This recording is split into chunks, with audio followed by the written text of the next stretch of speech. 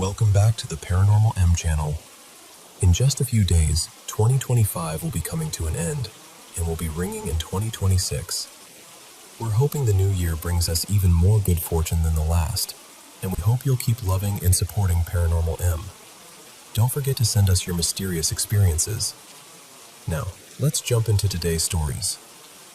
Before we begin, make sure to subscribe and turn on notifications. Okay, I've got to tell you something that still has my brain doing backflips, because I genuinely can't explain it. So, last night, I went to bed like normal. And when I say normal, I mean nothing weird was going on. No mess, no random stuff on the floor, no clutter near the bed, and especially, no feathers. None in my room, none in my bedding, none stuck to me, because I sleep in a big old t-shirt and that's it. And it's not like I'm wearing some fluffy jacket to bed that could have shed. I don't even own anything feather-related. No decorative pillows, no down comforter, no stuffed animals, no dream catchers, nothing like that. And my window? It doesn't open, like, at all. My vent is across the room, and it's usually blocked by this heavy floor mat I keep there. Sometimes I move it if the room gets stuffy, but honestly, I hardly ever do. So it's not like some gust of air could have carried something in. And my bedroom door was closed and locked. I'm super particular about that. Anyway, when I got into bed, the spot right next to me was totally clear. I remember it because I did that little pat the sheets thing to smooth them out before I knocked out. Then this morning, I wake up, and right beside me, on the bed, is a feather. A pure white feather. And not like dingy white or bent up or dusty. I'm talking perfect, clean, bright, almost glowing in the morning light. I've honestly never seen one that looked that crisp in real life. And it wasn't caught in the blanket. It wasn't tucked under anything. It was just resting there, like it had been placed next to me. So of course I immediately do a reality check. I check the door, still locked. I'm like, okay, did someone somehow mess with me? So I ask the people I live with, and they're all looking at me like I'm speaking a different language. Total confusion. No one had been in my room. No one has feathers. No one is pranking me. And the more I looked around, the weirder it felt, because there was no source. Nothing it could have fallen from. Nothing it could have floated in from. It's not like I have a pet bird hiding in the vents. It just didn't make sense. So naturally, I go straight to the internet. I type in what a white feather is supposed to mean, and I get the usual stuff. Comfort, protection, peace, like someone's watching over you, clarity when you're stressed, even fresh beginnings, which, honestly, that phrase alone made me pause. But then I clicked into a thread online, and that's where I got goosebumps, because there were so many people describing almost the exact same thing. Waking up to a single white feather where there shouldn't have been one. No explanation. Same vibe of, it felt intentional. And a lot of them were convinced it had something to do with spirits, fate, the afterlife. Something hovering just outside what we can prove. Which brings me to the part that makes me feel like I'm admitting something out loud.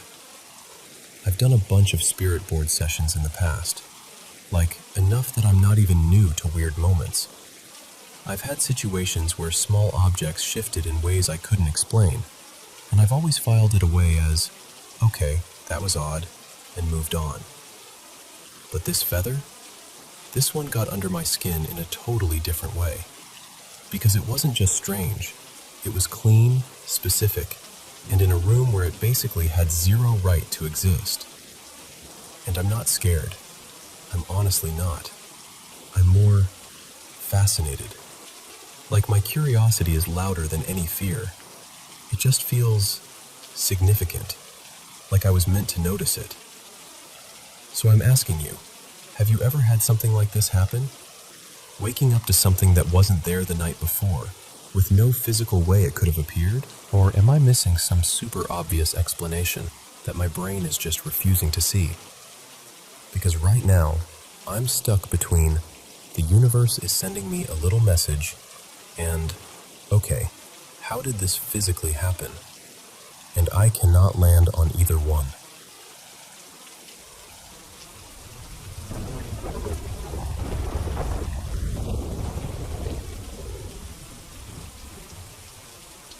So, a few years back, me and a bunch of friends, like maybe 7 of us total, drove out to this friend's place in the country. Her name was Marlo, and when I say in the country, I mean nothing around. Long gravel road, fields on fields, and the nearest neighbor was so far away, it felt like you could scream for help all night, and only the coyotes would hear you. Marlo had this whole reputation for telling "my house is haunted" stories. And she didn't say it like a spooky campfire thing. She said it like matter of fact, like she was talking about a leaky faucet. Doors clicking shut, footsteps upstairs when nobody's home, that sort of thing. I wanted to believe her, but honestly, some of it sounded so dramatic that I kind of filed it away as, maybe she's exaggerating. Anyway, the plan was simple: junk food, blankets, and a marathon of scary movies. We started with some random sequel. Honestly, I can't even remember the exact one, but it was one of those older horror movies where everything feels grainy and doomed from the first 10 minutes. We set up in the basement, and I need you to picture this basement because the layout is burned into my brain. You go down the stairs, and immediately to your left, there's a bathroom and laundry area. To your right is this room Marlo called the safe room, like where her family kept hunting stuff and locked cabinets. Not huge, but the doorway was right there, like it wanted your attention. Past that was a little hobby room with shelves and bins and craft supplies, and then the space opened into a small family room with this big L-shaped couch. The TV was on the short wall, so if you sat on that couch, you could look down this little stretch of hallway and see straight toward the hobby room, and that safe room doorway on the right. The second I stepped into that basement, I didn't like it. Not in a basements are creepy way, like specifically that doorway. It felt wrong, like there was a heaviness in the air right in that spot. And I remember thinking, don't stare at it, which is such a weird thought to have when you're just walking down some stairs. I tried to rationalize it. I don't like weapons. They make me uneasy. So I told myself, that's it. That's all this is. You're being dramatic. We all piled onto the couch, killed the lights, and started the movie. I was wedged in the corner. On my left was my friend Eli, and on my right was Marlo. Next to her was her cousin Tessa, who was one of those people who acts totally unbothered during horror movies, but still jumps at every sound. About halfway through, I had to use the bathroom. I remember standing up and feeling that weird, prickly fear, like when you're little and you have to walk down a dark hallway alone. And again, I tried to blame the movie. Like, okay, you're just getting into your own head. I went into the bathroom, closed the door, did what I needed to do. Normal. Fine. But when I finished, I just stood there with my hand near the doorknob, and I had this clear, sharp thought. Do not look into that room. Like it wasn't even my own voice. It felt like a warning that landed inside my brain fully formed. And suddenly, I didn't want to open the bathroom door at all. My heart was beating so hard it felt stupid. I remember thinking, what are you doing? Everyone you know is literally 10 feet away. So I forced myself to open the door. And I'm not kidding. I kept my chin tucked to my chest. I stared at the floor like it was the most interesting carpet in the world. I walked straight back to the couch without letting my eyes drift even a little to the right. I sat down, tried to breathe normal, tried to laugh at a dumb line in the movie. I had been staring down that hallway. Not blinking, not moving, just locked in. And in the safe room doorway was this shape. A person-shaped outline, but darker than the dark around it. like someone had cut a hole in the air. It looked tall, too tall, and it had this distinct, old-fashioned hat, like a high brim or a tall crown. I couldn't see a face. I couldn't see eyes, but I could feel, in the most unsettling way, that it was looking back at us. And the worst part? The feeling I got was that it hadn't just appeared. It felt like it had been standing there for a while, like it had been there long enough to get comfortable. My mouth went dry. I didn't know what to do, because how do you say that out loud without sounding insane? So I leaned slightly toward Eli and I whispered, "Eli, do you see?" And he didn't even let me finish. He just whispered back, completely flat, like he was trying not to panic. "That black shadow in the doorway?" Right away, Marlo goes, "Yeah." And then Tessa, her cousin, goes, "I see it." And Marlo, like she's commenting on the weather, says, "I've been staring at it for a minute. I didn't want to say anything." So now it's 4 of us. 4 people seeing the same thing. And I swear, the moment we all acknowledged it, like the moment we put words to it, the rest of our friends suddenly popped up, like the spell broke. Someone turned on the lights. Everyone started talking at once. They thought we were doing a bit, like we were trying to prank them mid-movie. A couple of them marched right over to the doorway, all brave and loud, and stepped into the safe room. They started tossing out theories immediately. "It's a shadow from the TV. It's your eyes adjusting. You guys are messing with us." And I just sat there frozen, because the only thing I knew for sure was this. I had been trying all night not to look at that doorway, and somehow it still got me to look anyway.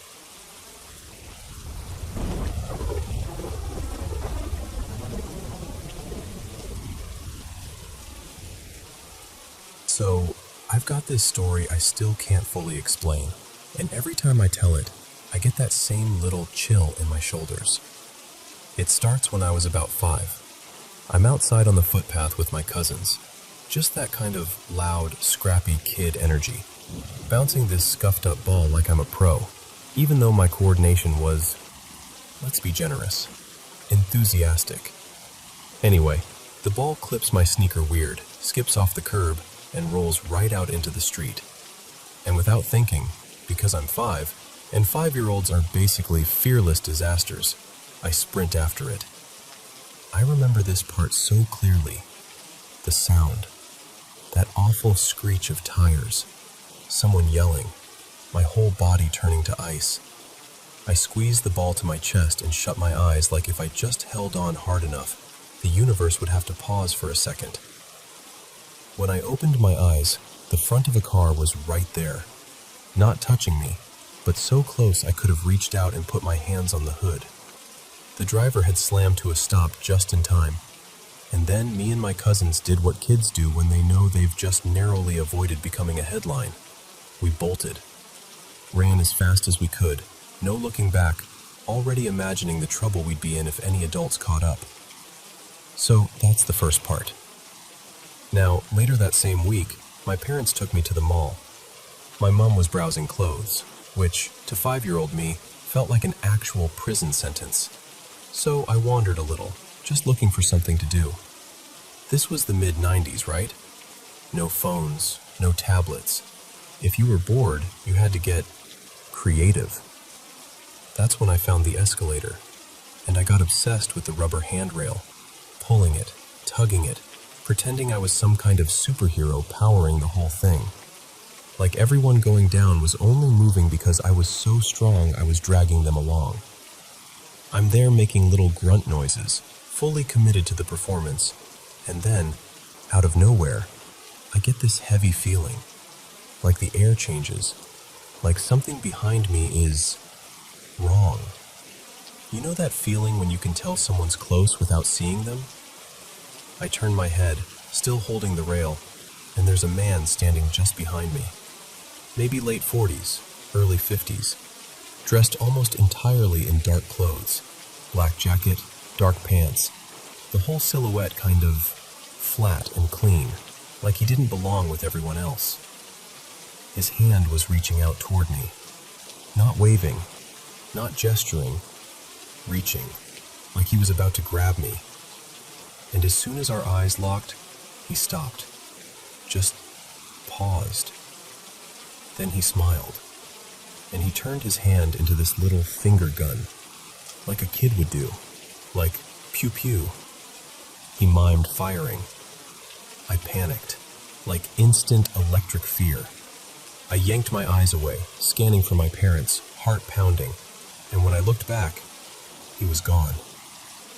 Not walking away, not blending into a crowd, just gone. I ran to my parents and tried to explain, but you know how that goes when you're 5. My mom didn't think I was in danger. She was more focused on the fact I'd been mucking around, so she scolded me and basically made me stay close after that.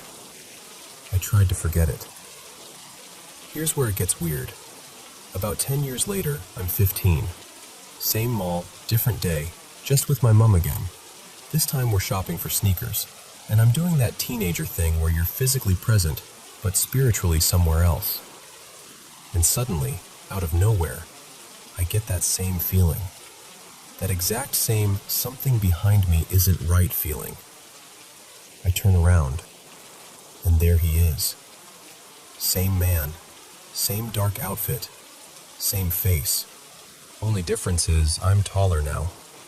I'm bigger.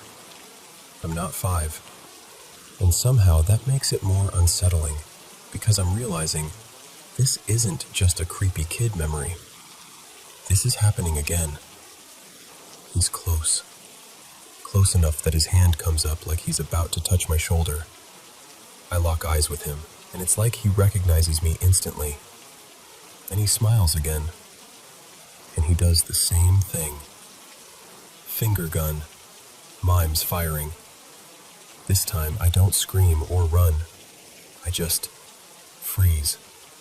Like my brain short circuits because my body is already replaying the escalator moment from when I was little.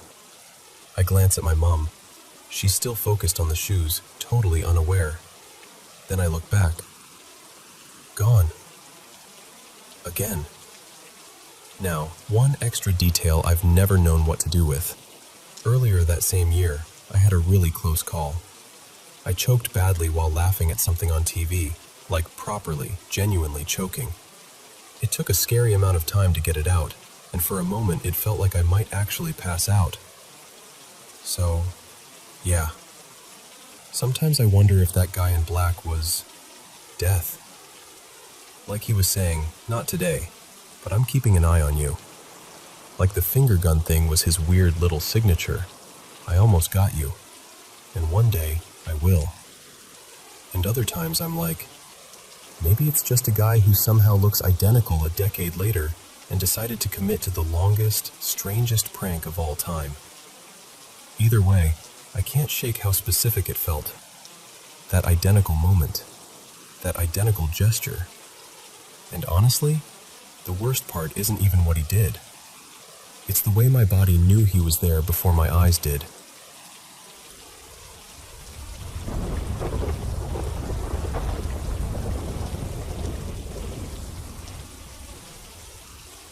So, this happened about 9 years ago, when we were renting a house in Aurora, Colorado. It was me, my wife Maya, and our 2 boys.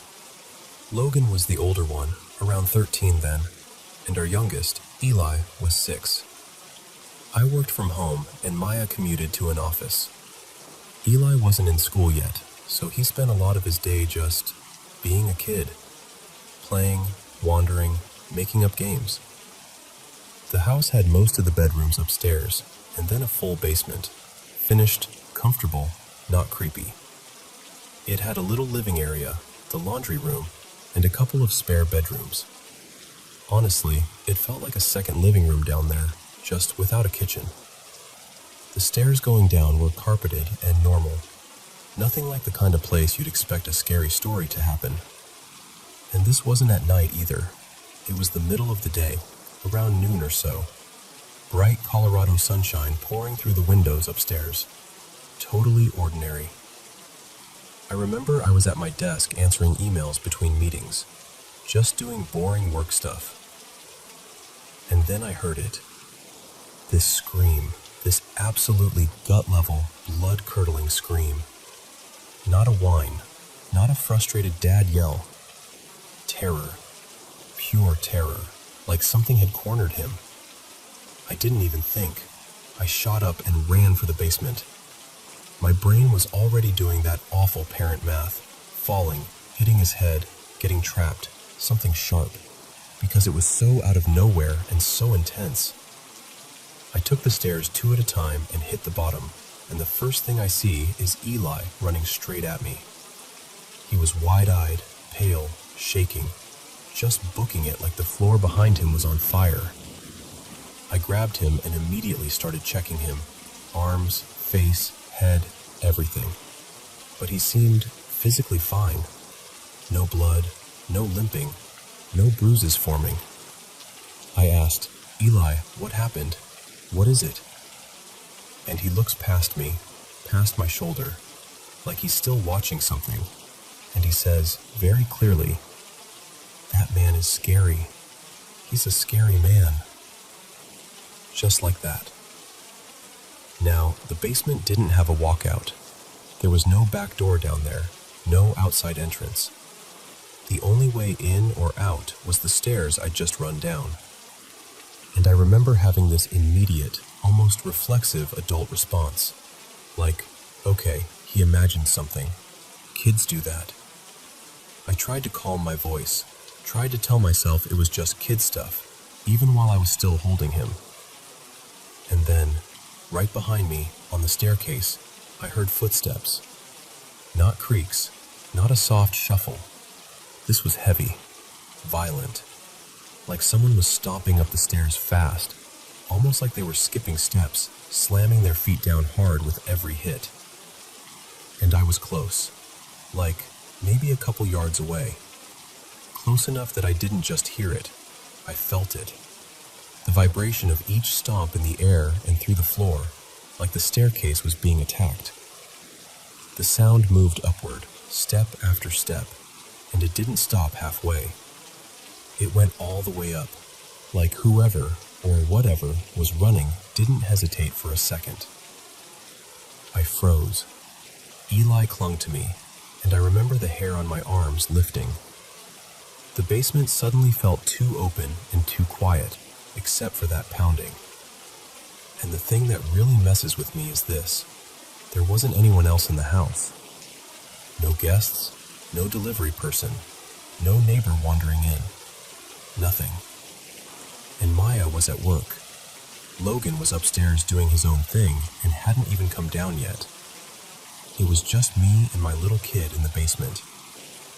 And those footsteps, those stomping, rushing footsteps, happened right as Eli reached me.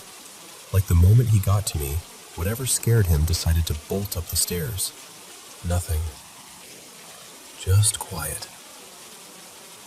To this day, I still don't have an explanation that sits right.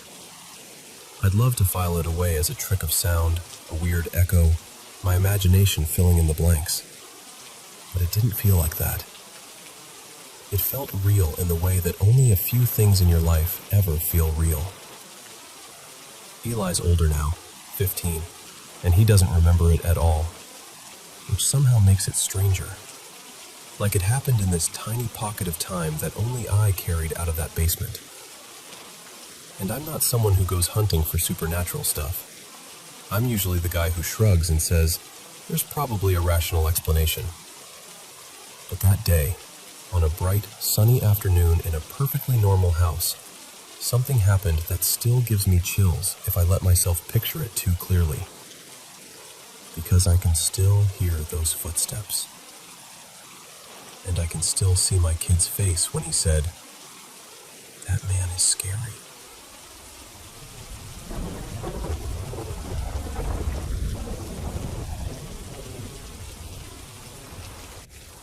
So, I swear I'm not trying to be dramatic, but I need to tell someone this. because it's been sitting in my chest for weeks. Last year, my dorm was haunted. I posted about it a couple times, got the usual mix of nope, nope, nope, and you're imagining it. And eventually, the school year moved on. But this year, different building, different dorm, same kind of energy. There are 4 of us living here. Me, Mara, Jules, who roomed with me last year too, Naomi, and Tessa. And everything started up again around the beginning of October, which is already such a creepy time for anything to start, right? The first thing that happened to me was honestly small enough that I tried to brush it off. I was in my room, and I saw this shadowy figure move through the doorway out into the hall. I thought, oh, it's probably Tessa heading to class. Except, the door never opened. No click, no swing, no footsteps. Just a figure moving where there shouldn't have been one. After that, it was like once my brain allowed the possibility, we started noticing things more and more. I started catching glimpses of shadows in the 2 bathrooms, like someone was standing just out of view, and then you look again, and there's nothing there. I also started seeing a darker shape hanging around the common area, where our couch and kitchenette are. Just a presence, like the room was occupied even when it wasn't. Then one day, Jules tells me, super quietly, my mirror was moved.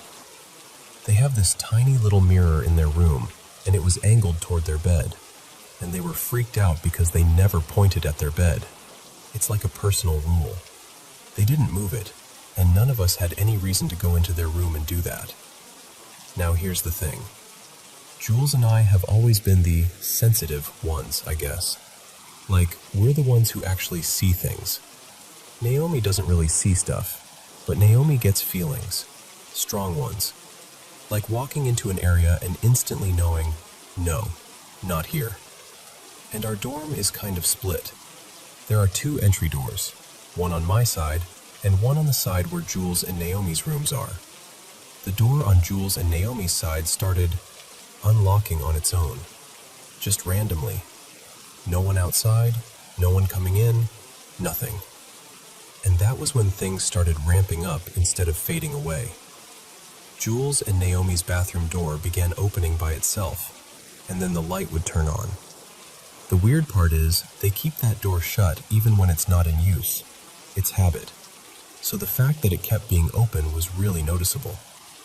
Jules would close their bedroom door, and later it'd be cracked open again. Naomi told me the dorm would feel hostile if she was home alone, like the air got sharp. And then the thing that still makes my skin crawl happened. I'd had a really bad fight with my boyfriend one night, like the kind where you just feel wrecked. I went into my room and shut the door, and I was lying there trying not to cry, just wanting to disappear for a bit.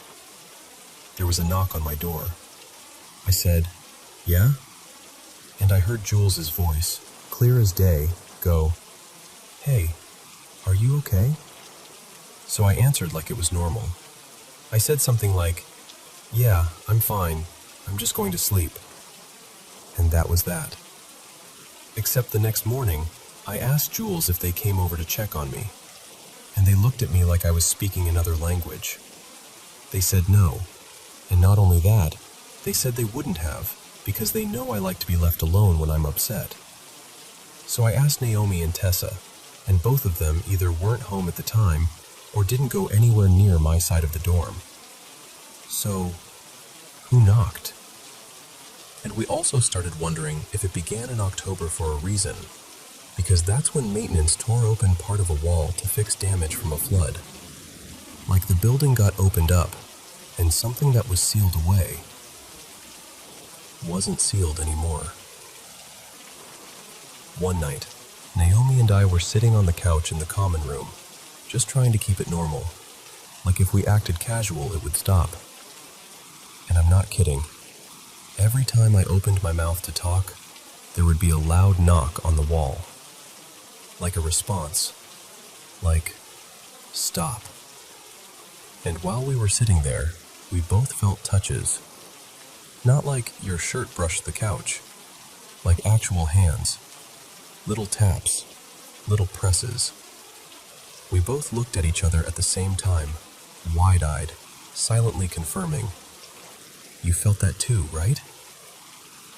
Another day, I was alone in the kitchen. I turned toward the fridge, and right in front of me, the door on Jules and Naomi's side unlocked. I stared at it for a second, then checked the peephole. No one there. And I know what it sounds like when someone struggles with keys in a lock, and there was none of that. Just click. Then reading week came, and Naomi, Tessa, and I all went home to our hometowns. Jules stayed. And while we were gone, Jules had the worst stretch of activity yet. They told me they heard heavy sounds coming from my side of the dorm, even though no one was there. They heard scratching out in the common area. And then, this is the part that makes me laugh and want to cry at the same time. They heard noises coming from Naomi's room, like bed springs squeaking, shifting, movement. Jules wasn't sure if Naomi had gotten back early, so they went and knocked on Naomi's door.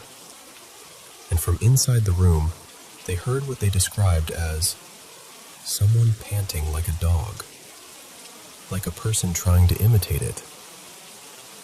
When Jules told me, I made the stupidest joke imaginable, because humor is how I survive. But inside, I felt sick, because that's not just a bump in the night. That's something trying to perform. When I got back, my side of the dorm smelled like rotting food, like old, sour decay. Tessa and I were both careful. We didn't leave food in our rooms. We checked. Nothing was spoiled. But the smell clung anyway, like it was soaked into the air. The whole place felt negative, heavy. That night, Jules and I did cleanses. We used eggs, like the kind people do for clearing bad energy. And both of ours came back with these sharp spikes in the results, which, if you know, you know. It's not a cute little cleanse. It's a something's wrong kind of sign. That night, weirdly, Jules and I had almost no activity. Naomi, though? Naomi got slammed. Stuff moving around her room, weird sounds, and at exactly 3 a.m., she heard that door on their side unlock again by itself. The next day we were like, okay, we need to stop just reacting and actually do something. We made a spray with cedar, pine, rosemary, and cinnamon. Someone who's into spirit work told us those were good for protection. We bought protection candles. We got Palo Santo to burn. For a couple days, things calmed down enough that we could breathe. But we noticed something strange. If we tried spraying in a spot that made us uneasy, the spray bottle would clog. And yes, later we realized the cinnamon was part of the clogging issue. But it was still eerie how it only seemed to happen when we aimed at the places that felt wrong. Then the lights in Jules and Naomi's bathroom started flipping on again. Naomi started getting touched in her room again. Things shifting. That same, someone else is here feeling. And me? I mostly get the shadow figures, the cold little flashes in the corner of my eye, and the sudden vibes that make you freeze mid-step because your body knows before your brain does. Yesterday, we went out and got more candles and more Palo Santo. Naomi and I spent time with the candle, like actually sitting with it, focusing, trying to make the room feel like ours again. And we smoked our rooms. Jules wasn't home at the time. And now, the most recent stuff, like literally within the last day or so. My doorknob moved on its own. I felt a hand touch my butt as I walked into the common room, which sounds ridiculous to say out loud, but I'm being dead serious. More shadow figures. Naomi saw Jules's doorknob moving when Jules had already left for the day. And this morning, Jules woke up and found their phone under the bed, even though they left it on the desk. Their bedroom door was open too, after they closed it. So today, while Jules is out, I'm going to smoke their room as well. Because at this point, even if it doesn't fix everything, I need to feel like I'm doing something. And honestly, that's why I'm sharing. Not to convince anyone, not to start a panic, just because this is my life right now. And it's weird and exhausting and sometimes genuinely scary. And before anyone says it, Tessa is barely ever home.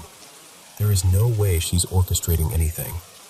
And she had her own weird experiences in a dorm last year too. If she's seeing anything this year, she hasn't told us. But I don't even blame her. Sometimes saying it out loud makes it feel more real. I want my dorm back. I want it to feel like a home again.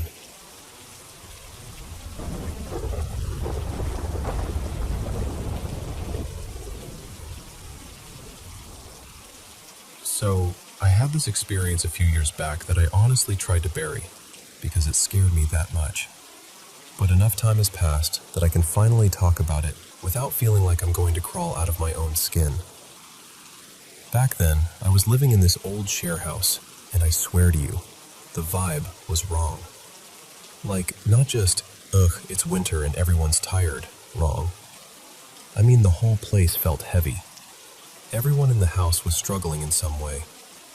One housemate was barely sleeping. Another was constantly sick. People were snapping, crying, having these weird emotional spirals. It felt like the house itself was pressing down on us. Anyway, the first thing happened really early one morning. One of those times when the sky is technically light, but it's still gray and washed out, like the sun hasn't decided whether it's showing up yet. I remember waking up in that half-asleep way where you're not fully in your body yet. And when I opened my eyes, I saw someone in my doorway. It looked like my housemate, Talia. Just her head and a bit of her shoulder, peeking around the frame like she was checking if I was awake. She wasn't smiling, wasn't speaking, just staring. And because we were close, my brain didn't go straight to fear. It went to confusion. Like, why are you being so weird? I didn't say anything at first because I was foggy. Then I blinked, looked again, and she was still there. So I mumbled something like, huh? And then after a second, you okay? Nothing. No response. She just stayed there, perfectly still. That's what gets me. The stillness. Not like someone pausing mid-thought. More like something holding a pose. I remember feeling annoyed more than scared. Like, seriously, what do you want? And then I turned over, deciding I'd deal with it later, and fell back asleep. A couple hours later, when I woke up properly, I sat up and went, wait, what was that? But even then I was still thinking in a normal way. Like, she probably needed something and chickened out, or she was half asleep and being odd, or maybe she was coming back from the bathroom and just looked in. So when I finally saw her in the kitchen, I laughed a little and went, "Oi, why were you creeping in my doorway earlier?" And she just stared at me like I'd spoken another language. "What?" she said, genuinely confused. So I told her. I described it exactly, how she was peeking in, how I spoke to her, how she didn't answer. And while I'm talking, her face starts changing. She looked uncomfortable, kind of guarded, like she thought I was trying to mess with her. We went back and forth for a while. "Are you serious?" "No, are you serious?" And then it hit me, slowly, like cold water down my spine. She hadn't been there, at all. She wasn't a sleepwalker. She swore she'd been asleep the whole time. And I believed her. I could tell she wasn't acting. Her eyes were too wide, too steady. And I remember just sitting there, feeling lightheaded, and saying, really quietly, "I talked to it." Because I did. I acknowledged it. I asked it questions. I treated it like it was my friend standing there. That was the part that made me feel sick. Not just that I saw something. It was that I interacted with it like it belonged in my life. I told the others in the house, and one of them, Jay, pulled me aside later and said, kind of under his breath, "I don't know how to explain this, but the energy in the house has been bad." And I got that full-body chill again because, yes, exactly. That's what I'd been feeling too. After that, I started sleeping with my door locked, sometimes with a lamp on too. I didn't love admitting I was scared, but I was. I really, really was. And then, the second thing happened. I can't tell you exactly how long after the doorway incident it was. Weeks, maybe? A month? But it was late. Around 1 a.m. I know because I'd checked my phone. I was fully awake, sitting up in bed, watching videos, just trying to unwind. And I heard this sound outside my room. At first I thought someone was sick, like genuinely choking or trying to breathe through a panic attack. It was this harsh, strained, monotonous noise, labored, ugly. It sounded like something struggling for air, like grunting, but also wetter? Not quite a cough, not quite a moan, just this awful, controlled rasping. And it wasn't faint, it was loud, like it was right there in the hallway, only a couple steps from my door. My stomach dropped. Immediately, I messaged the housemates in the rooms beside me. "Are you okay?" No reply. I listened for movement. Nothing. No doors. No footsteps. The house was still, except for that sound. So I called one of them. Twice. No answer. Just sleeping, apparently. And the longer it went on, the more my brain tried to make sense of it, and the less it fit into anything human. If it had sounded like a person, I would have opened the door. I would have checked. But it didn't. It had this wrongness to it, like it was mimicking the idea of someone in pain without actually being someone. I put my headphones in to drown it out, and I could still hear it through the headphones. That's how loud it was. I sat frozen, not even breathing properly, staring at my door like it might start bowing inward. And I remember thinking, please just stop. Please just go away. Eventually, at some point I can't even pin down, it faded, like it either moved away or simply ended. The next morning, I asked everyone, "Did you hear anything last night? Like weird breathing or choking or something?" And they all looked at me like I was being dramatic. No one heard a thing. And that second event is the one that messes with me the most, because I wasn't half asleep. I wasn't groggy. I wasn't dreaming. I was alert. I was present. And I heard it. After that, though, nothing else happened. Not to me, anyway. Over time, the mood in the house actually started lifting. People started sleeping again. It felt lighter, like the weight had moved on. I don't live there anymore. I'm out. I'm safe. But every now and then, I'll remember that early morning, gray sky, half awake, and the shape of a head in the doorway that looked like someone I trusted. And I still get that chill.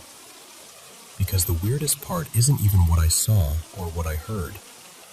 It's the fact that, in the moment, my body knew something was off. And I still treated it like it belonged there.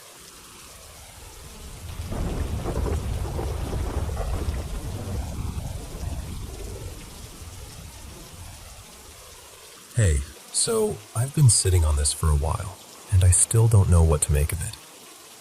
I just want to tell it the way it happened, because honestly, it was one of the creepiest moments of my life. So this was maybe 8 or 9 months ago. I was home alone one evening, just pacing around my apartment and chatting with my boyfriend, Merrick, on the phone. Nothing unusual, normal conversation. And then, out of nowhere, this wave of weird anxiety hits me. Like that sudden drop in your stomach, the kind that makes you stop mid-step. The thing is, there was no reason for it. No bad news, no scary movie, nothing. And then I heard it. A single, loud meow. But not a real cat meow. No way. I have 4 cats, and I know every sound they make, from the tiny "feed me" chirps to the dramatic screaming for attention ones. This was different. It was low, flat, and wrong, like a person forcing the word meow out loud. Almost like someone trying to imitate a cat without even trying to sound convincing. It didn't echo like it came from the hallway, and it didn't sound muffled like it came through a wall. It sounded close, like it was just in the room. I froze, like fully froze. And I remember whispering something like, "Did you hear that?" Even though Merrick obviously couldn't.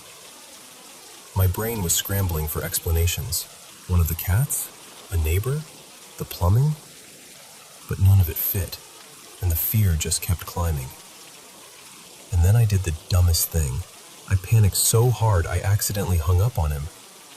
I fumbled to call him right back, and when he picked up, instead of his voice, I heard this strange mechanical sound coming through the receiver. Not static, more like a choppy robotic garble, like the call was glitching in some really unnatural way. I know how that sounds. I know phones can bug out. I know coincidences happen. But in that moment, I was terrified. I couldn't make myself stay inside. I grabbed my keys and went outside, and I stayed out there for ages, pretending I was just getting air, when really, I was too scared to be alone in my own apartment. For a long time, I tried to talk myself out of it. I've dealt with auditory hallucinations before, and that's exactly what I told myself. Okay, you got anxious. Your brain did a thing. End of story. I wanted it to be that. I needed it to be that. But then, a few months later, I came back from school around early November, and my brother Philip casually dropped something that made my stomach go cold. He goes, "You know that weird fake meow you told me about? I heard it too." I thought he was messing with me at first. Like, I actually laughed, because what else do you do when someone says that? But he was dead serious. He told me he'd been alone at home one night, sitting with his headphones on, listening to music, and one of our cats, this one who's usually pretty indifferent to him, walked over and started acting weirdly clingy, like overly sweet, rubbing up on him, hanging around his legs, watching the wall behind him. Philip said it felt off, like the cat was trying to get his attention. And then he heard it. The same unnatural meow, right from the wall beside him. He told me he ripped his headphones off and immediately rewound the song, because he assumed it had to be in the music. He even slowed the playback down to check for a hidden sound or a weird sample or something. Nothing. No meow. No anything that matched what he heard. He had a recording, and when I heard it, I swear my whole body reacted before my brain did. The hairs on my arms stood up, my chest tightened. It was the same sound. The exact same.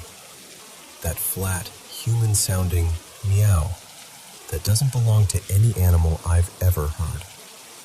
Hearing it again, knowing it wasn't just in my head the first time, hit me like a punch. And that's kind of where I'm stuck, because I still don't know what it was. It doesn't match any door noise, any pipe noise, any weird building creak. It doesn't even sound accidental. It sounds intentional. Like a person. Like something trying to imitate a cat, for some reason I can't understand. And maybe this part will make it sound even more dramatic, but I live in an old tenement building in southern Poland. It's the kind of place with thick walls, strange drafts, and that constant feeling that the building has seen too much. There are stories, nothing official, just things people say, about damage from decades ago, and an explosion nearby during the war era. And honestly, weird stuff has always happened here. Random objects falling when no one touches them. Sharp bangs that don't repeat. That heavy, prickly feeling you get in certain rooms at night. One of my aunts refuses to come over at all. She says she feels bad energy in the stairwell, and it makes her skin crawl. I used to roll my eyes at that. Now, I'm not so quick to joke about it. So yeah, that's it. 2 separate nights, 2 separate people, the same unnatural meow. And a recording that proves it's not just a memory playing tricks. I'm going to try to share that recording once I can get it transferred properly. Philip keeps getting errors when he tries to send it, like it's too big or it fails halfway through. I'm not great with that stuff, but I'm going to try from my laptop when I'm back home. Until then, I'm just sitting with the question that keeps popping into my head whenever my apartment gets too quiet. If it wasn't one of the cats, then what was it?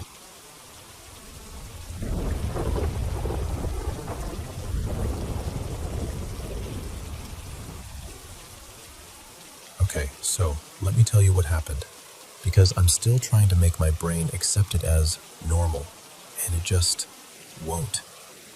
So I left my place with my boyfriend, well, I'll call him Mateus, and we walked to his house the way we always do, talking non-stop the whole way. You know those conversations where you don't even notice you've arrived until you're already at the door? It was like that. When we got inside, we went straight to his room and sat on the edge of his bed, still chatting. His door was open, and the room wasn't using its own light, just this soft glow coming in from the hallway and living room area. Calm, regular, nothing creepy. And then, out of nowhere, we both just stopped talking. It wasn't like we got distracted. It was like someone turned the volume down on us, like the air got heavier for a second.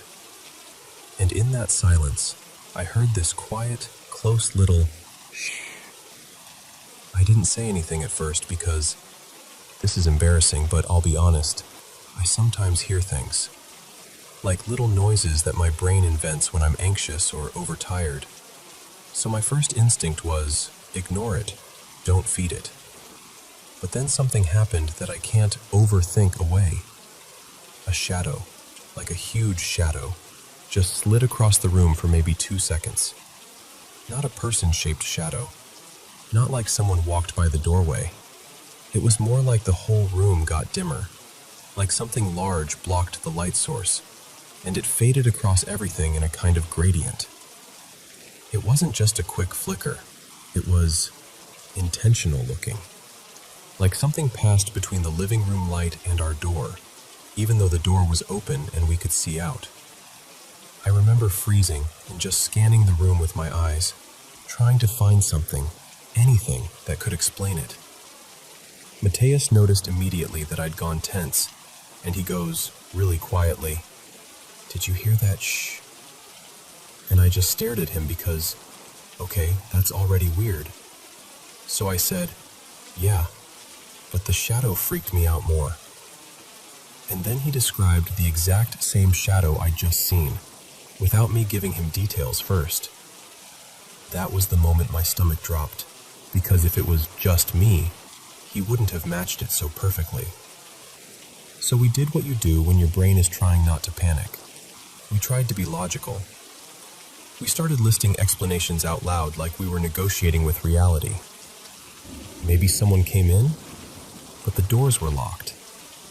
Maybe someone walked through the living room and passed near the doorway, but the shadow didn't look like a person, and it would have had to be really close to the light to dim the room that much. We even went and checked. We looked around, listened, checked the hallway.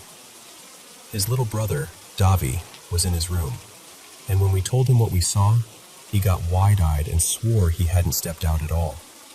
Like genuinely scared, not joking. Their mom was asleep in her room. The cats, usually the first ones to react to anything, were all curled up and dead asleep. And here's the detail that keeps bothering me. For the room to darken that much, even for 2 seconds, something big would have had to block a decent amount of light. It wasn't like a small shadow passing low on the floor. It dimmed the room almost completely, like the light got swallowed for a second and then returned. And the worst part is, this isn't the first time something about that place felt off to me. A while back, I didn't make a big deal about it. I told Mateus that sometimes, in that house, it felt like there was a presence. Not like I saw a person standing there, just that sense that you're not alone when you should be. I'd even had a couple dreams about it, but we brushed it off because I always joke that I'm not right in the head when I get too in my own thoughts. We laughed it off, moved on. Except now, he's been having horrible sleep ever since I mentioned it. He told me he'd been waking up unsettled, like his body panics before his brain fully wakes up. He doesn't remember the dreams clearly, but he remembers two images, a small child and a spider. And he remembers the feeling, like dread that doesn't have a source. So after the shadow thing, we were already on edge. But we still tried to act normal, because what else do you do? Eventually, we went outside to the terrace to bring in some secondhand stuff his mom had picked up earlier, like some furniture pieces and random household items. And while we were out there, we heard this sound.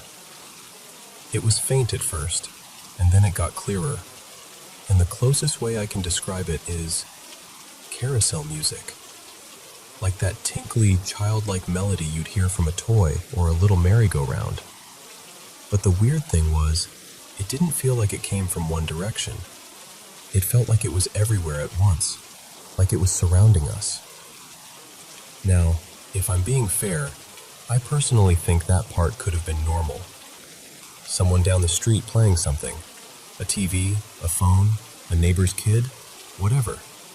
Sound carries strangely at night. But paired with everything else, it didn't feel normal in my body. I got so scared my legs felt wrong, like they didn't want to move unless I stayed right beside Mateus. And even then, I kept feeling exposed, like if he stood on my right, then my left side felt vulnerable, like something could come from that side. And that's the part I can't explain to anyone without sounding dramatic, but it was real. It wasn't just fear in my head, it was fear in my skin. We're not super religious. We're both pretty agnostic, honestly. We're not the type to jump straight to ghosts or demons or anything like that. But after seeing the same shadow at the same time, hearing the same sound at the same time, it's shaken us. So I'm telling you because I don't know what to do with it. I don't know if there's a practical explanation we're missing, or if stress is syncing us up, or if houses can just feel wrong sometimes, and your brain fills in the blanks. But if you've ever experienced something like this, something shared, something that made you both go quiet at the exact same moment, I'd genuinely love to hear what helped you. Even if the advice is just, here's a logical thing to check, or here's how we calmed ourselves down afterward. Because right now, it feels like we opened a door by accident, and we don't know how to close it.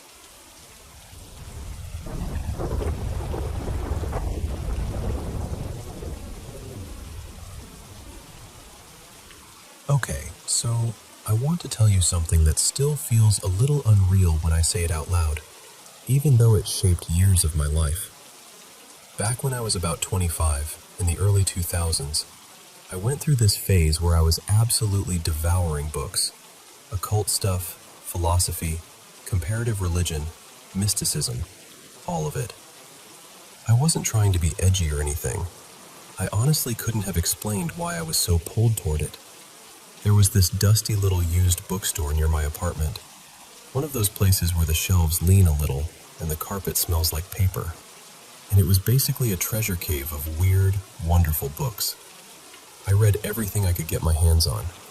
And after a while, I started noticing the same themes repeating across different traditions. Focus, intention, will.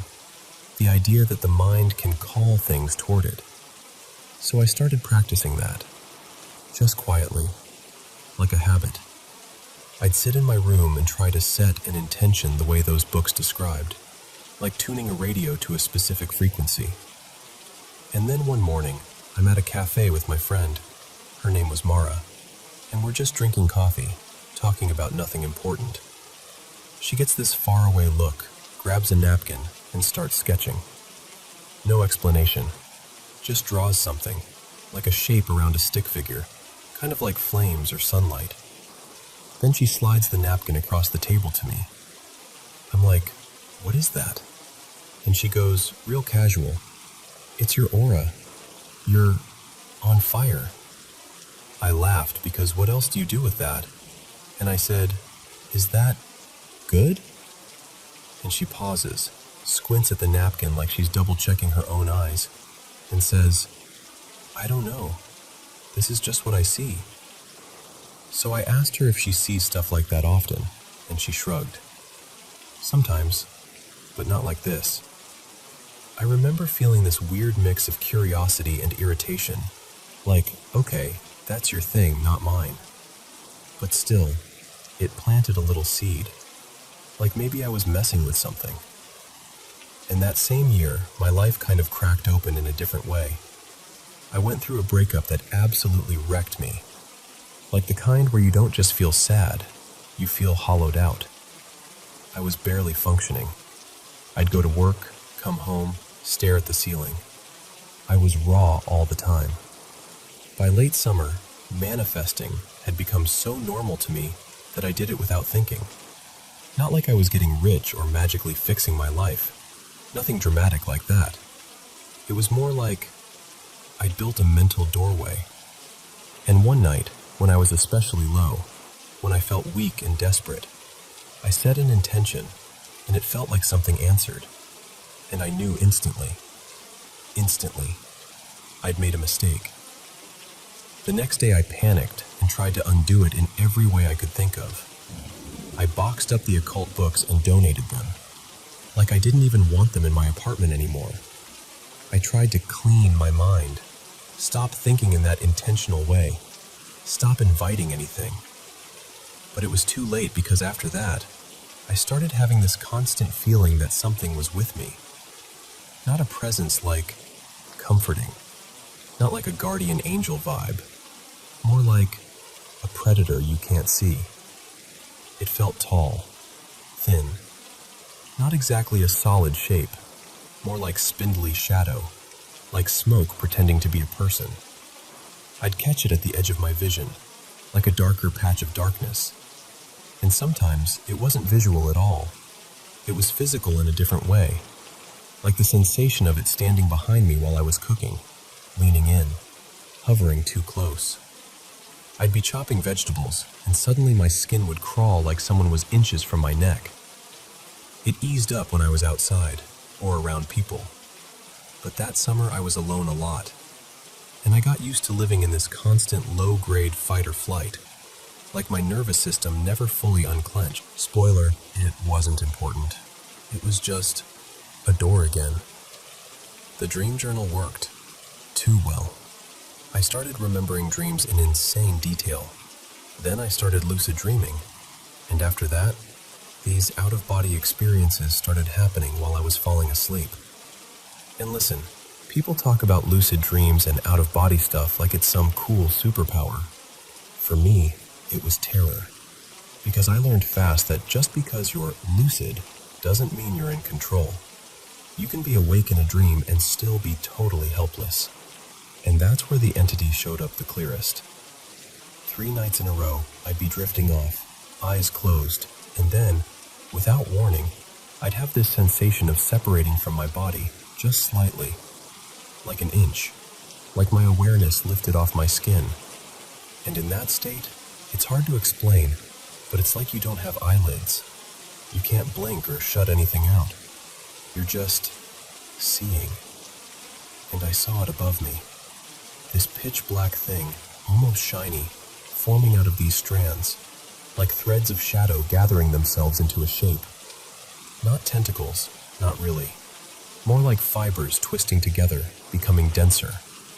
and the second I recognized it, I would slam straight into sleep paralysis, like it was the next step in the sequence. Night 1, same pattern. Night 2, same.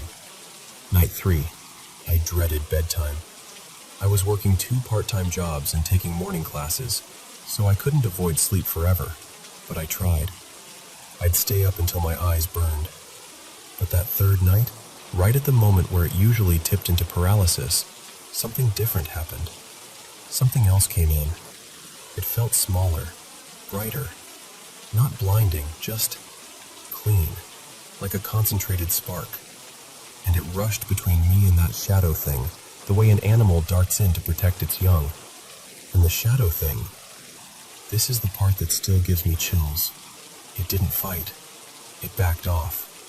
Like it recognized a force it didn't want to deal with. And instead of locking into paralysis, I sank back into my body like dropping into warm water, and I slept deeply. I woke up the next morning feeling rested in a way I hadn't felt in months. Did the entity go away? No, but it stopped pressing in close after that, like it had learned a boundary. Years passed. The lucid dreams and out-of-body episodes eventually stopped. The sleep paralysis stayed because that's just my brain, apparently. And the shadow presence faded into the background of my life until I almost forgot it. Then I moved out of state for work, down near Louisiana, outside New Orleans. And one night, I want to say 2004, maybe later, I'm sleeping, and my partner at the time, Elena, shakes me awake. She's pale, whispering, and she says, "It's staring at you from the doorway." My stomach dropped so fast it was like missing a stair, because I hadn't told her. Not one word about any of this. I just lay there, frozen, listening to my heartbeat, pretending I didn't understand. The next morning she brought it up over breakfast like it was a normal topic, like, pass the eggs. She told me she can see demons and angels, and that her grandmother could too. And she was careful about it. She wasn't saying it in a strict church way, more like her family had this blended folk tradition. Some Christianity in there, some older practices, some things that maybe didn't even have a clean name in English. And she kept asking me why that one was following me. So I finally told her. The books, the intentions, the sleepless summer, the strands of black above me, all of it. And she got dead serious and said I needed to come meet her mom. Her mother, she said, had an old book, not a Bible, something else, and she wanted to do a ritual to cut the thing loose. And I said no, and Elena did not appreciate that. Let's just say I became single again pretty quickly. More years passed. Life hit hard in other ways. Some genuinely traumatic stuff happened. I fell into a deep depression. Eventually, I moved back to the Midwest and started seeking again, but not in that I read a weird book and now I'm powerful way. More like I was looking for a reason to stay alive. And through this weird chain of coincidences, one of those sequences where every step feels accidental until you look back, I ended up in Ontario, participating in this intense retreat hosted by an Indigenous community. It was based on coming-of-age ceremonies, a full week, fasting, physical challenges, purification rituals. The whole thing was structured and supervised, not some random self-help wilderness cosplay. It was grueling. It cracked me open. By the end, there was a sweat lodge ceremony and then a feast, and I was all in. Mentally, spiritually, emotionally.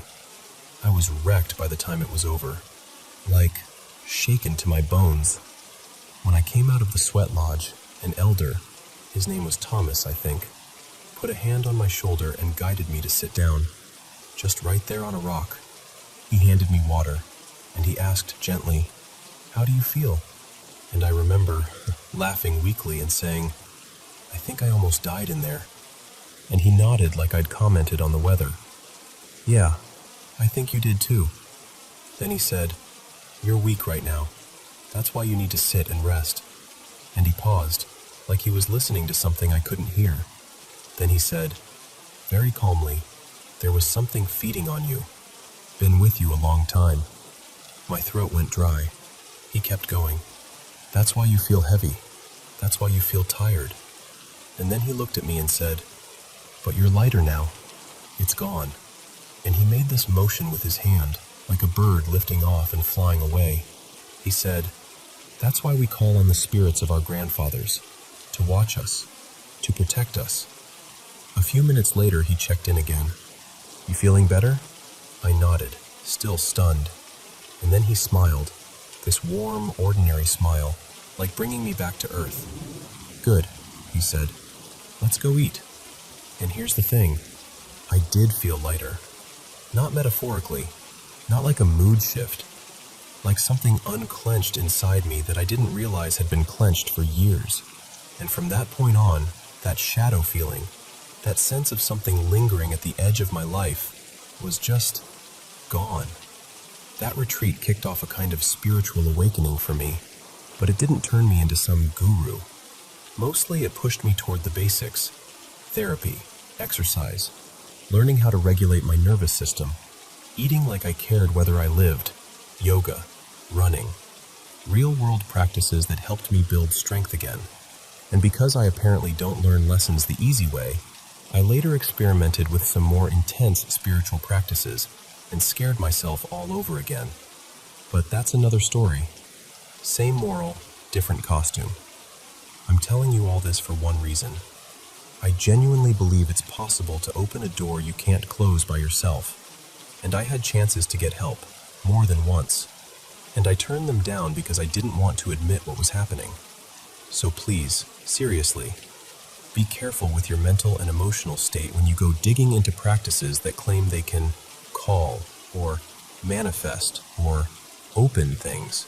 Even if you think it's just psychology, even if you think it's just metaphor, your mind is still a doorway. And yeah, I still keep white sage around. I don't use it constantly, but it's there, like a reminder, like a small boundary I can set when I feel the air in my house get heavy. One last thing, because it matters to say it out loud. So I'm telling it as faithfully as I can, with respect. But the core of it, the part that never changed, is this. I opened something when I was young and hurting, and years later, I finally let something close it.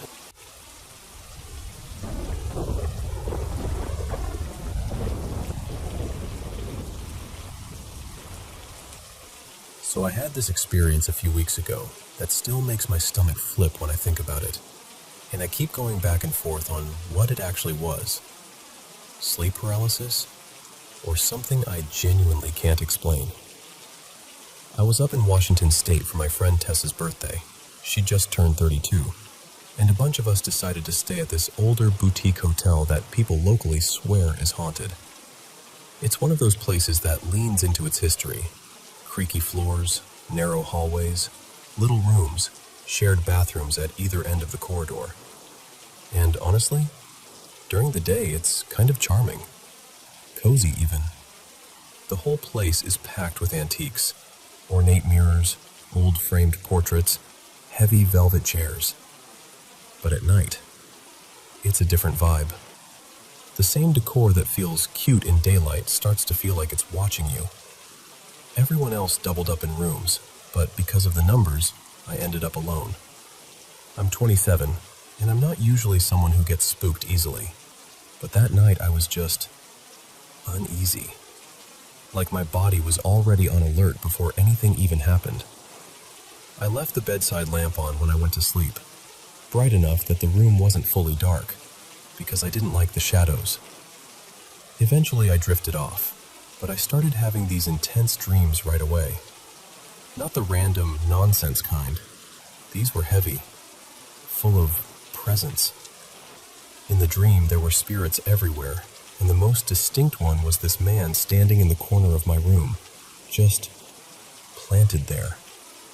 I remember realizing I was dreaming and trying to force myself awake, like when you're stuck in a nightmare and you're trying to yell, but you can only manage this weak, muffled sound. I could tell I was probably making some kind of real noise, like a moan, while still half asleep. Then I jolted awake, panicked, still lying on my left side. I was on the right side of the bed, facing the center of the room, and that's when I saw her. There was a woman lying in bed next to me, not sitting, not hovering, not standing by the door, lying down like she belonged there, like she'd been there the whole time.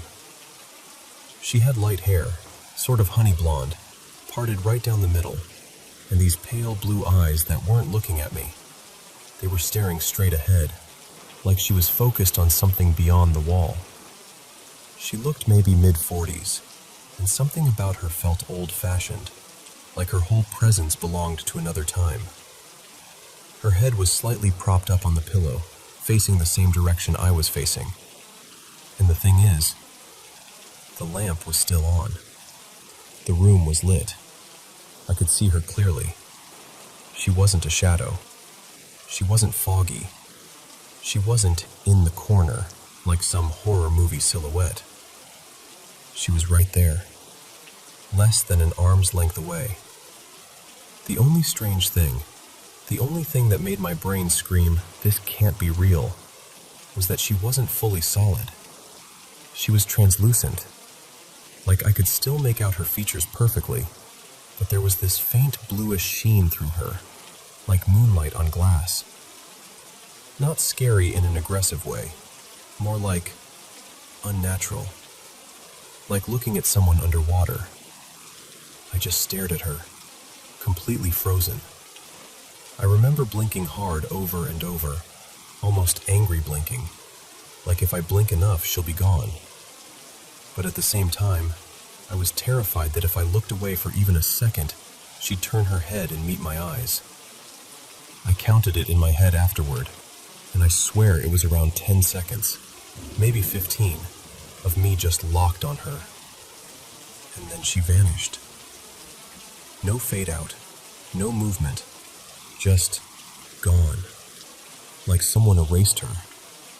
And that's when the adrenaline hit so hard I felt sick. The second I could think clearly, I grabbed my phone and texted my friends, like, "Please tell me someone is awake.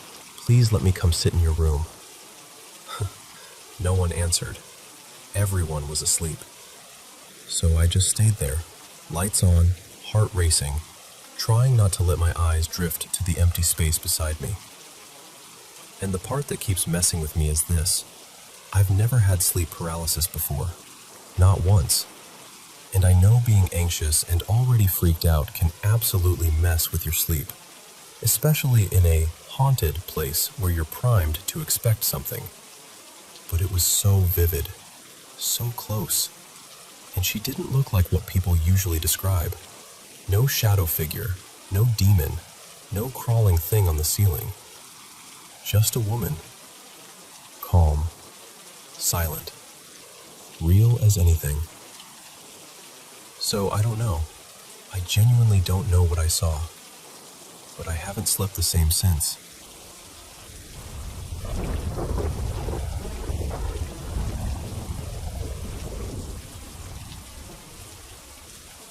Hey, can I tell you something that still sits with me, even now? I was 13 when it happened. Because of some messy family stuff, a judge decided it would be best for me to live in a boarding school for a while. And not the cute, movie kind. This was a strict place run by nuns, and it was only girls. Some kids stayed there for years, some left when a relative finally stepped in, and some, honestly, just got stuck. When I first arrived, the front of the place looked almost comforting. There were two main buildings facing the courtyard. House A for the younger girls, and House B for the older ones. In between there was this shared dining room, and a little sitting room with worn couches that always smelled faintly like disinfectant and bread. Outside, there was a big patio with a few metal tables that burned your arms in the sun. But the back area felt like a different world. Behind a tall gate, one that got locked every night like a hard rule, were two more buildings. House C was mostly unused and kind of falling apart, like the place itself had given up on it. House D was nicer, where some of the oldest girls stayed. There was a small court back there, a couple of swings that creaked even when nobody was on them, and this heavy quiet that didn't match the front part at all. Each house had a nun assigned to it, like a watchful shadow that moved through the day. During daylight, the gate stayed open, and we all mixed in the common spaces. But at night, after evening prayers and lights out, the whole atmosphere changed. It wasn't just darker, it felt thicker, like the walls got closer. Pretty quickly, I started hearing warnings from the girls who'd been there the longest. Don't get up at night. If you hear something, don't listen too hard. And whatever you do, don't answer. I didn't really believe them. I mean, I was a kid. I was miserable and homesick, and all I wanted was my mom. I wasn't thinking about ghosts or whatever. Plus, some of the girls who had relatives nearby would get weekend visits or go out during holidays. So it wasn't like everyone treated the place like a horror story. I just thought the older girls were trying to scare the new ones. I slept in House B, the older girls' building in the front. And then summer came. A lot of the girls left to visit family. The whole place emptied out in a way that made every footstep louder. In our building, it felt like there were barely any of us left. Maybe 3 other girls, if that. The nuns were still there, of course, but at night you could feel how empty it was. Like the building was too big for the few breaths inside it. One night, I couldn't sleep. Not in a normal way, like tossing and turning. It was this strange, alert kind of wakefulness. The silence wasn't peaceful. It was the kind of silence that makes your body go, something's wrong, even when you can't explain why. I always kept a bottle of water beside my bed because the dorm rooms were laid out like little cubicles, just enough space for a narrow bed and a tiny nightstand. The hallway outside was long and dim, and even in the daytime it felt a little too quiet. That night, sometime after midnight, I heard crying. At first it was so faint I thought I'd imagined it. Just a soft, broken sound, like someone trying not to be heard. But then it grew. Slowly. Like whoever it was couldn't hold it in anymore. It became heart-wrenching, the kind of sobbing that makes you feel embarrassed for listening because it sounds so private. And because the house was nearly empty, it echoed. Every little catch of breath, every shake in the voice, stretched down that hallway and bounced back. I remember sitting up in bed with my heart pounding, thinking, somebody's hurt. Somebody needs help. And then I did something I still don't fully understand. I got up. I opened the door just a crack and leaned into the hallway. It felt endless. One long corridor with doors on both sides, the front entrance far down one way, and at the very end, the last room where the crying was coming from. And then, that door opened. A girl stepped out. She was wearing the same kind of old-fashioned boarding school pajamas we'd been given. White fabric with tiny flowers. Mine had little blue flowers. Hers had pink ones. She was barefoot. Her head was down, like she couldn't bear to lift it. She moved. Slowly, close to the walls, and she didn't look up once. Her hair was jet black, straight, and fell to about her shoulders. Her skin looked pale in the dim hallway light, almost like the light couldn't land on her properly. Her face was mostly hidden by her hair, so I couldn't really see her expression, but the sound of her crying was coming from her like it was pouring out of her chest. She walked past door after door, and then she came right in front of mine, right in front of me. I was standing there, frozen, holding my breath, with the bottle hidden behind my back like a child hiding a secret. I wanted to speak. I wanted to step forward. I wanted to offer the water. But I couldn't move. It wasn't like fear, exactly. Not the sharp, panicked kind. It was something else. A strange heaviness. Like the air had turned to water and I was trying to push through it. And in that moment, what I felt wasn't terror. It was sadness. Like her suffering brushed up against me, and for a second I understood it without knowing anything about it. I remember thinking, she's not just crying, she's drowning in it. She kept walking, turned at the end of the hallway, and went back toward her room in the same slow path, as if she was trapped in a loop. And then she went back inside. The door shut. After a while, the crying stopped. I closed my door, quietly, and got back into bed, staring at the ceiling with my heart still pounding, trying to convince myself I just witnessed a girl having a breakdown, that it was real and explainable. But the next morning, I asked one of the girls, her name was Marisol, if she'd heard someone crying at night. She looked at me like I'd just stepped on a grave, and she said, very quietly, "That room at the end? Nobody sleeps there." I told her what I saw, the pajamas, the hair, the way she walked. Marisol didn't argue with me. She just swallowed hard and said, "They don't put anyone there anymore. A girl died in that room a long time ago." Then she leaned in closer and added, like she was passing on a rule that mattered more than anything else in that place, "If you hear something at night, you stay in bed. You don't go out. You don't offer anything. You don't answer." That was the last time I ever got up after lights out. And I'm 33 now, and I still think about it sometimes, more than I want to admit. I still wonder, what would have happened if I'd stepped forward? If I'd brought the water out from behind my back? If I'd offered it?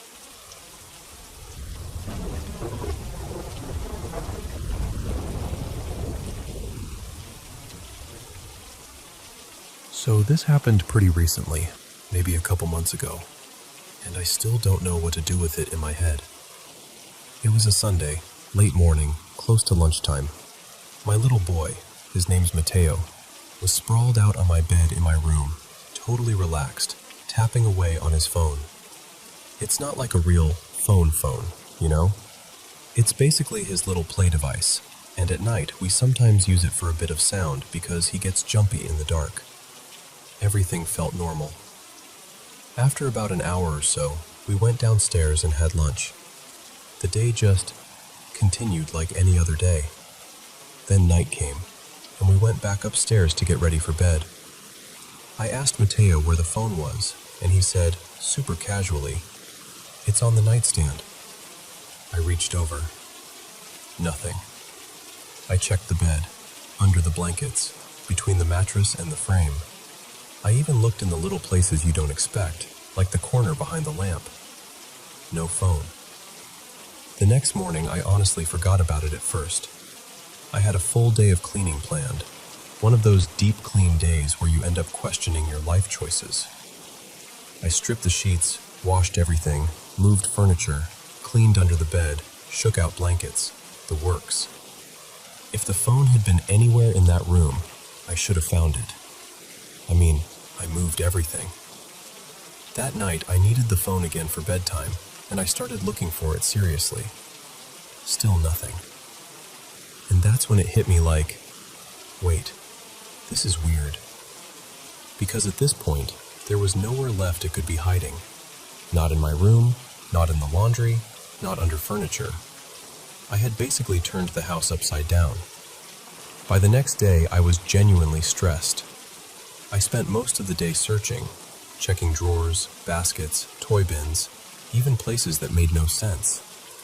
I started thinking, maybe Mateo took it outside with him at some point and dropped it. Maybe it slipped out somewhere and I just didn't notice. And honestly, with a heavy heart, I started accepting that it was gone. Then that night, we're doing bedtime again. Mateo's putting on his pajamas, and I'm doing my usual routine, straightening the pillow, pulling back the covers, getting the bed ready for him. I scoop him up to place him on the mattress, and he asks for a stuffed animal that's behind me. So I turn around, grab the stuffed animal, and when I turn back toward him, I swear to you, the phone is sitting right on top of the pillow, like it had been placed there on purpose. Not half hidden, not wedged in a corner, just on the pillow. I completely froze. My whole body went cold. I didn't even want to touch it. I just stared at it like it might move. Mateo, cheerful as can be, goes, "Mom, the phone, It's right there." And he reaches for it. And I, out of pure panic, blurted, "No, don't touch it." He looked at me like I was being dramatic, but I couldn't help it. It took me a minute or two to even process what I was seeing. Because how does something vanish for days? After deep cleaning, after washing sheets, after searching every inch, and then suddenly appear on the pillow at the exact moment I turn around? I know how it sounds, but in that moment, my brain went to the strangest places. Like, did it fall from somewhere? Was it stuck inside the bedding somehow and magically popped out? Did I miss it 100 times? Or was it something else? Something messing with me? Eventually, I grabbed it, carefully, turned it on, checked it, and it worked like normal. No damage, no weird messages, nothing. Just a normal phone that should not have been there. And to this day, I still don't understand it.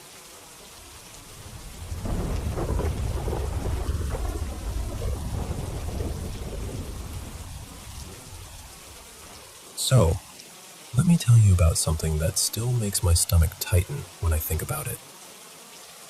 When I was a kid, we lived at my grandmother Nora's place, and I know how that sounds already, like some cozy little house with doilies and soup on the stove. But my grandma didn't live a quiet life at all. She worked nights, not as an employee, but as the owner of a small nightclub, the kind of place where all sorts of women came and went over the years.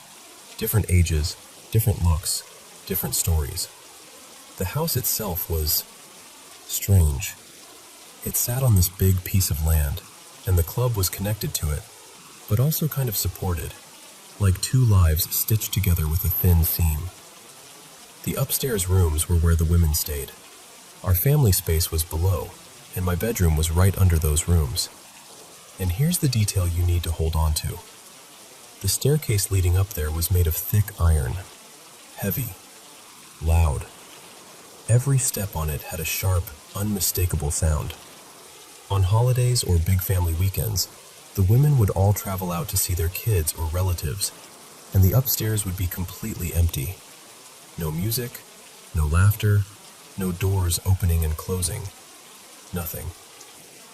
Except, it wasn't nothing, because at night, lying in bed, I'd hear it.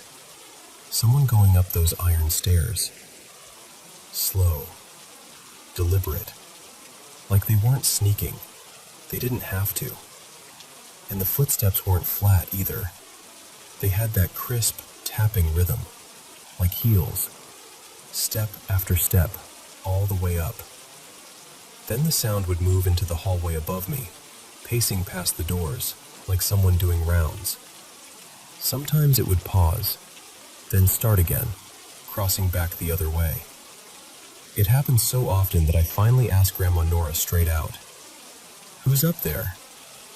And she'd look at me like I was making it up. She'd say, "Honey, there's nobody.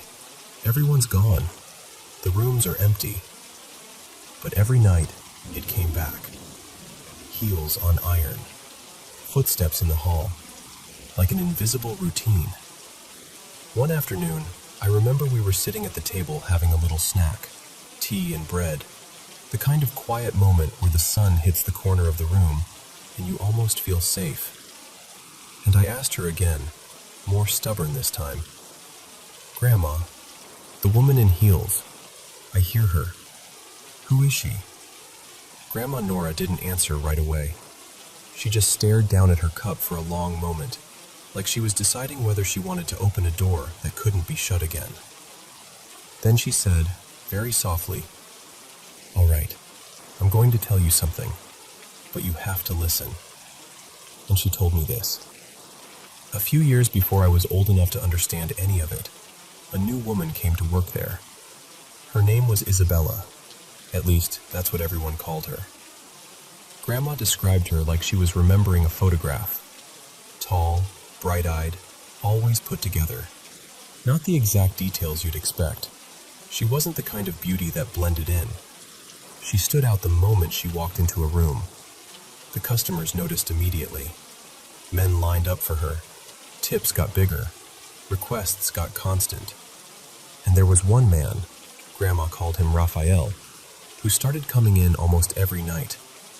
Not casually, not just to drink. He came for her, every time. He paid more than anyone, and after a while it stopped feeling like obsession and started looking like devotion. According to Grandma, Raphael told Isabella he wanted to save her. He said he'd give her a real home, money, respect, a different life. He promised he'd take care of her, that she'd never need to do that work again. But Isabella always refused. Raphael didn't take that well. One night, he came in like usual, paid like usual. They went upstairs like usual. And then, everything changed. Grandma said there was a sound, an awful, impossible sound, like the building itself cracked. People screamed. Glass shook. For a second, nobody understood what they were hearing, because it didn't match anything that belonged in that place. And when they rushed toward the room, they found out why. Raphael had hidden an explosive on himself, strapped beneath his clothes. Something homemade, something horrifying. Grandma didn't describe the scene in detail. Her voice apparently got tight and sharp when she talked about it. But she said this much. When he pulled Isabella close, when he hugged her, he set it off. And that was it. After that night, the upstairs never felt empty again. Because, Grandma Nora said, ever since then, especially when the women were gone and the rooms should have been silent, people started hearing footsteps, heels on the iron stairs, a woman walking the hallway, stopping at certain doors, turning back, like she was still there, still moving through the space she never got to leave on her own terms. And when Grandma finished telling me, she didn't dramatize it.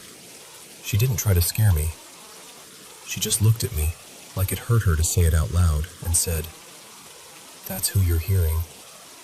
And I remember sitting there, staring at the table, suddenly understanding why the sound never felt like a random creak or a harmless ghost story. Because those footsteps didn't sound lost. They sounded familiar, like someone walking a path they knew by heart. And after that, every time I heard the heels climbing those iron stairs in the middle of the night, I didn't ask anymore. I just listened.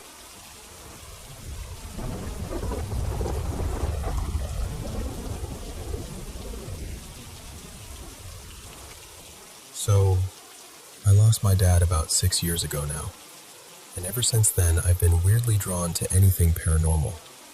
Not in a let's play with spirits kind of way. More like, I've been trying to convince myself there has to be something after this. Because the idea that I might just never see him again? Yeah, I don't handle that thought very well. For a long time after he passed, both my mom and I had these moments that felt off. Like they could have been nothing, just grief doing what grief does. But they also didn't feel easy to explain away. My mom was the first one to tell me anything. She said that when she was alone in our old house, she felt like he was there. And I mean, she described it in such a specific way, like she could literally feel hands resting on her calves, and she'd get this rush of air through her hair, like a breeze, even though the windows were shut and everything was still. And honestly, I didn't believe her at first. I thought, okay, this is her coping. She's missing him. Her brain is trying to comfort her. That made sense to me. But then something happened that I still can't really put into a neat little logical explanation box. One night, my mom and I were sitting together on the couch. Our dog Milo, who was completely obsessed with my dad, was asleep on the rug. Milo had this represent ball with a tiny bell inside it, the kind you can stuff kibble into so it rolls around. And out of nowhere, it started moving. Not like a little wobble. It rolled across the floor, slowly but clearly, like someone had nudged it on purpose. It went all the way over until it bumped near Milo. Milo didn't even panic. He just lifted his head, stared for a second like, oh, okay, and then put his head right back down and went back to sleep. My mom and I just looked at each other like, did that seriously just happen? We both saw it. There was no one else in the room. No slope to the floor, no draft, nothing. And after my dad died, Milo changed in other ways too. He'd sit in front of my dad's old chair, like right in the exact spot my dad always used, and just stare upward, completely still. Not barking, not whining, just watching. Sometimes he'd do it for minutes, like he was looking at someone standing there. A year after that, we moved. New city, new house, totally different place. It wasn't even super old, maybe 30-ish years, but it had this layout that felt strange. Like every room had a door that led out to the backyard. Doors everywhere. And the house just didn't feel peaceful. I had trouble sleeping. I felt run down all the time. Part of me tried to blame something normal, like maybe there was mold, or the air was bad, or stress from moving was messing with me. I really tried to stay practical. But then the doors started. We'd lock them, double-check them, and still, somehow, doors would be open. Not just one, multiple. Sometimes it felt like every single backyard door in the house had been cracked open at some point, like someone had gone around and quietly unlatched them. And we checked the locks. We had people look at them. Nothing was broken. Everything worked perfectly, which almost made it worse. Then there was one night I'll never forget. I was asleep in my room and I woke up to this loud sound, like a thud followed by a rush. And when I sat up, the backyard door in my room was wide open. My curtains were flying inward from the wind like someone had dramatically opened it on purpose. I just sat there, frozen, staring at it, trying to make my brain come up with something normal.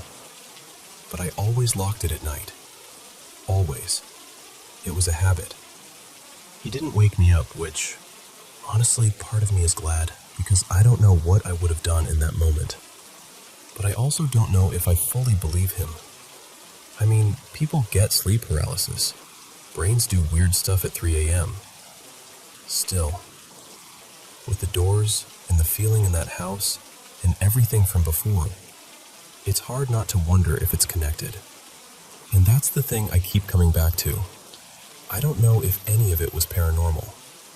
I don't know if it was grief, stress, coincidence, old house weirdness, or something else entirely. But I do know that I miss my dad. And I do know that sometimes it feels like the world leaves little cracks where you can almost imagine someone you love is still close by. So I guess what I'm asking is, have you ever experienced anything like this? And if you have, do you think it's possible it could be a loved one visiting? Or is that just something we tell ourselves when we need to believe they're not completely gone?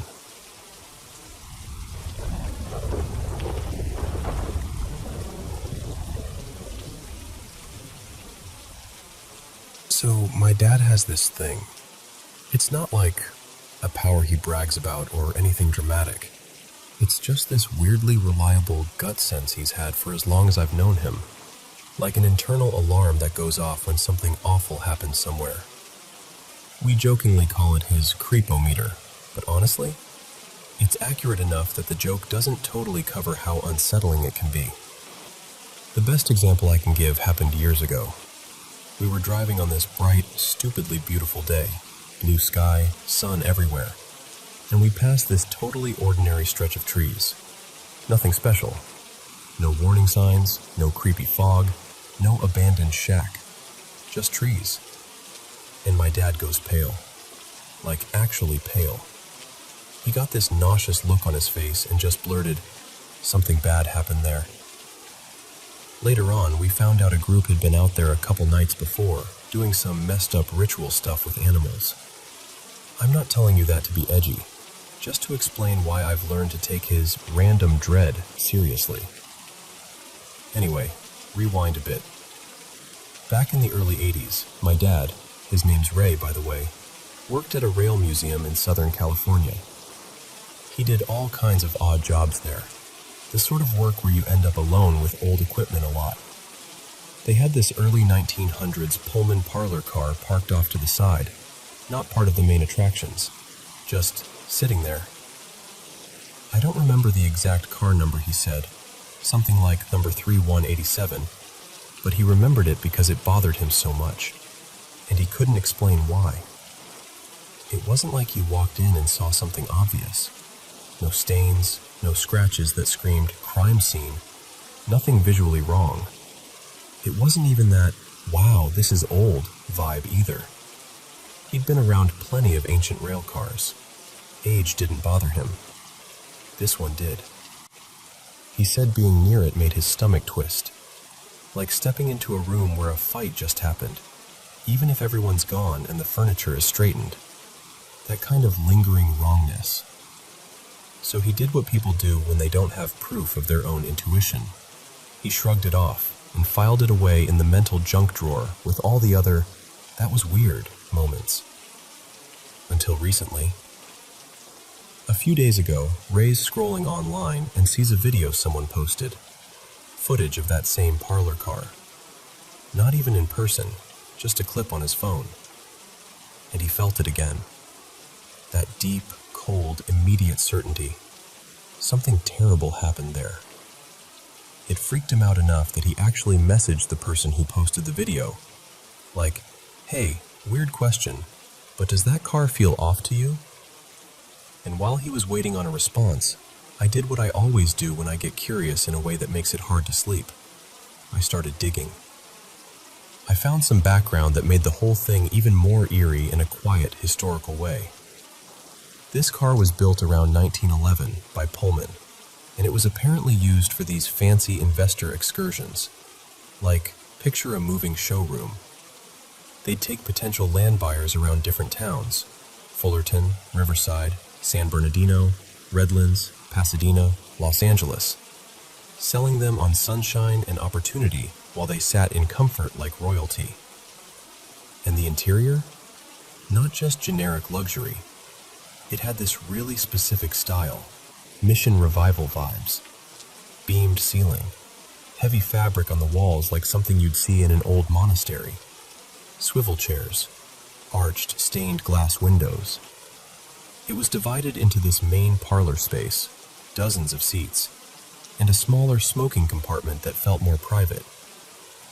Which brings me to what Ray always said he sensed. He never described it like ghosts exactly, more like motive. Like the air carried the memory of a very human kind of violence. He told me, if I had to guess, somebody got killed in there. Not an accident. Something personal. Or business. And my brain immediately went, of course it's business. Because what's scarier than a haunted train car? A haunted train car that used to shuttle rich investors around while deals were made. I even wondered, half joking, half not, if it ever got used for gambling. Private compartment, comfortable chairs, a little enclosed space where people could drink and whisper and make stupid decisions. It wouldn't shock me. Then Ray finally hears back from the guy who posted the footage. And the guy says, basically, funny you mention that. There's another car from the same line that always felt like it had occupants, like permanent residents. And ever since the museum acquired both, they've been parked right next to each other. Which made my skin prickle in the worst way. Because it's not just, my dad is sensitive anymore. Now it's, multiple people are independently describing the same kind of wrongness. And honestly, I don't even think that cancels Ray's feeling out. If anything, it makes it more interesting. Because what if it's not one car? What if it's the pairing, the proximity? Like two bad stories parked side by side, feeding off each other. Or like one thing that happened on a line, or around a group of people, leaving a mark on more than one place. Ray still can't point to a specific event, and neither can I.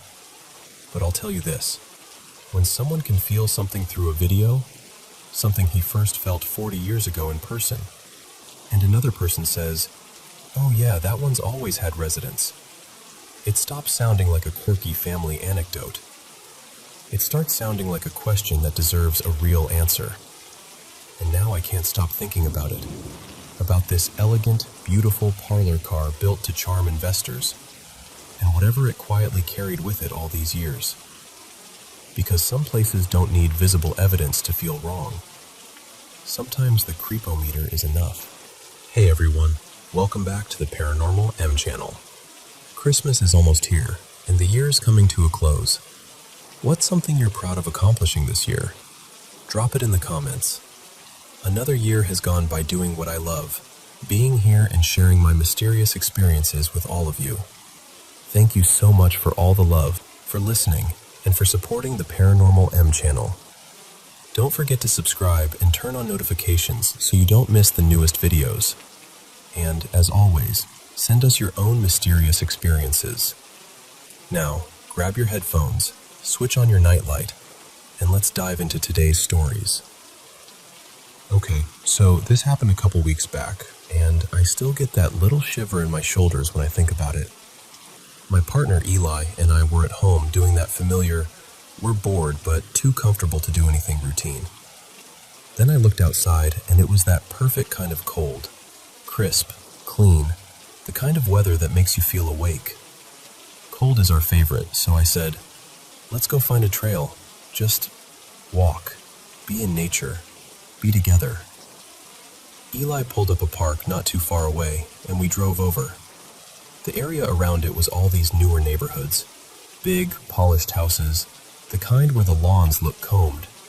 So we figured there had to be construction nearby, because that's been popping up everywhere lately. We get to the trailhead and there's a sign with different loop options. We picked the short one, something like a 20 to 25 minute loop, because, honestly, we weren't trying to get caught out too late. Fall and winter always trick you. It feels like you have time, and then suddenly the sky's like, nope, it's night now. Right away we walked through this tunnel, one of those long, shadowy ones that makes you feel like you're stepping into a different scene. You know the vibe. Like in a thriller where you're suddenly listening to your own footsteps a little too closely. We both got a little quieter, a little more alert, but kept going. The trail was mostly wooded on both sides. Not scary woods exactly, just dense. We passed a sweet older couple heading the other way, smiling, totally relaxed. And that actually made me feel better, like, okay, normal place, normal day. But then, after about 10 minutes or so, things started to change. It wasn't dramatic at first. It was more like a slow realization. The birds stopped. Not less birds. Not they flew off. Just nothing. No chirping, no rustling, no little sounds in the brush. It felt like someone turned the volume down on the whole world. We kept walking and came up on part of the trail where you could see some construction area set back a bit, equipment and disturbed earth, but it was clearly after hours. No workers, no trucks running, no noise. Still, no wind either. No traffic sounds, just this weird, heavy silence. And I swear to you, it got so quiet that it felt loud. Like if I had dropped my keys, it would have sounded like a crash. We stopped. I remember looking at Eli like, do you feel that? Before I even said anything. And then we saw it. A black plastic shopping bag, like the kind you get from a store, was just hanging in midair. Not stuck on a branch, not snagged on anything, not whipping around, just floating. And it wasn't close to us either. It was a decent distance up the trail, out in the open where we could clearly see it. And here's the part that makes my skin prickle. It didn't move. It just stayed there like it had been placed in the air on purpose. We stood frozen, staring at it, trying to make it make sense. Because there was no wind. None. Not even that faint drift you feel on your face. The trees weren't swaying. Nothing. I remember thinking, how is that possible? And then, the second we shifted, Like the second we started to move again, the bag started to drop, but so slowly. Not like a bag falling, more like it was sinking, like it was being lowered. And right then, right in that same moment, both of us got that feeling. You know the one. That deep, instinctive feeling that you're not alone, even when you can't see anyone. It felt like something in the woods had noticed us noticing, and we did. We didn't run, but we walked fast enough that it was basically a power march. My heart was pounding, and I kept glancing into the trees like I expected to see, I don't even know what, just something. We looked back once, and the bag was still there, still in the air, only lower now, like it was continuing that slow, unreal descent. We got out of that park so fast. By the time we reached the car, the sky had fully shifted into dusk dark, like the day had slipped away while we weren't paying attention. And the whole drive home, we kept saying the same things over and over. There was no wind. There was nobody there. It didn't make sense. Eli has always teased me for being paranoid whenever I get a weird feeling about something. But that night, he was the one going, yeah, okay, that was real. That was something. And honestly, I don't know what it was. I don't have a neat explanation. All I know is it was one of the most eerie things I've ever experienced, and I've had a couple strange moments in my life. But that one felt like a warning. And I'll tell you this for free, we did not stay long enough to find out what it wanted.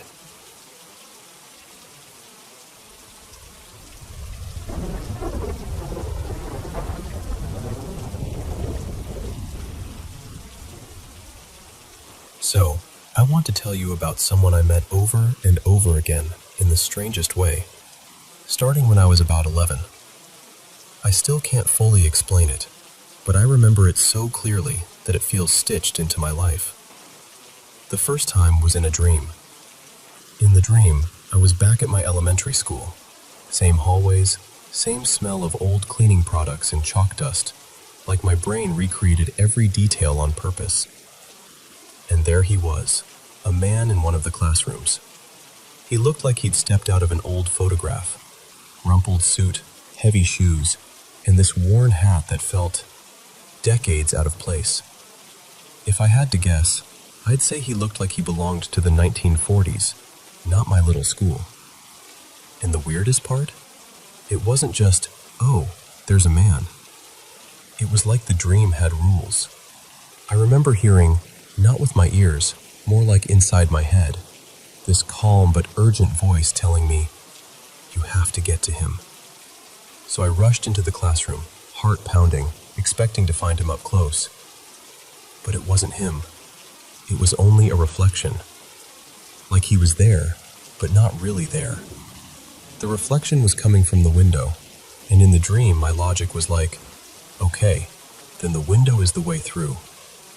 So I climbed up, pushed myself toward the glass, and somehow ended up outside, on the other side, chasing him through streets that didn't quite look like my town, but also did. You know how dreams do that. I kept running, turning corners, calling out without sound, and every time I thought I was about to catch him, he'd just drift farther away, always just out of reach. Then, not long after that dream, maybe days later, maybe a week, it's fuzzy. We had one of those late school nights where parents meet with the head teacher. My mom, Marina, couldn't leave me home alone, so she brought me with her. The school felt completely different at night. Quieter, emptier, like the building was holding its breath. While she was in the meeting, I sat by the stairs with my legs pulled in close, trying to keep busy, trying not to feel how huge the shadows looked. And then I saw him again. Same classroom, same place as the dream. But this time, he didn't look like a normal person. He was pale. Not light-skinned pale. More like washed out, almost glowing. Like someone had drained the color out of him. The old hat was still there, the same kind of clothes. It was definitely him, even though he looked more like the kind of ghost people post online with bad filters. I froze. I didn't scream, didn't run. I just sat there on the stairs, staring, because my body didn't know what else to do. He moved, too. Small movements.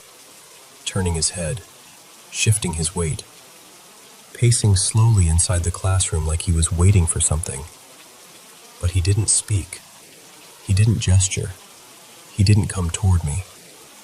He just looked at me, quietly, steadily, until the meeting ended and my mom came out. I told her on the way home. I remember clutching her hand and talking too fast, trying to get it all out before my courage disappeared. But she brushed it off, smiled that kids have vivid imaginations smile, and told me I was probably tired. I tried to accept that explanation. I really did. But then came the one that still gives me chills. A couple of weeks later, I woke up in my bedroom one morning, half asleep, that heavy, floaty feeling where you're not fully in your body yet. My eyes were still closed, and I suddenly had this sharp sense that I wasn't alone. You know that feeling, right? Like the air changes, like the room has an extra presence inside it. I kept my eyes shut because I was scared. I remember thinking, if I don't look, it can't be real. A completely ordinary human sound, which somehow made it worse. I opened my eyes slowly, barely a slit at first, and there he was, right in front of my bed, close enough that it felt impossible.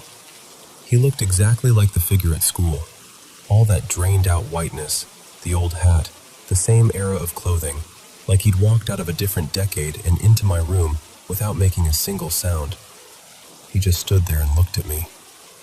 And then, he smiled. Not a scary grin, not threatening, more like recognition.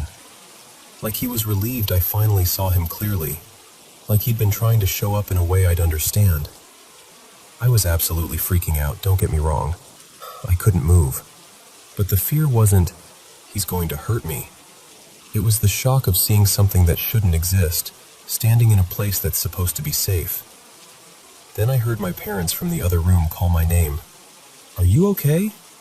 Because apparently they thought I had sneezed.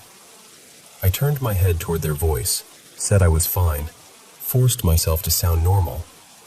And when I turned back, he was gone. Just gone. Like the air had swallowed him. After that, I didn't see him again the same way. Not in the bright, undeniable, there's a person in the room kind of way. Years passed. I grew up. I tried to file it away under childhood weirdness, but I never forgot him. And honestly, I've always had this pull toward the unconventional. Things people roll their eyes at. Things that don't fit neatly in a box. So when I was around 30, I signed up for a free guided meditation class. Nothing intense, just curiosity.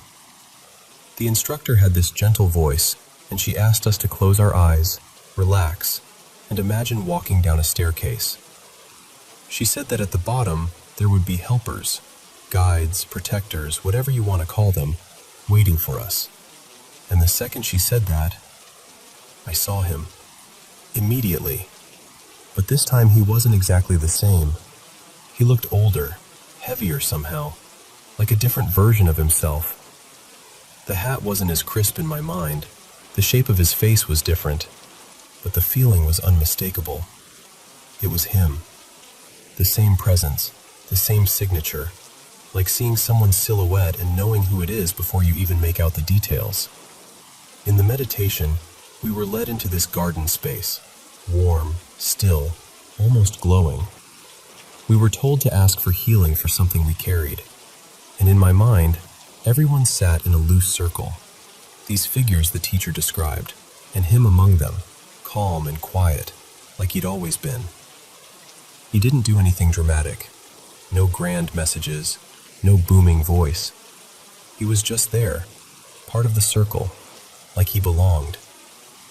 Then the instructor guided us back up the stairs, and the meditation ended. And after that, nothing. I haven't seen him again. But I'll be honest with you, even now, I still think about that man in the old hat. Not like a horror story, more like an unanswered letter. Like something brushed against my life again and again, and left me with this soft, haunting question. Who was he? And why did he find me?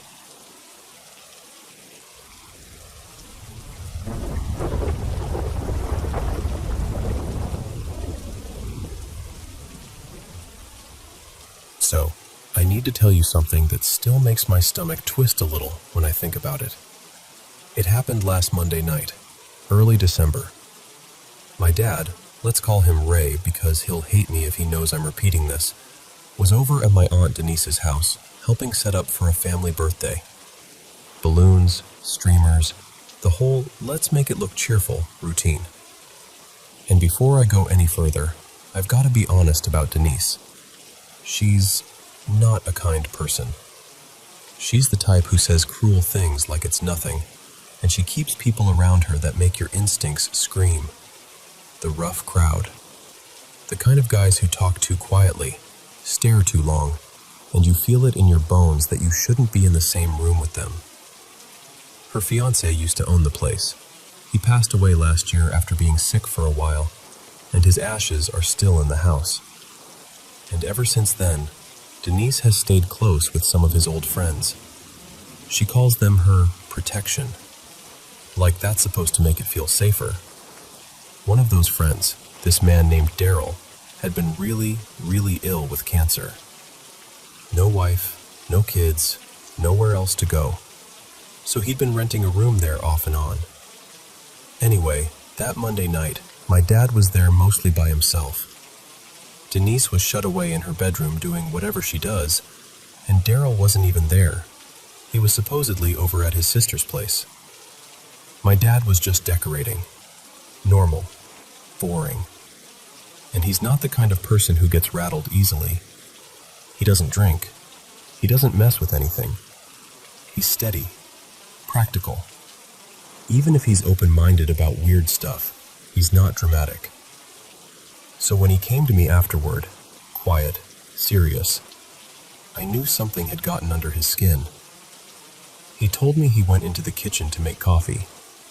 He's standing at the counter, messing with the coffee maker, back turned to the room, and out of nowhere he gets hit with this smell. Not like garbage, not like something spoiled. He said it was the kind of stench that makes your brain go, something is wrong, before you even have words for it.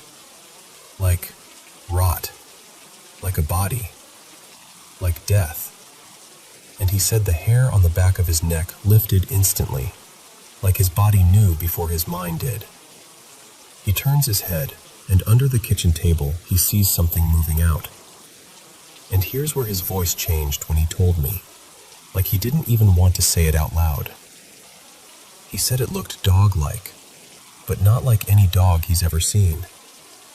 It was on all fours, but the way its legs bent, especially the back legs, was wrong. Too human, like the joints didn't match what they were pretending to be. And the strangest part was how it looked. Not fully real. He described it like trying to look at something through thick, warped glass. Like the shape was there, but the image didn't sit correctly in the room.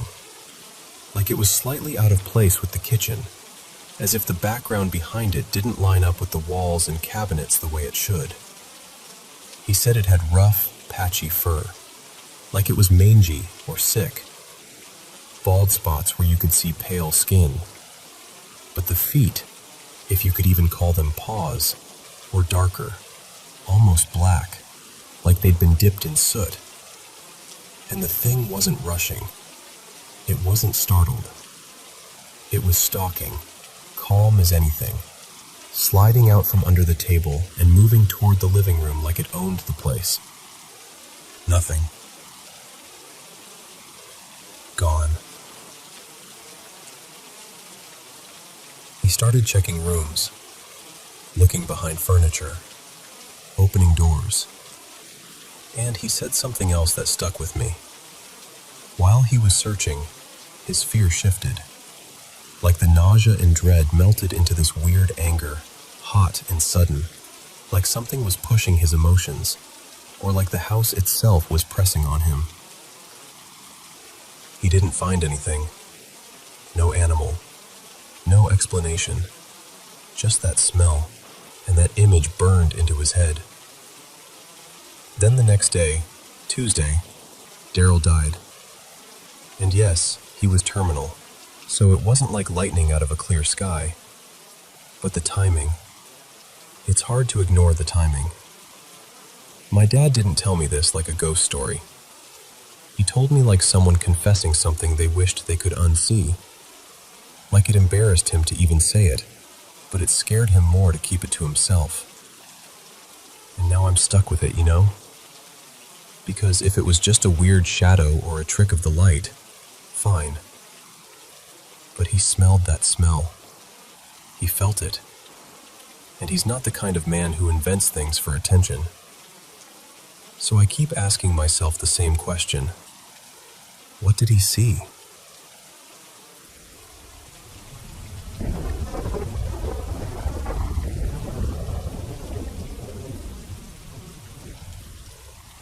So I've been staying at my grandparents' place for the week because I'm dog sitting. They live way out in the sticks in upstate New York, like really rural. And they've got 3 big Dobermans, Coda, Maisie, and Rook. I adore them, and honestly, I'd rather crash here than have them stuck in kennels whenever my grandparents take off for a day or two. Anyway, my grandpa, Harold, used to be a volunteer firefighter. For as long as I can remember, he's kept this old police scanner running. Even though he hasn't been on a fire call in years, that scanner still sits there, crackling and hissing like a little mechanical campfire in the corner of the kitchen. I've grown up with that sound. It's background noise to me. It's the kind of thing you stop hearing unless it suddenly goes quiet. Last night, I was making dinner. Nothing fancy, just trying to keep the dogs from orbiting my knees while I cooked. And I was standing right next to the scanner when something cut through all that familiar static. Whispering. Not the usual clipped radio dispatch voices, not garbled chatter, actual whispering. Low, intimate, like someone was leaning in close to a mic and trying not to be heard. And I just froze with a spoon in my hand like, what? Because listen, I've heard that scanner blab and squawk my whole life. Decades of it. I have never, not once, heard it whisper. But weirdly, that's not even the part that hit me the hardest. A few years ago, my grandparents moved. Their old place was this ancient farmhouse, 2 centuries old easy. And I'm not exaggerating when I say that house had a vibe. Not just creaky floors old. It felt occupied. Like you were never fully alone, even when you absolutely were. There was one thing in particular that used to happen when I stayed there by myself. I'd be sitting in the living room, or upstairs, and I'd hear what sounded like a couple arguing. Not words I could clearly make out, more like the rhythm of it. A man's voice, a woman's voice, frustration rising and falling. Like a fight happening in the next room, except there was no next room where anyone could be. When they moved into this newer house out in the woods, all of that stopped. No footsteps, no weird doors. No, someone just walked across the hall feeling. Nothing. This place felt normal, until last night. Because the whispering on the scanner started, and within minutes I heard it. That same familiar arguing sound. The exact same cadence. Like the old farmhouse had found my address and forwarded itself here. At first it was faint, like it was far away. Then it got louder, sharper, and it seemed like it was coming from outside, right out by the driveway. There's a window over the kitchen sink that looks straight out across the whole driveway. So I set the spoon down and leaned in, staring out like I expected to see headlights or someone standing there with their hands in the air. Nothing. Just the bird feeder swaying a little and a handful of birds hopping around underneath it. Perfectly casual, like the world was completely normal. but the arguing kept climbing. It went from tense to nasty, and then it tipped into screaming. Full-on screaming, like someone had just snapped. And the second it hit that pitch, every single bird bolted at once. Like they all got the same invisible signal. Wings everywhere. Feet swinging hard. And suddenly the whole yard felt emptied out. That's when I felt my stomach drop. Because birds don't do that for no reason. And out there, in the woods, you learn to respect animals when they decide something's wrong. I stood there for a second, listening, trying to figure out if the sound would make more sense from outside. If maybe it was a neighbor, or somebody on the road, or even a TV carrying weirdly through the trees. But it didn't sound like it was coming from the road. It sounded like it was coming from the woods in front of the house. Like the trees were holding the voices and pushing them forward. And I know how that sounds. Believe me, I know. But standing there with the cold air on my face and that noise threading through the darkness, it didn't feel like a, weird moment. It felt like a, don't be stupid moment. So I went back inside, shut the door, and locked it. Then I locked it again like that would somehow help. I pulled the curtains, all of them, every window, even the ones that don't really show anything but trees. I just needed the house to feel sealed off. The scanner kept crackling. The whispering came and went like it was deciding whether it wanted my attention. I didn't know what you're supposed to do with something like that. Call someone and say, "Hi, can you come over? I think the woods are arguing." So I did the only thing I could think to do. I herded all 3 dogs into the bedroom with me, wedged myself as far from the driveway side of the house as possible, and let them pile up like warm, tense little guardians.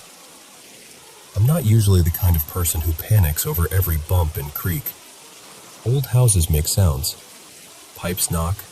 Wind moves branches. I can talk myself down from a lot. But being alone in the middle of nowhere is different. Out here, you don't get to pretend you're the biggest thing around. You don't get to get careless just because things have been quiet for a while. Whether it's a real person, an animal, or something you can't neatly explain, getting too comfortable out here can come with consequences. So I stayed awake way longer than I wanted to, listening to the silence between the crackles, and feeling those dogs breathe beside me. And I kept thinking the same thing, over and over. This house has been peaceful for years. So why did the old farmhouse's voices show up now?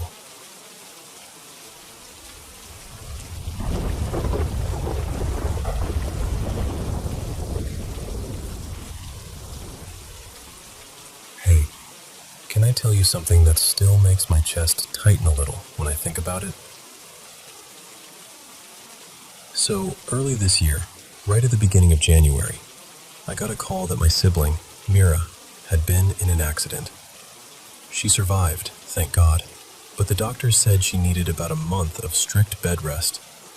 And I remember sitting there doing the math in my head and realizing I didn't have a job. I didn't have savings. I barely had anything. All I could see was medical costs and groceries and transportation and all the little things that pile up when life gets scary. One evening, I hit this point where stress stopped feeling like thoughts and started feeling like a weight on my body. I crawled under my blanket and, honestly, I didn't even pray. I didn't journal. I didn't do anything spiritual. I just tried to disappear into sleep, like shutting down was the only way to survive that moment. And while I was lying there, phone pressed somewhere under the blanket with me, I got 3 calls back to back. From 3 different companies. Like, one after the other. Almost unreal. One of them offered me a job. Decent pay. The kind of pay that makes you exhale for the first time in weeks. I took it. And for a little while I thought, okay, maybe this is the turning point. But then, wasn't. A couple months in, they said they'd hired too many people and they let me go. Just like that. And I remember feeling embarrassed for believing it was going to last, like I'd celebrated too soon. A few months later, money got tight again. There was this one day, mid-June, I think it was the 16th, where I spiraled. I spent most of the day crying. Not the quiet kind either, the kind where you get a headache and your face hurts and you still can't stop. That night I stood in front of my altar and I didn't speak gently. I was angry. I was basically yelling into the air like, "Are you serious? Do you see me? Do you see how hard I'm trying?" And the next morning, I woke up to a notification that $10,000 had been transferred into my account. It was a delayed payment from a previous employer that had been stuck for a while and finally got released. The timing was so sharp it almost scared me, like I'd been heard immediately. Then there were these smaller moments that felt like quiet little jokes from the universe. Like, in May, my laptop broke, completely. And I was devastated because it wasn't just an expense, it was also my lifeline for work. I remember sitting there with my journal, trying to calm down, flipping open this notebook I hadn't touched in ages. And there was cash tucked inside. Not a fortune, but enough to soften the panic. It was money I must have hidden there long ago and totally forgotten. And then, this other thing happened. I had a job I joined in late summer, and on paper it was fine. The boss, Rohan, actually respected my work. He praised me, gave me responsibilities, made me feel seen. But I kept getting this weird feeling, like something wasn't clean about the business side of things. Not dramatic, just off. Like my gut was whispering, "Don't build your life here." So I made an excuse. I said I needed to go back to my hometown, and I resigned. And then, 3 days later, my aunt passed away. I actually did have to go home. And that's what messes with me. The way my resignation looked impulsive at first, and then it felt like protection. And on top of all that, the past 6 months have had these almost silly blessings. Random deliveries, chocolates, brownies, ice cream, showing up for me for free, in strange little ways, like someone placed an order by mistake, or a coupon glitch, or a friend of a friend sending something and refusing payment. It happened enough times that it stopped feeling like coincidence and started feeling like a pattern. Like, okay, what is this? So yeah, that's where I am. Because on one hand, I'm spiritual. I want to believe there's something, someone, watching over me. A guardian angel, an ancestor, the universe, whatever name fits. The timing of certain things feels too precise to ignore. But on the other hand, I've struggled so much financially. In the last 8 or 9 months, I've lost 4 jobs, one after another. And the confusing part is, I didn't leave because of fights. In most of them, the employers liked me. They told me I was hardworking. They appreciated me. And still, something kept ending, or shifting, or collapsing. And sometimes I think, if there really is a higher power looking out for me, why not help me keep one of those jobs? Why all this instability when I already carry a heavy past? Depression, fear that hits me out of nowhere. Why the constant resetting? I'm not saying this like I'm accusing the universe. I'm just trying to understand. Maybe there's something I'm supposed to learn. Maybe this is shaping me in a way I can't see yet. Maybe one day it'll make sense, and I'll look back and feel grateful, even for the hard parts, like I oddly have before. But right now I'm living in this strange space where life keeps knocking me down, and then handing me a small mercy at the exact moment I'm about to disappear. And I don't know what to call that. I just know it's real.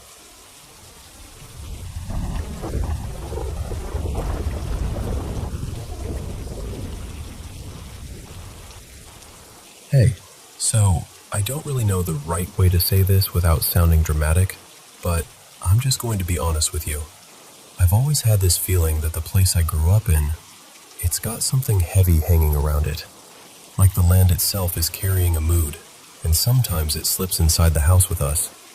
Not every day, not even every week, but often enough that you start watching corners without realizing you're doing it. My grandpa, my pap, Eddie, used to talk about seeing people who weren't there. He'd say it like it was no bigger a deal than seeing deer in the yard. He'd tell us he'd catch glimpses of indigenous figures out by the tree line, sometimes in the afternoon, sometimes late at night like they didn't care what time it was. Just present, passing through, watching. He wasn't a guy who chased attention either, so when he said it, you could tell he meant it.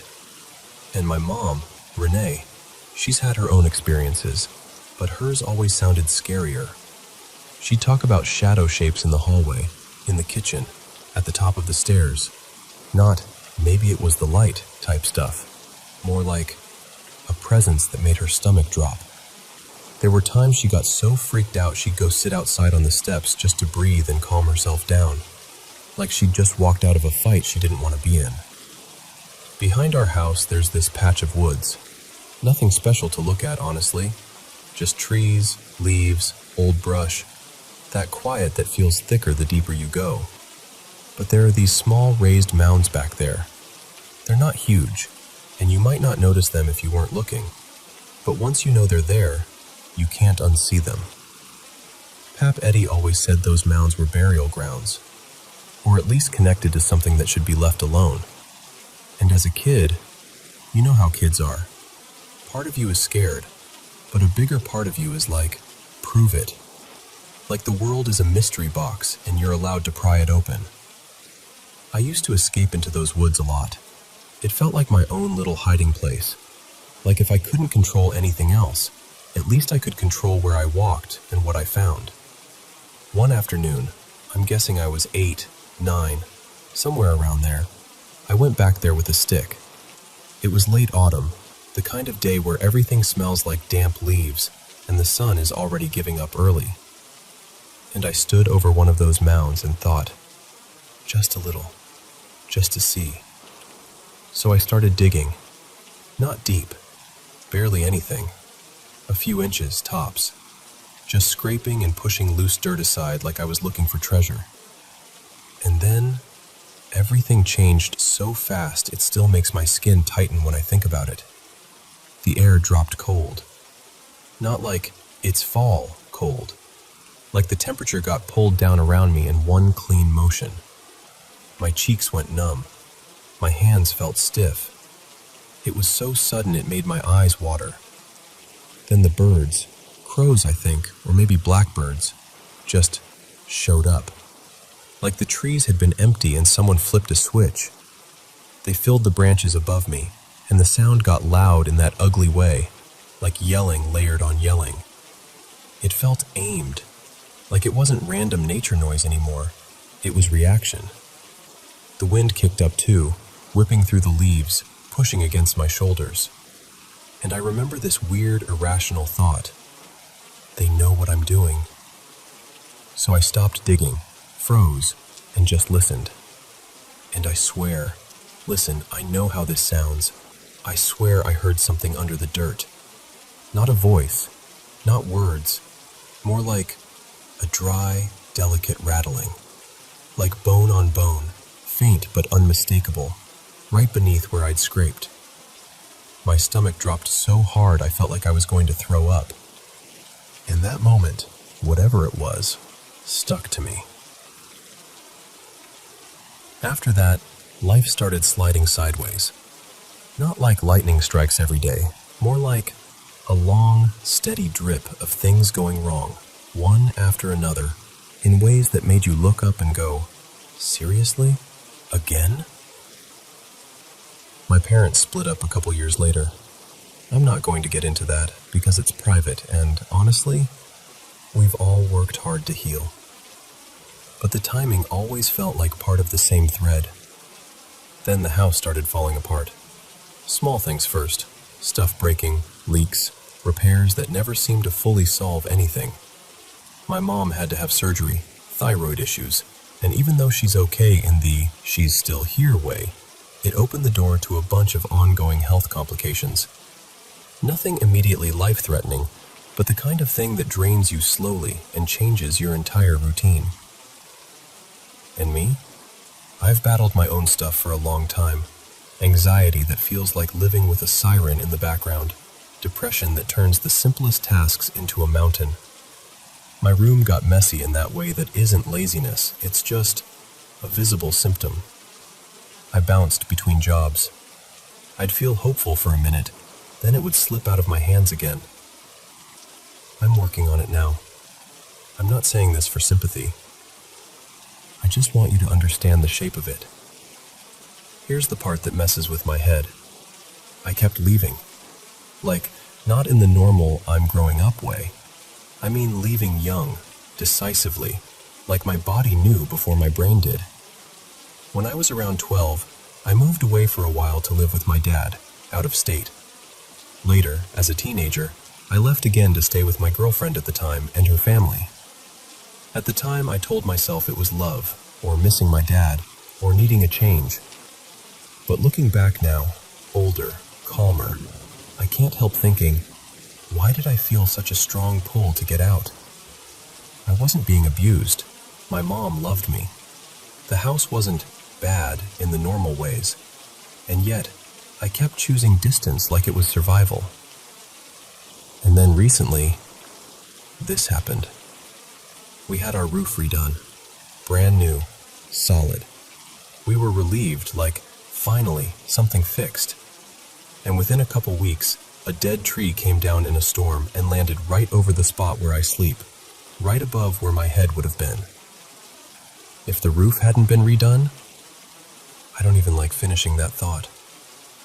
What's creepy is, we've had stronger winds before, big ones, the kind that make the house groan. That tree never fell then. But right after we fixed the roof, that's when it drops. It felt personal in this cold, silent way, like the house was saying, "Oh, you thought you were getting ahead?" And there are other stories too.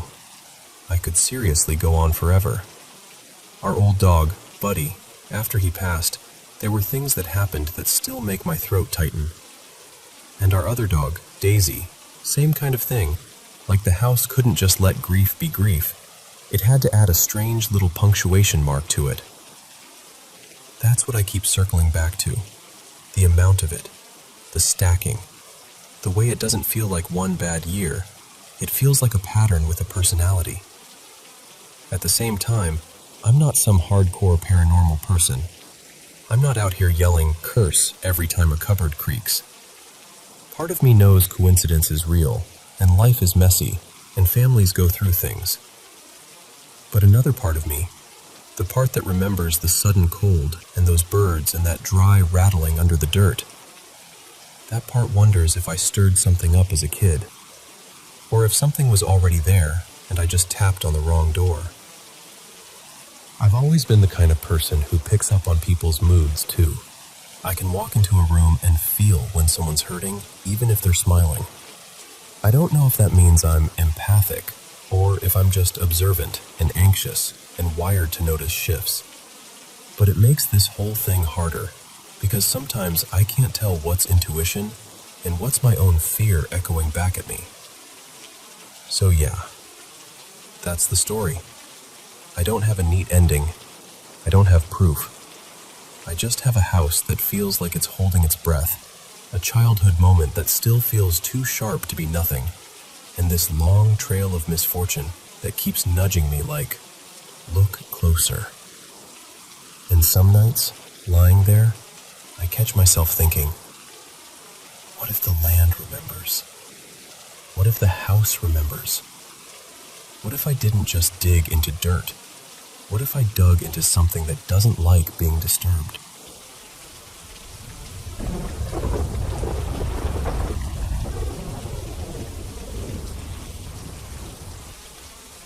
Okay, so I'm not new to weird stuff around the house. I'm usually the kind of person who can talk myself down, you know? Like, there's a logical explanation. I'm just tired. I'm overthinking it. I've gotten pretty good at that over the years. But every now and then, something happens that makes it harder to laugh off. Like, that awful feeling of being watched. Not the casual, that was creepy kind. I mean the intense kind, where your skin goes prickly, your stomach drops, and you can almost feel your body gearing up to run even though you're standing perfectly still. Or little tech things that make no sense.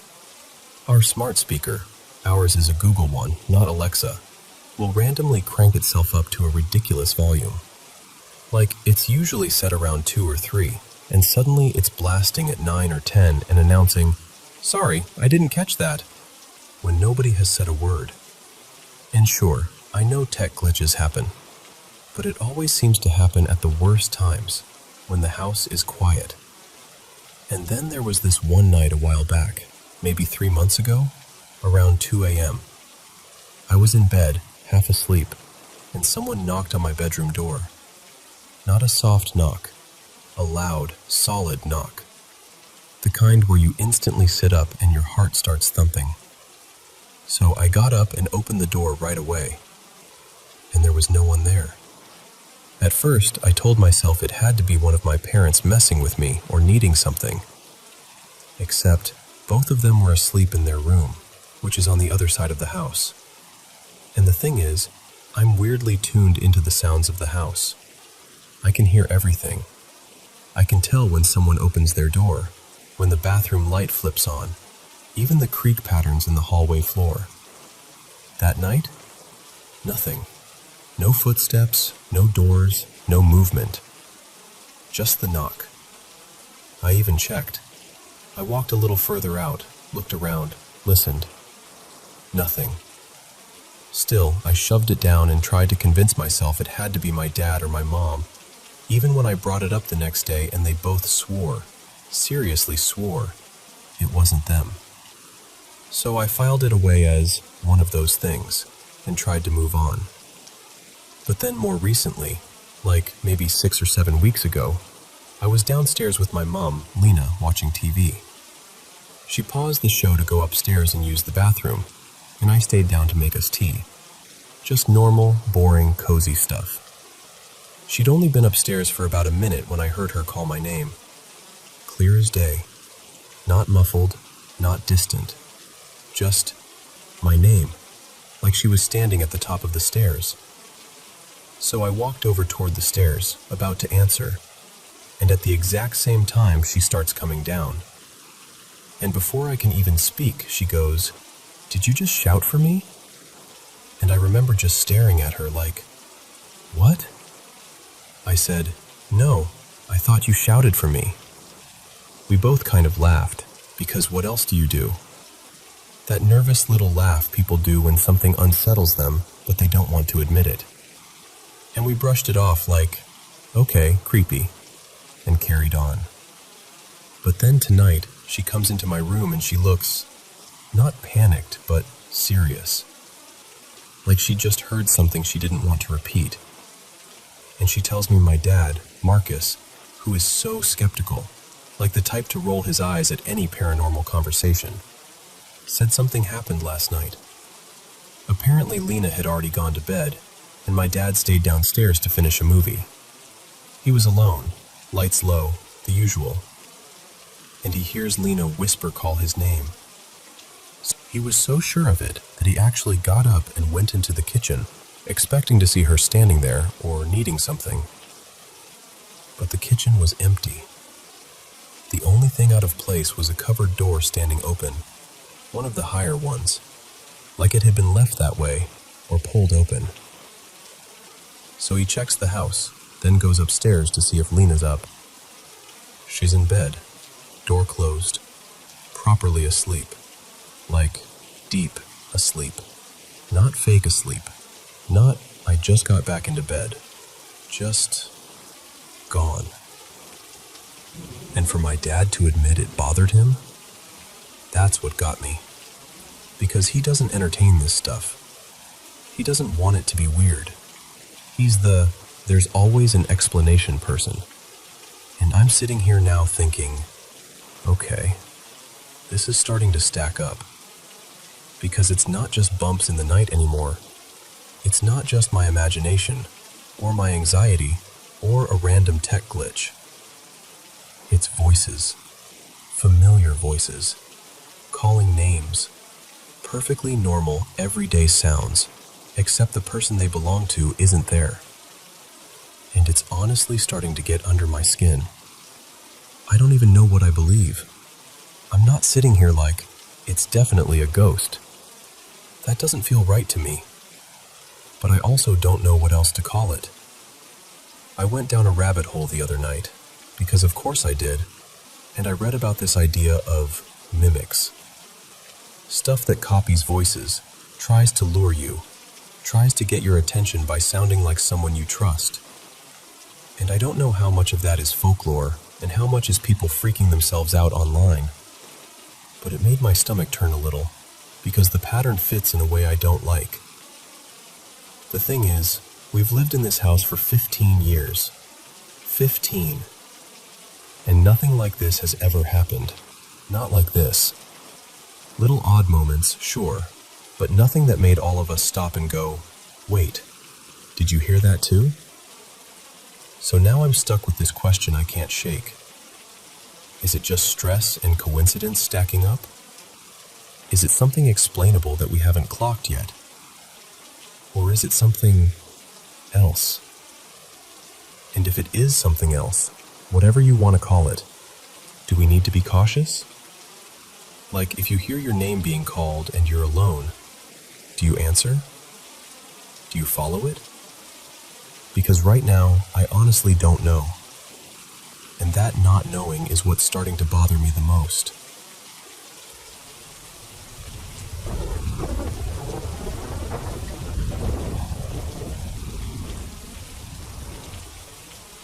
So, let me tell you about the apartment that still messes with my head a little, even now. It started when I was 18. This was late 2018. Right before everything in the world started feeling weird for other reasons. I'd just moved in with my mom for a while. She'd gone back to the town I grew up in, the same area where my dad still lived, even though they weren't together. I figured it would be a fresh start for both of us, you know?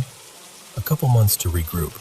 And right next door to her unit was this neighbor, Marjorie, I'll call her. She was a lot. The kind of person who'd be yelling at thin air on the porch, having full conversations with nobody, swearing she saw things in the corners. Everyone in the complex kind of just gave her space. Anyway, when I moved in, that's when the knocking started. The room I stayed in shared a wall with the neighbor's kitchen.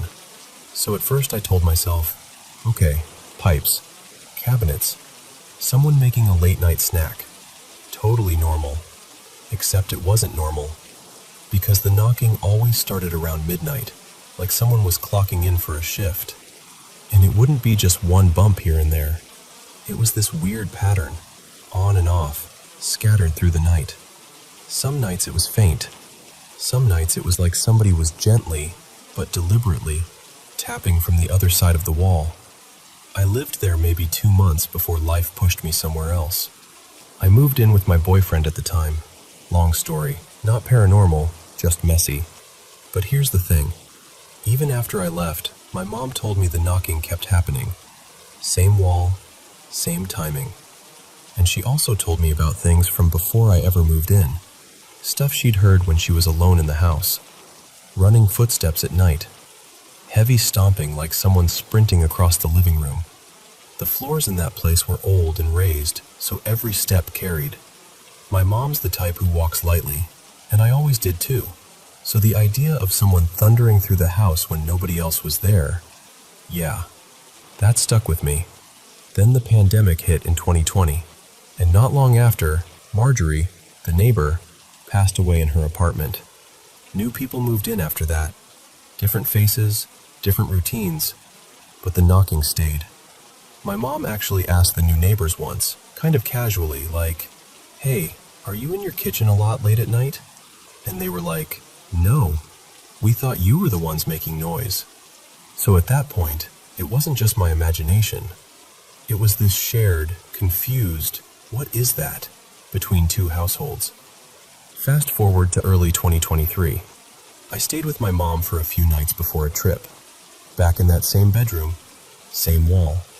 And that time, it was so loud I couldn't sleep at all. Not little bumps, not settling noises. It was like someone was knocking on a door right beside my head. Thump, thump, thump, tight and deliberate, like they wanted attention. It was hot, so I left my door open and just laid there staring out into the little connector hallway area, more like a tiny square where the bedroom doors and bathroom door all meet. I'm lying there, dead still, watching that dark little space, and I hear my mom's bedroom door creak. Her door always creaks, always has. It doesn't matter what you do to it. So my brain goes, okay, she's going to the bathroom. But then, nothing. No lights, no footsteps. And in that apartment, footsteps are loud. The kind of loud where you can tell if someone's walking normally versus trying to be quiet. And there was just quiet. And then I saw a shadow slide through the doorway gap, like something passed between the doors. Not fast like a cat, not tall like an adult, just a shape, moving where a person would move. I felt my whole body go cold. But I didn't get up, because my little girl was asleep beside me at the time. She was about 3 then, and I didn't want to jolt her awake and scare her. So I just stayed frozen, staring, trying to convince myself it was my eyes adjusting to darkness. The next morning, I told my mom and her husband Eli, and Eli, without me prompting him, goes, I heard the door creak too. He said both he and my mom were in bed when it happened. He didn't see the shadow, but he heard the same thing I heard. And then this year, more recently, my relationship fell apart, and my daughter and I moved back in with my mom again. Same room, same wall. The knocking is still there. My daughter sleeps through it like it's a lullaby, honestly. I wish I could borrow that kind of peace. But once you've noticed something like that, you don't unnotice it. And then the other stuff started. Let me just run through it in order, because when I say it out loud, it sounds ridiculous. But living it didn't feel ridiculous. It felt invasive. First, the shower knocks. I was showering one night, leaning my shoulder against the shower wall, just letting the hot water hit my back. That wall faces the outside yard. Nothing back there. No walkway, no neighbors passing, nothing. And then, 3 loud knocks right where I was leaning. Not a pop, not a creak. Knocks. Hard enough that I felt the vibration through the wall into my shoulder, like someone knocked from inside the drywall. Next, the blinds. My aunt, Renee, crashed on the couch one night. No fan, windows closed, totally still air. And she sits straight up and goes, "Did you hear that?" The metal blinds above the couch had rustled, like someone dragged fingers along them. Not a breeze flutter, more like a hand deliberately combed across them. Then, the curtain thing. My mom was on that same couch another night, and she suddenly jerks and grabs the back of her head like something touched her. She reaches behind her and finds the edge of the curtain had lifted up off the floor and fallen onto her head, like someone had tossed it. We tried to recreate it, pulling it, shifting it, turning on air, walking past it, and we could not get it to do that naturally. Then there was the lamp. I watch scary movies before bed sometimes. I never got to when I was younger, so now I'm catching up. Old classics, random newer stuff, all of it. One night I'm watching a horror movie with a ton of flickering lights. One of those scenes where the lights go nuts to build tension, and my bedroom lamp starts flickering right along with it. Not constantly, just enough that I kept looking away from the TV like, is this syncing up? It felt like the room was responding. Then, the voice. This one wasn't mine, but it was about me. My mom and Eli told me that one morning, while I was asleep, they were getting ready for work and they heard my voice come from the living room. Even the dog turned its head toward the sound. And my voice, my exact tone, said sarcastically, "Okay." But I was asleep, in the bedroom, door shut. And then the thing that finally made my stomach drop. The night my daughter started talking about cracks in the wall, and she goes, very quietly, like she's narrating something, "The wall is cracking." And I remember thinking, that is not a phrase a 3-year-old casually says. Then she says it again, but this time with excitement, like she's watching something interesting. "The wall is cracking." And then she whispers, like it's a secret, "It's coming through." I'm staring at the wall so hard my eyes hurt. I can see nothing. No marks, no movement, no cracks. I ask her, "What's coming through, baby?" And she says, so casually, like she's naming an animal, "The monster." And then she starts giggling, like it's funny, like she's playing with it. I'm trying to stay calm because I don't want her to absorb fear from me. So I ask her what it looks like, and she describes it. A black face, a frown, tongue sticking out, like it's making a weird expression at her. She says it's scary, but she's not actually scared, more like she's entertained. She even made faces back at the wall, like it was a game. Eventually, she fell asleep again. I did not. I stayed awake listening to every tiny sound in that room. In the morning, I asked her about it, expecting the story to wobble the way kids' stories do. But she looked right at the wall and said plainly, "The cracks are gone now." Same details, same description, same calm certainty. And then, last night, I woke up at 2 a.m. on the dot, the same time I noticed the weird cracking conversation happened before, and the bedroom door was open. I always sleep with that door shut. Always. It was open wide enough that it felt intentional. My first thought was my daughter had gotten up, wandered out, maybe went to my mom's room.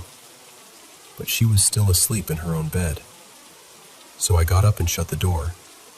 And the second I did, my window fan stopped. The light on it stayed on, but the blades just quit. Like it got tired. Like it got switched off without being switched off. I had to physically turn it off and back on to get it spinning again. And I stood there in the dark, holding my breath, just thinking, maybe none of these things mean anything. Maybe it's old wiring, old walls, an old building settling. But when it's the same room, the same wall, the same time of night, and your kid is staring at it like she sees something you can't, it stops feeling like random noise. It starts feeling like something's been trying, for a long time, to get noticed.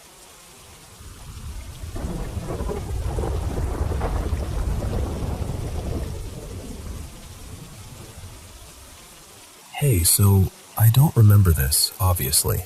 I was only a few months old when it happened, but I've heard it so many times, from so many people. My mom, my grandma, my aunt, and even a family friend years later, that it feels like I've been carrying the memory anyway. And what gets me is how they all tell it almost the same. Different little details shift. How many people were there, what time exactly, who saw what first, but the spine of it never changes. In my family, it's just that night. The night they came to see the baby. So here's how it was told to me. I was about 3 months old. We were living in this modest little place. Nothing fancy, the kind of home where you hear everything. Pipes, footsteps, neighbors outside, the whole world close enough to feel through the walls. My grandma, let's call her Nana Salma, was staying with us for a while to help out, because my mom, Mira, was exhausted in that new baby way where you're tired in your bones. And my aunt, Lena, had come by that evening too. She was still young then, like late teens, and she always says she felt very grown up in that moment, until she didn't. It was late. Not midnight late, but late enough that the house had settled. The lights were low. The air had that quiet, heavy feeling it gets when everyone's supposed to be asleep, even if they aren't. Then, knock, knock, knock. Not the casual knock of a neighbor, not the polite tap of someone who might be lost. Nana Salma described it as insistent, like the person outside believed they belonged there. Lena went to the door first. She always tells it like she was annoyed more than scared at the beginning, because what kind of person knocks that late? She peeks through whatever small window or gap she can, and she sees a group of women standing there. Now, here's one of those details that changes depending on who's talking. My mom says it was 5 women. Lena insists it was 3, maybe 4 at most. And everyone shrugs when they argue about it, because this was decades ago, and fear does weird things to memory. But the one thing they all agree on is how they looked. They were covered. Headscarves pulled forward, shawls draped in a way that hid most of their hair and bodies. My mom says she couldn't really read their faces, like the light hit them wrong, or like they kept themselves angled away. She could clearly see one face, though, and she still describes it as strangely calm. Not friendly, just calm. Like a person asking for something they're sure they'll get. One of them spoke and said, very simply, "We came to meet the child." Lena, still running on irritation and protective instinct, goes, "It's late, come back tomorrow," and she shuts the door. Just like that. She turned around and told my mom, half eye-rolling, like, "Your friends have awful timing." But my mom's face changed immediately, because Mira didn't know them. So my mom went to the window, pulled the curtain back just enough to look out, and asked Nana Salma if she recognized them. Nana Salma didn't. And that's when the mood in the house shifted from annoying to wrong. Outside, the knocking started again. Calm voices. No shouting, no banging, just that steady insistence. They said it would only take a moment. They said they only wanted to see the baby. They said they wouldn't be long. Lena started to get nervous, like the kind of nervous that makes your skin feel too tight. She was young, and she didn't have the words for it, but she knew something was off. It wasn't just strangers. It was the certainty in them, like the door wasn't really a boundary. She slipped out the back door and ran to a friend's house nearby. Someone she trusted, someone older, someone who could make the situation feel less unreal. And because teenagers travel in packs and drama spreads like wildfire, within minutes, a handful of her friends came back with her. Suddenly, there were voices outside our house. Not just the women at the door, but young people whispering and asking questions and trying to look brave. That part always makes me smile a little, even though the story isn't funny. Because I can picture it. A bunch of late teens and early 20s friends showing up like, "All right, what's going on?" With more people around, Nana Salma felt brave enough to step forward. She wasn't a loud person, from what I'm told, more the steady, no-nonsense type. But she went to the door and confronted them, not opening it wide, not inviting them in, just making it clear she was present and alert. And the women stayed calm. They spoke softly. They tried to reason. They kept repeating that they'd come to meet the child, that it would be quick, that there was no harm in it. Then one of them said something that hit my family like ice water. Something along the lines of, "If the baby is a burden, we can take the child. The child would be cared for." Even hearing it secondhand makes my stomach turn. My mom heard that from inside and snapped into this fierce, protective anger that I've seen in her eyes even now when someone crosses a line. She stepped outside, left me inside with one of Lena's friends, a guy named Rami, who was around 20 at the time. And my mom started yelling. Not screaming nonsense, clear, sharp, get away from my home yelling. She told them to leave. She said she would call the police. She said they had no right to stand there talking about taking someone's child like it was a casual favor. Lena's friends joined in too, voices layering over each other, half protective, half trying to act fearless. The neighbors started stirring. Curtains moved, doors cracked open. And finally, The women began to back away. But they didn't back away quietly. My mom says they cursed, spat out bitter words about her, about the house, about the family. And then, like a switch flipped, they turned and started moving fast. Lena's friends, full of adrenaline and youth and that dumb belief that nothing truly terrible can happen, ran after them. Not to catch them exactly, more like to scare them off, to chase them away from the neighborhood. It was chaotic, a bunch of young people sprinting down the street at night, laughing in that nervous, reckless way. And then the night turned tragic. They chased them toward this messy area, some kind of lot with abandoned junk, wires, scrap, the kind of place you shouldn't run through even in daylight. In the confusion, one of the girls in the group, Huda, that's the name I've always heard, split off from the others. She took a different route, maybe trying to cut them off, maybe just panicking. And she didn't see what was in her path.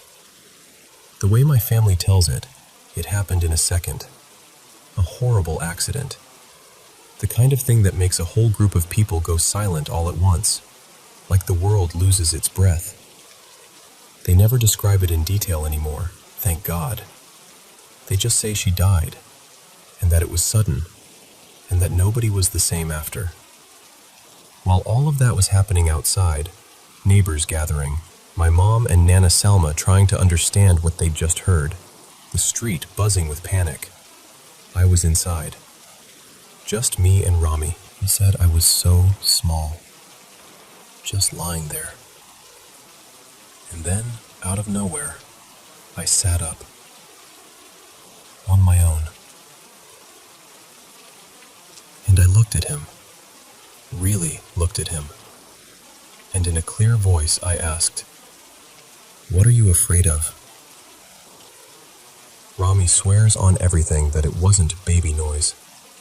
It wasn't a coo or a laugh that someone wanted to interpret. He says it was words. Calm words. Like a question meant to land. And he froze. He said his whole body went cold, like something had stepped into the room. Then he heard something else. A laugh. He looked up toward the window, toward the tree outside, and he saw a man. Not just any man.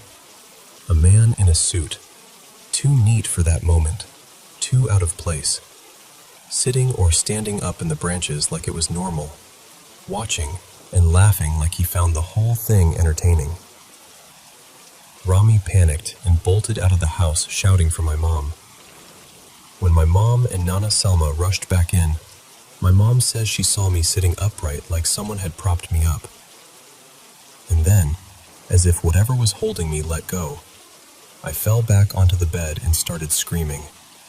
Screaming so hard it sounded like my little body might split apart. 2 neighbors later told Nana Salma they'd seen the man in the tree too. They swore it. But when people looked again, he was gone. After that night, my family didn't stay. They packed up fast. My mom took me, Nana Salma helped, and they went to Nana Salma's place for a few weeks while my mom figured out somewhere new to live. The house didn't feel safe anymore. Not because the doors couldn't lock, but because the whole world felt like it had leaned in too close. There were police at some point, mostly because of Huda. Some of Lena's friends wanted to blame the women, because grief needs somewhere to go. But the official story, the one that stayed on paper, was that it was an accident. A terrible accident during a reckless chase in a dangerous place. And the women? They were never seen again. Here's the strange little epilogue my mom always adds, like she can't help it. She says that for a while after, random people would stop her in the street and press small gifts into her hands for the baby. A bracelet, a necklace, tiny trinkets. The kind of things you'd normally think were sweet, except in the shadow of that night, it felt eerie, like echoes, like someone still knew where we were. And then, it faded. Years later, I ran into Rami again, older, calmer, but still carrying that memory like a scar. He told me that night pulled him off a path he didn't want to admit he was on. He started going to church. He cleaned up. He stopped taking stupid risks. He said when he thinks about it now, he doesn't even know what to believe about what he saw, but he knows what it did to him. In me? I don't know. I don't have a baby memory of sitting up and speaking. I don't have a clear answer for the man in the tree or the calm voices at the door. What I do have is the way my mom's voice tightens when she tells it, the way my grandma's eyes go distant, the way my aunt still gets angry about the audacity of strangers knocking that late. And honestly, the fact that 4 people who barely agree on anything else all agree on this, that's the part that stays with you. So yeah, that's our family story. The night they came to see the baby.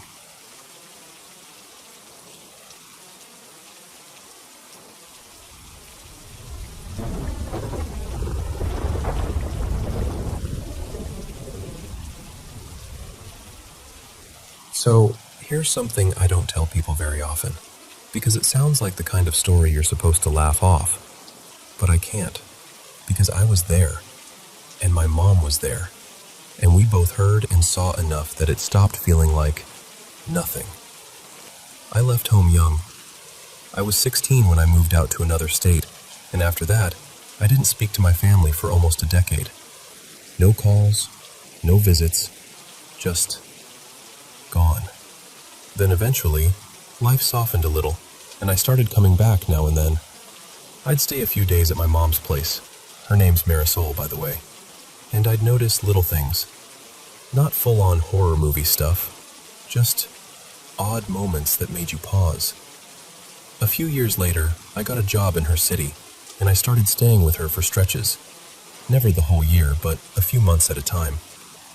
That's when the house stopped being a little weird and started feeling aware. One morning, I woke up to the sound of footsteps upstairs. Not adult footsteps, small, fast ones.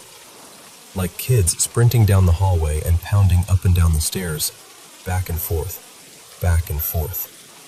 At first, I genuinely thought, oh, maybe my aunt dropped the cousins off, because it was that clear, that real. And then my phone buzzed. It was my mom texting me from her bedroom. Do you hear that? I remember just sitting up in bed, staring at the screen, because that was the moment my brain went, wait, you hear it too? She texted again and said she'd just woken up and the doors were locked. No one should have been in the house. The running went on for maybe another minute or two, long enough for the hair on my arms to lift. And then it stopped so suddenly it felt like someone hit mute. And right after that, this loud, heavy bang. It hit her bedroom door like a fist or a shoulder, hard enough that she screamed. The house went dead quiet immediately after. We checked everything. All locked. No sign of anyone. Cameras were only set up downstairs, and when we looked later, nothing showed up. No movement, no person, no explanation. Another time, we were downstairs in the living room in the middle of the day. Bright out, sunlight coming through the windows. We were watching some random movie, relaxed, just the two of us. And then, out of nowhere, we both saw it. A shadow moved across the stairwell opening, like someone passing from one room to another at the top of the stairs. Not a flicker, not a car headlight. It had the shape and pace of a person walking. Marisol paused the movie without even looking for the remote. We just stared at the stairs like we were waiting for someone to come down and say, "Oh hey, didn't know you were home." Nothing happened. We checked locks again, checked rooms. No one. There were other smaller things, Little moments you could almost explain if you forced yourself to. But the worst one, the one that still makes my stomach tighten, happened on my last night before I went back to my own place. It was late, and we were in the backyard. Just me and her, sitting close, sharing a cigarette, talking about nothing important. The house behind us was quiet. No TV on, no music, no other people inside. Marisol stood up and said she was going in for a minute. Maybe 20 seconds went by, and then I heard her call my name. But the way she said it was wrong. Not yelling, not calm either. It was like she was trying to sound normal and couldn't. Like her voice had slipped. I put the cigarette out and went inside. And when I walked into the kitchen, every cabinet door was open. Drawers pulled out. Chairs shifted like someone had just gotten up in a hurry, or paced around, or shoved them out of the way. Marisol was standing there, frozen. Her face was pale, and she had that look people get when they're trying very hard not to cry, because if they do, they won't stop. I asked her what happened, and she just shook her head like she couldn't even form the sentence yet. The thing is, there was no time. I came in right after her. If she had done it herself, I would have heard the cabinet slamming open. I would have seen her moving around. There's just no way. We started closing everything together, quietly, like we were cleaning up after something we didn't want to admit was real. And then she said, in this tired, cracked voice, "Thank God you're leaving tomorrow. After you go, I'll finally get a few months of rest." I stopped and looked at her like, "What do you mean, rest?" And that's when she told me something I didn't expect. She said the house always has little moments. She's lived with them long enough that she tries to ignore them. But whenever I'm there, whenever I'm staying in that house, the activity gets worse. Louder, more aggressive. The whole place feels heavier, like the air changes. And she admitted she hadn't told me because she was scared I'd stop coming back. She said, "I already lost you once. I can't lose you again." That part broke me a little, because it wasn't just fear of the house. It was fear of being alone in it. And the weirdest thing is, I've had strange experiences in my own home too. I can't pretend I haven't. But for some reason, at her house, it doesn't feel directed at me. It doesn't feel like it's after me. It feels like the house is reacting to me being there. Like I'm a match, and that place is dry kindling, quiet until I walk in, and then suddenly everything catches.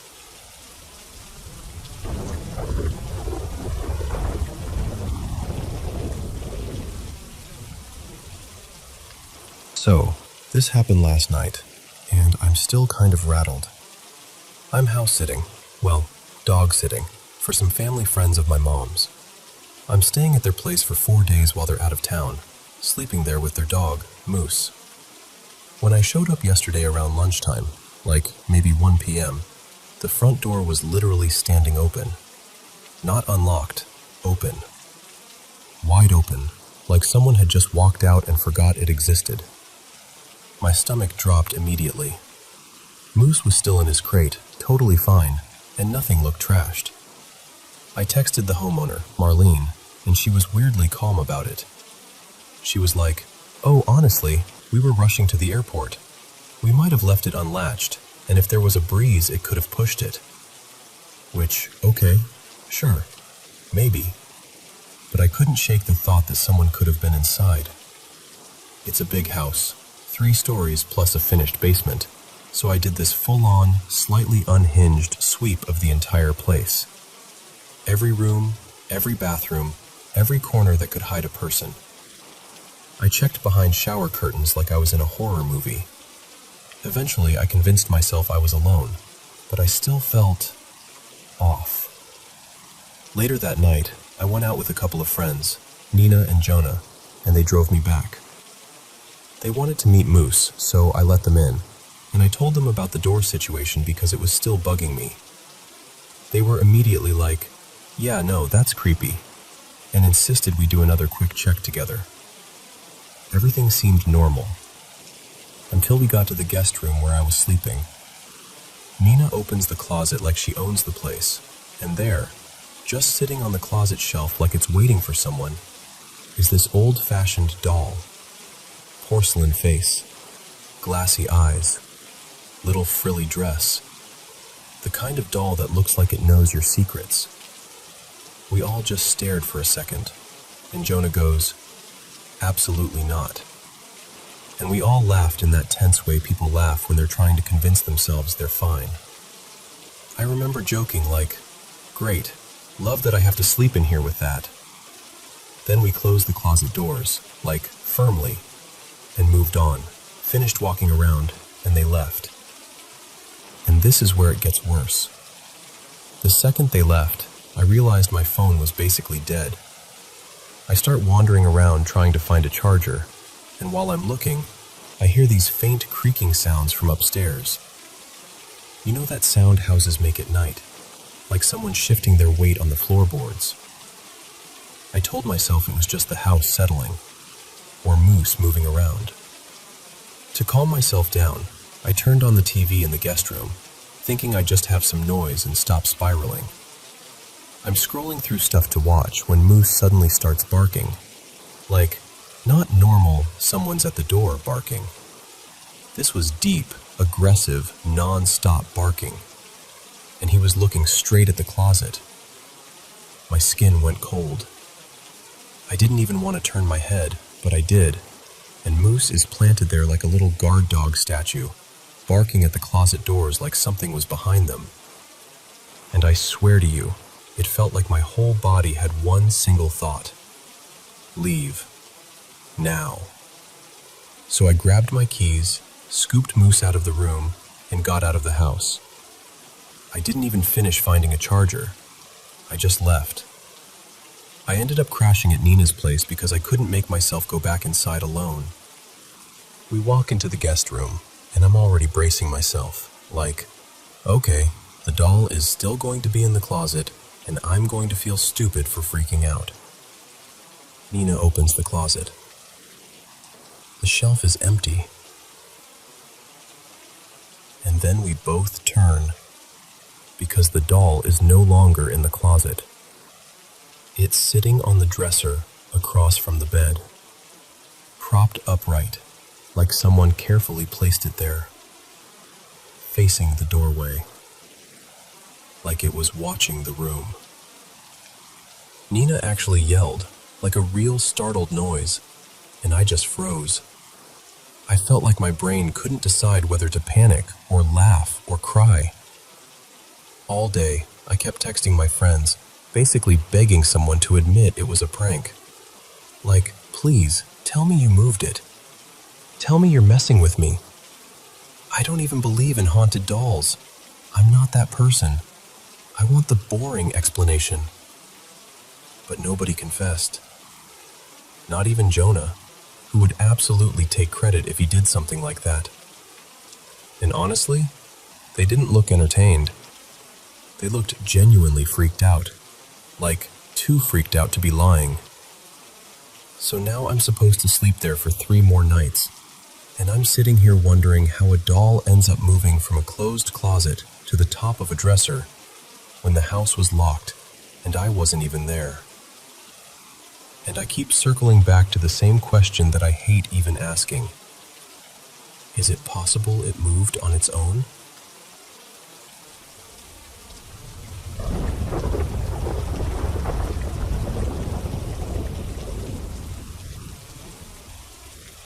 Okay, so before I tell you any of this, I need you to know 2 things about me. 1, I'm a spiritual person. I do believe there are things we can't explain. 2, I'm also annoyingly skeptical. Like, I'll sit there for hours trying to come up with a logical reason for something before I ever let myself whisper the word paranormal. So when I say some of this still doesn't add up, I really mean it. So, we moved into this house a little over 6 years ago, right before my sophomore year of high school. It was just me, my mom, her name's Marissa, and my dog, Atlas. No dad in the picture. Not really. Just the three of us trying to make a home feel like a home. And the very first night we moved in, the house pulled something on us. I remember hearing Marissa lock the front door, and then I heard her jog upstairs like she was going to wash her face, brush her teeth, that kind of end-of-day routine. I stayed downstairs because I wanted a cookie. Like, after a day of hauling boxes around, I felt entitled to a cookie. I'm in the kitchen, half in a cabinet, when there's a knock at the front door. Just a normal knock. Firm, like someone who expects you to answer. I froze, because who knocks that late on move-in night? And then I hear Marissa's voice from outside, tight, embarrassed, a little panicky, saying she'd gone back out to grab something from the car and the door had locked behind her. So right away, it's like the house wanted us to know. I can lock you out whenever I want. Nothing huge happened for a while after that. Or maybe it did, and I just didn't have the language for it yet. Mostly it was a feeling, like the air in the dining room was heavier than the rest of the house. Like if you sat in there too long, you'd start glancing over your shoulder for no reason.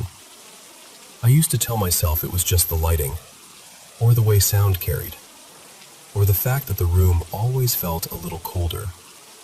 But then I left for college, and when I came back, it was different. Like something had shifted while I was gone.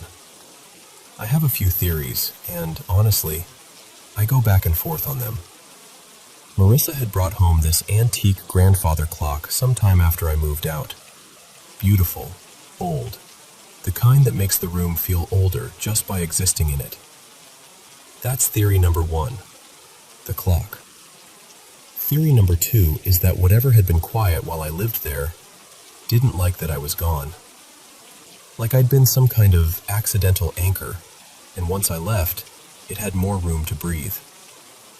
And theory number three, this one is the hardest to say out loud, is that it feeds on emotion. Because my mom was having a rough time. Not just missing me, but other personal stuff too. The house wasn't peaceful for a while. It was heavy. Whatever the reason, the thing didn't feel like it lived in the dining room anymore. It felt like it had moved into the living room, right near that clock. And after that, it started to migrate. Like it didn't have one spot. It had a route. The first time I got genuinely scared again was during winter break. Marissa was upstairs wrapping gifts, and I was in the living room with Atlas. He was sprawled out next to me, calm, sleepy. And then out of nowhere he stood up, stiff, and started doing this low whine. Not like he needed to go out, not like he heard a squirrel, more like, please don't make me look at that. And I swear to you, his back leg jerked like someone had tugged it. Not a cramp, not a twitch. It pulled in a way that made my stomach drop. I jumped up and rushed to him, thinking he'd somehow injured himself, like he broke something. And right then, right after I grabbed him, I heard a crash. So I yelled her name and ran toward the dining room. And there, scattered across the floor like confetti made of danger, were shards of glass. A candle holder, empty, sitting on a sideboard earlier, had been thrown from the dining room into the kitchen. Not tipped over, not slid off. Thrown. The fragments were everywhere, wall to wall, like something wanted to prove it could reach across rooms. Marissa came halfway down the stairs, white-faced, asking what happened, and all I could do was stand there with Atlas pressed against my legs and say, I don't know, because I truly didn't. I kept trying to replay it. Wind? Vibration? A truck passing? The dog bumping furniture? But it didn't make sense. The angle didn't make sense. The distance didn't make sense. After that, the smaller things started. At night, I'd hear scratching above my room. Not the cute kind where you tell yourself it's a squirrel. It sounded deliberate, like nails dragging, stopping, starting again. And the weirdest part was this. When I'd sit up and listen, really listen, it would stop. Like it knew I was paying attention. Then I'd lay back down, tell myself I was being ridiculous, close my eyes, and it would start again. Sometimes faster, like it was annoyed I'd challenged it. But the moment that still makes my skin prickle, like I can feel it behind my neck even now, was when I tried to meditate on it. I was home alone except for Atlas. It was daytime, which I thought made it safer. I sat on the floor, and Atlas flopped beside me like, "Cool, we're doing the calm thing." I got into a good meditative state. Quiet, steady. The kind where your mind finally stops sprinting. And then the floor vibrated. Not like a phone buzzing, like the house itself shuddered. And I felt, not heard, something rush up the stairs. Fast, heavy, like footsteps without feet, like the air moved with intention. It came straight at me. I snapped my eyes open so fast it made me dizzy, and Atlas whipped his head around at the exact same moment, staring at the same empty space I was staring at. Nothing was there. But we both saw something, or sensed it, or whatever the word is when your body recognizes a threat before your brain can label it. Now, every so often, Atlas will act strange, clingy, pacing, staring at corners, until I cleanse the house. I know how that sounds. I really do. But I've done it enough times now to recognize the pattern. I cleanse, the atmosphere lightens, and he settles. I'm trying my best to ignore whatever this is, because engaging with it feels like giving it a microphone. But ignoring it can be hard.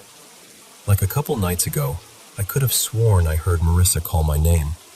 Clear as day, from downstairs. Only she wasn't home, and it was the middle of the night. I just lay there staring at the ceiling like, nope, absolutely not. I didn't answer. I didn't go check. I didn't even sit up. I pretended I was asleep so aggressively I almost convinced myself.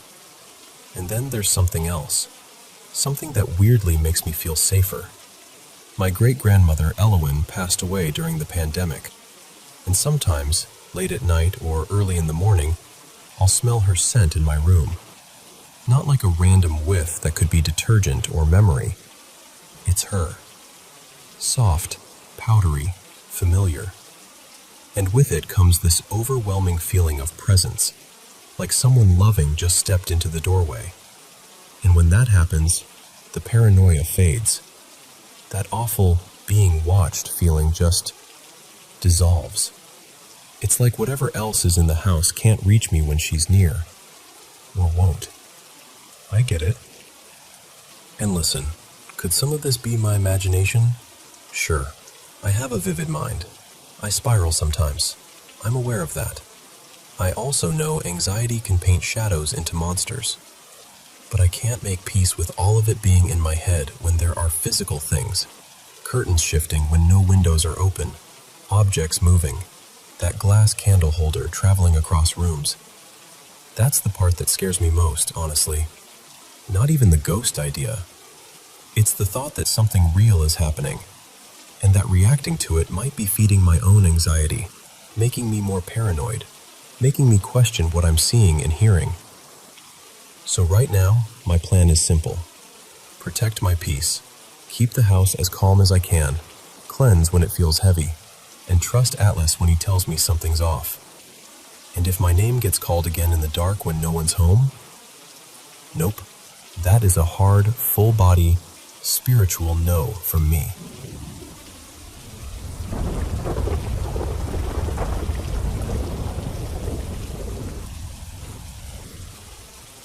So, I grew up in this old house that always felt a little off. You know the kind. Too quiet in the wrong moments. Creaks that don't sound like settling. Shadows that seem to take their time. When I was about 5 or 6, I remember being ridiculously excited because a pastor was coming over to talk with my mom. She'd struggled with her mental health for as long as I can remember, And back then, she was reaching for anything that might help. Faith, prayer, someone kind who would listen. I was the type of kid who wanted to meet every new person who walked through the door, so I lay in bed, buzzing with hope that I'd be allowed downstairs. Of course, the visit was after my bedtime. I couldn't sleep. I just lay there with my little nightlight on, staring at the edge of my room, listening to the house breathe. And then I heard footsteps on the stairs, slow, careful steps, like someone trying not to wake the whole place. The stairs in that house were ancient and loud, so you heard everything. The steps came down the hall and stopped right outside my bedroom. My door opened. I swear, I heard the floorboards creak like somebody walked into my room. One step, then another, like they were crossing from the doorway toward my bed. Except, there was nobody there. With that nightlight, I could see plenty. Nothing in the doorway, nothing moving, nothing to blame it on. And that kind of thing didn't just happen once. It happened enough that it became its own horrible routine. My door nudging open when it shouldn't. The sense that something was lingering just out of sight. The gross feeling of being watched when I was trying to fall asleep. It never escalated into anything dramatic. Mostly just constant little reminders that the house didn't feel empty even when it was. Years passed. Then, in the mid-90s, 1996 for me, I had the night that basically sealed it. I was 14 and home alone. My parents had divorced by then, and I lived with my dad. He was spending the night with my stepmom, Marlene, who lived a short walk away. Like, not far at all. We were also in the middle of moving out, so my room was half chaos. Boxes, clothes in piles, posters half torn down. I should have been packing. I wasn't. I was up late watching wrestling and pretending I'd start in a minute. Around midnight-ish, I finally went to bed. I was flipping through a magazine trying to settle down when it hit me. This sudden, violent wave of fear out of nowhere. Not, I heard a noise fear. Not, I watched something creepy fear. It was like my body decided I was in danger before my brain had any reason to. My stomach dropped. I got nauseous, like I might actually throw up. And then my pets reacted, way worse than I did. My dog Tilly started whining like she was hurt, then barking like she'd lost her mind. At the room, not at the door, not at a sound, just at the space. She was shaking so badly she actually peed on the floor, which she never did. My cat Juniper was up on the windowsill with her face shoved into the curtain, making this thin, miserable crying sound like she was begging for something to stop. That's when I realized it wasn't just fear. It was the feeling of being observed, like something was in the corner of my room, staring straight through me. After what felt like forever, I somehow got up. I didn't walk. I bolted. And the moment I moved, I felt it behind me, right on my back, like a pressure that chased me out of the room. I ran into the front room and grabbed the phone with shaking hands and called my dad. I don't even remember what I said properly, just that he needed to come now, immediately, no questions. The fear was unbearable, like being stared at so hard it hurt. That's the only way I can explain it, even though it doesn't sound logical. It was like the attention itself was painful. And then I did the one thing I didn't even know I was capable of.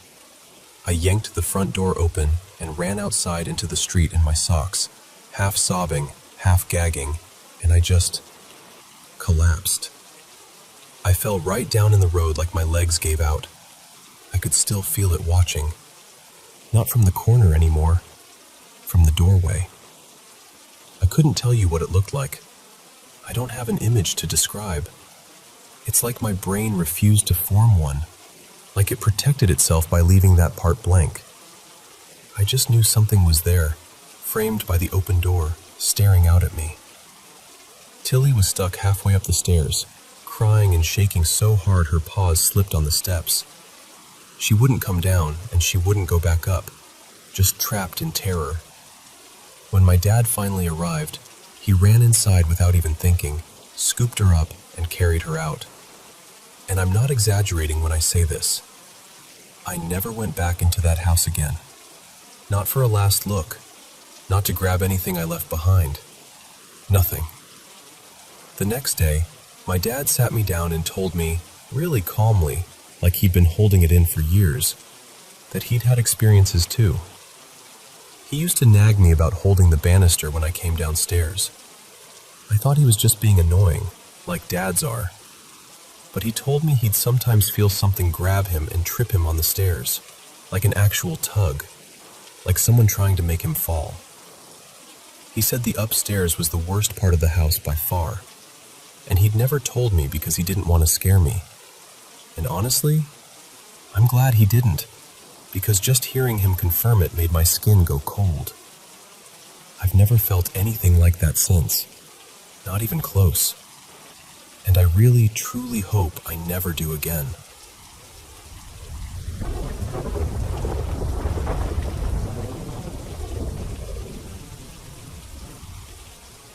So, I've seen a lot in my life, but this is the one that still gets under my skin when I talk about it.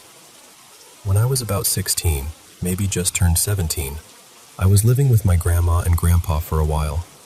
I called them Nana and Papa, like everyone in the family did. Not long after I moved in, my cousin moved in too. Her name was Mariah.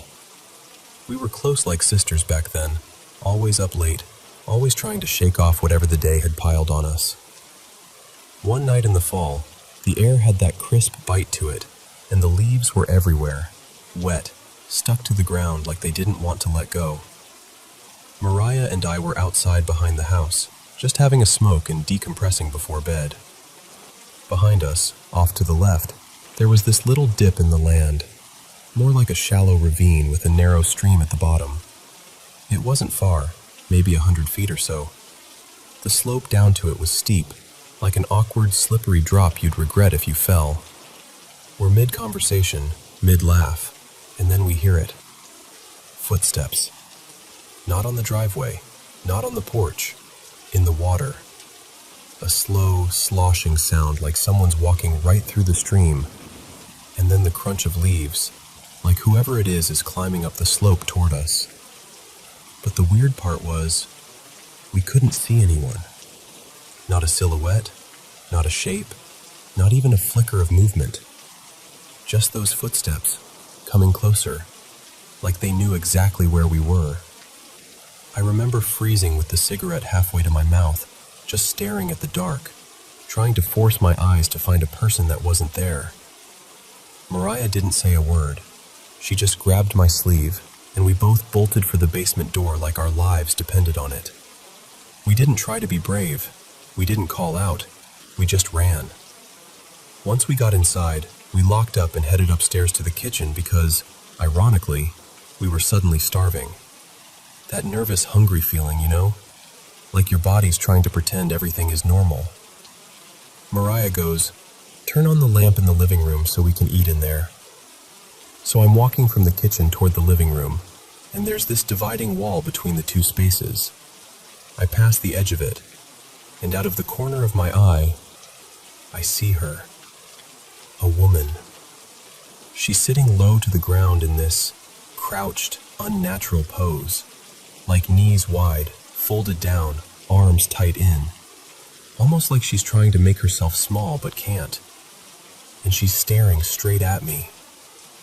Her hair is all teased up like an old-school hairstyle, messy and puffed out. She's wearing this pale hospital-style outfit, like a patient gown or those loose clinical clothes. And her face, her expression looked panicked. Not angry, not threatening, just terrified, like she was trapped somewhere she couldn't escape. My whole body went cold. I didn't even think. I just snapped around and backed into the kitchen so fast I nearly knocked into the counter. I'm whisper yelling, "Mariah, I just saw someone in the living room." She's like, "What do you mean, someone?"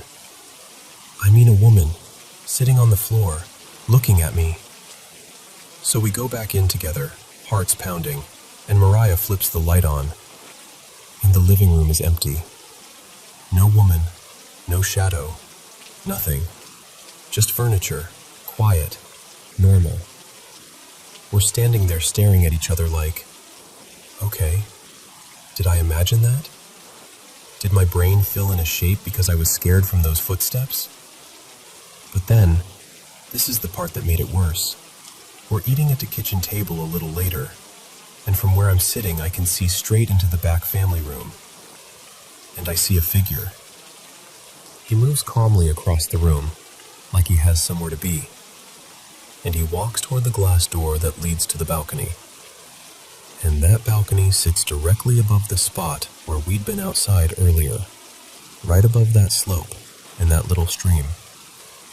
I just sat there with my food untouched, watching him move, unable to breathe right.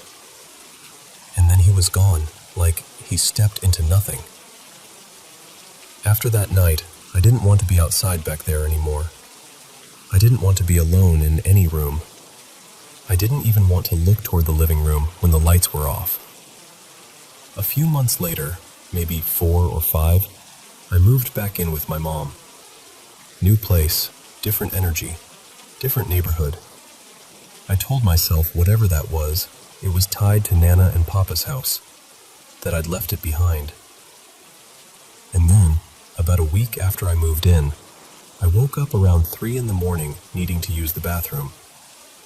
The house was silent, the kind of silence that makes you feel like you're the only living thing awake.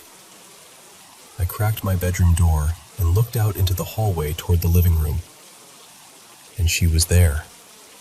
That same woman, same hair, same hospital clothing. But this time, she wasn't sitting upright. She was on the living room floor, flat on her stomach, like she'd been dropped there. And her arms and legs were bent in wrong directions, folded and twisted like joints didn't matter. And her head was turned back, too far, like it had rotated on a hinge it shouldn't have. Her mouth was open in this broken way, stretched wider than a human mouth should open. And where her eyes should have been, there was nothing. No eyes, just absence. I didn't scream. I didn't move. I swear my whole body locked up. It felt like my brain was trying to protect me by refusing to react. And then I blinked, because of course you do, right? Like you're hoping it'll reset the scene, and she wasn't gone in the way a normal thing disappears. It was more like the room couldn't hold her anymore, like she faded out of it. I shut my door so gently, I don't even know how my hands stopped shaking long enough to do it. And I sat on my bed until the morning light came up, because I couldn't convince myself to walk past that spot. It's hard to explain what something like that does to you, because I can't fully describe her, not in a way that feels accurate, but I can see her perfectly in my head. And once you've seen something like that, whether it was real or not, it changes the way the dark feels. It's something I can't unsee, even if part of me wishes I could.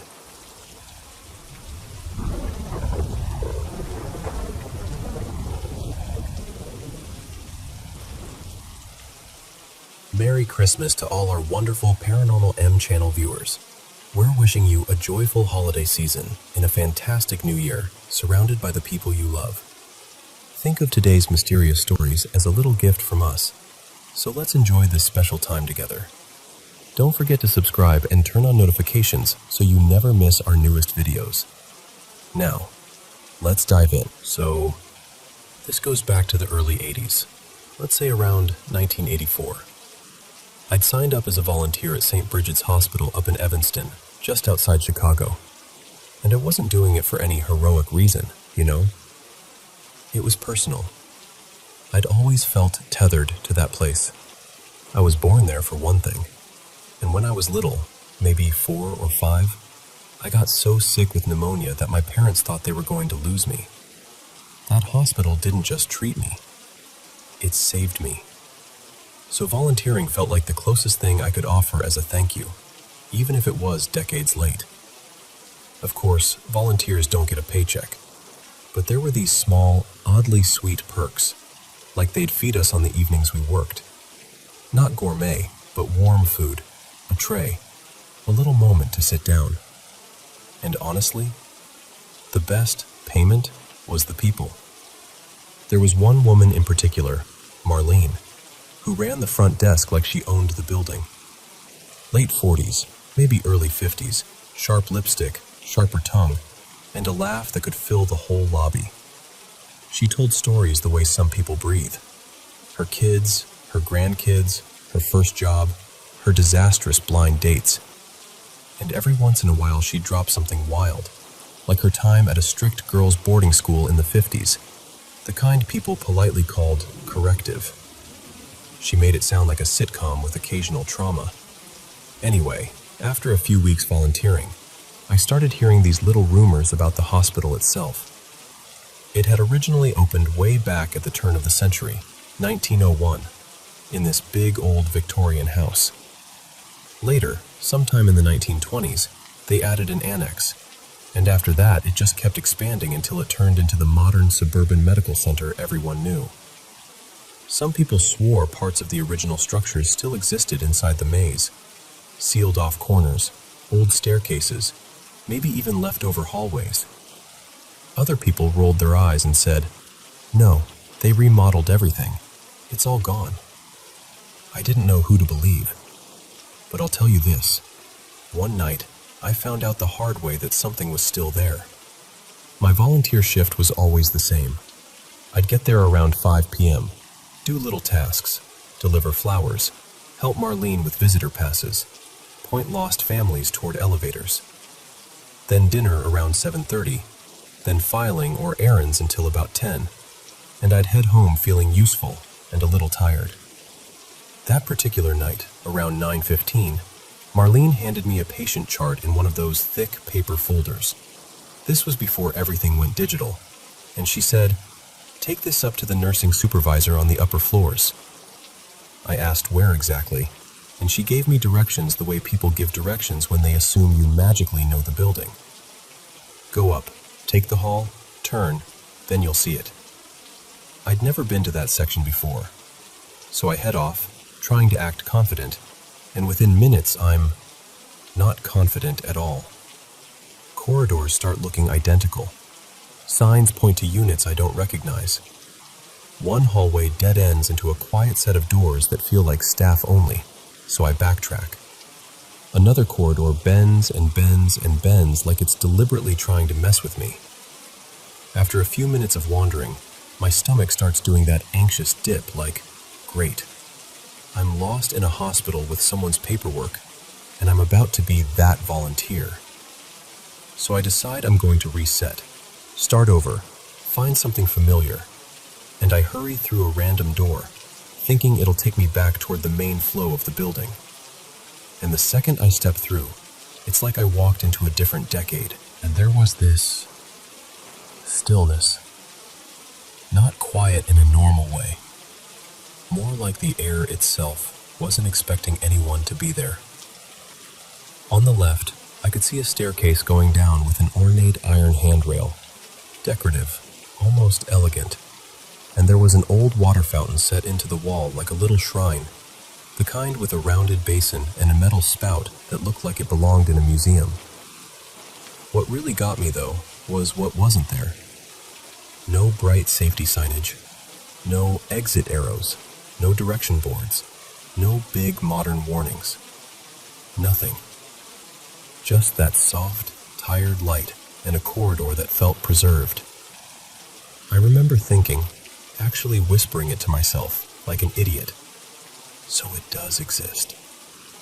And then, because I suddenly remembered I was carrying a chart like a responsible person, I snapped out of it and told myself, "Okay, cool, spooky hallway, love that for you. Now go deliver the folder before someone calls the front desk and Marlene roasts you alive." So I start walking toward the door at the far end of the corridor, the one with a thin slice of light leaking around it. and halfway down, right around where that old fountain was, I stopped. Not because I chose to, because I couldn't go any farther. It was the strangest feeling. There was nothing in front of me. No rope, no gate, no cart, no locked door. But when I tried to step forward, it was like my body met resistance, like pushing into a sheet of thick glass, invisible, firm, and completely unmoving. I actually lifted my hands and patted the air like I was trying to find the edge of something. Nothing to see, plenty to feel. My first thought was, am I having a panic attack? My second thought was, is there some kind of plastic barrier I can't see? And then, this is where it gets weird. My brain jumped to a memory from high school. I had this friend back then who loved sci-fi as much as I did. We'd talked about time travel theories, books, movies, all of it. I specifically remembered a conversation about a novel, something like Time and Again, and my friend saying, if you really went back, you wouldn't be able to interact. You'd be blocked from changing anything. You'd just watch. Like a movie you're inside but can't touch. Standing there in that dim corridor, palms pressing into nothing. That memory came back so vividly it made my skin prickle. And I thought, very calmly for someone who absolutely was not calm, what if I didn't just find an old hallway? What if I found an old hallway in its own time? I started imagining, without seeing them, doctors in white coats moving past me, nurses with starched uniforms, footsteps and murmured voices happening just beyond my reach. Patients who would now be long gone. People living ordinary moments in a year that wasn't mine. And then the fear arrived, full-bodied. Because I realized something. If this was some kind of slip, some kind of pocket, some kind of wrong doorway, then maybe the only way out was through. So I leaned into the invisible barrier. Hard. Not a shove, not a tap. I mean, I put my shoulder into it like I was trying to push open a stuck door. The light at the far end of the hallway became my target, the way you pick a point when you're trying not to panic. For a while, nothing happened. It didn't budge. My feet slid a little on the linoleum. My breath sounded too loud. My heart was hammering like it wanted out of my ribs. And then, slowly, like something giving way after years of being sealed, the resistance softened. It didn't break so much as it relented. And suddenly, I stumbled forward, almost tripping, and the hallway was just a hallway again.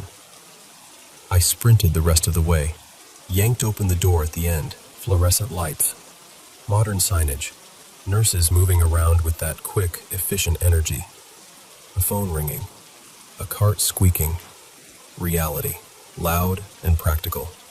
I stood there for a second, trying to get my face to look normal, and finally I walked up to a nurse and asked, probably too stiffly, "Hi, could you tell me where I am?" She looked at the folder in my hands and said something like, "You're right where you need to be. Who's the chart for?" I handed it over, hands shaking, I'm not even exaggerating, and she took it like I'd just given her any old paperwork. Then I asked how to get back to the lobby without, and I swear this is what I almost said, without going through any weird doors. What I did say was, "What's the simplest way back? I'm trying not to get turned around." A few ramps, a couple normal corridors, an elevator ride, and I finally made it back to the front desk. Marlene was waiting with that expression people get when they're worried, but they've decided to convert it into anger. "Where have you been?" she demanded. "They've been calling down here asking about that file. You know what time it is? You're past your shift." I opened my mouth, and for a split second, I wanted to tell her everything. The hallway, the fountain, the invisible wall, the sensation of pressing into time itself. But I could already hear her reaction in my head. "Oh, honey, sure. And then you rode a dinosaur to the gift shop." So I told her the closest believable version. "I took a wrong door," I said. Ended up in this old back hallway. Looked like it was from the 20s. Weird lighting, old linoleum. It was like stepping into a museum. And the door was kind of stuck. Marlene narrowed her eyes. There aren't any back hallways where I sent you. Then she smirked, this knowing, theatrical smirk, and said, "You were chatting up an intern, weren't you?" "What? No." "Oh, please," she said, waving me off. "They're cute and they know it. Some of them are total heartbreakers. I'm just saying, be careful." "I wasn't flirting," I insisted. "I got lost." She pointed her pen at me like a judge. "Next time you're here, we're going up there together. I want to see this magical old hallway you found. Because I'm telling you, honey, after that remodel years ago, that part of the building got completely reworked. The place you're describing doesn't exist. And here's the thing. We went back. Not the next day, but not long after. She got someone to watch the desk and marched me upstairs like we were on a field trip. We walked the route I thought I'd taken, and when we got to where that door should have been, there was no door. Not a locked door. Not a remodeled doorway. Nothing that even suggested a door had ever been there. Just wall. Marlene looked at me with raised eyebrows like, "Uh-huh." And honestly, I felt cold all over. Because I knew what I'd seen. I knew what I'd touched. Or what I couldn't touch. For the next couple of years, whenever I volunteered, I kept an eye out. I'd take slightly different routes. I'd peek down side corridors. I'd watch doors the way you watch a cat you don't trust. I never found it again. Eventually, I stopped volunteering, not because of the hallway, but because my job changed and the commute stopped making sense. Life moved on the way it does. I heard later the hospital became part of a larger network, like so many did. Still respected, still busy, still saving people the way it saved me. But sometimes I think about that corridor, about the checkered floor and the old fountain and that invisible boundary. And I wonder if, buried deep in the bones of that building, there's still a seam, a thin place, a doorway that only opens when it feels like it.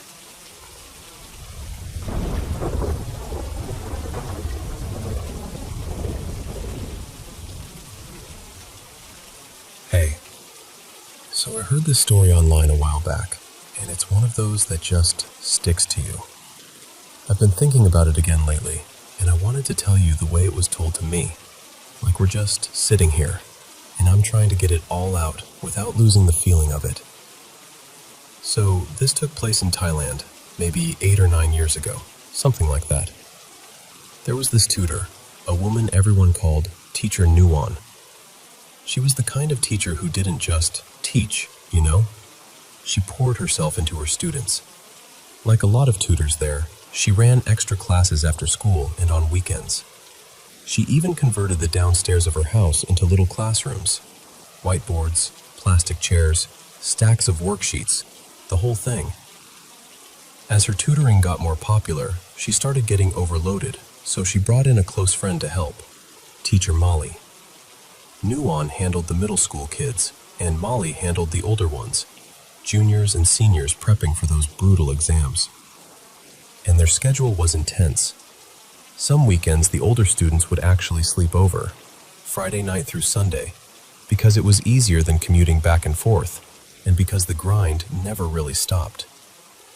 Anyway, one summer break, they were running lessons like normal. But Nuon noticed something a little odd. Molly's class was way smaller than usual. Only 4 students showed up that day. Molly didn't seem bothered. There'd been a lot of school activities that week. Field trips, workshops, random programs. So it made sense some kids would miss tutoring. Everything felt normal, until Nuon's phone buzzed. A message from a friend who worked at another school. "Did you hear a school bus from your area crashed?" Nuon's stomach dropped. She called her friend right away, and her friend said the bus number belonged to the same grade and even the same class section as the students currently in Molly's room. And that's the moment where Nuon's brain did that horrible thing where it tries to solve the impossible question. If that bus crashed, then who is Molly teaching right now? Nuon went downstairs and asked the housekeeper, an older woman everyone respectfully called Auntie, how the kids arrived. Auntie just shrugged and said, "When I came down, they were already here. The front door wasn't usually locked during class hours. Students came in on their own all the time." Then, ding, another message. This time it was a photo of the wrecked bus, and it was clearly the one marked for that exact class. So now Nuon is standing there holding her phone like it's suddenly a weapon, thinking, who is in that room? She tried to keep it together. Her middle school class ended first, so she let them out early, and by around evening, their parents came and picked them up. But Molly's class, those 4 older students were supposed to sleep over. And Nuon couldn't imagine lying in bed knowing there were 4 students downstairs who might not even be alive. So she texted Molly, "Hey, can you stay upstairs with me tonight? I feel uneasy." Molly read it. No reply. Nuon couldn't stand it anymore, so she quietly walked down the hall and peeked into Molly's classroom. From the angle she had, she could see Molly's back at the whiteboard, teaching like everything was fine. But the 4 students, they slowly turned their heads and looked straight at Nuon. Not curious, not confused, just staring, like they already knew something she didn't. Nuon ducked away so fast she nearly fell, heart hammering. A minute later, Molly finally texted back, and Nuon, panicking, just lied. "Oh, nothing. I just wanted to talk." That night, Nuon asked Auntie to keep an eye on the kids, see if anything strange happened. Nuon still hadn't told anyone about the bus crash, not even Auntie. Around 8 p.m., Auntie came upstairs and said, "They didn't touch their dinner. Not one bite." Nuon swallowed hard and told Auntie, "Check again later. See if they sleep." And honestly, you can almost feel how unfair that was. Poor Auntie, just trying to do her job while the air in that house is turning heavy. Later that night, Nuon tried calling her friend again. Voicemail. No answer. By around 11 p.m., Nuon texted again, asking for a list of victims. Then she decided she couldn't stay in her room anymore. She had to know. She went downstairs. The lights were off, and in the darkness, she could make out 4 silhouettes sitting in a tight circle on the floor, still, unmoving, like they'd been frozen in place. She backed away, until she bumped into Auntie in the hallway. Nuon, trembling, showed Auntie the photo of the crash. Auntie's face changed immediately, and she whispered, "No wonder. They've been acting strange all night. They haven't eaten. They've been sitting like that since around 9. They hurried back upstairs to Nuon's room. Nuon texted Molly again, "Are you awake?" No response. And then, someone knocked. Nuon thought, finally, Molly. She opened the door. It wasn't Molly. It was the 4 students. They rushed inside so fast, Nuon barely had time to breathe. One of them covered her mouth, not rough, but urgent, and whispered, "Please, don't scream." Then one of the students held up a sheet of paper. Written on it, "Don't make any noise. Teacher Molly is dead." Nuon's head spun. "What?" she mouthed. And then she did the only thing she could do. She started crying and shaking her head, whispering, "No, no, it's you. It's you 4. I saw the bus." She showed them the photo, and the students stared at it, and then shook their heads. Yes, it was their bus number, they said, but that bus had been used earlier in the week. The sticker must have been left on by mistake. The bus that crashed wasn't carrying students. It was carrying teachers heading to a workshop. And earlier that evening, the students had gotten an official SMS from school, a condolence message listing the victims. They showed Nuon the names, and there it was, Teacher Molly. So Nuon's friend had misunderstood, thought it was a student bus, but it wasn't, which meant the 4 students were alive. And the question changed into something even worse. Then who is in the room next door, teaching like nothing happened? At that point, Nuon's room was packed. Nuon, Auntie, and the 4 students. 6 people breathing the same scared air. Nuon's unread message to Molly was still sitting there on her phone. And then, knock knock. A voice outside, calm and familiar. Teacher Nuon, are you in your room? I just saw your text. It was Molly's voice. Nuon's blood ran cold. She forced herself to answer, trying to sound normal. Sorry, I'm already in bed. And Molly, like it was any ordinary night, just said, Oh, okay, and walked away. The students were shaking. Nuon whispered, Are you sure? Are you sure she died? One of the students nodded and whispered back, We saw her teaching like normal, but she didn't have legs. They said it looked like her body was floating, like the lower half wasn't there the way it should be. And when Nuon peeked in earlier, they'd stared at her because they thought she also knew. They'd gotten the SMS during class, and suddenly everything about Molly didn't make sense. That's why they hadn't eaten. That's why they'd huddled together afterward. They were trying to survive what their eyes were telling them. Then they heard Molly's voice again in the hallway. Teacher Nuon, are the kids in your room? And then, softer. Kids? Auntie? Where is everyone? Nuon glanced at the clock. Around 1 a.m. Nuon swallowed and answered, I think their parents came to get them. Molly paused. But their shoes are still outside. And that detail, God, because it means she cared enough to check, even like that. Auntie took a deep breath and said, I'll go talk to her. Auntie had known Molly for years.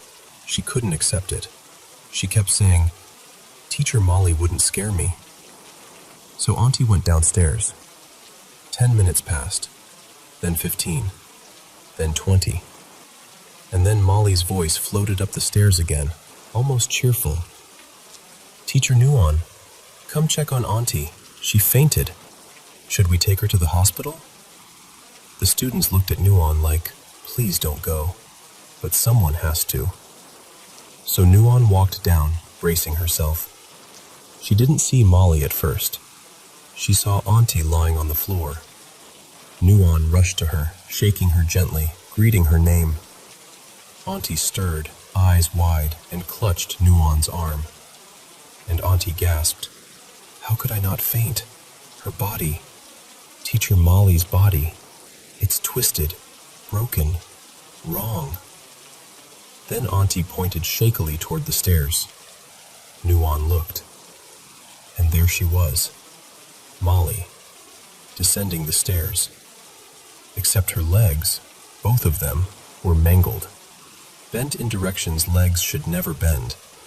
One leg dragged like it wasn't properly attached, tapping the steps as she moved. Thud, thud, thud.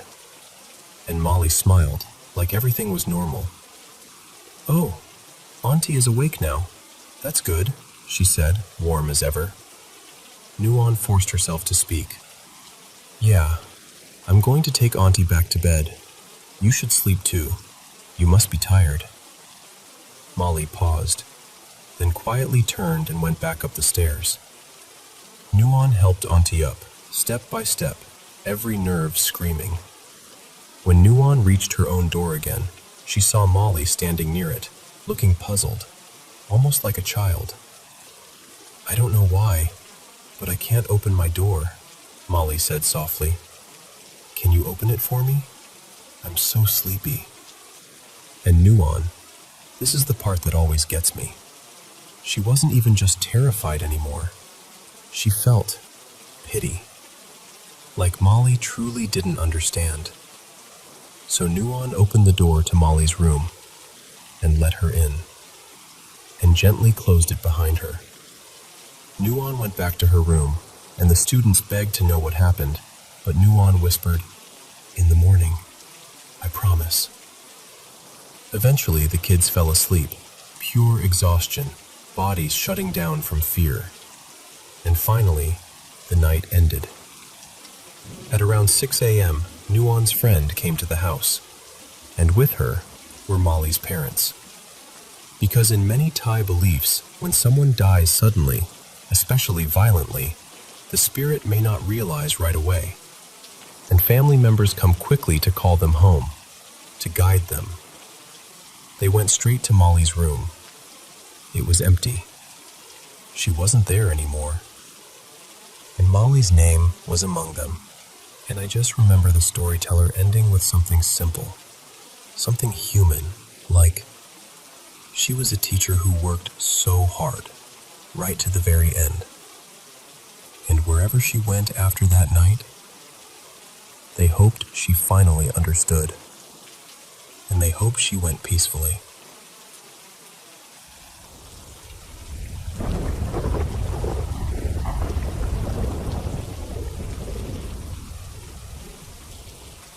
So, let me tell you a story I still can't shake.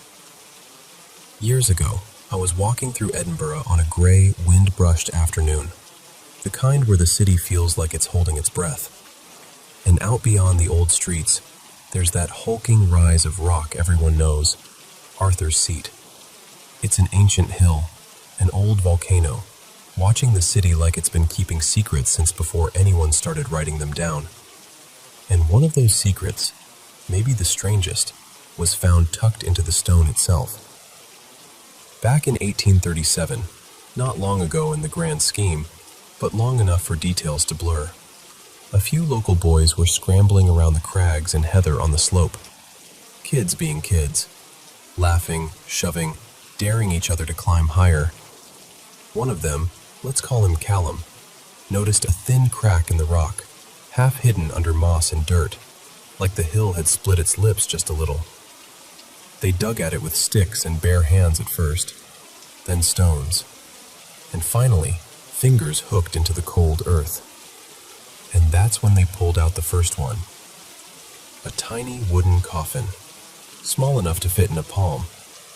At first they thought it was a toy, something dropped by another child maybe. But it wasn't just one. They kept pulling them out, one after another. 17 in total, all neatly stacked in that narrow crevice, like someone had packed them away with care.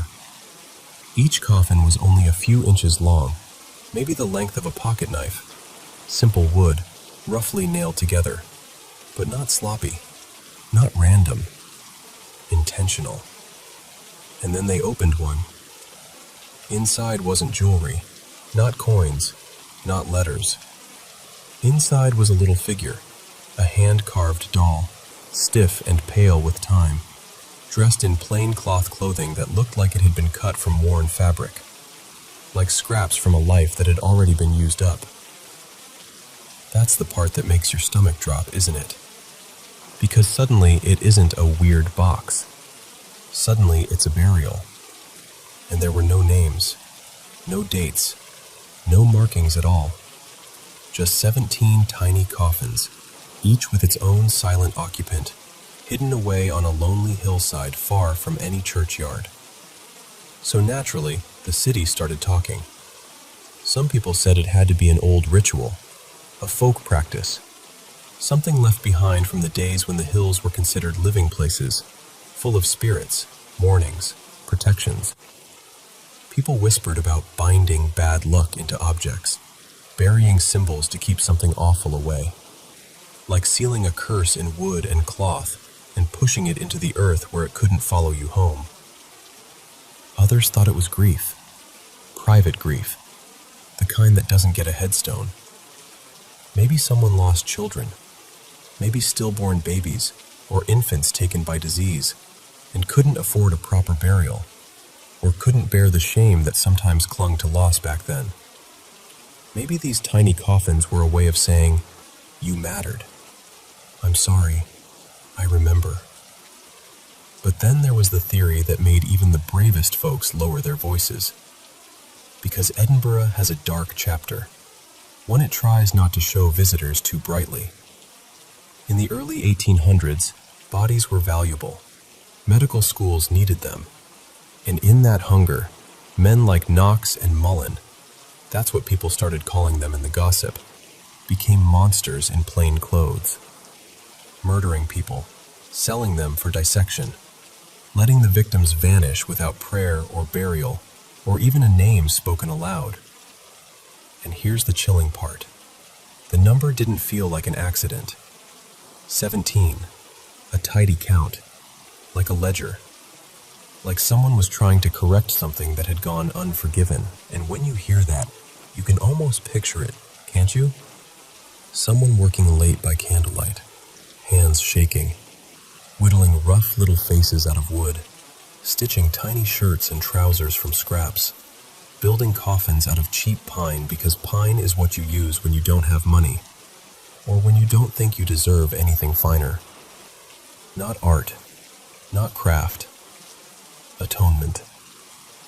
Over time, the coffins ended up in safer hands.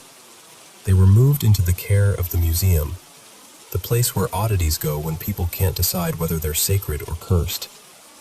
Preserved behind glass, labeled in tidy sentences that tell you the facts. Wood, fabric, found on Arthur's seat, maker unknown. But the label doesn't tell you what it feels like to stand in front of them. Because even now, with clean lighting and careful displays, they don't look like curiosities. They look like somebody's secret.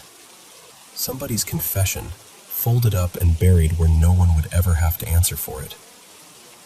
And that's what keeps the story alive, because no theory fits perfectly. A ritual? Maybe. A memorial? Could be. A message to the dead, or a warning to the living. Honestly, I wouldn't rule it out. What I do know is this. Edinburgh is a city that wears beauty like a coat, but underneath, it keeps its old fears, its old beliefs, its old shadows. And Arthur's seat, quiet, ancient, patient, just sits there above it all, as if to say, I've held worse secrets than this. So if you ever find yourself in Edinburgh, and you're standing at the foot of that hill, don't rush past it like it's just a hike. Pause for a second. Look up at the rock and the grass and the dark folds of the land, and imagine a pair of hands hiding something precious in a crack in the earth. Imagine someone walking away without looking back. And ask yourself, softly, the way you would in a church, who were those 17 meant to be? And what was someone trying so desperately to put to rest?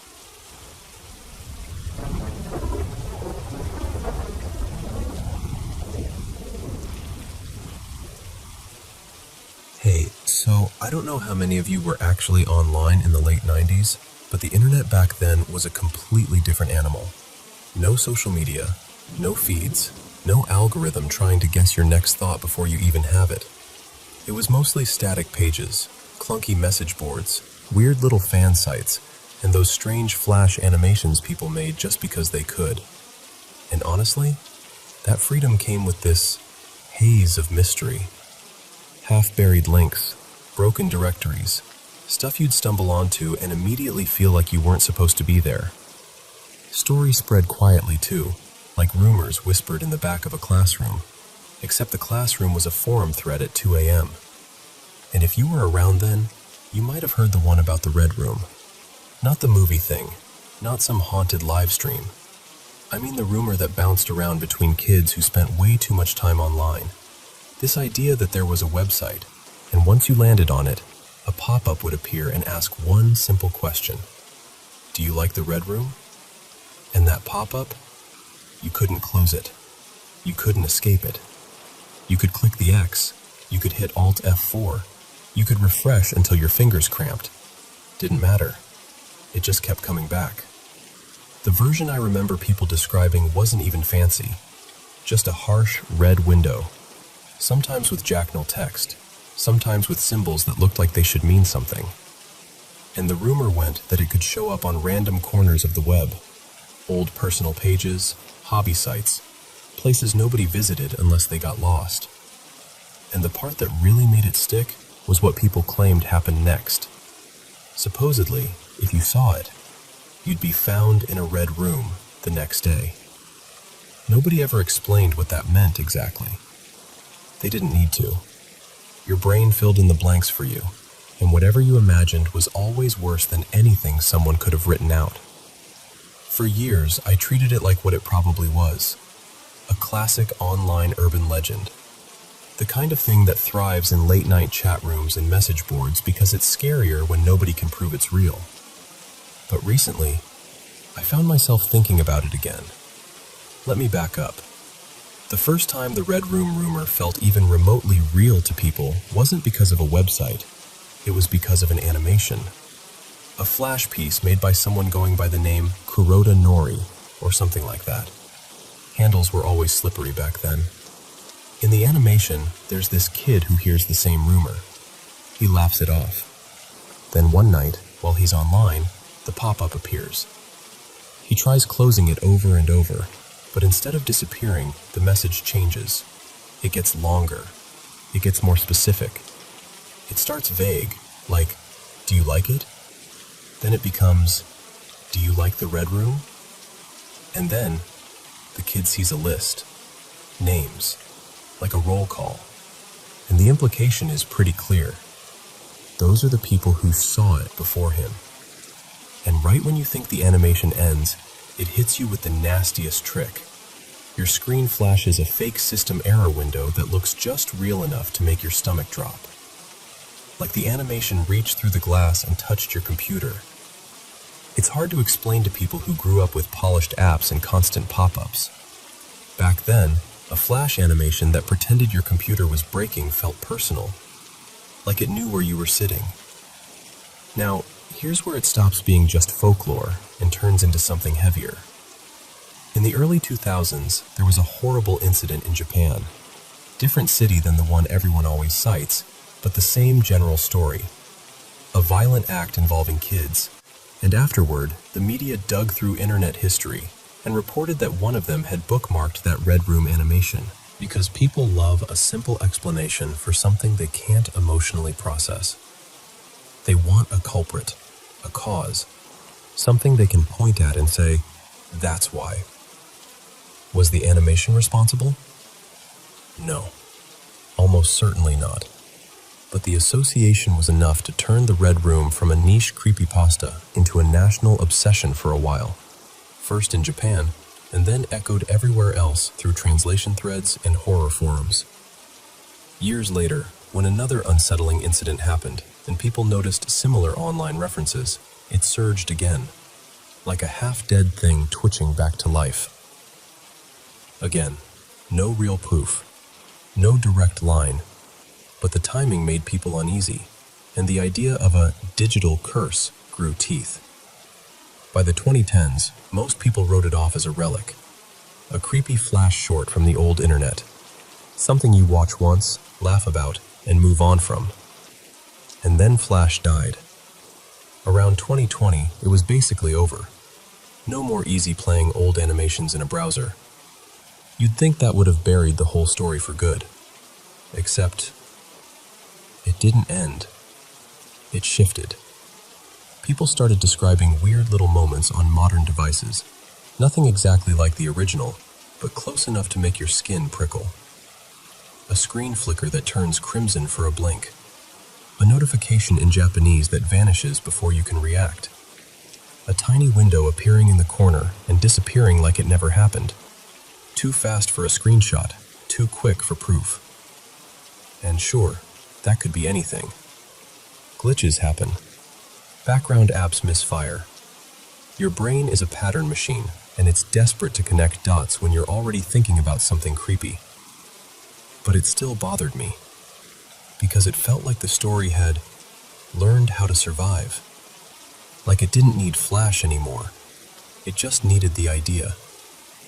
And before you ask, no, I'm not saying I saw some original cursed sight. I'm not even saying I believe in supernatural code lurking in old animations. But 2 weeks ago, something happened that I can't quite file away. I was up late on my laptop, working on a document, lights off, room quiet, just that dull glow from the screen. And for a split second, barely a heartbeat, I saw a small red window pop up in the lower corner. Not bright, not neon, more like a muted, dried blood crimson. It didn't even have time to load words. It just flickered and vanished. I told myself it was nothing. A browser hiccup, some system notification that failed to render. Then it happened again the next night. Same corner, same color, same blink and it's gone timing. So I did what anyone would do when they're trying to prove to themselves they're not being ridiculous. I tried to recreate it. Opened a bunch of tabs, turned notifications on and off, switched networks, checked my extensions, ran scans, looked for malware. Nothing. Clean. And then, last night, it changed. No pop-up, no red window, just a reflection. I leaned closer to adjust my brightness, and the screen went slightly dark, just enough to catch my face in it. And for half a second, listen, I know how this sounds. I swear my reflection wasn't lit by the normal cool colors of my desktop. It was red. Not the room, not the actual screen, just the reflection. I blinked, and it snapped back to normal like nothing happened. And I sat there for a long time after that, not moving, just waiting for my brain to explain it away. But it didn't. I'm not saying it's the red room. I'm not saying there's something living in my laptop. I'm just saying I can't shake the feeling that some stories don't die. They adjust. They evolve. They slip into whatever shape our technology takes next. And sometimes it feels like the internet isn't only something we look into. Sometimes it feels like it looks back. Maybe you can tell me if it means anything. Do you like the red room?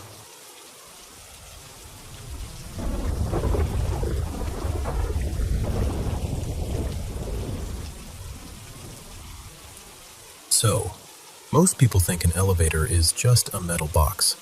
You step in, press a button, stare at the numbers, and a few seconds later, ding, you're where you meant to be. But there's this story from Japan that treats elevators like something else entirely. Like a doorway. A ritual hidden inside something so normal you'd never think to be afraid of it. They call it the isekai elevator. And the idea is simple in the worst possible way. If you press the right sequence of floors, the doors won't open back into your world anymore.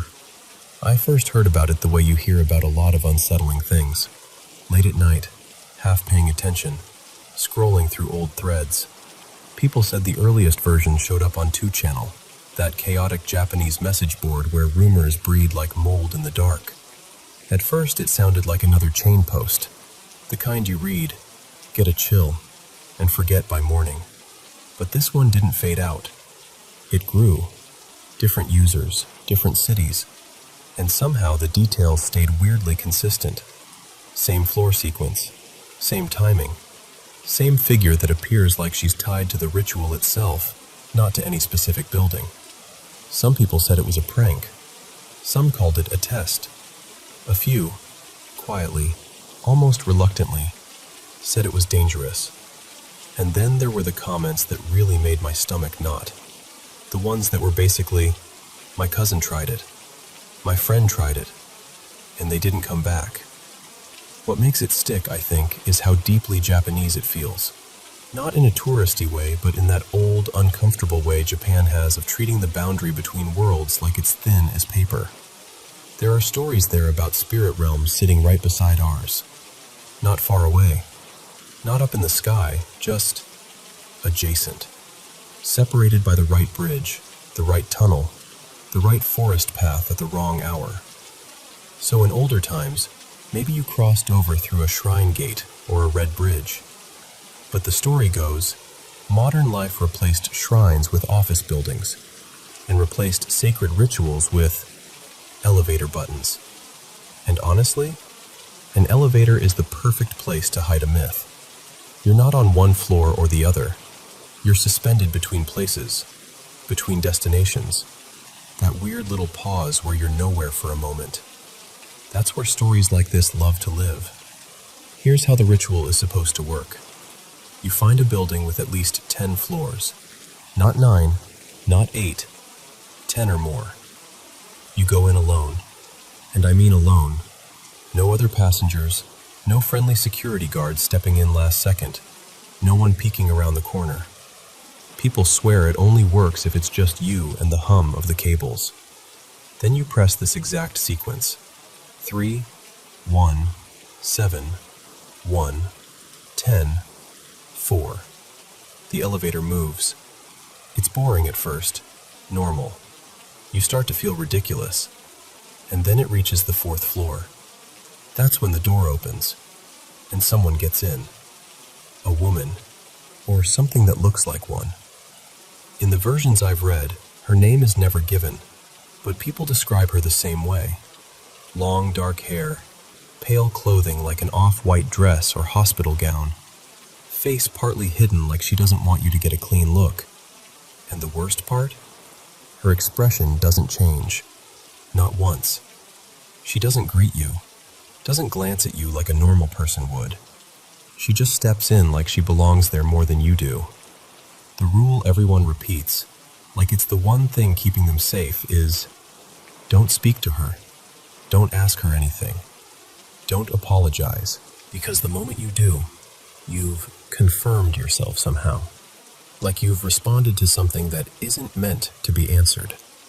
After she enters, the elevator is supposed to start moving on its own, rising without you pressing anything else, up to the 10th floor. And when the doors open there, you're not where you should be. People can't quite agree on what the other side looks like, but the descriptions overlap in this eerie, familiar way. They talk about a sky that's wrong, washed out red or gray like dirty fog.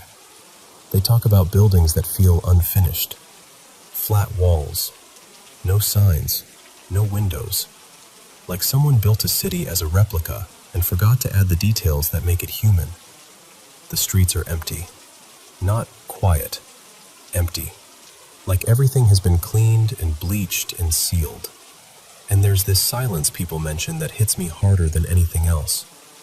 Not peaceful silence. The kind that makes you feel like sound is being swallowed. Like the world itself is holding its breath. A lot of people say the first thing you notice is the feeling of being watched. Not from one direction, but from everywhere. Like the air has eyes. And if you step out, you can walk, technically. But everyone warns you, don't go far. Because some say it stretches forever, block after block, repeating like a copy-pasted maze. Others say it folds, like the streets curve back on themselves, like the place doesn't want you to find an edge. One person claimed they heard whispering behind them, but every time they turned, there was nothing. Another said they saw shadows in the corner of their vision that didn't match their own movements. And then there's a detail that shows up just often enough to make your skin tighten. Some people swear the woman from the 4th floor followed them out. Not quickly, not aggressively, just stepped out behind them like she was making sure they didn't forget she existed. Like she'd already decided where they belonged. There's also a real case people like to bring up. One of those stories that gets repeated because it has dates and a location, which makes it feel heavier. It was around 2014 in Yokohama. Someone named Masato, at least That's the name that gets used online, walked into a building and got on an elevator. Security footage shows him stepping in, tapping the buttons fast like he was nervous or in a hurry. And then the footage glitches, comes back, glitches again. People claim the display showed floors that didn't exist in that building. And then, this is the part that turns a normal disappearance into legend. There's a stretch of missing time in the recording. Not the camera angle was bad, not it was blurry, just missing. When the doors opened again, the elevator was empty. Search teams checked the building. Stairwells, maintenance access, roof doors, everything. No sign of him. No explanation. And the internet, of course, grabbed it like a match to gasoline. Some said it was coincidence. Others said, no, that's what it looks like when someone presses the wrong buttons. And even if you don't believe any of it, like even if you roll your eyes and tell yourself it's just a good creepypasta, it still clings to you. Because the fear underneath it is real. It's the fear of trusting a door you don't control. It's the fear of being in a small space where you can't steer anything. It's the fear that something familiar can turn unfamiliar in one quiet moment. Somewhere that doesn't have help, doesn't have people, doesn't have rules you understand. And the creepiest part? Elevators already feel a little like that. You step in, you surrender control, and you just assume the doors will open back into your world. Most of the time they do. But this story lingers because it whispers, not all of them have to. So is the ritual real? Depends who you ask. Skeptics say it's folklore wearing a modern coat. Believers say it's an ancient doorway, updated for the age of office towers. And the people who claim they tried it and came back, they usually don't talk about what they saw for very long. They'll just say something like, don't mess with it. And then they'll go quiet. Because whether it's true or not, the thought is hard to shake. Every elevator is a choice. And every button is a small act of trust. Most doors open where you expect. But not all of them.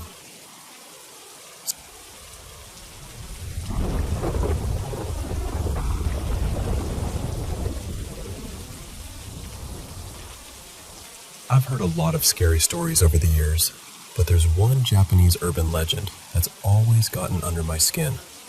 Not because it's the most violent or the most supernatural, but because it sits right on the edge of plausible. Like something that could have started as one strange encounter and then spread like wildfire. It isn't about haunted temples or cursed videotapes. No ancient rites, no dusty scrolls. This one supposedly walked right through ordinary streets in the late 70s, after school, near crosswalks, outside little corner shops, while kids were still wearing their randoseru backpacks and parents were making dinner. People call her different things depending on who's telling it, but the name I first heard was Mika no Mask, the woman in the mask.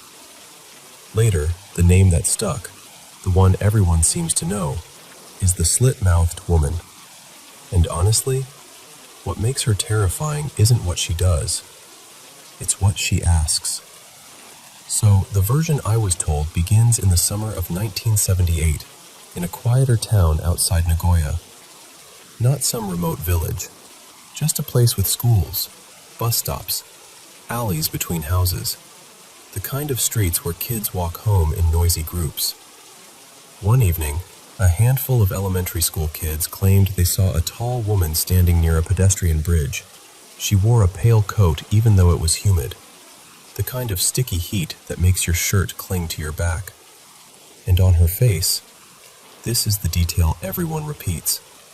She wore an unusually large mask. Not a normal little cloth one, not the kind you'd see on someone with a cold. This thing looked too big, too stiff, like it swallowed half her face. Back then, Seeing a young woman in a mask wasn't normal. It drew attention immediately. So the kids stared. And that's when she stepped closer. They said she didn't move like a hurried adult. She moved gently, almost politely, like a teacher calling you over without wanting to scare you. Then she leaned down to their height and spoke in a soft voice, the way someone might speak to a child who's upset. Watashi kirei? Am I pretty? Now imagine being 8 years old and hearing a stranger ask you that. Your brain starts doing that quick math. Is this a trick? Is this a game? Is she lonely? Is she dangerous? Most kids in the stories said yes, because that's what you do when you're a kid and an adult asks you something strange. You try to answer correctly, and she would pause, like she was savoring it.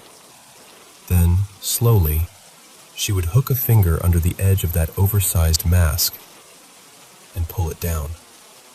And underneath, there it was.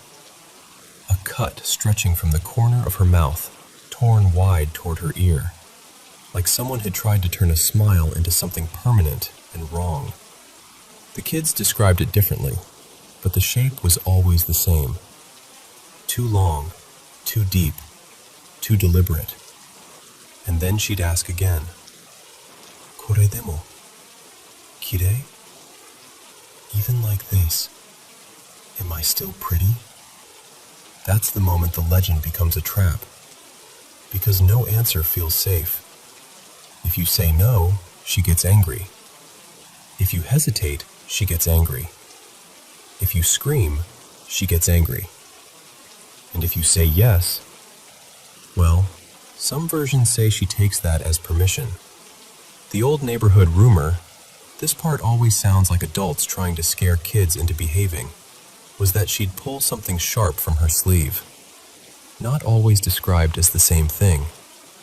Sometimes scissors, sometimes a craft knife, sometimes just something shiny.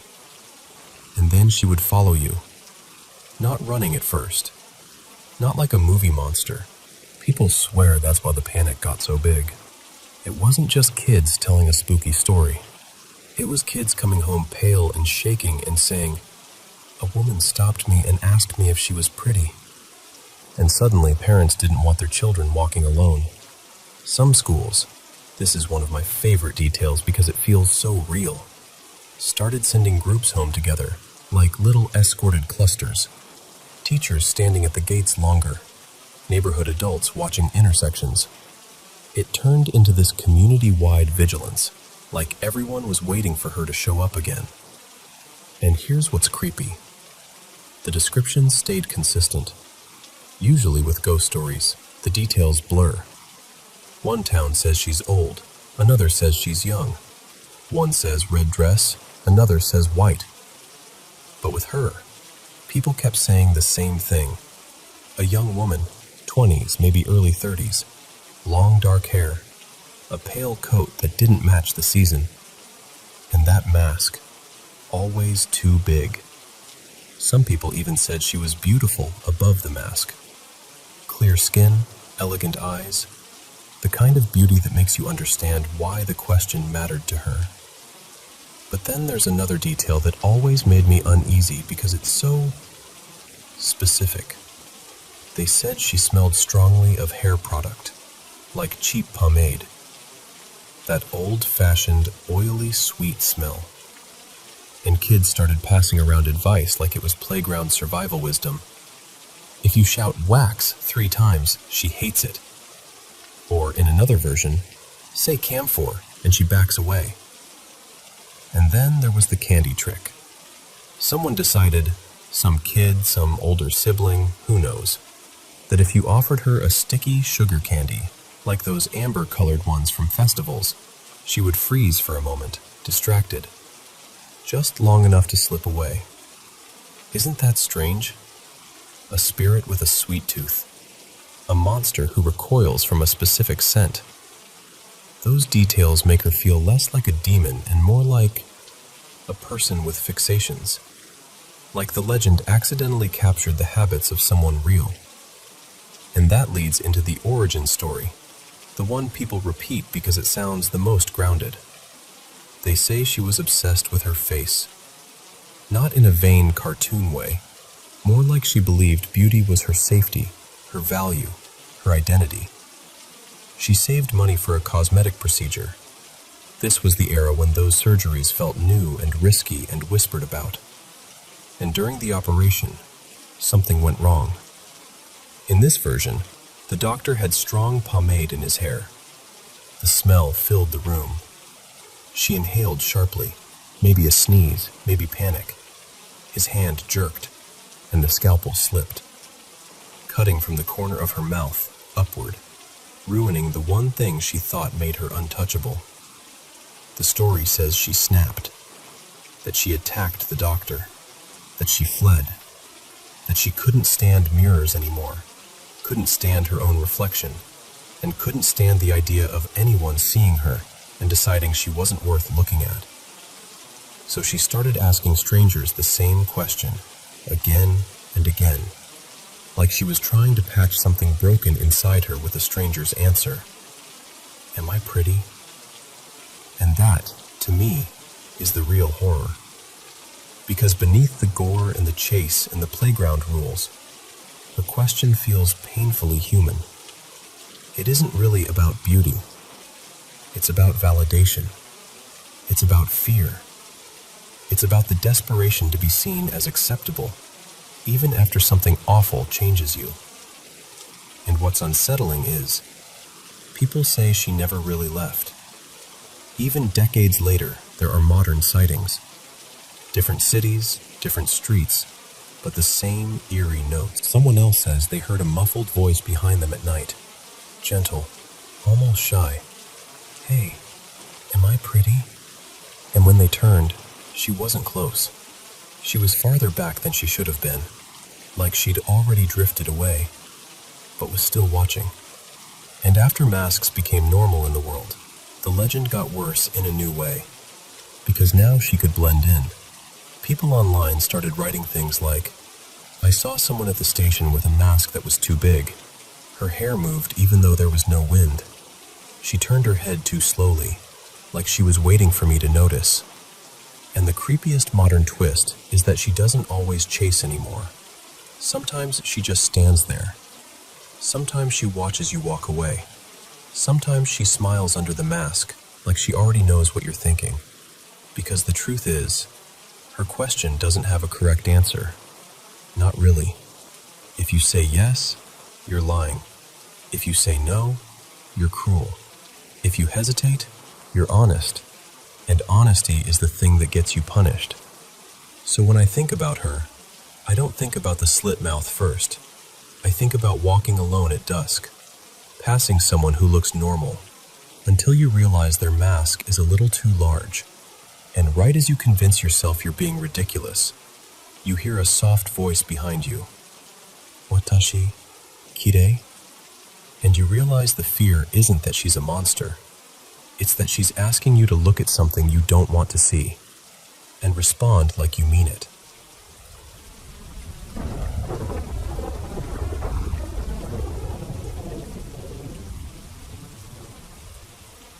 You know how some stories don't really die? They just drift around the edges of places, like mist that won't lift.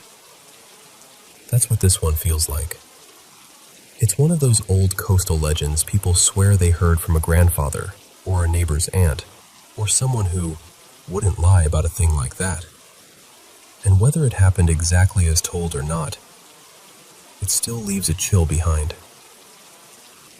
So picture the western coast of Scotland, hard rock, wind that tastes like salt, and waves that never really rest. Not far from a jut of cliff the locals called Grey Cap Point, there was a sea cave that didn't behave like most places. At high tide, it vanished completely. No entrance, no hint it was even there. But when the water pulled back, the cave would open up like a dark mouth, and the air around it always seemed colder, like it was keeping a secret. The old tale says a family slipped into that cave sometime in the 1500s. People didn't know their real name, not at first. They eventually became known as the Kerr clan, or, in the way legends like to give you a nickname you can't shake, the Tide Cave Kin.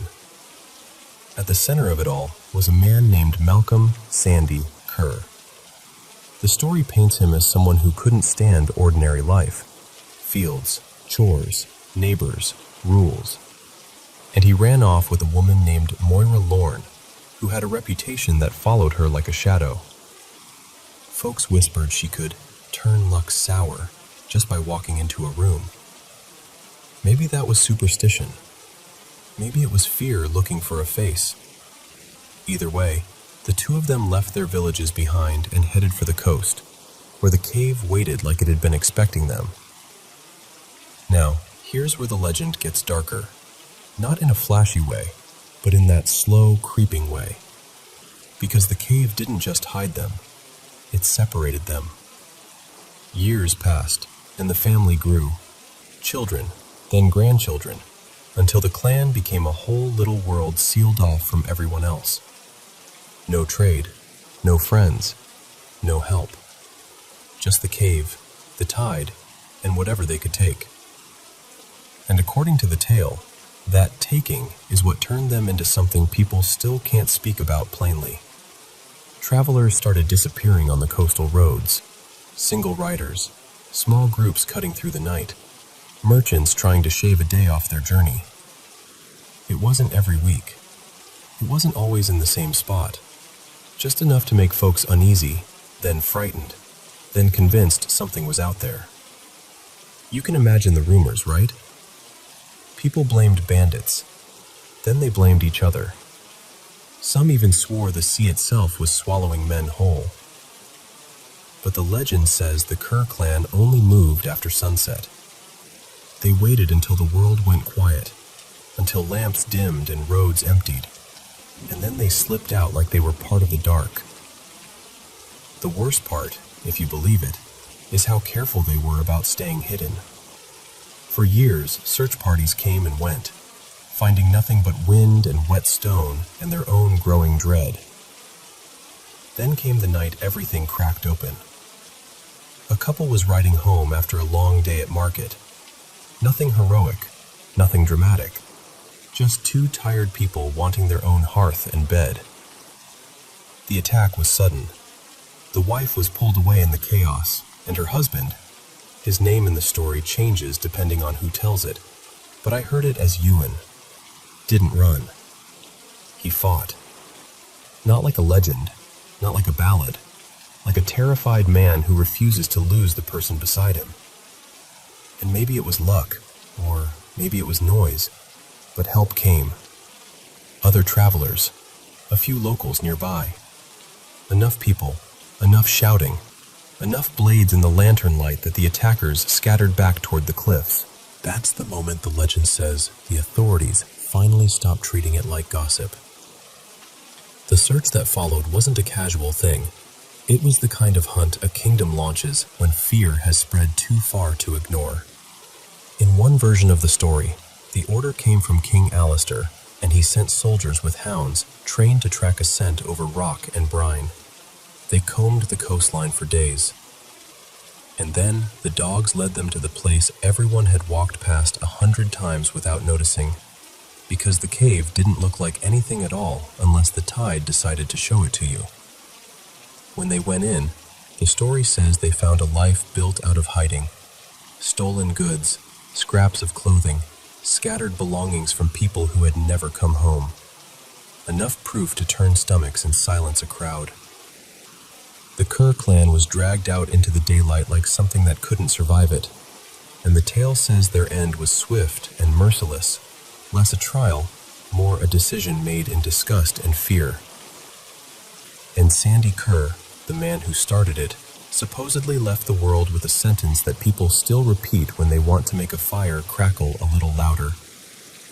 You can't hang a shadow. Now listen, whether any of that happened exactly that way is still argued. Some say it was invented to paint the Scots as monsters during a time when politics loved a good horror story. Others say it's rooted in something real, something buried under retellings and exaggerations. But here's the thing, even if it's myth, it's a myth that clings to that coastline. Because the cave is real, the tides are real, and people have always been frightened by places that can vanish and reappear, like the land itself is blinking. So when you're standing near the water on a gray evening, and you hear the waves pulling back, and you see a black opening appear in the rock where there wasn't one before, it's hard not to feel your imagination lean in and whisper, "What if?"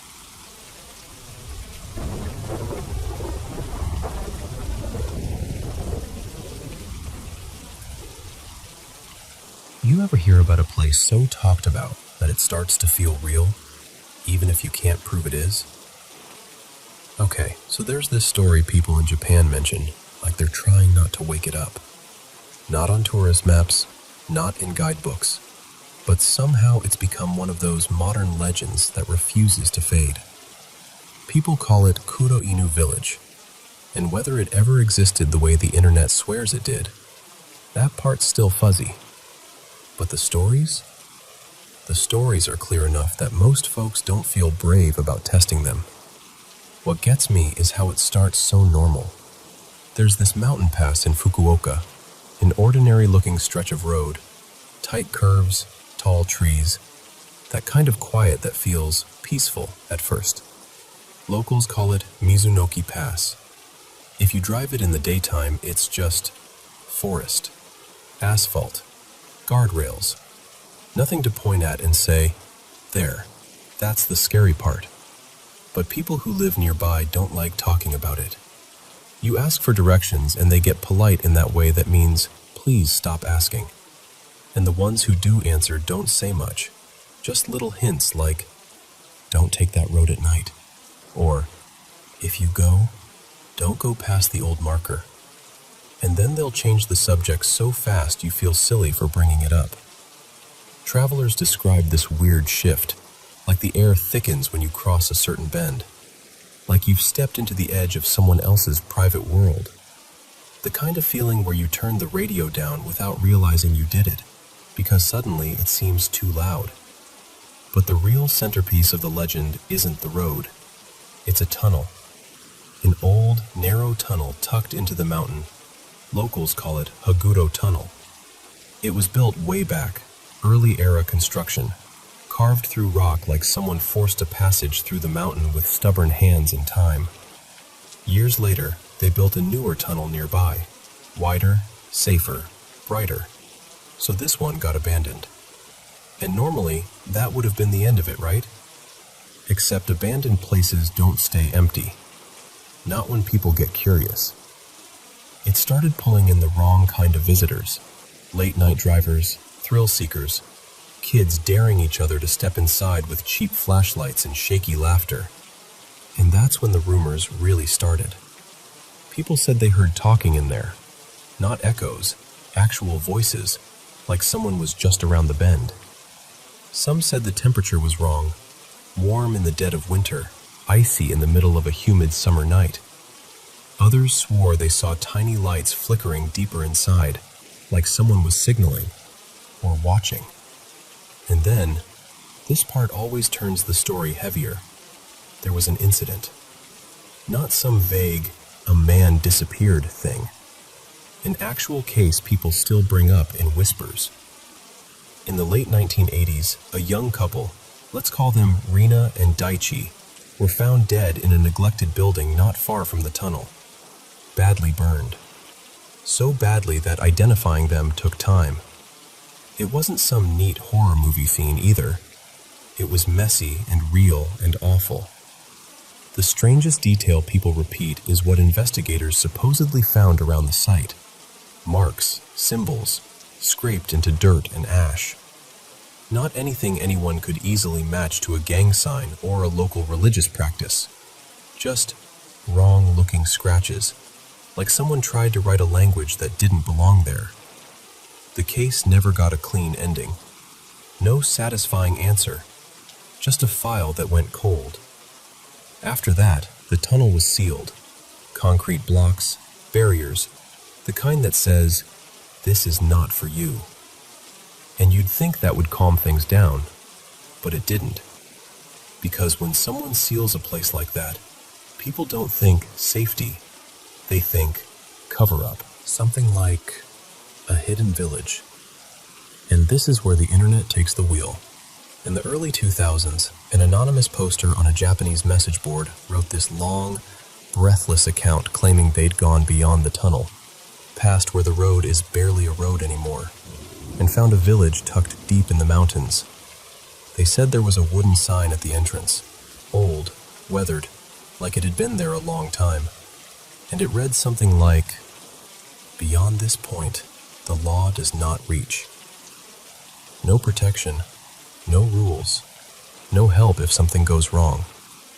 That single detail, more than ghosts, more than curses, lit people up. Because it's not just scary, it's personal. It implies there's a place where nobody has to answer for what they do to you. The post spread, then more posts appeared. Some probably copycats, sure. Some maybe people stacking lies on top of lies. But over time, the details started lining up in this eerie, consistent way.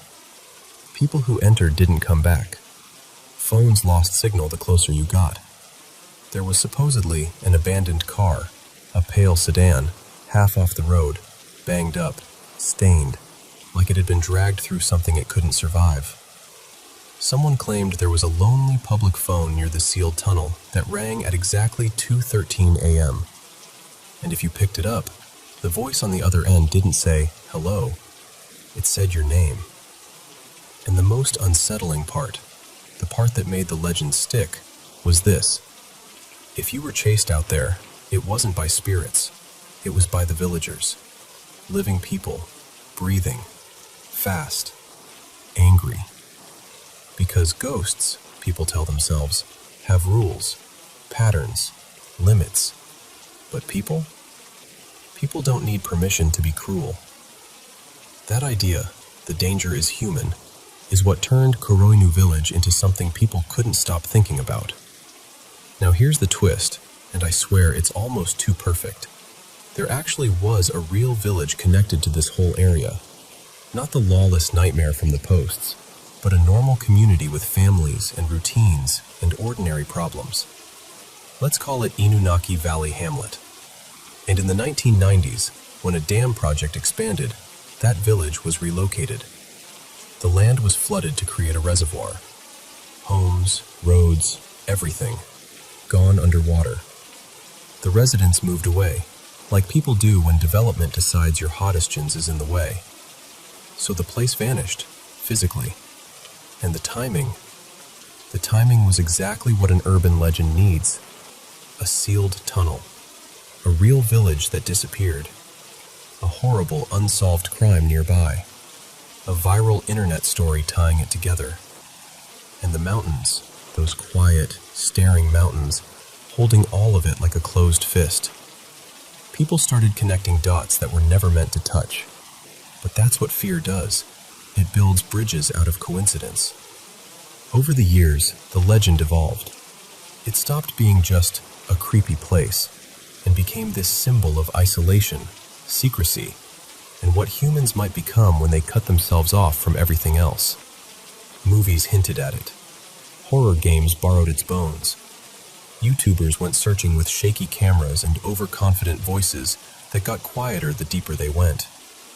Some explorers claimed they found paths that didn't feel right, like the woods were guiding them in circles.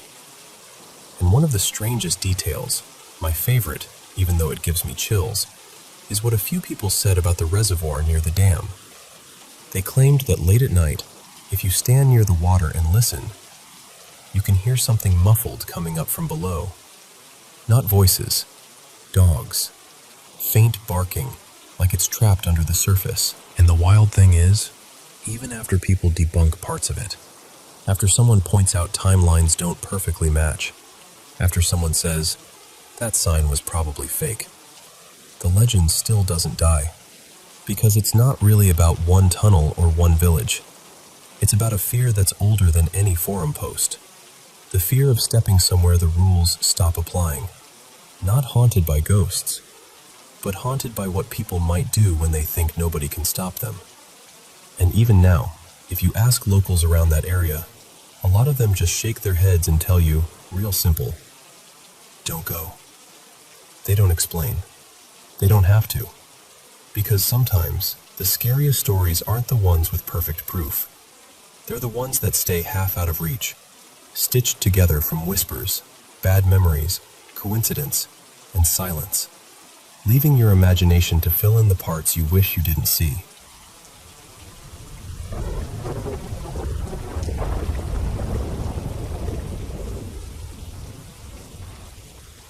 Hey, so, if you ever find yourself driving through the soft, wet countryside down in Dumfries and Galloway, the kind where the hills look like they're holding their breath, and the fog sits low like it belongs there, there's a stretch of road I'd honestly think twice about.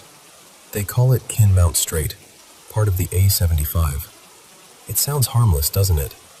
Like any other strip of tarmac cutting through fields. But locals don't talk about it the way they talk about normal roads. They talk about it like it's watching, like it's got a memory, and maybe, just maybe, it doesn't always know what year it is. The A75 runs a long way, linking routes toward the border, and people have been traveling it for generations. But Kinmount Strait, that's where the stories cling. Drivers swear it isn't just a bit spooky. They swear it's like the air thins out there, like the line between here and somewhere else gets blurry. And the thing is, it's not just one or two stories. It's decades of them. Same kinds of sightings, same cold fear, same sudden silence after, when people try to explain what they saw and can't make the words sit right in their mouths. There's one story that always comes up when people start swapping tales. An old one, from the early 1960s. Two brothers, Callum and Ewan McBride, were driving home late one night. Nothing dramatic, just trying to get from one place to another. They'd been chatting, radio low, the usual. Damp road, mist rolling across the fields. Then, out of nowhere, something flicked across their headlights. A bird, like a hen or a small chicken, flapping right into their path. Callum slammed the brakes, braced for the thud. But there was no impact, no feathers, no shadow falling away into the verge. Just gone, like it had never existed. They sat there a second, hearts going too fast, doing that thing you do when you're trying to laugh off something that scared you. Then they kept going, because what else do you do on an empty road at night? Only it didn't stop. Not long after, another animal appeared, this time a cat, pale as a smudge of fog, right at the edge of the beam. It stepped into the road and, it should have been solid. It should have moved like a real creature. But it didn't. It blinked out. Not ran off, just vanished. Like someone switched it off. Then a dog. Then something that looked like a goat, awkward and wrong in the way it moved. Each one showed itself for a heartbeat, long enough to make them gasp and grab the wheel tighter, then disappeared before they could reach it. Ewan kept saying, "Did you see that? Tell me you saw that." And Callum's hands were white on the steering wheel because, yeah, he saw it. Every bit of it. And then came the worst part. Ahead of them, in the mist, they saw the rear lights of a lorry. One of those boxy delivery trucks, the sort you'd expect to see hauling furniture or crates. Big illuminate, slow in the lane, perfectly real looking. Relief hit them weirdly. Like, thank God, something normal. They started to close the distance, and as they did, the truck simply wasn't there anymore. No turnoff, no engine sound fading, no brake lights.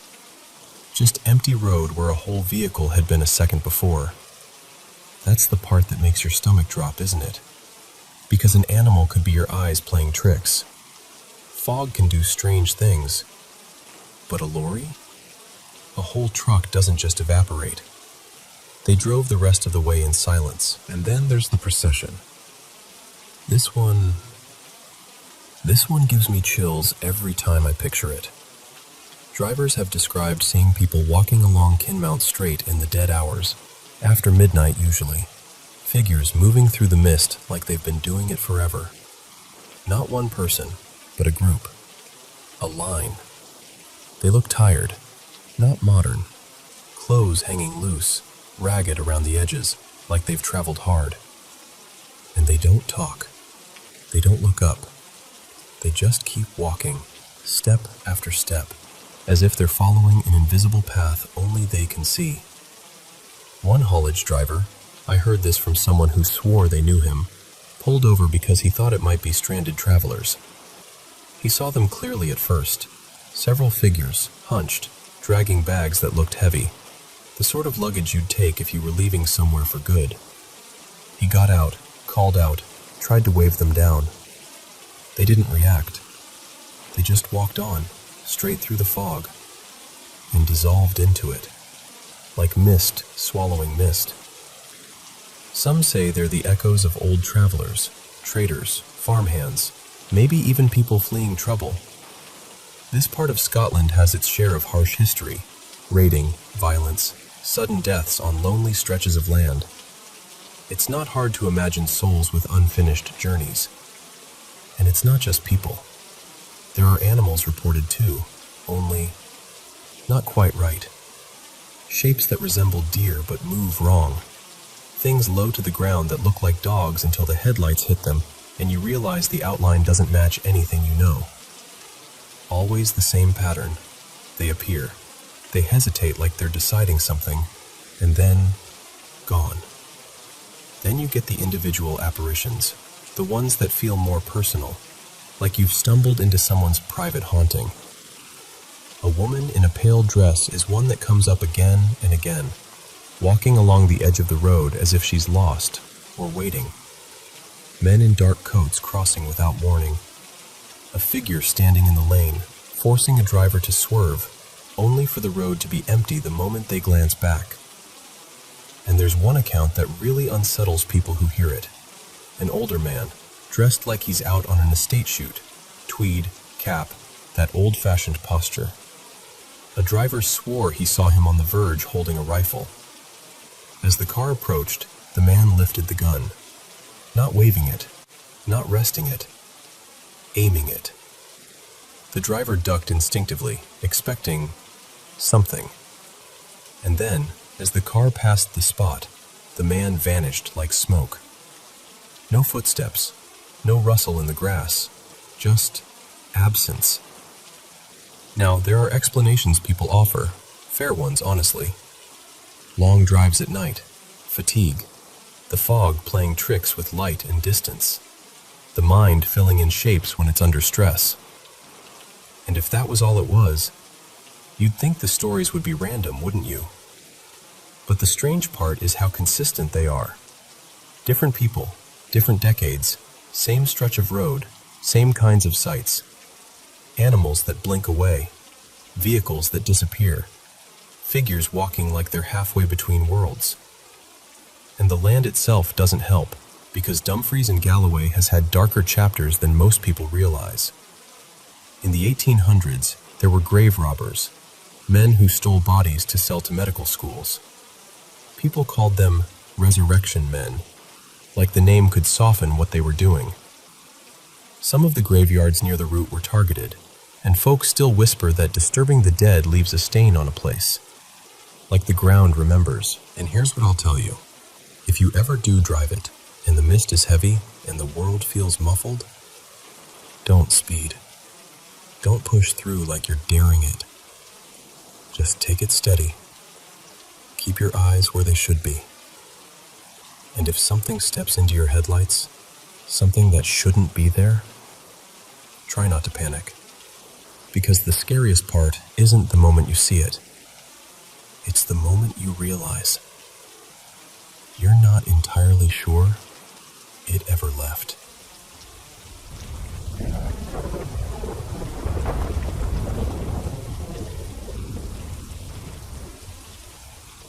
So, for most of my life, I laughed off ghost stories. I grew up in Shands, and yeah, of course I'd heard the classics. Someone sees a face in a mirror that isn't theirs. Footsteps in an empty hallway. A figure at the end of a staircase that's gone when you blink. But I always figured there was some normal explanation. Being tired, being stressed, your brain filling in blanks when it's dark and quiet. I didn't really lose that belief because of some dramatic haunted house moment either. It started because of someone I met through work, this very ordinary man named Kenji. Mid-40s maybe, soft voice, neat hair with a bit of gray at the sides, thin metal glasses, the kind of person you'd pass in a hallway and forget 5 seconds later. One night after a company get-together, just one of those evenings where everyone drinks a little too much and the trains start feeling like they're swaying more than usual, Kenji sat beside me and told me something he'd never told anyone at the office. I remember his fingers trembling slightly around his cup. He said it began on a completely normal weeknight. He'd stayed late again, paperwork, emails, the usual, then left the building close to midnight. He rode the train home, got off at his station, and started walking through his neighborhood. Quiet streets, old houses, streetlights spaced out like they didn't really care if you could see. Halfway through his usual route, he felt it. You know that feeling, right? That pressure at the back of your neck, like your body notices someone before your eyes do.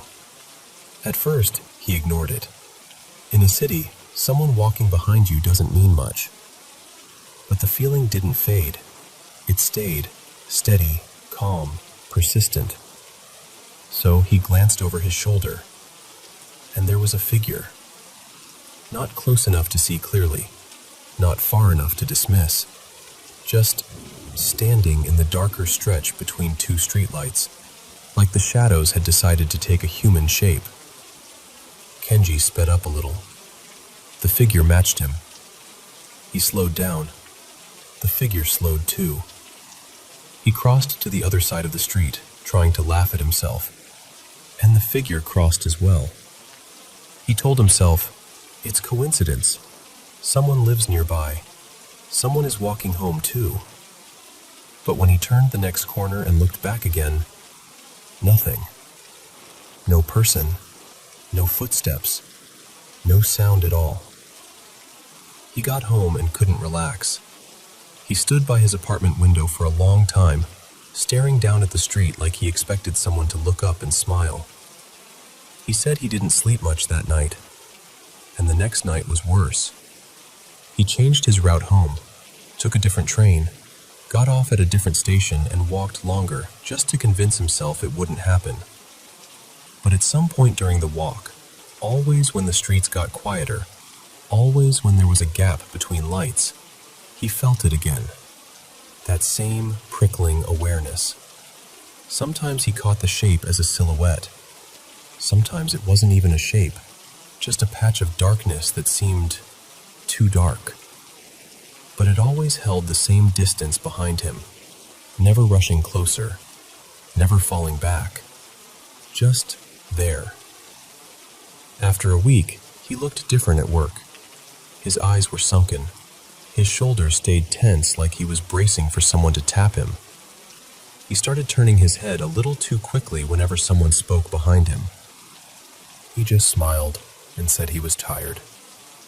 Then one night, this is the part he told me in a voice so low I had to lean in, he decided he couldn't keep living like that. He stopped in the middle of the street. Just stopped. Heart pounding, palms cold, and he turned around and stared straight into the darkness behind him. This time, it didn't vanish. His eyes adjusted, and the figure became a person. A woman. She was wearing a white kimono, old-fashioned, formal-looking, like something from another era. Her hair was long and black and hanging forward, hiding most of her face. But what he could see wasn't scary in a monster way. It was worse than that. It looked like pain had settled into her expression and stayed there for years. She didn't move. She didn't breathe, at least not in a way he could see. She just watched him. Kenji said he tried to scream and couldn't, like his throat locked up and refused. And then, just like that, she was gone. He stumbled home, shaking, and that's when he remembered something he'd almost forgotten. A few months earlier, he'd gone back to his hometown for a short visit. Nothing special, just seeing family, walking around familiar places. One afternoon, he wandered out of boredom and ended up near an old, abandoned shrine on the edge of town. Overgrown weeds, rotting wood, a stillness that felt heavy in the air. He remembered feeling watched there too, but he brushed it off. Inside, among dust and broken offerings, he found a small wooden box. Simple, light, carved with faded flowers. And for reasons he couldn't explain, he didn't even try to make it sound noble. He took it. Just took it. He told himself it was a souvenir, something strange and old to put on a shelf and forget about. But now, sitting alone in his apartment, staring at that box, he felt something click into place. Like he'd connected a thread he hadn't realized was wrapped around him. After that, the nights became unbearable. The woman appeared more often, clearer, sometimes closer than before. He tried everything you can imagine, sleeping with lights on, keeping the TV running, calling a friend and staying on the phone while he walked home. Nothing helped. Finally, he did what a lot of people would do. He ran. He quit his job, packed up his life, moved to a small town far away, someplace quieter, someplace he hoped wouldn't have room for whatever was following him. For a few nights, it worked. He slept. He ate. He could breathe again. And then one evening, walking down a street he didn't even know well yet, he felt it. That same pressure, that same certainty. And there she was, standing beneath a flickering streetlight, as if she'd been waiting patiently for him to stop pretending he could escape. That was when he knew he wasn't dealing with a random haunting. He was dealing with something attached. Kenji eventually returned to his hometown and asked around until he found an elderly priest, someone who still knew the stories of that abandoned shrine.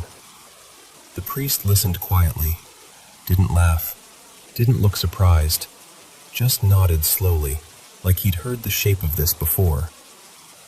Then he asked one question. "Did you take something?" Kenji showed him the box, and when word finally came that he wasn't returning, she couldn't accept it. She ended her life there, at the shrine. The priest said some places, some objects, when enough emotion sinks into them, become anchors.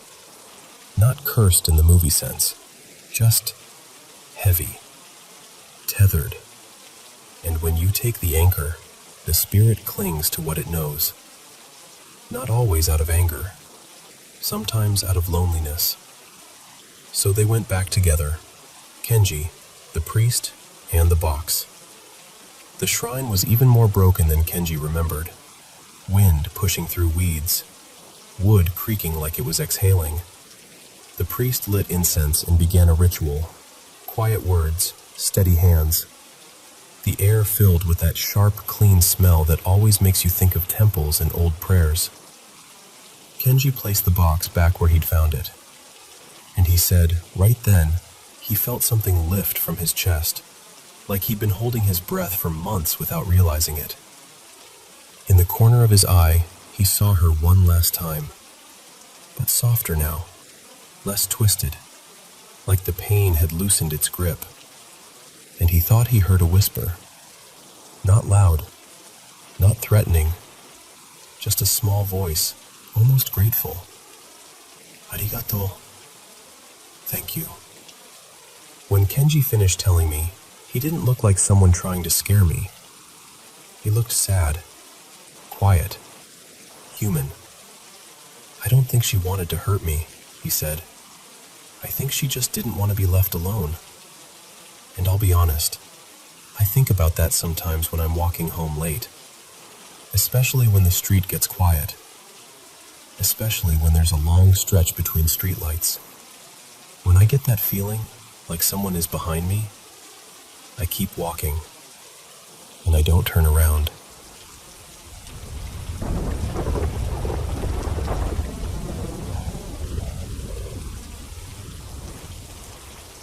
Okay, so this all started in my dorm. My dorm building is ancient, like the kind of place with heavy doors, creaky floors, and that old stone smell that never really goes away. People say it's been there for well over a century, and honestly, it feels like it. My room is actually pretty big for a dorm.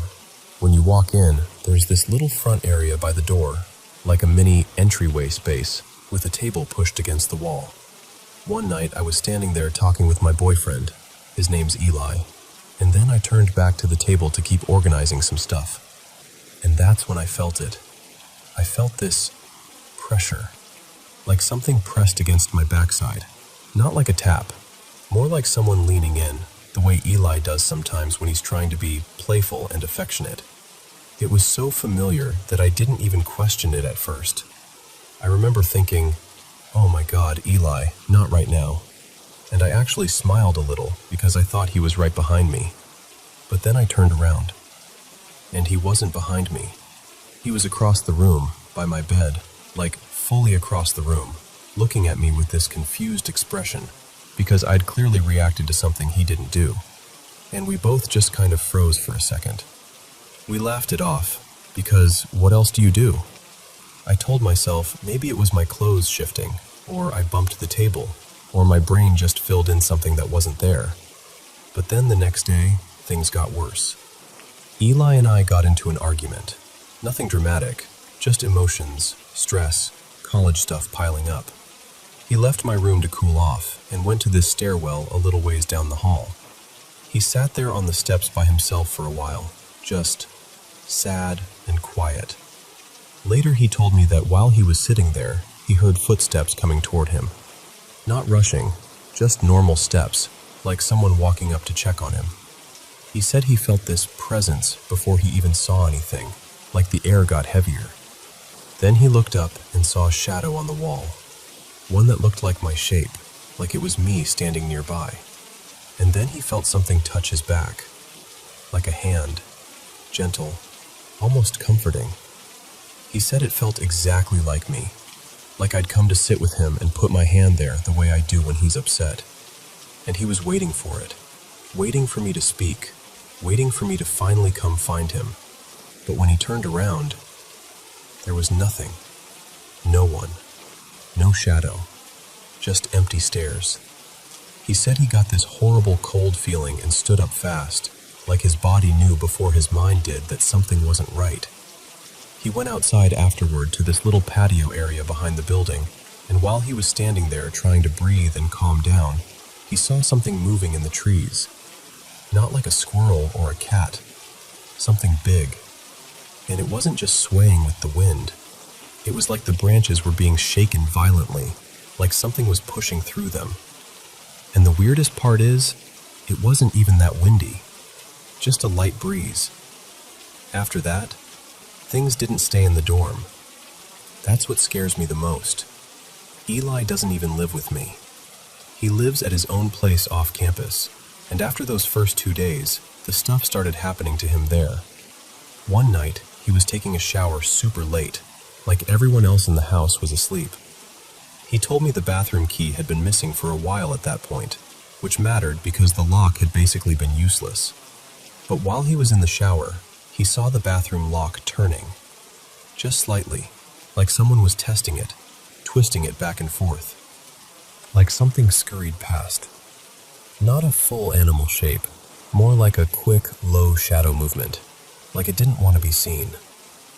And then the next day, his uncle, who lives there too, said something similar happened to him. Different timing, same bathroom, same weird feeling. And then, just this past week, I was at Eli's house and it was super late, like 3:30 in the morning late. We were both up, just messing around in the kitchen, making a fruit bowl because we couldn't sleep. I stepped away to go to the bathroom, and he stayed in the kitchen washing fruit. A minute or two later, he knocked on the bathroom door, and he goes, "Can I come in?" I was like, why?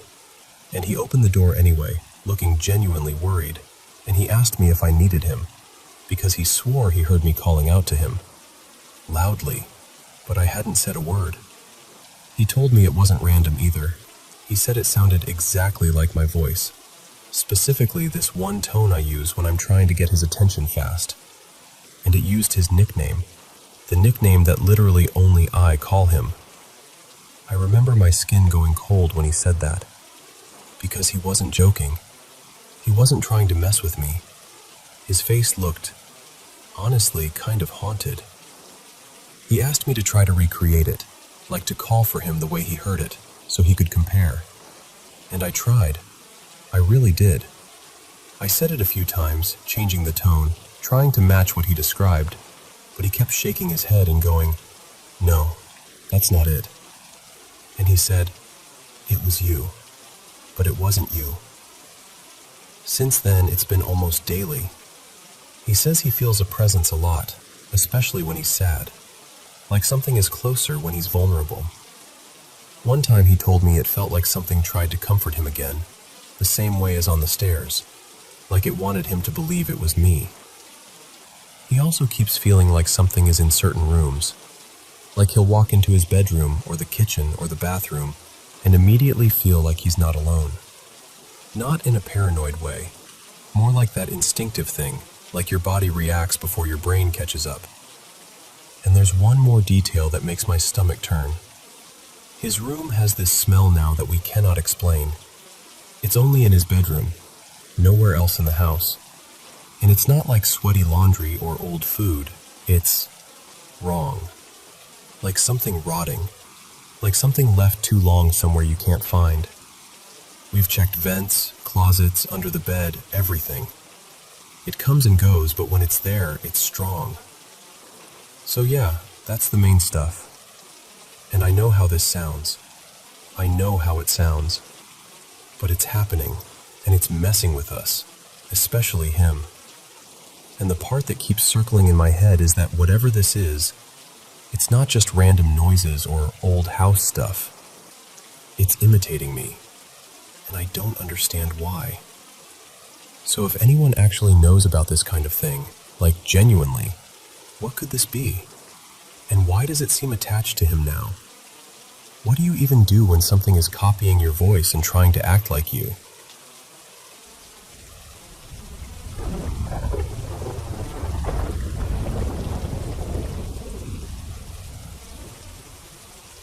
You know how every place has its stories? Things folks swear up and down are true, even if they can't prove a lick of it. Well, where my dad's people come from, tucked back in the deep hollers and long stretches of woods, there's no shortage of ghost talk. Lights in the trees, shapes on the ridgelines, sounds that don't belong to any animal you've ever heard. But there's one story, one, that stayed with me more than all the rest. I first stumbled onto it on this old, local sightings website, one of those early 2000s pages where people would type up their experiences like they were confessing something. There were tons of legends on there, sure, but this one report felt different. Simple, specific, and the kind of creepy that sinks its hooks in you. It basically said, anytime you're walking a rural road out here, you'll hear footsteps in the woods across from you, like something is pacing you from just beyond the tree line. If you stop, it stops. If you keep walking, it keeps walking. Same rhythm, same speed. And sometimes it'll mimic the way you step, like it's learning you. The first time I read that, I got that cold little prickle behind my ears, like my body knew the punchline before my brain did. And growing up, I couldn't let it go. I'd bring it up at cookouts, on porches, in the kitchen while somebody was shucking beans. Just casually, like, "Hey, have you ever heard about the footsteps on Old Mill Road?" And every single time, people would get this look. Not the, "oh, that's spooky" look. The, "Don't say that too loud, look." Most of them called it the devil, or something dark, or they'd use that hush-hush kind of language, like naming it might invite it closer.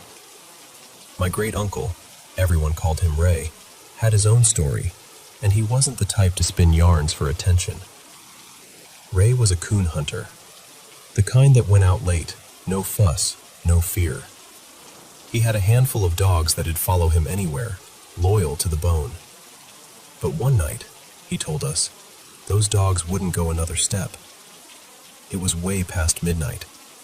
The moon was thin, barely enough light to make the trees look like they had faces. The dogs had been running a trail, excited and noisy like usual, and then, like a switch flipped, they froze. Not just hesitated, froze, hackles up, ears pinned.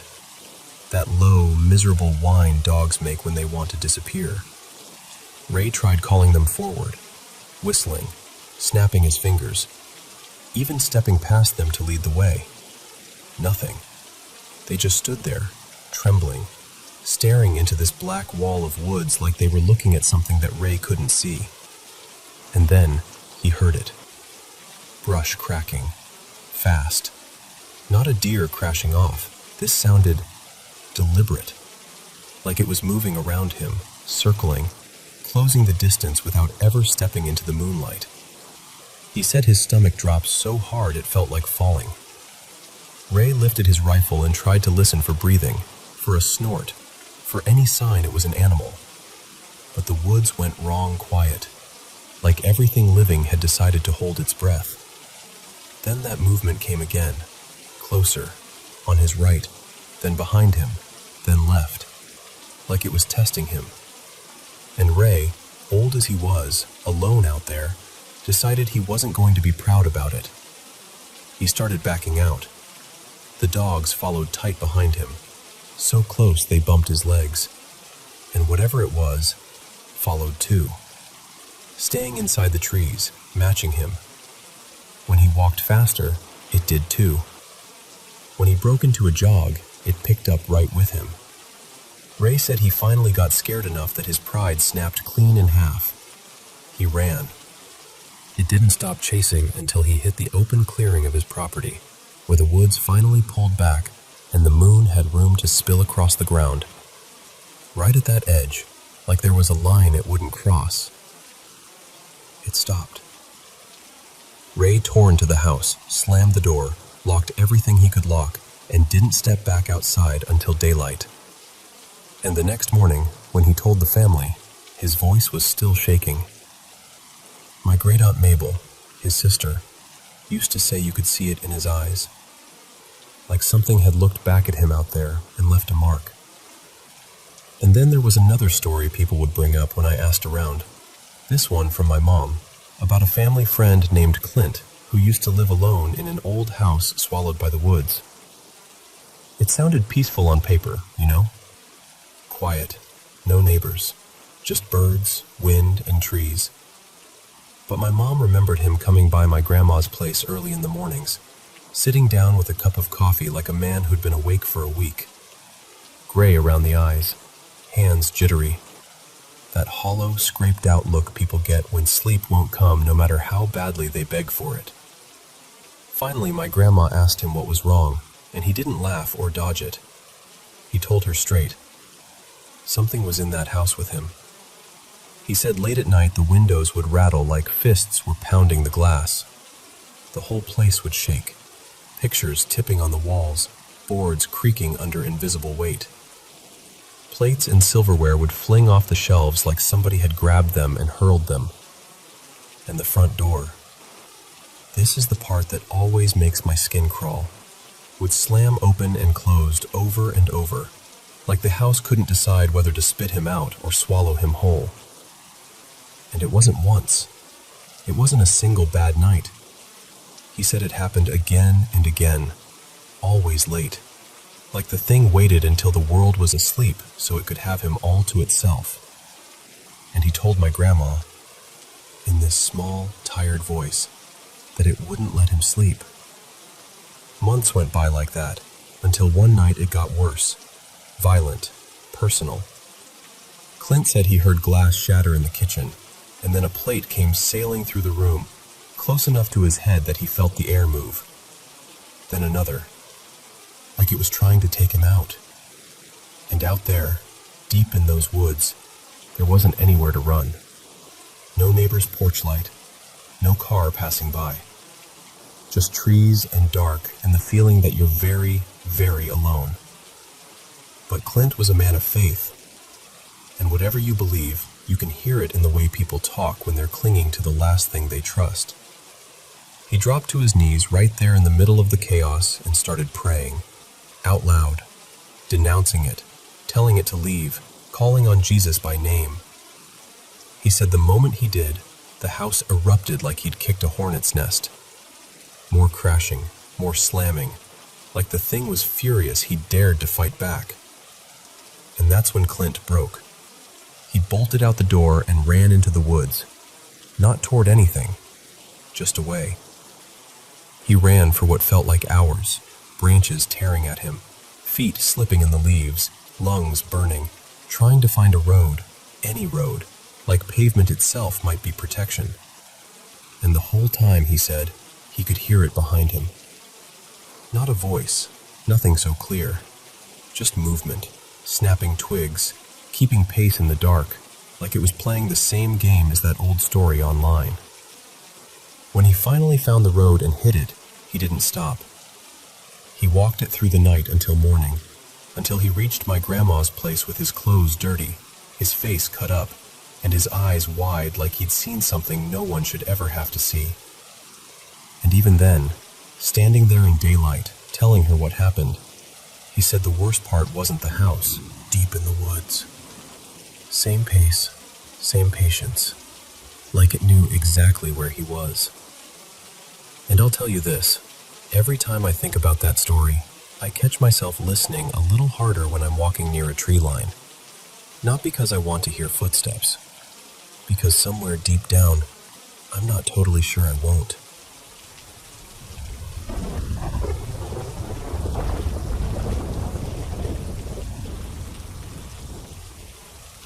Welcome back to the Paranormal M channel. How was your holiday? Drop a comment down below and let me know. As for me, I'm really grateful for everything this past year brought, and most of all, for all the love and support you've continued to show the channel. Thank you so much for sharing so many of your mysterious experiences with us. Don't forget to subscribe and turn on notifications so you won't miss any new videos. So, let me tell you about 3 friends, traveling sales guys, who spent more nights on the road than at home. Back then, they were always bouncing between provinces for work. After a long day of pitching products and chasing orders, they had this routine: find somewhere to eat, have a few drinks, laugh a lot, then crawl back to the hotel and do it all again the next day. The 3 of them were named Korn, Jai, and Neron. And on the night this happened, only Neron stayed sober. Korn and Jai got properly tipsy, the kind of drunk where everything is funny and your brain stops doing its job. So Neron, being the responsible one, offered to drive them back. On the way, someone groaned, "Bathroom, now." So they pulled into a gas station close to midnight. At the time, Thailand was in one of those energy-saving phases. Fuel pumps would shut down before midnight. The stations would feel half asleep after hours, but the little convenience store inside still stayed open, and sometimes there'd be a tiny food spot serving late-night bowls of something comforting. This place was dim, not pitch black, but enough that the shadows felt heavy.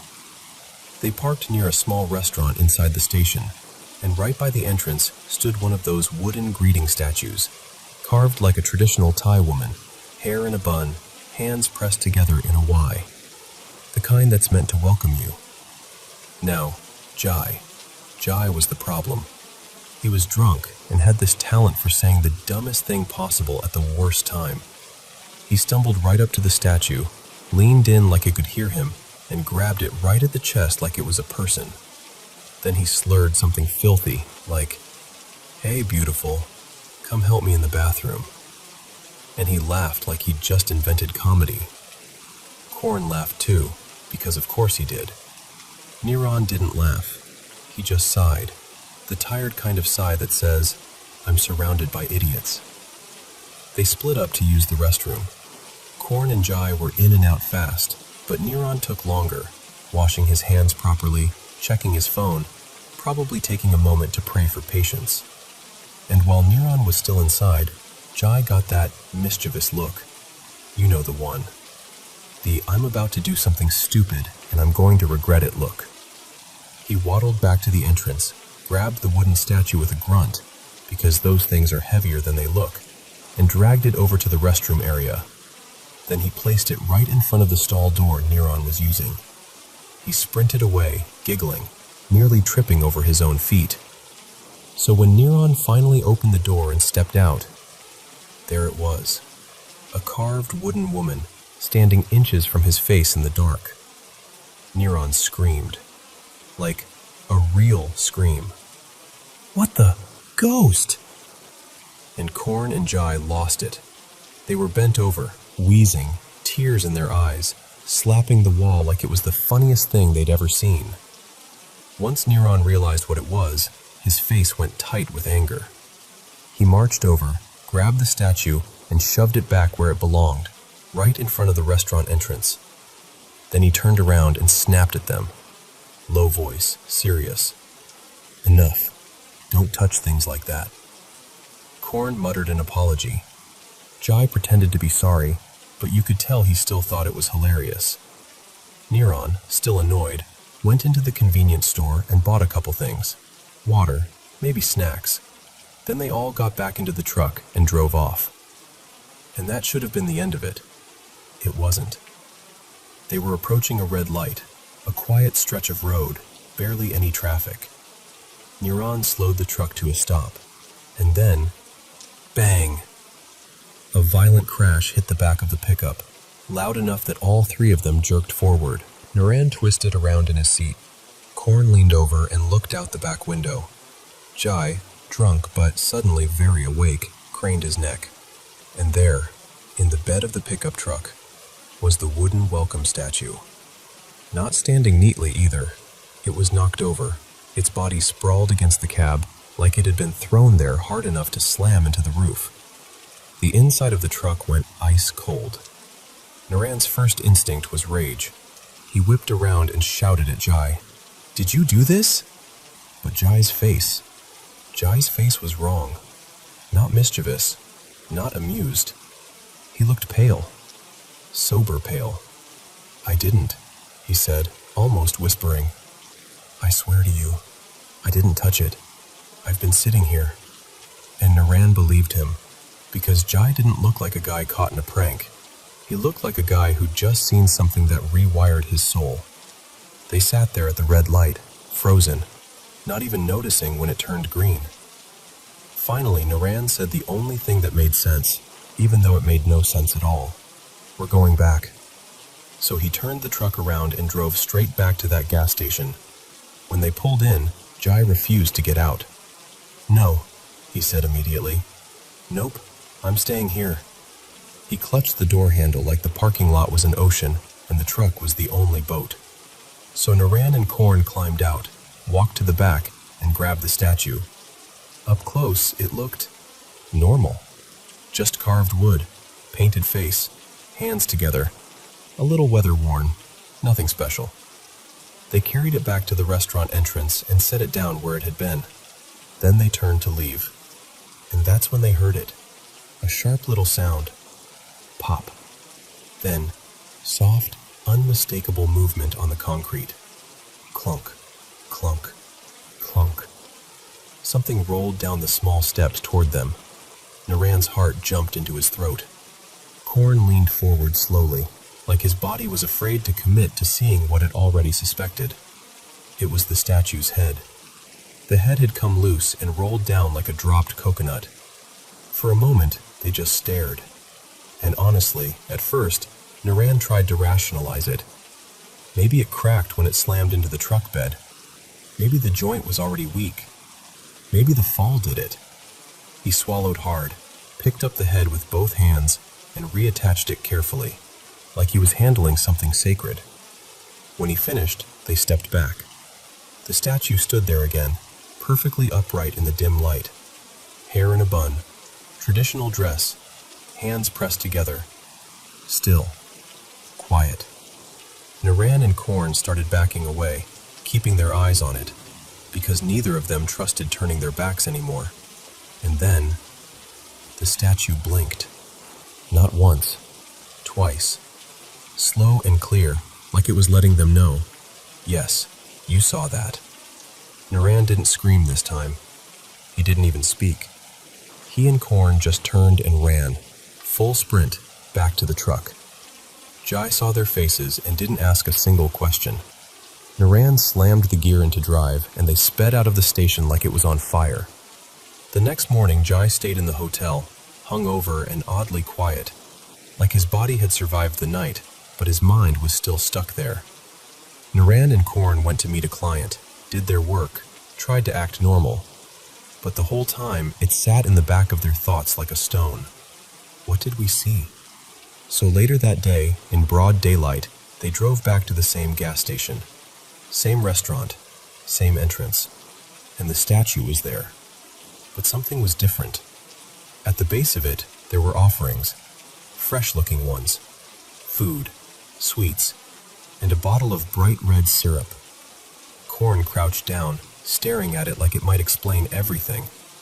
Then he went inside and asked one of the staff gently, "Why do you put offerings out there?" The staff looked at him like he'd asked why they breathe. Korn hesitated, then admitted, carefully, quietly, "Last night, we saw it blink, and it ended up in our truck." The reaction was immediate. You know how it is. Once you say something like that in Thailand, it's like lighting a match in dry grass. Staff and a couple customers hurried outside and started looking at the truck's license plate, whispering, pointing, saying numbers to each other. Because to a lot of people, anything strange tied to a vehicle can mean lottery luck. Naran and Korn didn't mention Jai's crude joke. They left that part out. They just stood there, feeling small. Later, when the lottery results came out, the winning number matched their plate. Exactly. And here's the strange part. None of them bought a ticket. Not one. Because whatever luck that was, it didn't feel like a gift. It felt like a warning they didn't deserve to cash in. And one more thing. Because after this happened, they couldn't stop noticing those statues everywhere. Someone later told them another story. They said they stayed at a hotel with one of those same wooden greeting statues near the hallway. Late at night, they heard a sound outside their door. Pock, pock, pock. Like wood tapping the floor. They opened the door, and they swore the statue was moving down the hallway. Not running, not walking, hopping, still in its prayer pose, hands pressed together, bouncing like a stiff wooden frog across the tiles. Pock, pock, pock. So, have you ever seen those wooden welcome statues? If you've seen one, you probably know exactly what I'm talking about. And hey, maybe it's just a story. Maybe it's coincidence, imagination, alcohol, the dark playing tricks. Thai people believe deeply, sometimes in spirits, sometimes in luck, sometimes in things you can't prove, but you also can't dismiss. And sometimes, when people honor something enough, it starts to feel like it's watching back. But don't worry, not every wooden statue is haunted. At least, that's what we tell ourselves.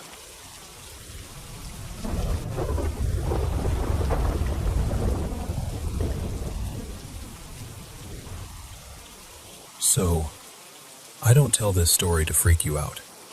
I tell it because it's one of those memories that stuck to me, you know? Like it left a thumbprint. When I was 13, I was in a really heavy, lonely place. I was dealing with depression, acting out, flirting with anything that felt dark, just because I didn't know where else to put all that pain. I didn't fully believe in spiritual stuff, not in a committed way, but I was disruption enough to keep one eye open, if that makes sense. The thing is, my family always had little quirks. My mom, Marisol, could read people's emotions like a weather report. and she'd have dreams that came true later. Small things, but specific enough to make you pause. My older brother, Eli, used to talk about seeing things in the house, like shadows that didn't belong to anyone. Me? I never knew what my thing was, but my mom always warned me, very seriously, not to mess with anything malicious. She'd say, "You're like a lighthouse, you draw things in." I'd roll my eyes, but it always sat somewhere in the back of my mind. And then that Christmas, I got a Ouija board. Not from my mom, just to be clear. It was one of those gifts that slips through because someone thinks it's a joke. And at 13, I thought it was either going to be nothing, or it was going to be something big enough to finally prove everybody wrong. For about a week, nothing happened. I played with it alone in my room, stupidly, impatiently, doing everything you're not supposed to do. I'd rush, ask a question, laugh at myself, push it too hard, treat it like a toy. And honestly, looking back, that was the whole problem. I was messy and open and miserable. I was like an unlocked door in a storm. One night, I decided to do it right. I followed the instructions as closely as I could, took a deep breath, and called out, quietly but with intent. And it was immediate. The temperature dropped so fast it felt unreal, like someone opened a freezer inside my bedroom. The sound changed too, like when you put on noise-canceling headphones and the world gets weirdly muffled. Then I heard this high ringing, sharp and loud, like it was inside my skull. And then the planchette slid to yes. I swear to you, the second it moved, my whole body went into panic. I wasn't excited anymore. I wasn't curious. I was terrified. I yanked my hands away and ended it in the dumbest way possible. Something like, okay, bye. And I shoved the board away like that was going to undo it. But the air didn't go back to normal. It got colder. Every hair on my arms stood straight up. And then, I know how this sounds, I do. I looked up at the mirror across my room, and I saw something behind me. Not like a full, clear movie scene. More like a shape that shouldn't have been there. Too tall, wrong angles. The kind of silhouette that makes your brain scream before you even understand what you're seeing. And the part that still makes my stomach twist is that it felt like it was coming closer. Like it was leaning into the room with its arms open. Like it wanted me. I ran. I sprinted down the hall in my socks, almost ate it on the stairs, and I barged into the living room trying to explain to my dad and my stepmom, Tessa, what happened. They laughed. Like full-on, "You're watching too many scary videos," laughing. My dad, Reed, was the type who didn't believe in anything he couldn't hold in his hands. He called it nonsense. But even he made me pack the board up and bring it to my mom's house when I went there a couple days later. Like he didn't believe it, but he also didn't want it around. When I got to my mom's, she took one look at me and her expression changed. She didn't say, "What did you do?" She said, "Something's attached." Like she could feel it the way you feel a pressure shift before a storm. But I was so scared of disappointing her that I lied. I told her I was just stressed. I hid the board in my bag and tried to pretend I hadn't brought a whole nightmare into her home. That week, things got strange. All of us, my mom, my stepdad Jonah, even my brother, started having these dreams. Not identical, but close enough to make my skin crawl. There was a woman in them, mouth stretched too wide, like her jaw didn't fit right. She'd loom over us like she was leaning down from a ceiling corner. And the worst part was that she was screaming, but there was no sound. Like watching someone scream underwater. We'd all wake up around the same time at night, too. Different rooms, same moment. Like something nudged the whole house awake. And the dogs. Our dogs wanted nothing to do with me. They'd avoid me, hide under chairs, leave the room when I walked in. They acted like I smelled wrong. My mom started cleansing the house the way she always did when things felt heavy. Windows open, prayers, getting rid of old objects that felt off. She threw out random stuff that had been sitting around forever, like she was trying to remove every possible hook. Finally, after she confronted me, because I genuinely hadn't eaten properly in days, I broke. I sat at the kitchen table, shaking, pulled out the board, and told her everything. She didn't yell. She didn't shame me. She looked relieved almost, like, okay, we can deal with this now. Now I know what I'm fighting. She set up what she called a protected space. I'm not going to describe it like it's a how-to, because that's not what this is. But she took it seriously, like a mother putting on armor for her kid. She made it clear we weren't playing anymore. This was about closing a door I'd opened carelessly. Everyone left the house except me and Jonah. My hands were sweating so badly I could barely keep them steady. We put our fingertips on the planchette, and I remember thinking, please let this be nothing. Please let me have imagined it. It wasn't nothing. The planchette jerked hard, erratic, like it had a temper. It tried to slide off the board. It bounced through letters too fast to make sense. It did that thing people warn you about, racing, spiraling, acting like it wanted to break rules just to prove it could. Jonah kept his voice calm and firm. He spoke like you'd speak to a stray dog that's baring its teeth. No fear, no cruelty, just authority. He told it to leave the house, told it to leave me alone, over and over. And then, after a few minutes, it stopped. Just stopped. The silence after was so intense it felt like my ears were ringing again. We sat there, waiting for something, anything, like we were holding our breath in a paused room. And then my stomach growled. Not a normal hungry growl, a deep, empty sound like my body suddenly remembered it needed fuel. And I got hit with this wave of hunger so powerful it was almost embarrassing, like I could have eaten the table. My mom came back later, and I devoured a whole pizza like I'd been starved, because I basically had been. I remember looking down and seeing my stomach all bloated and tight, and feeling this sick little thought crawl in. What if it was feeding on me? What if it took something and now it's gone? My mom told me something that still haunts me a little. She said that whole week she couldn't feel me the way she normally could. Like my signal was dim. Like I was still there, but muted. But I'll be honest with you. Even now, when I'm really low, I sometimes catch something in the corner of my eye. A shadow that feels too tall, or a darker patch in a dark room that makes me stare a second longer than I want to. And maybe it's just my brain. Maybe it's paranoia.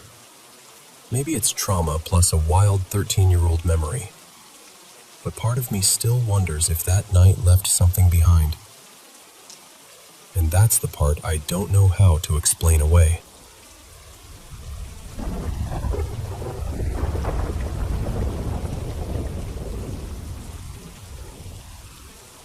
So let me tell you about this place. An old farmhouse out in the country, easily over 100 years old. The kind with creaky floors, thick wooden doors, and that quiet, settled feeling, like it's been watching the seasons roll by forever. A few years back, I ended up there a handful of times because it belonged to my mother-in-law's then-boyfriend's family. Well, technically it was his aunt, Marlene, who lived there. The land had been passed down for generations, and you could feel that history in everything, from the worn porch steps to the way the fields stretched out like they'd always been there.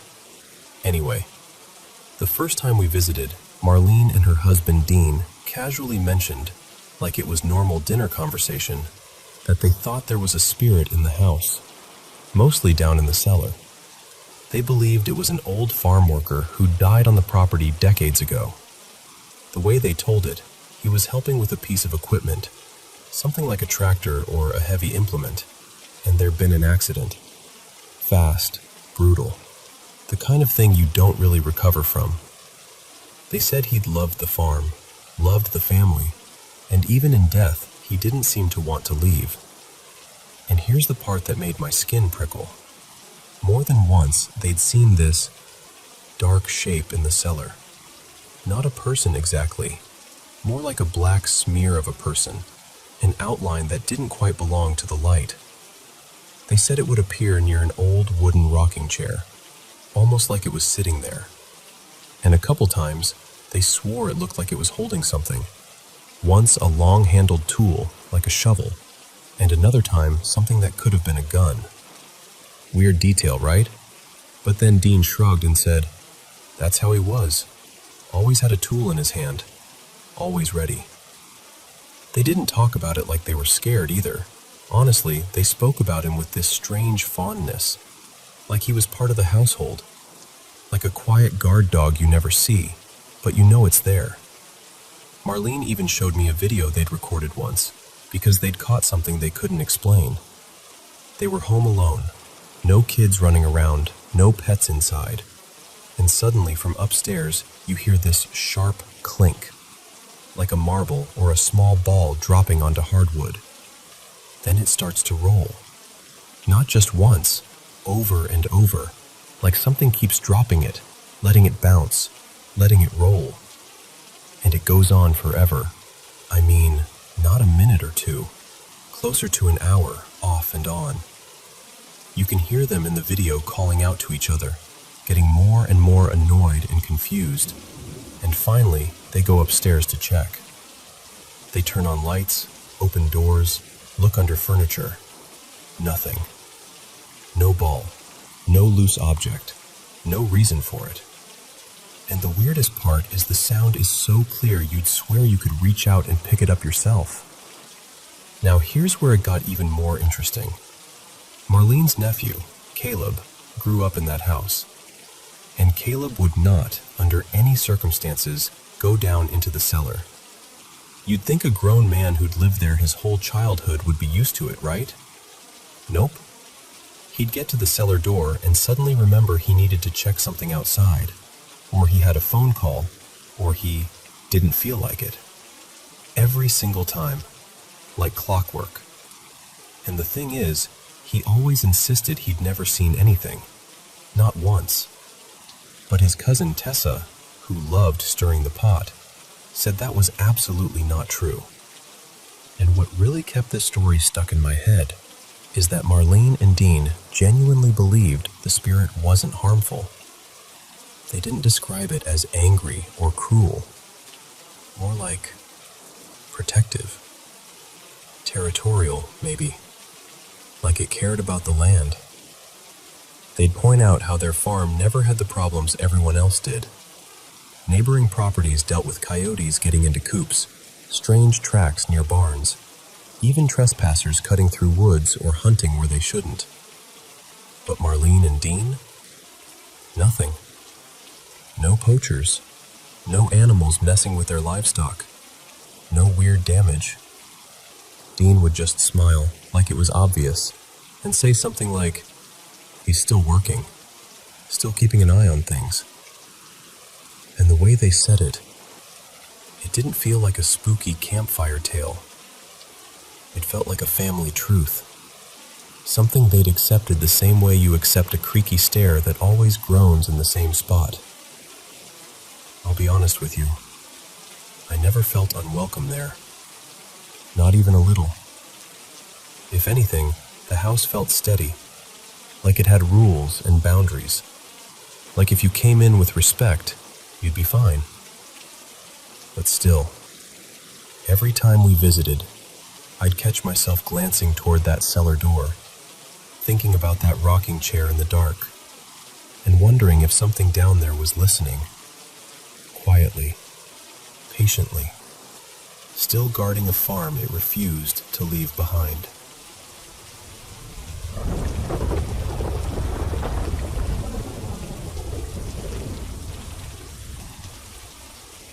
Hey, so I'm gonna be honest. I feel a little ridiculous saying this out loud, but I also can't keep brushing it off anymore. For the last couple months, like 2.5, give or take, it's felt like something shifted. Like either me and my friends accidentally stepped into something we don't understand, or the land we're living on is holding on to something heavy, something mean, something that doesn't want us here. It kind of started after my grandpa passed. That's the moment my brain keeps circling back to, like a pin stuck in a map. But even right before that, I had these stretches where I felt drained. Not tired, not stressed, more like someone unplugged me and I couldn't charge back up, no matter how much I slept. And then the weird little things started piling up. Gnats everywhere, stink bugs like it was their apartment too, spiders in places that made no sense, and the scratches, the bruises, me and a couple of my friends too. Random marks showing up like we'd bumped into something in the dark, except none of us remembered doing it. Then we started digging around because, of course we did. It turns out there's all this local lore about the property, old family names tied to the land, a woman people still whisper about, some community witch from way back in the 1800s. And right across from our complex, there's this small cemetery owned by her descendants. It's one of those things you can ignore until you can't, and lately it's been hard to ignore. And then the incidents.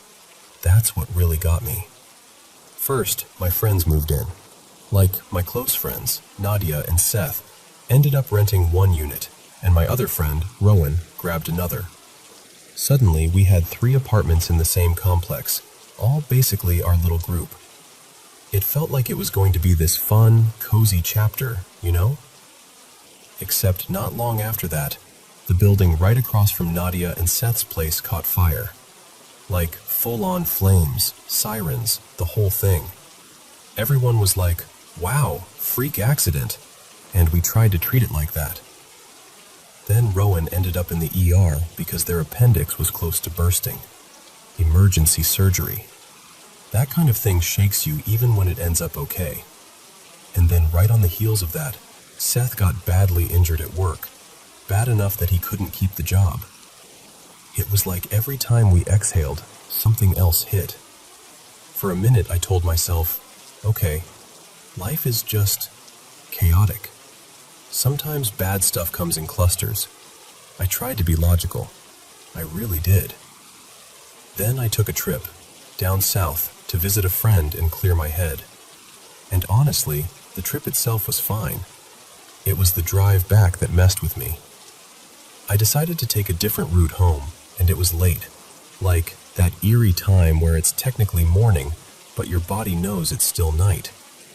Somewhere around 2:30 a.m., I crossed into this stretch of highway that felt like it swallowed sound. I pulled into a rest stop just to wake myself up for a minute, and that's when my phone and radio started going completely haywire. My Bluetooth kept disconnecting and reconnecting like it was panicking. Then when I tried to play music, my phone literally called itself, like I was suddenly in a phone call with my own number, and the music started playing through the call audio. I remember just staring at the screen like, what are you doing? Why are you doing this? I shut everything off, got back on the road, and somehow my GPS settings flipped to avoid tolls. I didn't touch it. I know I didn't. But it rerouted us off the main way and deeper into these back roads, and right when I turned onto it, 3 deer sprinted across in front of the car. I slammed the brakes, didn't hit them, and they ended up on the other side of the road. All 3 stopped, turned, looked right at us, and I swear to you, swear, their eyes reflected this sharp red glow, not the normal white shine, not yellow, red. I drove like a grandma after that, barely breathing, because the road was slick and twisting, and my hands were shaking on the wheel. When we finally got back to the highway, we passed a deer that had been absolutely destroyed, like something had hit it and kept going. It was horrifying. And then, from the back seat, Nadia, who had been quiet the whole time, goes, "I didn't want to say anything, but there was someone walking behind us on that road, like on foot, and they followed us until we reached the end." I remember my stomach dropping, because nobody else saw them. But Nadia wasn't joking. She looked pale. Real fear.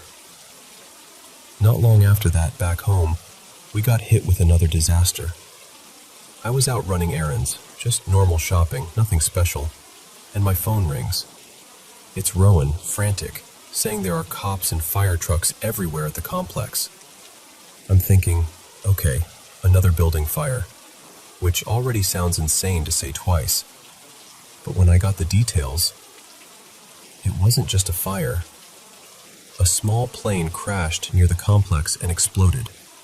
Not in a field miles away, near us, like within shouting distance, close enough that I could picture exactly where it happened. That was the moment I stopped being able to pretend this was all just normal bad luck. And then I worked this summer camp for my old high school marching band, helping out, long days, lots of kids, lots of chaos. We ended up with a nasty COVID outbreak through the group, and that alone was stressful and exhausting. But one night, after everyone was asleep, I stepped outside for air around 3 a.m. It was quiet, like the world had been turned down. And then I heard knocking, like hard knocks, not wind, not branches, knocking from somewhere close. And after that, voices, like people talking, softly, not far off. I went to look. I checked the corners, the shadows, the spots sound usually bounces from. And there was nothing. No one. Just that thick emptiness that makes you feel stupid for being scared. And somehow even more scared because you know what you heard. And today was the cherry on top. We woke up to another building on fire in our complex. Another one. At this point, it's like the universe is doing it on purpose just to prove a point. And after all that, we tried to do something normal. Grab lunch, breathe, act like regular people.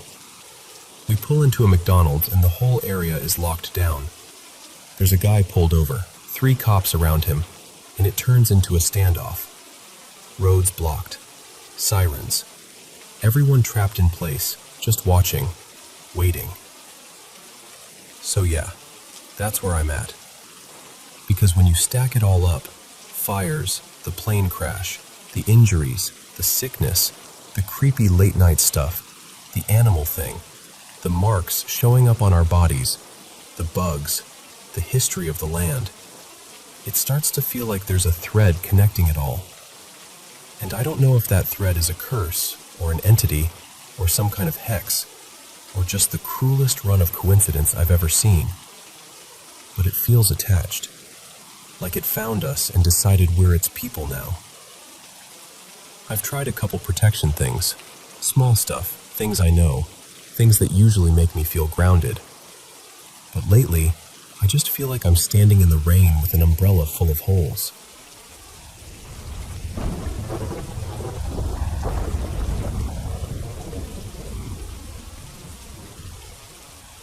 Okay, so this happened to me when I was a kid, maybe 9-ish, somewhere around there.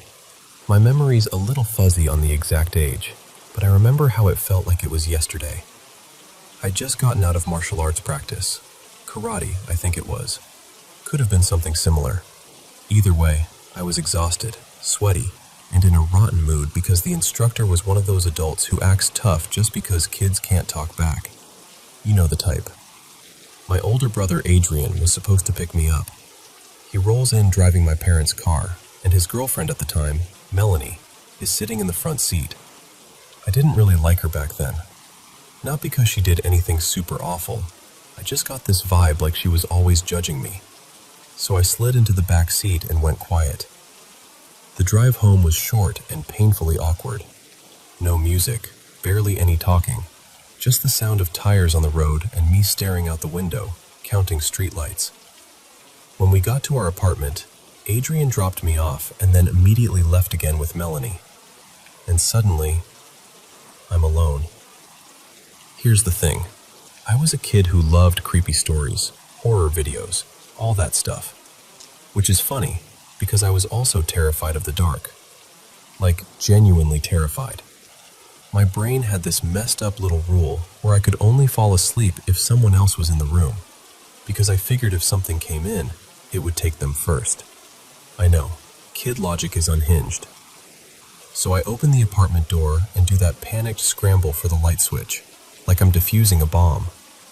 The light by the entry clicks on, but everything beyond that little area is pitch black. And I just freeze there, sitting by the door, hugging my knees, listening to nothing. Let me explain the layout because it matters. When you walk in, the living room is off to the right. Straight ahead are the stairs going up. And to the left is this hallway that runs to 3 rooms. At the very end is the bathroom. Along the hallway, the kitchen door is on the right side, and on the left is my dad's little office. And that office? Oh man, that room always freaked me out. It was filled with shelves and random stuff and shadows, and as a kid, I was convinced a hand could reach out and grab you from literally anywhere. Like the room was just built for nightmares. So I'm sitting there by the door, trying to be brave, and then, bang. It comes from the kitchen. Not like a gentle sound, like a drawer being slammed shut, hard. I whip my head toward the kitchen door. It's closed. I just stare at it like if I look away, something will sprint out. A minute passes. Bang! Another one. Then another. And then it starts escalating so fast my brain can barely keep up. There's crashing, like drawers yanked open and thrown. I hear what sounds like metal clattering, like utensils tossed into the air. Then this sharp sound that I swear was glass breaking. And there's this weird buzzing noise too, like some appliance kicking on and off, on and off. It was like a full-on fight was happening in there, like the kitchen was throwing a tantrum. And I'm just stuck by the door, paralyzed. My whole body felt cold and heavy at the same time. I didn't even want to breathe too loud. I grab my crappy little phone and call my mom, whisper yelling into it like, "Mom, you need to come home right now." She's like, "What happened?" And I'm trying not to cry while I'm saying, "Something is in the kitchen. Something is throwing things. Please come home." Good news. She believes I'm scared and says she's coming, which might as well have been 100 years. So I'm sitting there in a tight little ball beside the door, basically doing the world's saddest, quietest panic attack, while the kitchen keeps going, crashing, banging, clattering, like it's trying to prove a point. I remember thinking, if I move, it'll notice me. So I don't move. And then finally I hear keys, the lock, the door opening. My mom steps inside, and the second she does, silence. Not even that normal apartment building quiet. It felt like the whole place was holding its breath. I start crying immediately, trying to explain between sobs. My mom puts her bag down, gives me this worried look, and then, very calmly, she walks straight to the kitchen like she's about to catch someone red-handed. And I follow behind her, like 2 steps back, clinging to her like a baby duck. She opens the kitchen door, and nothing. No mess, no broken glass, no drawers pulled out, nothing on the floor. Actually, this is the part that still makes my skin crawl. The kitchen looked cleaner than I remembered it being. Like someone had straightened everything up, lined things nicely, made it neat. My mom just stands there, confused. Then she looks back at me like, "Are you sure?" And I'm standing there shaking, like, "Yes, I swear on my life, it was going crazy in here." Nobody really believed me after that. Not fully. My brother brushed it off. My sister teased me. I even blamed Adrian's girlfriend, Melanie, because in my head I was like, if she wasn't there, he would have stayed and I wouldn't have been alone. Again, kid logic. I was desperate for someone to blame. But my mom, she didn't truly take it seriously until later in life, when she got more religious and started being more cautious about spiritual stuff. After that, she'd bring it up occasionally like, maybe you weren't imagining that. And I'm like, yeah, I wasn't. Because whatever that was, it scared me half to death. And then it cleaned up after itself. Like, thanks, I guess? Terrifying, but very considerate.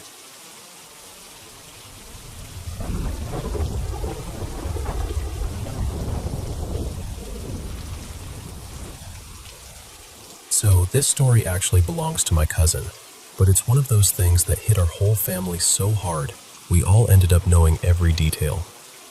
My cousin had come to the US from Mexico to study abroad, and at first, everything felt exciting and normal. She stayed with our aunt and uncle in this cozy, totally ordinary house. No creepy history, no strange vibes, nothing like that. The house was full, too. My aunt, my uncle, their 2 kids, my grandma, and my cousin. I'll call her Lena. Lena was the kind of person who could make friends in 5 minutes. She was social, charming, always laughing, just easy to be around. For the first few months, she was doing great. School, friends, the whole new country adventure. Nothing stood out as wrong. Then, slowly, like so slowly you don't notice at first, she started changing. She stopped going out as much, started saying no to invites. Then she began skipping class here and there. She ate less. She was irritated all the time, like she was carrying something heavy and didn't want anyone to touch it. My aunt thought, okay, homesick. Totally reasonable. New country, new culture, missing family. So she backed off a little and tried to give Lena space. Still, my aunt quietly checked the obvious things. No drugs, no drinking, nothing like that. Lena wasn't getting into trouble. She was just fading. And then one night, more like early morning, everything snapped into focus. It was somewhere around 2:30 a.m., that dead quiet hour where the house feels like it's holding its breath. Lena suddenly burst into my aunt and uncle's bedroom. Not knocking, not hesitating, just appearing in the doorway like she'd been chased. She was shaking so hard she could barely stand, and she couldn't get words out at first. She kept trying, but her mouth would open and nothing came out. My aunt and uncle sat her down, tried to calm her, asked what happened, what she saw, what she heard. But Lena just looked terrified in this really raw, almost childlike way. So they did the only thing they could do. They let her sleep in their room that night. In the morning, after everyone had coffee and daylight had returned to the world, my aunt sat Lena down, gently but firmly, and said, "You're telling me what's going on." And that's when Lena finally admitted it. She'd been using a spirit board. Not once, not as a joke at a party. She'd been doing it a lot, in her room, alone, late at night. She told my aunt it started the way these things always start. Curiosity. Something silly. Something she didn't really believe in but wanted to try because it felt spooky and fun. She said at first it was harmless. Little questions, little answers. Nothing that seemed serious. But then it stopped being a game. It became a habit. Then an obsession. She started blowing off friends just to go home and play. She'd stay up until dawn asking questions, and then she'd miss class because she couldn't wake up. When she was outside the house, all she could think about was getting back to her room and putting her hands on the planchette again. And here's the part that still makes my skin crawl when I think about it. She said she thought she'd made a friend. Like she genuinely believed whatever was responding was kind, or at least neutral. She'd talk to it like it was company, like it was something that understood her. Until the answers started changing, At first, it was little stuff she tried to explain away. Shadows flickering at the edges of her vision. A whisper she couldn't quite make out. Light tapping against her upstairs window, except her room was on the second floor, so it wasn't like a branch brushing the glass. Then it got worse. Scratching sounds, soft like fingernails, along the wall and the door at night. The shower curtain shifting when she was in the bathroom, even when she was completely alone. Small items disappearing, hair ties, keys, little personal things, then turning up in places she swore she'd already checked. And the whole time, she didn't tell anyone. Not a word. Because she was embarrassed and scared. And I think deep down, she knew if she said it out loud, it would become real in a way she couldn't control. She did try to stop. She said she tried, but she described it like, once she opened that door, it didn't really close again. Then came the night she ran into my aunt's room.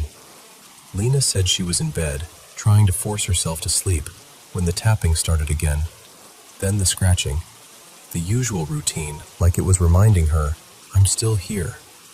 And for the first time, she did something different. She started praying. Not just a nervous whisper, like a real prayer from the heart, like she was finally calling for help.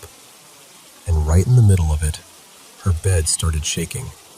Not a little tremble, not, maybe I imagined it.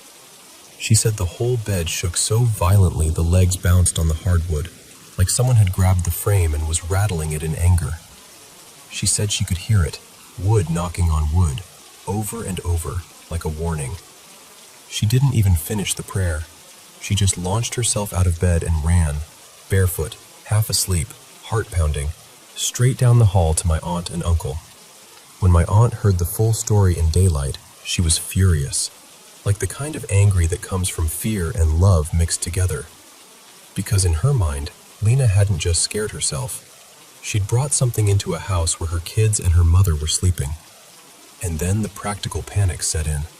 What did you invite in here? And how do we get it out? Not long after that, Lena went back home. School had completely fallen apart by then, which was the whole reason she'd come to stay with my aunt in the first place. It wasn't just one decision, it was mutual. Everyone could tell she wasn't okay, and she needed to be somewhere that felt safe again. From what I heard, nothing paranormal ever happened to anyone else in the house. It was like whatever it was had been focused on her. The spirit board was destroyed. My family says it was burned and thrown out. The room was cleansed and blessed. Windows opened, prayers said, the whole thing. But the part that sits weird with me is this. After she left, we didn't really hear much from her again. And every once in a while, someone in my family will say, quietly, like they don't want to tempt anything, I hope nothing followed her. Because the truth is, you don't always know what you're inviting in. And you definitely don't always know what it takes to make it leave.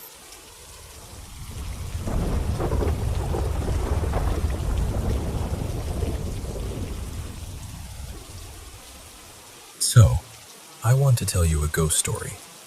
And honestly, this is the one that made it impossible for anyone to ever talk me out of believing that something is out there. I was 18 when my life cracked open in two directions at once. Fear on one side, freedom on the other. I was still living at home with my mom and my little brother. My dad had died a few years earlier, and the house felt smaller after that.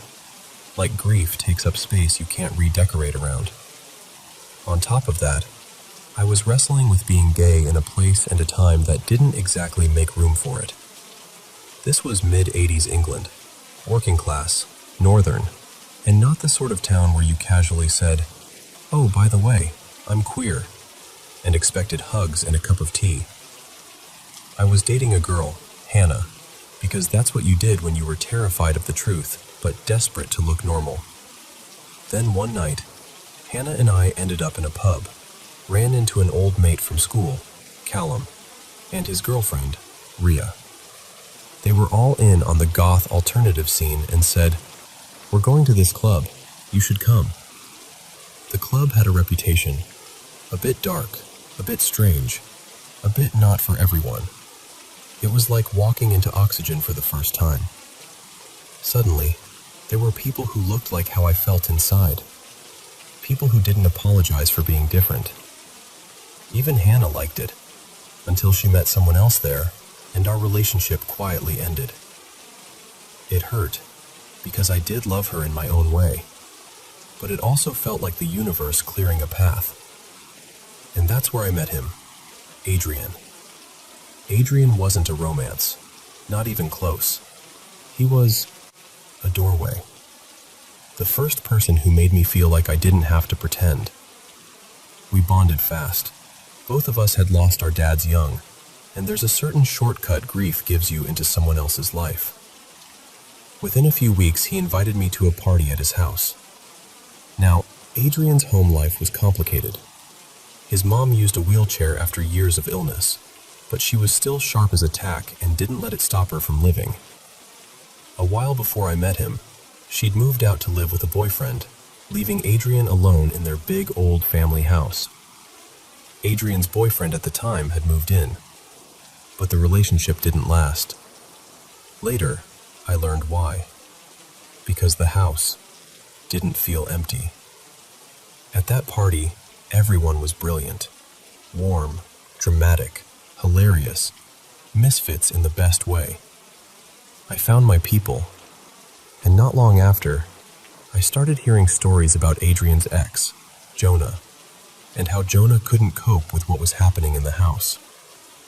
It started small, they said. A thing missing here, a cupboard left open there, odd knocks, the sense that someone had been in a room when they hadn't. But it escalated, like whatever it was realized it had an audience. And then the big one. Jonah was heading upstairs one night after Adrian had gone to bed, and something he couldn't see, shoved him backwards. He went down the stairs hard. That was it. Jonah never slept there again. Not after that. And the relationship collapsed under the weight of fear. By the time I came along, Adrian hated being alone in that house at night. So our little group, Adrian, me, and our friends Imogen and Lewis, started taking turns staying over. There were 3 bedrooms, so it was easy to rotate. The first few nights? Nothing.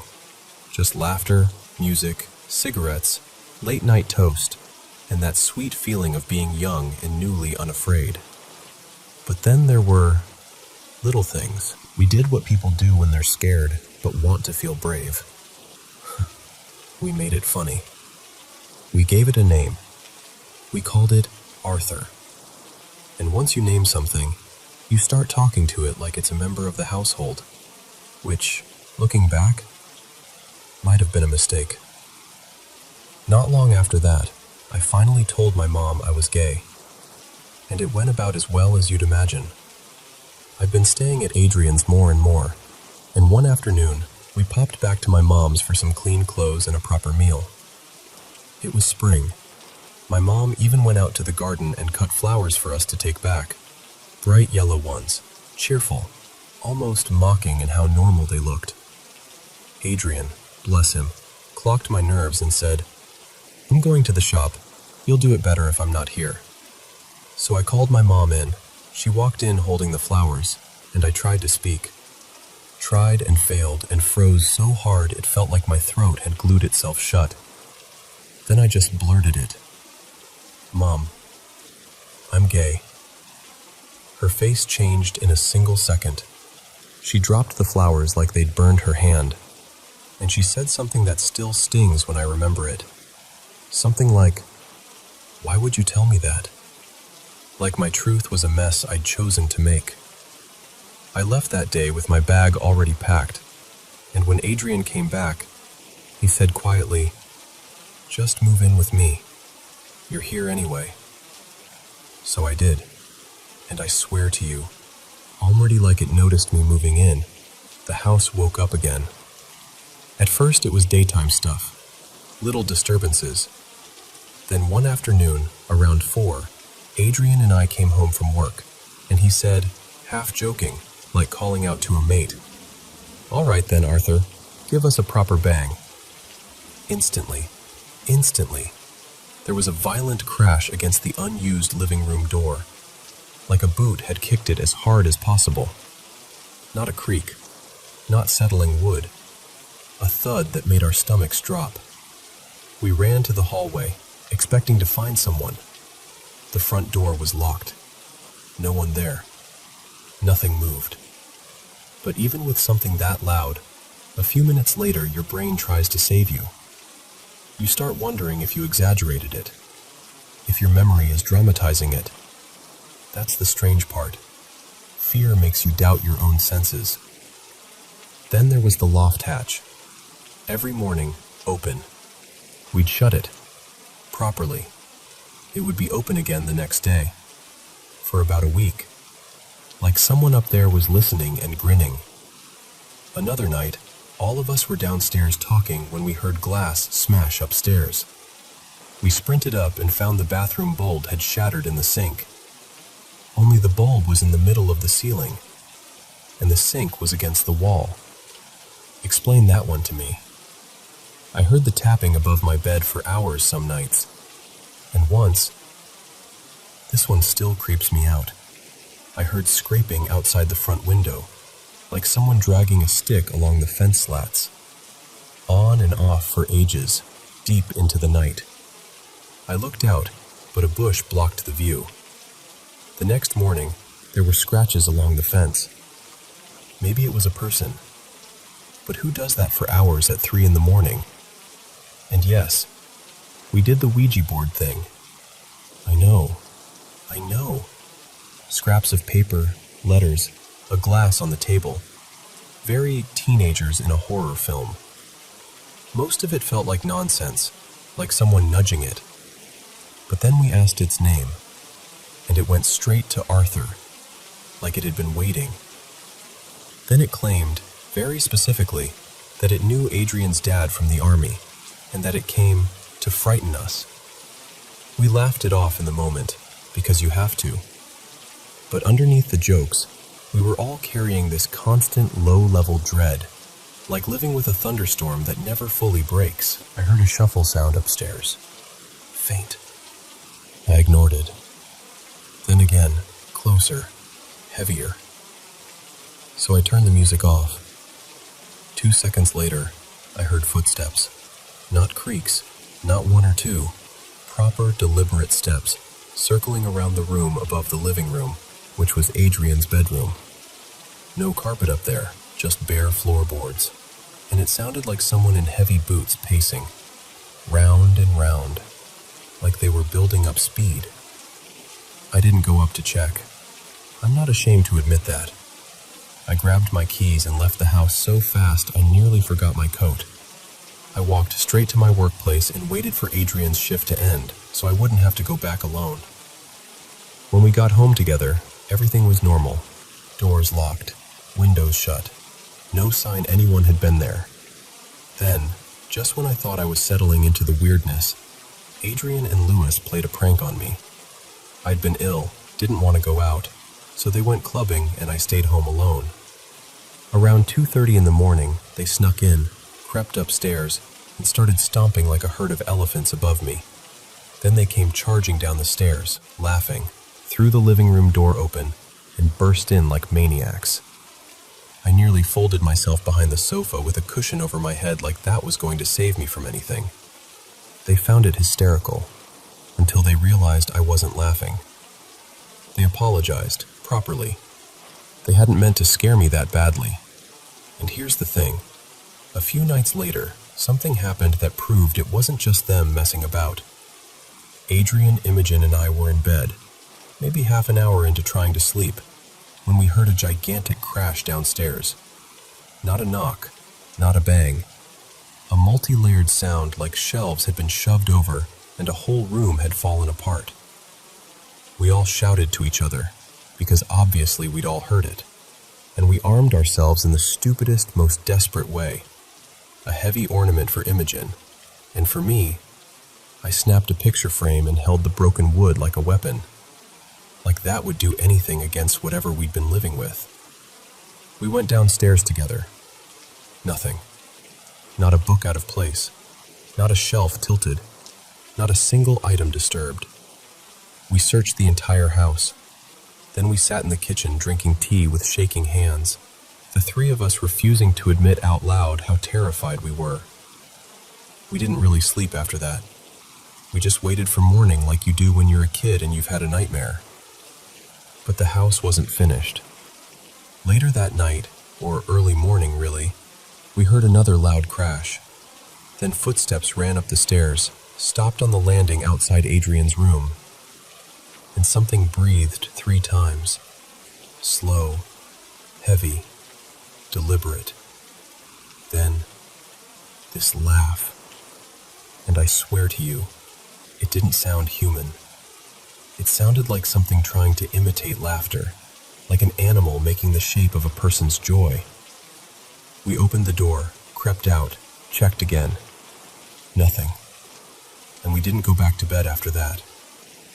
I lived there for a little over 2 years. Eventually, I met my first proper boyfriend and moved out, partly because I wanted to start a new chapter, and partly because I couldn't live with that constant tension forever. Adrian understood, but I still felt guilty leaving him in that place. Over time, the activity calmed down. It didn't vanish completely, but it faded. Like whatever it was needed the right conditions to get loud. And here's the part that makes it complicated. Adrian changed in the years after. He became paranoid, painfully so. He started believing I was out to harm him, like I was poisoning him or plotting against him. It built slowly, then took over. Eventually, he was diagnosed with a serious disorder. We tried to help. We tried to stay close, but it became too much. He pushed everyone away in the end, and I still wonder, quietly, late at night, if the house was haunted the way people imagine, or if the grief, the loneliness, the upheaval, the energy of everything Adrian had survived, somehow seeped into the walls and took on a life of its own. We never saw a thing. It was always sound, movement, broken objects, that feeling of menace. But it was real. And it wasn't even my only experience. When I got my first flat alone, top floor of a crumbling old Victorian townhouse, I had a few strange moments there too. One night, I was reading in bed and the toilet flushed by itself. Properly flushed. Old high cistern, long chain, and yet nothing was moving. Just the cistern refilling like someone had pulled it. Another time, there was a crash in the hallway. One pane of glass in the loft hatch had shattered. In the morning, I found a stone on the stairs. But the only glass panel up in the roof space was still intact. So where did the stone come from? And the last one, middle of the day, quiet house. I was studying, no TV, no music. The heavy mirror above the mantel just dropped off the wall and smashed. When I checked, the chain wasn't broken. The hook was still on the wall. So tell me, how does that happen? Weird, isn't it?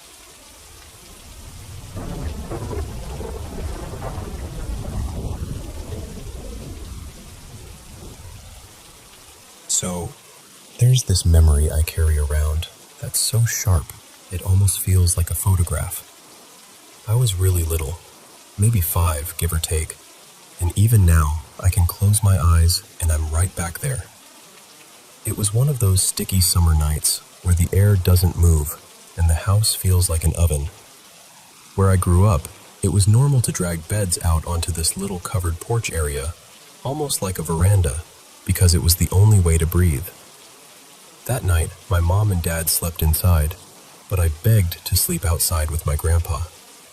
I thought it sounded fun, like an adventure. Yeah, I regretted it pretty fast. The veranda sat a few steps away from the house, close enough that you could see the doorway, but far enough that it felt separate. The 2 beds were set side by side, facing the entrance. Grandpa was out cold, the kind of deep sleep where you look peaceful and completely unreachable. Me? I was wide awake, flipping over and over, trying to get comfortable, listening to every tiny sound the night makes when you're a kid and the dark feels alive. I wanted to run inside so badly, but I was too scared to stand up and cross that little stretch of darkness alone. So I just lay there, stiff as a board, telling myself I'd fall asleep any second. Then I saw someone come out of the house. At first, I felt this rush of relief, like, thank God. I assumed it was my dad. The shape was adult-sized, broad shoulders, moving like someone who belonged there. The figure walked out and started heading off to the left, and I whispered his name, soft, but not so soft he wouldn't hear. The figure stopped, and then it turned its head toward me. And in that exact moment, my whole body went cold, because something in me just knew, before my brain could even form the thought, that it wasn't my dad. It was the same height, same general outline, but the feeling was wrong. Like when you pick up a familiar object and realize it isn't the same weight it's supposed to be. It stood there for a couple seconds, perfectly still. Then it started walking toward the veranda. The closer it got, the more my eyes adjusted, and that's when I realized what I was actually seeing. It looked human in the simplest way. 2 arms, 2 legs, a head, the proportions of an adult. But where a face should have been, there was nothing. Just darkness. Except for the eyes. 2 points of red light. Not like reflected light, not like someone holding a flashlight. More like they were lit from inside. Steady, quiet, watching. I couldn't move. I couldn't even sit up. I was frozen so hard it felt like my muscles forgot how to work. All I could do was stare. The way it moved is hard to explain. Smooth, almost gentle. Like it was trying not to make noise, trying not to startle me. It came right up to my bed and just stood there, looking down at me for what felt like forever. And the strange thing is, it didn't feel like it wanted to hurt me. I know how that sounds, but there was no lunging, no reaching, no sudden motion. It was just there, present, observing. After a while, it crouched down beside the bed, like someone resting on their heels. Its arms settled loosely over its knees, almost casual, like it was getting comfortable. And it tilted its head slightly, one way and then the other, as if it was trying to understand me, or maybe trying to understand how I could see it at all. That part sticks with me the most, that sense of curiosity, like I was the unusual thing. Time didn't work normally in that moment. It could have been 2 minutes or 20. I genuinely don't know. I just remember eventually my eyes started burning and my throat tightened, and I began to sob. Quiet at first, like I was trying to keep it inside my chest. My body started trembling, but I still couldn't move. And then, this is another detail I can picture so clearly. My Uncle Milo came home late. He was living with us then, young and always out with friends. I heard him coming up, heard his footsteps, and he heard me too. He called my name from the darkness, like, "Hey, why are you still up?" And the second he got close enough to scoop me up, the moment I felt arms around me, I completely lost it. Like something snapped loose in my body. I started crying so hard I couldn't breathe. The kind of hysterical crying that scares adults because they can't figure out what's wrong. My uncle carried me inside, and my parents woke up, panicked and confused. Everyone was asking questions at once, and all I could do was cry and cling, because I didn't have the words to explain a faceless person with red eyes was just sitting next to me like it belonged there. And here's the part that still makes my skin prickle. I never saw it leave. There was no running away, no footsteps fading. It was simply not there anymore. Like the moment another adult entered the scene, it was gone.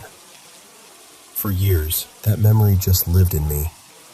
I think about it randomly and get that same sinking feeling in my stomach. At some point, like everyone does, I went looking online, trying to find anything that sounded similar. And it messed with me even more, because I realized other people had stories that felt weirdly familiar. researchers, I finally brought it up to my mom again, as an adult. And she remembered the night. She remembered how inconsolable I was, how shaken everyone felt afterward. But she admitted they didn't really believe what I was saying back then. They assumed I had a nightmare or an overactive imagination. This time I told her, I didn't make it up. I'm telling you, it happened. And she got quiet in this way that made me realize she was replaying it too, except now through adult eyes.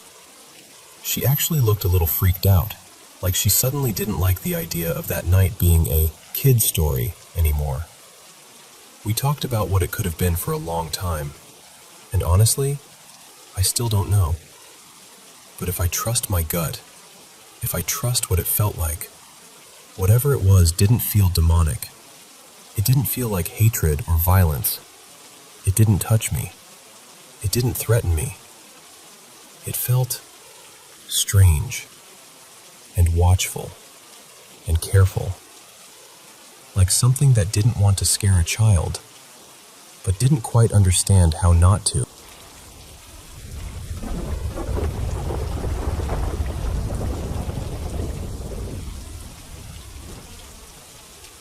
So, I've never really been the ghosts are real type, but I've also never been the person who swears up and down they've seen things either.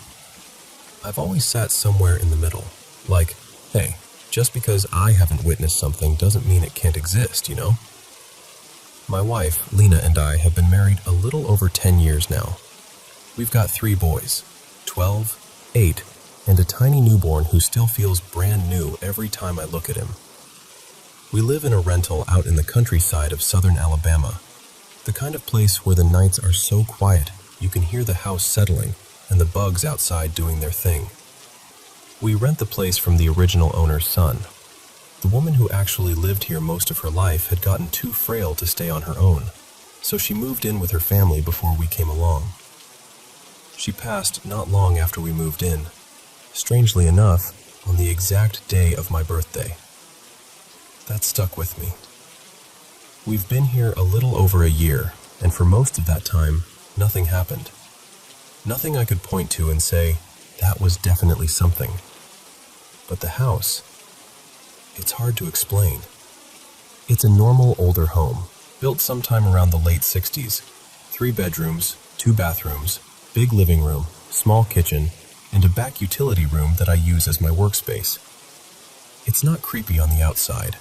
It's not falling apart. It just has a feeling, like it's been holding its breath.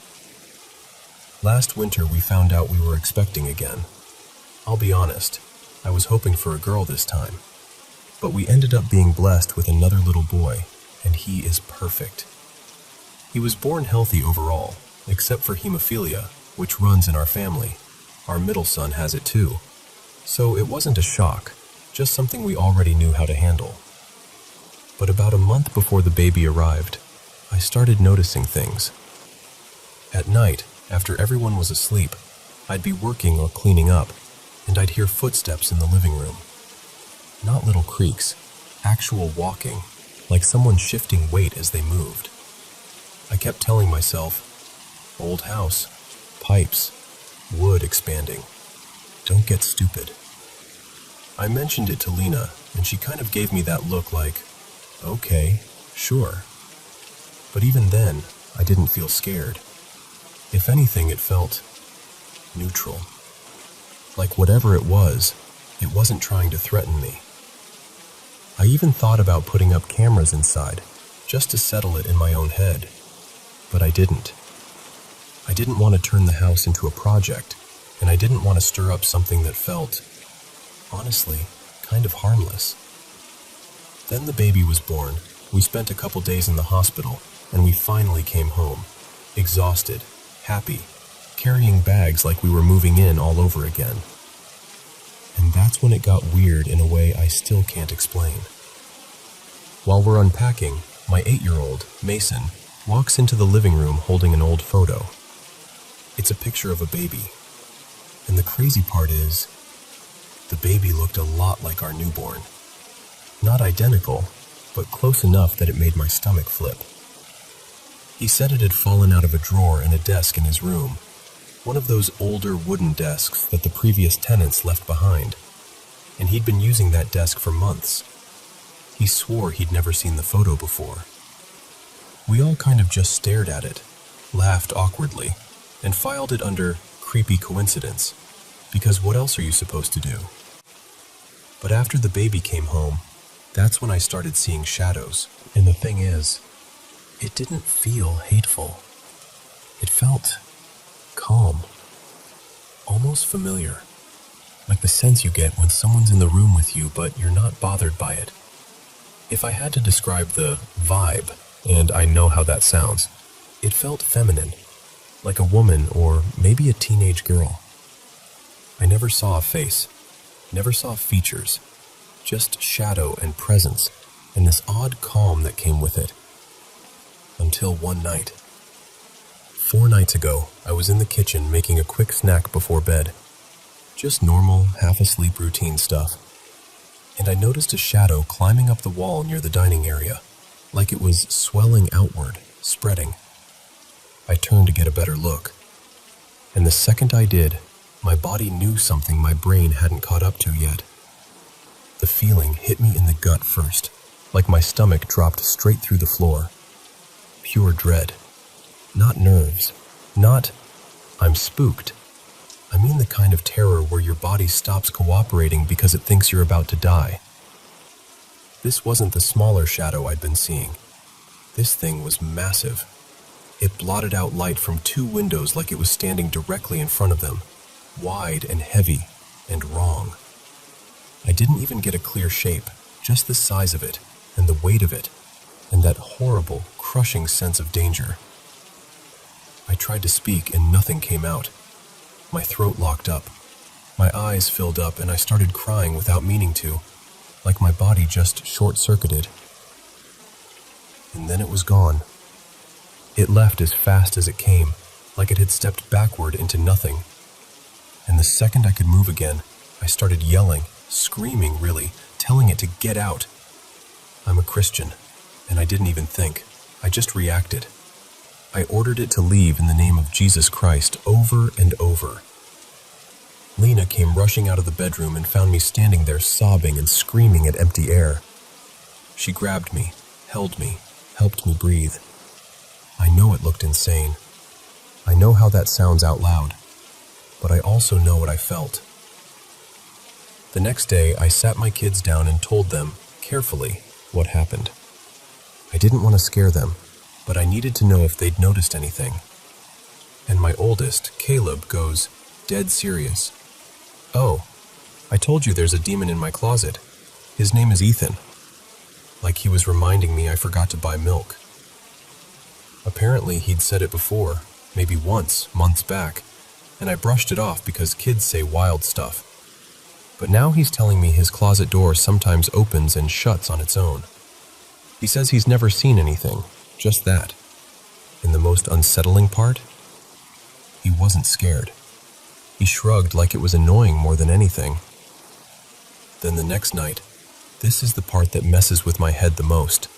I'm walking into the utility room with a handful of tools, and I feel a hand slide onto my hip.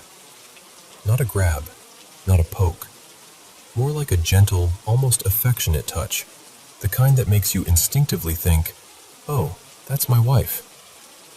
I turned around expecting Lena. Nobody. And I know how crazy it sounds, but it didn't feel scary. It felt comforting, warm, like something trying to calm me down. So now I'm stuck with this weird split reality. One presence that felt peaceful for months, and then that one night, this enormous thing that made my whole body freeze in terror like it was hardwired into me. Ever since that night, the house hasn't felt the same. Even when nothing is happening, I feel on edge, like the air is too tight, like something shifted and didn't shift back. I'm not trying to record anything. I'm not trying to provoke it. I don't want proof. I don't want a picture or a sound clip that I can't unsee or unhear. I just want peace. And I keep wondering, did the baby's arrival change something? Did that new energy in the house draw attention? Was that photo a coincidence or a warning? Or just some strange thread connecting past and present? I don't know. I truly don't. I just know I have to live here for now. Rentals are scarce out here and everything is overpriced. So I'm doing what I can. Praying, keeping my head on straight, trying not to let fear take over my home. And if you're listening to this, I'm not asking you to make it worse. Please don't. I'm living it. I just want it quiet again. I want the house to feel like a house. That's all.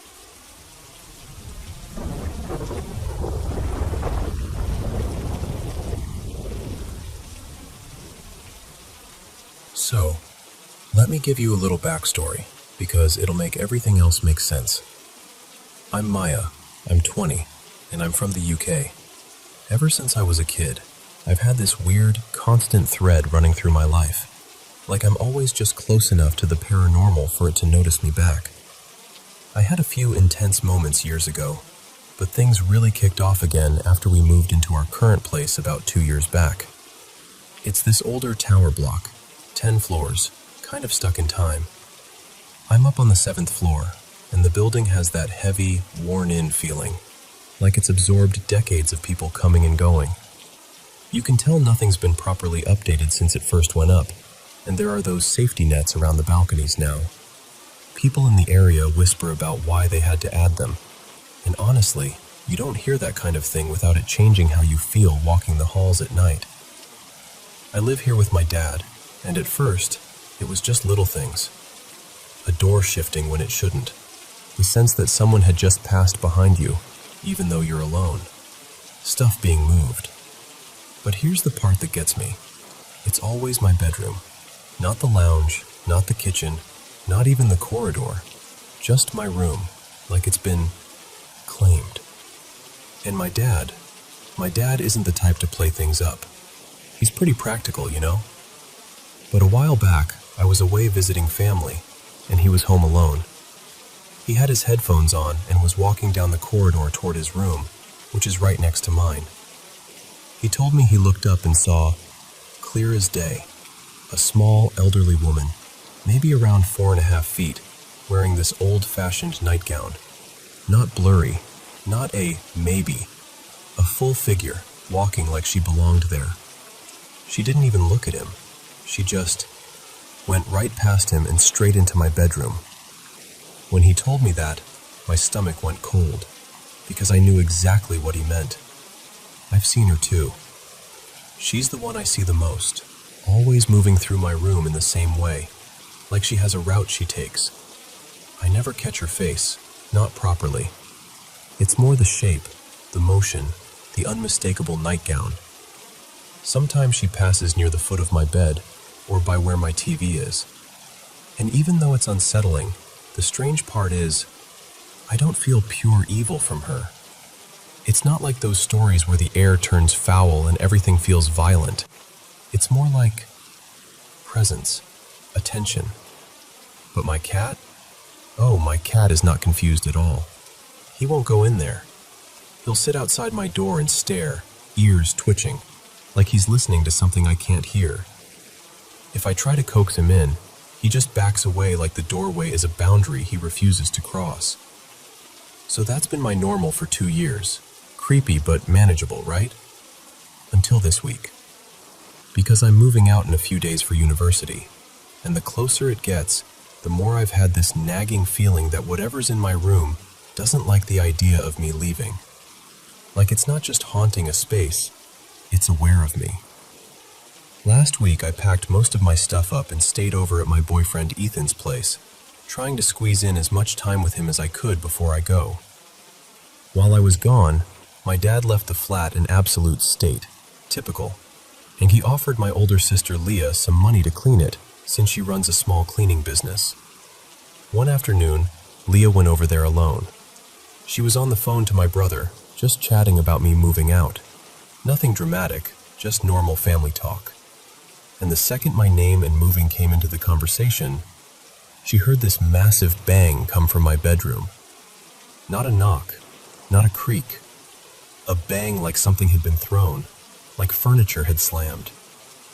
When she pushed the door open, she said it looked like someone had gone in and tossed the entire place in seconds.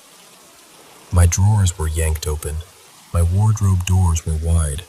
Pillows and bedding were on the floor. A bag of clothes I'd packed, spilled everywhere like it had been ripped apart. Even my soft toys were scattered. Leah didn't stand there and investigate. She didn't call out.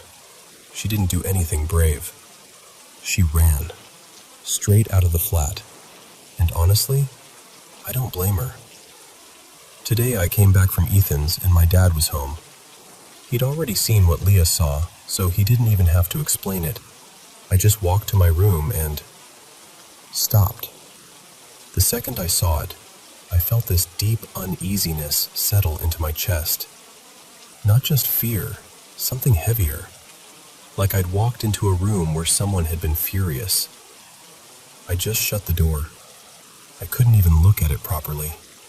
I told myself, nope, not right now. I went and sat with my dad and tried to focus on practical things. My moving plan, what time we'd leave, what still needed packing. And then, another bang. Louder than I expected, sharp, immediate. My dad and I looked at each other, and I felt my skin go prickly all over. I stood up, walked to my door, and opened it.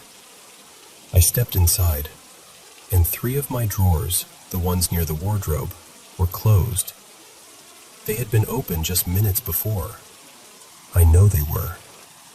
My brain was still replaying the mess in my head, trying to make sense of it.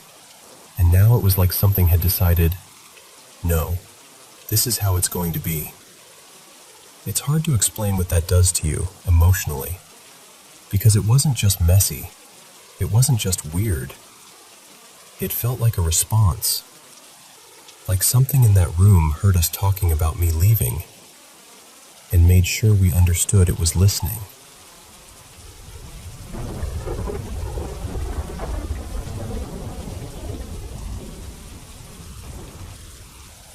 Okay, so I need to tell you about what happened, because it's one of those nights that still feels like it's clinging to me a little.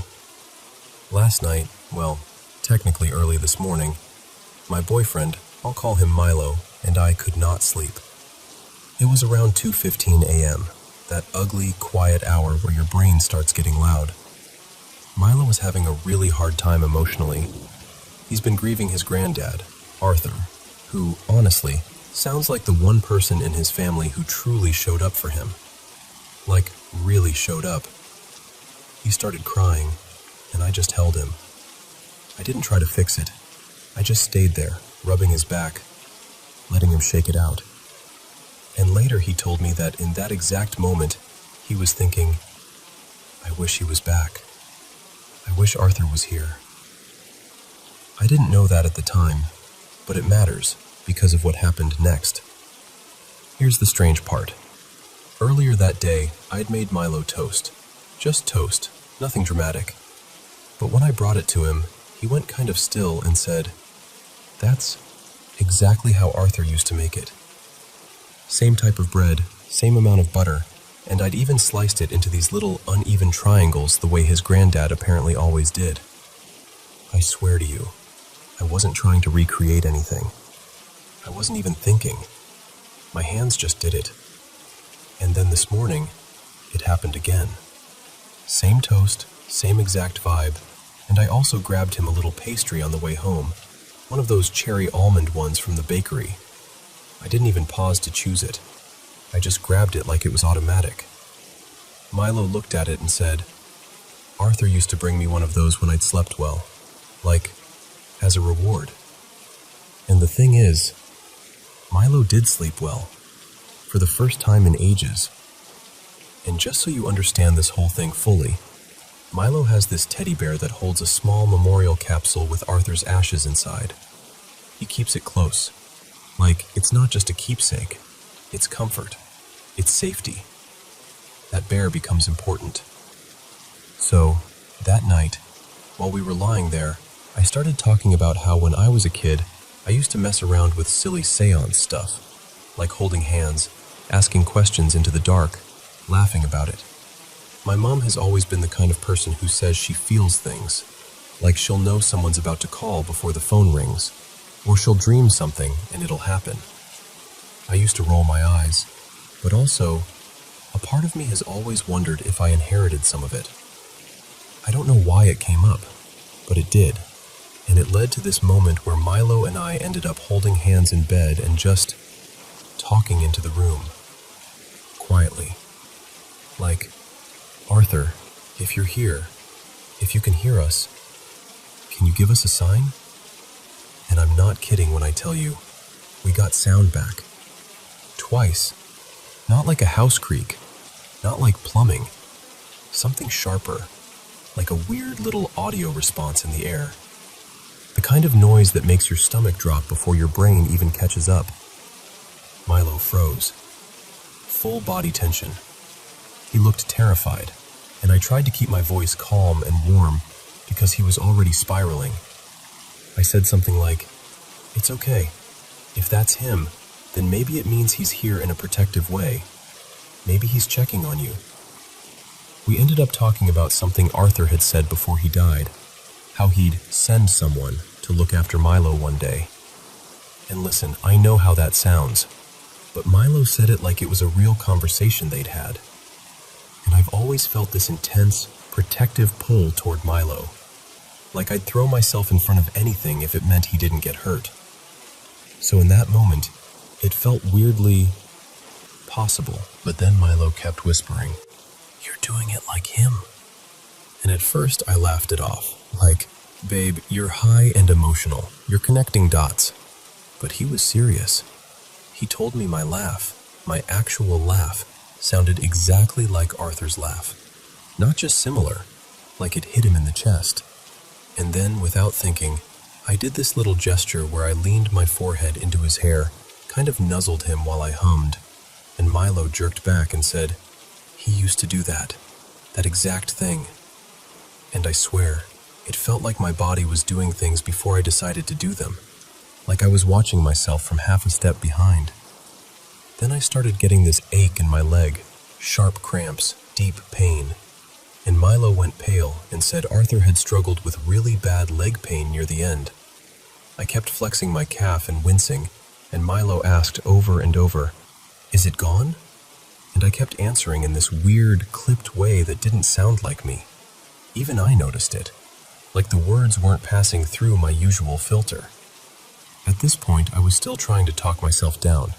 Like, okay, we hit the vape, it's late, we're sleep-deprived, we're emotional, it's just the perfect storm. But the coincidences just kept stacking, and Milo got more and more scared the more I tried to reassure him. So we left the room. Like, fully got up, grabbed blankets, and moved to the other room because the air in the bedroom felt heavy. I felt wrong. That's the only word. Like my skin didn't fit right. Like something had stepped into my space and I couldn't tell where I ended. Milo sat on the edge of the bed, holding the teddy bear, trying to steady himself. And then he said, very quietly, "Arthur, if you're here, please stop scaring us." And this is where it gets hard to explain without sounding ridiculous. Milo started asking questions, simple ones, yes or no. Are you here? Are you trying to help? Can you calm down? That kind of thing. And the responses came out of my mouth. Not like I chose to answer, not like I was pretending. It was more like the answers rose up fully formed and just left me. I remember hearing my own voice and thinking, why did I say that? And I couldn't stop it. It felt like something was steering. Milo was shaking. I was shaking. And I could feel him deciding in real time whether he thought I was having some kind of episode or whether this was actually happening. He finally said, firmly, "Arthur, you need to leave her. Go back. Go back into the bear." And I don't know what came over me, but I reached out and put my hand on the teddy bear, like I was compelled. The second I touched it, I got this rush through my body, like a wave, My chest tightened.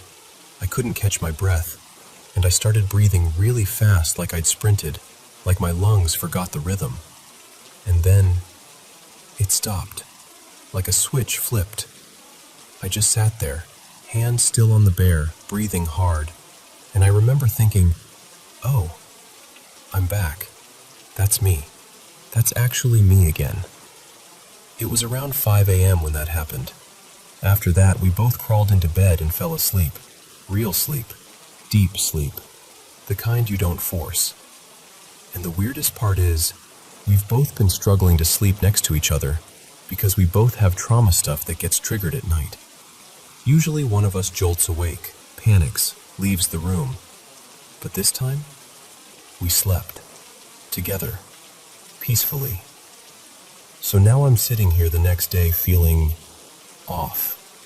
Like there's a faint echo of last night still in my body. And I honestly don't know what to believe. Was it just the vape and exhaustion and grief and suggestion creating a shared hallucination? Maybe. That's the logical explanation. I don't know. I just know it was the strangest night I've ever had. And I needed to tell someone who would actually listen. Because whether it was something spiritual or something psychological, something happened. And I can't shake the feeling that it meant something.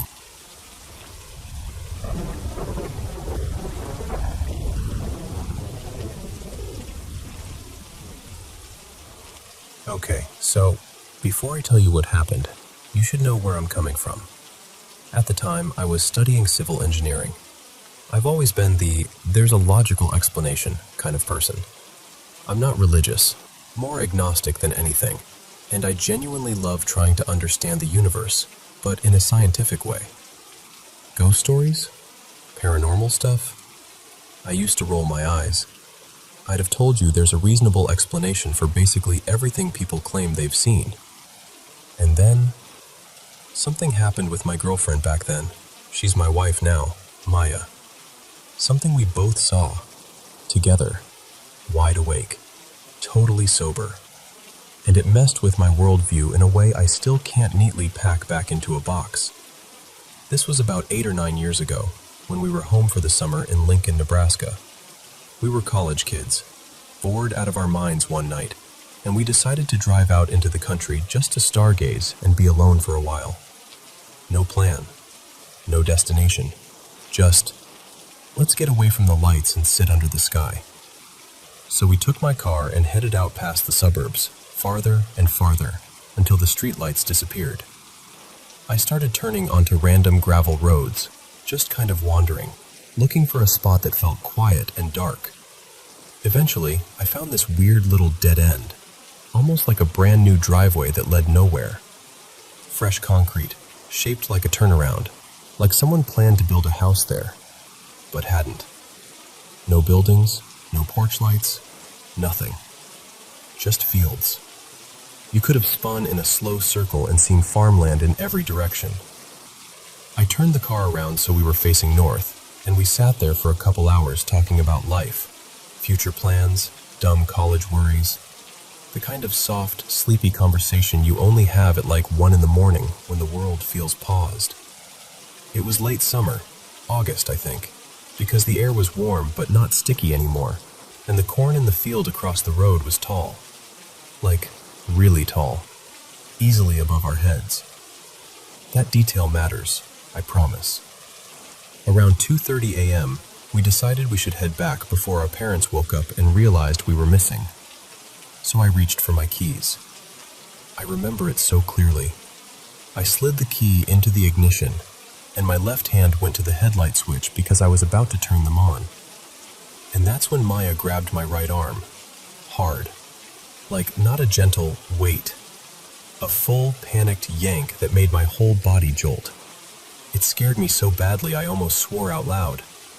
I turned to her like, "What is your problem?" But she wasn't looking at me. She was staring straight ahead through the windshield with this expression I still can't forget. Eyes wide, face drained, like her brain couldn't decide whether to scream or freeze. And the instant I followed her gaze, I felt that cold, electric feeling climb up the back of my neck. You know that sensation when your body reacts before your mind catches up? Like every instinct you have is suddenly on high alert? Something was out on the gravel road in front of us. At first, my brain tried to make it a person. It wanted it to be a person so badly. But it didn't move like one. It was tall. Too tall. From where we sat, it looked like this pale, human-shaped figure, maybe 7 or 8 feet high, and it was gliding from left to right across the road. The corn behind it was tall, and this thing looked taller than the corn. That's the part that still makes my stomach flip, even now, because corn in August is not short. And it wasn't walking. There was no rhythm, no bounce, no stepping, no arms swinging, no legs doing anything that made sense. It just drifted, smoothly, like it was sliding on rails. We couldn't see details because it was dark. No moon, no nearby lights, just stars and black fields. But the silhouette was bright enough to register as white against everything else. Maya told me later it reminded her of this long, stretched-out, rubbery shape, like a lanky, Gumby outline almost. And the whole time, my fingers were still frozen on the headlight switch. I had this split-second debate raging in my head. Turn the headlights on and see what it is. Or don't, because if it's something that shouldn't be there, maybe it doesn't know you're here. It's embarrassing to admit, but fear does weird math in your brain. Logic was completely losing to instinct. We watched it for, 10 seconds? Maybe 15? But it felt longer, like time got thick. The figure kept gliding to the right until it passed beyond the edge of what we could see. The moment it disappeared, my body finally unlocked. I didn't even turn on the headlights. I just started the car and punched the gas like the road was on fire. Gravel popped under the tires, and we shot off in the opposite direction, bouncing over washboard ruts, not caring at all about noise or dust. Neither of us really talked on the drive back. Not in a normal way. It was more like little broken sentences. Did you? I saw it. What was that? And then, long stretches of silence where we were both replaying it, trying to force it into something explainable. When we got back to my parents' place, I told them what happened. Maya didn't even want to be in the room for it. She was so freaked out she basically fled to the hallway like saying it out loud might bring it closer. She ended up staying the night because she didn't want to drive home alone, and honestly, I didn't want her to either. Neither of us slept. We just laid there in the dark, listening for nothing, and feeling stupid and shaken and wide awake. And here's the part that still sticks with me. If I'd been alone, I would have convinced myself I hallucinated, that I was overtired, that my mind stitched together shadows and corn and starlight into a story. But I wasn't alone. Maya saw it too, at the exact same moment, with the exact same fear, with the exact same description. 2 separate brains, same impossible thing. To this day, I can't tell you what it was. I've gone through all the usual explanations. An animal, a person, a trick of perspective, headlights from somewhere, a weird fog, anything. But nothing fits cleanly, especially the height and the movement, and the way it seemed to float without any normal human motion. The only rational idea I can offer that doesn't collapse immediately is, maybe it was some prank. Like a tall guy in a costume doing something ridiculous at 3 in the morning out in the middle of nowhere. Which, sure, possible. But then I picture it more clearly. A dude in a massive white suit, gliding silently along a gravel road, taller than a cornfield, with no visible gait. And somehow that explanation feels almost less believable. So I don't know. I just know that night took my certainty, the smug part of my skepticism, and cracked it. And even now, years later, I can still picture that pale shape sliding across that empty road like it belonged there. And we didn't.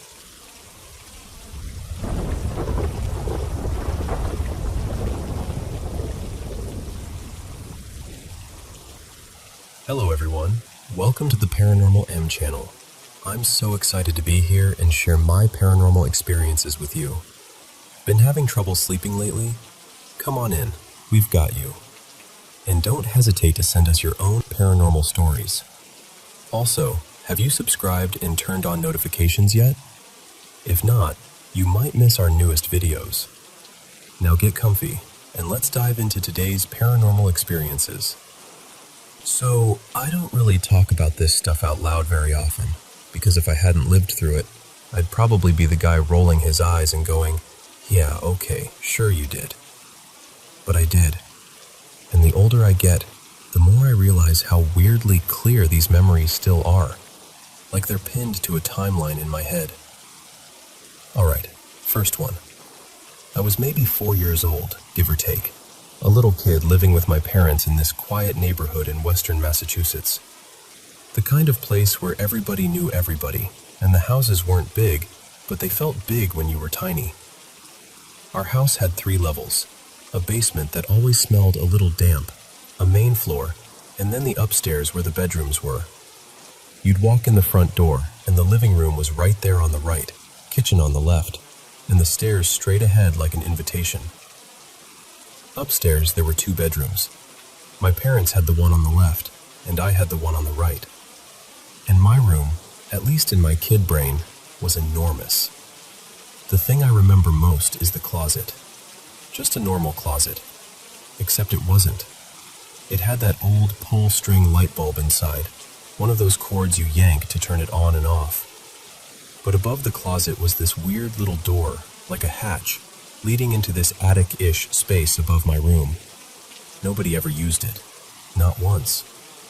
Which, now that I'm thinking about it, feels off. Anyway, one afternoon I'm on the floor in front of the open closet, absolutely surrounded by kid chaos. I had this red plastic bin full of Legos and random toy junk, little action figures, loose wheels, half a dinosaur, all the important stuff. I also had crayons, paper, and some clay I'd been turning into terrible snakes. My dad had been doodling these perfect little 3D boxes around that time, like cubes, and it had become my personal mystery of the universe. I was obsessed with figuring out how he did the back lines. So picture this, a grubby-faced kid sitting cross-legged, aggressively stabbing a piece of paper with a crayon, trying to force the back of a cube to exist through sheer determination. And then I hear a little sound from inside the closet. I look up, and that pull string for the light is gently swaying side to side. My first thought is basically, weird. And then I go right back to my cube mission. A few seconds later, another sound. This time, the string isn't gently swaying. It's whipping around like somebody's flicking it. And I remember, very distinctly, having this completely unserious child reaction of, adults are always doing weird things, whatever. Then it changes again. The cord goes totally still. And then it starts getting yanked straight down like someone's pulling it, over and over, clicking the light on and off, on, off, on, off. And then the closet door swings shut by itself. And I just stared at it for a moment. And I swear to you, I had this calm little thought like, never seen that before. And then I went right back to stabbing my paper. I know. In hindsight, I'm like, excuse me? How was I not screaming? But I was 4. My brain filed it under mystery grown-up mechanics and moved on. Now, the second thing in that room wasn't a one-time event. It was a night thing, like a recurring thing. My bed was in the far corner of the room, and near the bedroom door there was a window. Every night, I'd lie on my side facing that window while I drifted off. And almost every night, there was this pale bluish glow there. And here's the part that sounds the most ridiculous. The glow would sort of become whatever I imagined. At that age, I was obsessed with giant robots. There was this movie I loved, and I kept picturing this towering metal figure out in the distance. In the bluish window mist, it would look like the robot was way out there, semi-transparent, tinted blue, slowly walking toward the house, but never actually getting closer. And I'd watch it until I fell asleep, night after night. It never felt threatening. It was just strange, almost comforting in a weird way. My parents said they'd had odd moments in that house too, but I'm sticking to what I personally saw and heard.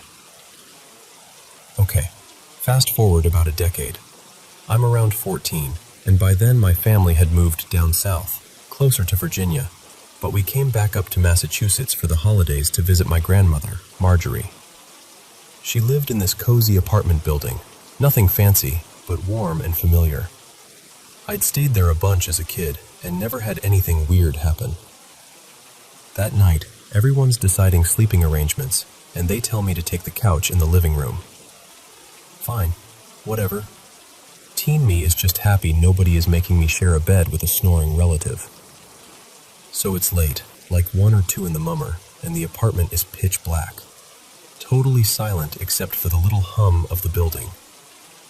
I'm lying on the couch with my handheld game system, playing this old Pokemon game, doing one of those repetitive little grinding tasks you only have the patience for when you're 14.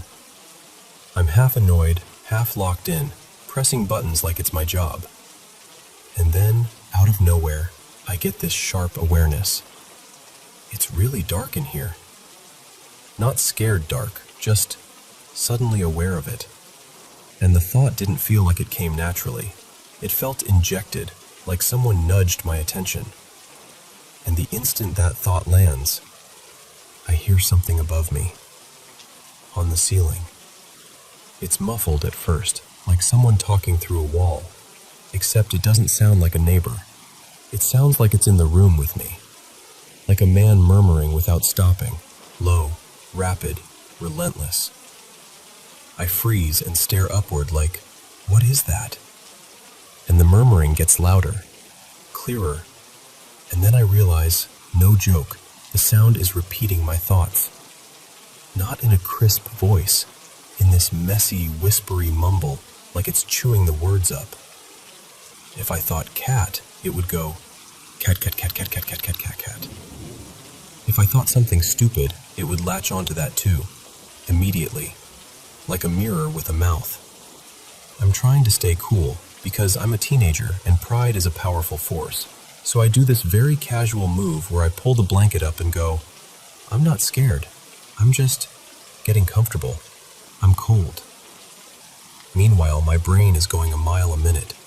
To drown it out, I crank the game volume up and press the speaker close to my face. I even switch areas in the game to get louder music, like that's going to save me. It doesn't, because the whispering starts moving. Not physically like footsteps, but the sound shifts from the ceiling, down, like it's descending toward me. And it gets louder and louder until it's basically right next to my head, like a real person leaning in and whispering non-stop. And at first, this is so embarrassing. I actually try to make it say ridiculous stuff on purpose, because my teenage brain is like, oh, it's a thought parrot? Watch this. So I think the dumbest, most inappropriate words I can, and it starts mumbling them. And for like 30 seconds, it's almost funny, because it will not stop. It doesn't pause. It doesn't breathe. It's just relentless. And the moment I start feeling fear, my thoughts turn into pure panic. So the whisper turns into pure panic too. It's like, what is that? What is that? It's right here. It's right here. Stop, stop, stop. And it's echoing it back in that ugly, whispery loop, getting tighter and louder and closer. Something in me snaps into fight or flight.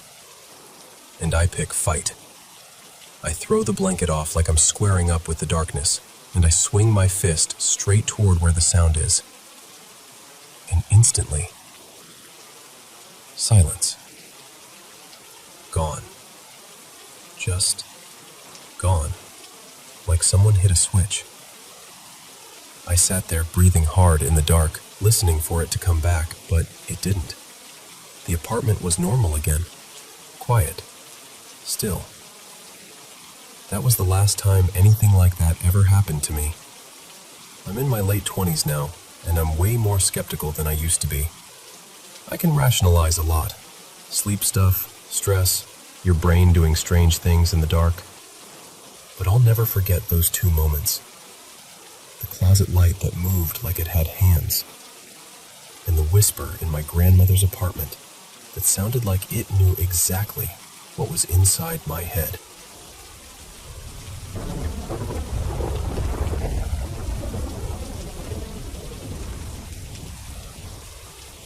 So I went to see my mom today, and I'm planning to stay the whole weekend. We were sitting together later in the evening. Tea, blankets, that quiet end-of-day kind of calm.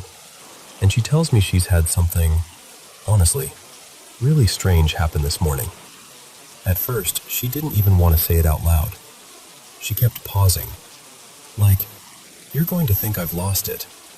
And I swear, she looked genuinely upset, like she was embarrassed to even bring it up.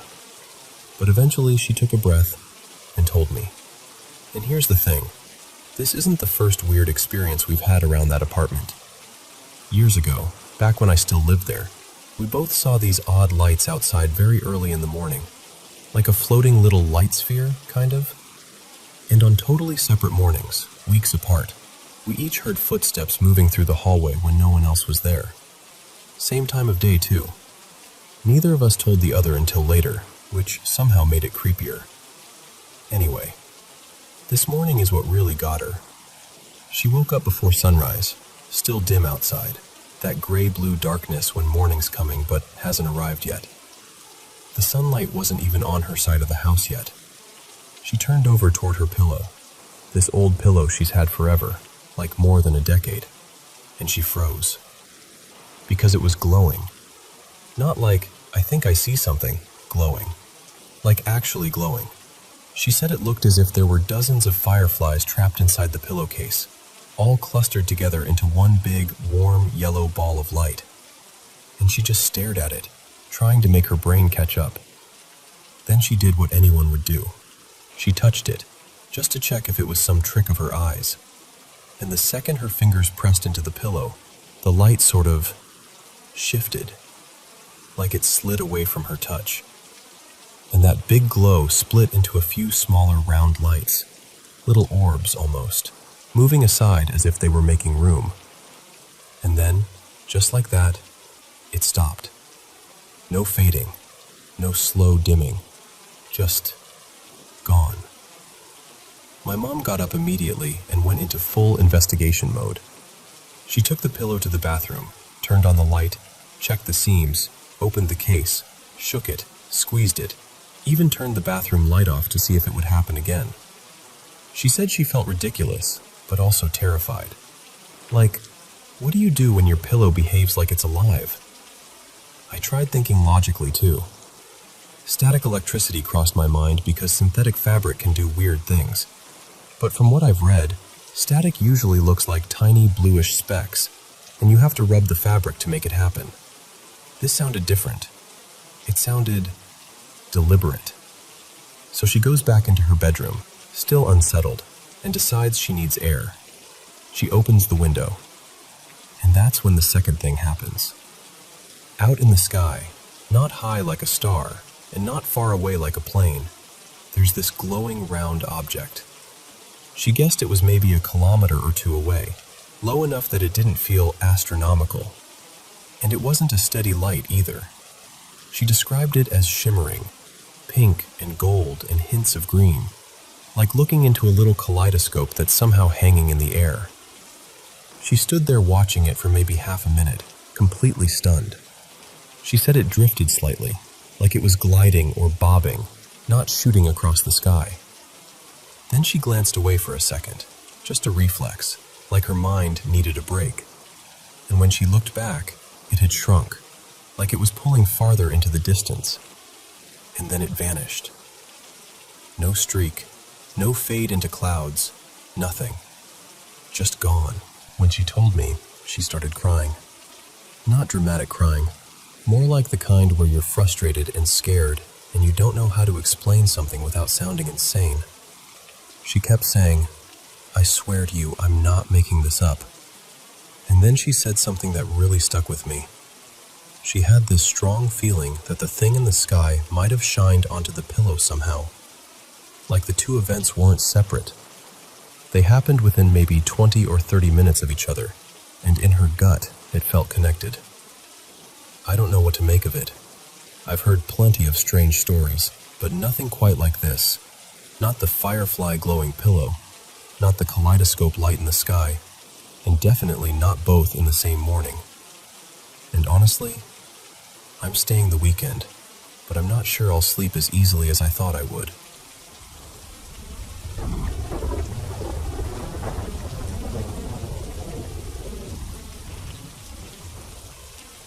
So, I want to start by painting you a picture, because this whole thing only makes sense if you can see where it happened. I grew up in this little Midwestern town where people actually knew each other. Like, knew each other. Families lived close. Neighbors waved. If someone's porch light was out, somebody mentioned it. It was that kind of place. Our house sat halfway down a quiet block. My grandparents, Nana and Grandpa Ron, lived right on the corner nearest us. And behind them, kind of tucked to the side on the cross street, lived this older woman named Marjorie. Between our three houses, all the backyards basically touched. The only thing separating ours was this fenced-off section because we had a small above-ground pool. If I wanted to get from our back door to Marjorie's place, I'd slip outside, cut through my grandparents' yard, and follow the outside of our pool fence until I reached this little wooden garden arch. You stepped under that arch and, boom, you were in Marjorie's backyard. And when I was little, Marjorie was my best friend. She'd been widowed long before I ever knew her, lived alone, and had grown kids I barely saw. But she and I, we were inseparable. We planted flowers together, made little craft projects, and my favorite thing was sitting on her couch while she had me read the comics from the newspaper out loud. It drove my mom, Denise, absolutely nuts, because I'd be reading way earlier than she expected, but honestly, I give Marjorie credit for how comfortable I became with reading. Everything felt safe back then. Peaceful. Quiet. No weird history, no scary rumors, nothing like that. And then, one summer afternoon when I was about 12, something happened that split my life into a before and after. It was the middle of summer, hot enough that the air felt thick. We didn't have AC, so my mom and I were at the kitchen table with the window open, trying to steal whatever breeze we could get. She was flipping through a magazine. I was reading a book.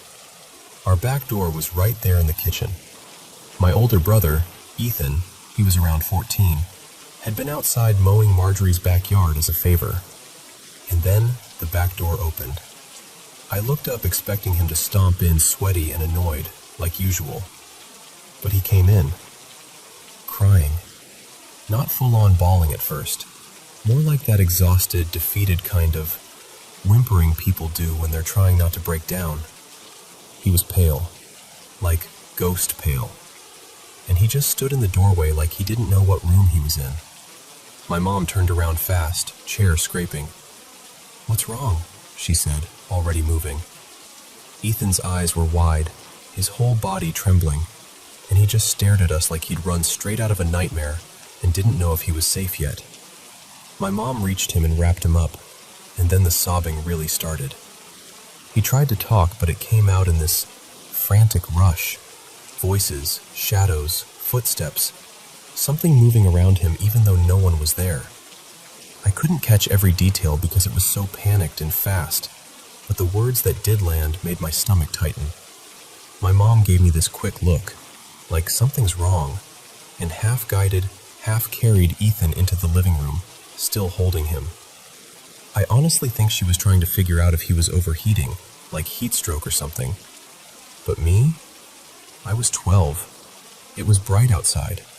Middle of the day. Part of me was shaken by how Ethan was, but another part of me was like, no way. Not in our backyard. Not in full daylight. So I did the dumbest, brave thing a 12-year-old can do. I walked right out the back door. I took the little path into my grandparents' yard, turned left, followed the fence line, and stepped under the garden arch into Marjorie's backyard. And the second I crossed under it, I got hit with nausea so hard it almost dropped me, and the air changed. It felt heavier, dense, thick, like I was walking into water. And at the same time it felt charged, electrified. The only comparison I've ever had for it is standing too close to a TV with static, like the whole atmosphere is buzzing and prickling and alive. Then I heard footsteps. At first, they were soft, like distant thumps, but I could feel them too, like vibration through the ground. And then there was this faint laughter, this awful, cliché kind of laughter, like someone mocking you, but it wasn't coming from one spot. It felt like it was in the treetops, in the air itself, everywhere at once. And shadows started moving. Not like a person shadow, more like patches of darkness slipping at the edge of my vision. I'd catch one in my peripheral sight, turn to focus, and it would vanish. Except it kept happening, over and over, like something was circling just outside my ability to look straight at it. I stood up a little more, still holding my stomach. The footsteps got heavier, louder, closer, like something massive was running in circles around me, even though I couldn't see anything. The laughter rose with it until it wasn't laughter anymore. It was this shrieking, taunting sound that made my skin crawl. And the trees started shaking. These were huge old oaks, thick trunks, tall, solid, the kind that don't move unless there's a real storm. But they were rattling from trunk to treetop like something invisible was yanking them. There was no wind. At that point, my brain basically screamed, "Leave! Now!" I forced myself upright and ran back toward the arch, and as I crossed through it, I caught shadow movement along the fence line. Closer, sharper, more defined. I turned my head for half a second, just a half second, and I saw them. 4 tall figures, pure black. No transparency, no details, just voids shaped like something standing upright. Cloaked looking, too tall to be normal. 7, maybe 8 feet. I couldn't see faces, but I knew they were looking at me the way you can feel eyes on you in a dark room. They glided along the ground, keeping pace from about 20 feet away. And then, one by one, they just disappeared. Not behind anything, not into shadows, just gone. I sprinted back to the house, flung the back door open, and practically crashed into the kitchen. My mom was there again, and I started spilling everything. Nausea, footsteps, the air, the laughter, the trees, the tall figures. My words coming out just as fast as Ethan's had. She held up her hand and told me to lower my voice. And then, quietly, she listened, all the way through. When I finished, she looked at me very seriously and said, "Don't tell your brother. He's already shaken. He doesn't need more." So, that was that day. A year later we moved. New town, more land, different house. Nothing about the move had anything to do with what happened. Ethan never experienced anything again. Neither did my parents. Neither did my other siblings. But for me, it followed. That static, electrified air, the shifting shadows, it started happening again, randomly at first, then more often. Eventually it was weekly, sometimes more. Daytime, nighttime, alone, sometimes even with other people nearby, and nobody else ever seemed to notice. It eventually stopped being terrifying in the moment, because once something becomes common, your brain gets tired of screaming. But the unease never left. It was like having the constant sense that you're in the same room as someone dangerous, except someone was a cluster of moving, shapeless shadows that came and went, and when they were near, the whole world felt charged and wrong. And then something stranger happened. I realized I could trigger it. After that, it stopped being spontaneous most of the time. I could leave it alone for weeks, then test it just to see if it still worked, then back off again. I don't even know how each episode ended, honestly. I think I just walked away, changed rooms, got distracted, like it was bound to whatever space I was in. Until one night, It didn't feel like I called it. It felt like it forced its way in. At our new place, we had a big property with a few outbuildings. One of them became this hangout spot, kind of a clubhouse, where we could be loud and nobody cared. I played guitar, so I spent a lot of time out there because I could crank an amp without anyone yelling at me. One night, late, like edging into early morning, I was out there playing for hours. I'd recently gotten a new amplifier, and I was obsessed with it. At some point, I noticed the volume knob felt loose, like it kept creeping down on its own. It was irritating, so I turned it all the way up and started playing hard, fast, half to blow off steam, half because I wanted to catch the knob in the act. I leaned forward, eyes fixed on it, and right in front of me, that knob twisted straight down to 0. The amp went dead silent, and the moment it did, the air exploded with that electric pressure, stronger than I'd ever felt it, like the room had been filled with charged mist. I sat up and realized the space was full of them. Not 10, not a handful, more like 50. Shadows gliding everywhere, appearing and melting out of existence like something was erasing and redrawing them in different places. And what scared me most was how uninterested they seemed. Like I wasn't the main event. Like I was just familiar. I couldn't move. I just sat there, frozen in my chair. Then something shifted to my left. Bigger movement, heavier. I turned and saw one shape on the wall that was clearer than anything I'd ever seen. A spider. Not a normal spider. A huge one, the size of a crib mattress. Solid black like the others, but the outline was unmistakable. And even though I know spiders don't move like this, the head or front of it rotated toward me, like it had noticed me. And then it dropped. Straight down from the wall to the floor, disappearing behind a stack of boxes. That was it. I bolted. I ran out of that building so fast I nearly tripped, and as I sprinted uphill toward the house, for the first time, I could feel it pursuing me. Not just around me, but in my head. Like something closing in from the edges of my thoughts, trying to swallow the space I was in. I got inside, raced to my bedroom, dove onto my bed face first, shoved my face into a pillow, and yanked my blanket over my head like a little kid. And I could feel the darkness pressing into the room. I didn't know what else to do. So I prayed. Not a polite prayer, not a calm one, a desperate one, over and over. Please, please make this stop. I don't want this anymore. Please. And then, under the blanket, eyes squeezed shut, I felt light. Not like imagination light, like actual brightness coming through my eyelids. It startled me so much I sat up and looked around, searching for the source. Nothing. The room was dark. But the second I ducked back down and started praying again, that light came back. And it kept happening. Dark pressure returning when I stopped, the light swelling when I prayed. At some point I realized, if the darkness could return, that meant it was also retreating. So I prayed harder, like I was hanging onto a rope. The light built and built until it felt like it should be blinding, except it didn't hurt. It was warm, comforting warm, the kind that makes you feel safe in your bones. And with it came this soft roaring sound, gentle but huge, like wind through a massive space.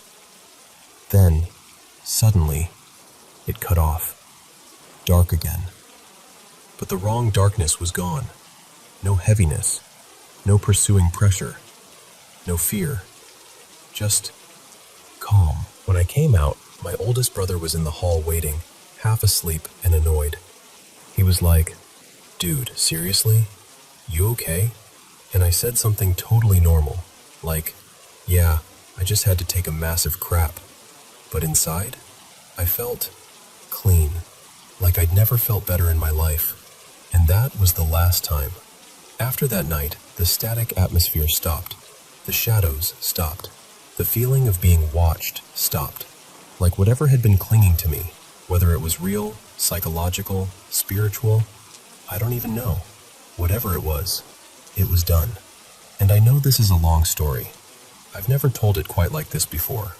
But if I'm being honest, I still remember exactly what that garden arch felt like. Like a doorway you can't see until you step through it.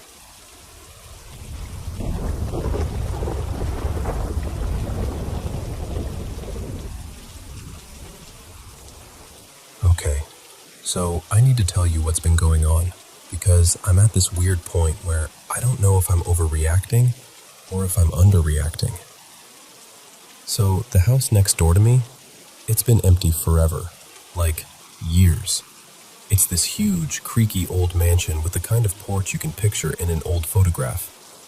A few different owners have bought it in a short span, 3, I think. And every single time, they start renovations and then just stop, mid-project. Boards in the yard, tarps half on, windows covered, and then nothing. No moving truck, no, finally, someone's living there. Just silence. And then, maybe 5-ish weeks ago, I started noticing lights. Not normal, someone's home lights. I mean, lights turning on late, always after 1 a.m. And I'm awake then because I work from home and my schedule is basically nocturnal. The first time I saw it, I did the rational thing. Maybe the owners came by. Maybe they needed to grab something. But there were no cars, no headlights, no doors opening. Just a glow in an upstairs room, like someone flipped a switch and walked away. The second time, it happened even later, like 2:15, 2:30, and still no cars. So I called the cops because, okay, fine, maybe someone broke in. Squatters, bored teenagers, whatever. And honestly, I love old buildings. I have a soft spot for them. The idea of people trashing that place for fun made my stomach twist. The officers came out, walked the property, knocked, shined flashlights in windows. Nothing. No broken doors, no smashed windows, no obvious way in. And they told me they couldn't enter without permission unless there was clear evidence of a break-in. So they left. It happened again a couple nights later. Same deal. I called again. Same routine, same outcome. And I could tell, by the way they looked at me, that they were already filing me away in their minds as the neighbor who calls about nothing. So I decided the next time it happened, I would record it. Just proof. Something solid. 4 nights went by, and I started thinking maybe it stopped. And then one night, I was in my kitchen making the saddest meal imaginable. Heated up garlic bread and a frozen pizza, and I had my timer set. I remember the exact time because the timer went off at 3:07 a.m. I walked over to the oven, and through my kitchen window, I saw the basement lights on next door. So I grabbed my phone and started recording. And the second I hit record, the light in their kitchen snapped on, the window facing my direction. And at that exact moment, the basement light clicked off, like it was coordinated, like it noticed me. And then it got wrong. Lights started flashing on and off in different parts of the house. Kitchen, front room, upstairs hallway, attic window, basement again. Like someone was hopping around rooms at superhuman speed. Except it wasn't one light at a time. It was overlapping. Lights flipping in totally different levels of the house almost simultaneously. Like there would need to be a person in each room, all playing some stupid synchronized game. It didn't feel like someone's inside. It felt like the house itself was doing it. So I called 911 again. The cops showed up and, of course, by the time they arrived, everything was dark, quiet, like nothing had happened. They gave me that look. You know the one. The polite one that says, "Sure, okay," while their brain is already halfway back to their car. So I told them, I recorded it. I pulled out my phone, hit play, and the video wouldn't open. And the officers didn't even try to hide their doubt. They did their little walk around again and left. And I swear to you, Swear, the minute they pulled away, the attic light flicked on once. Just a single blink, like a smirking little, "Nice try." After that, I stopped calling the police. I'm not trying to become the neighborhood joke, but the lights kept happening, and every time I tried to record, phone, tablet, even my old backup device I keep in a drawer, something went wrong. The photo wouldn't save. The video would freeze. A black screen, a corrupted file, every single time.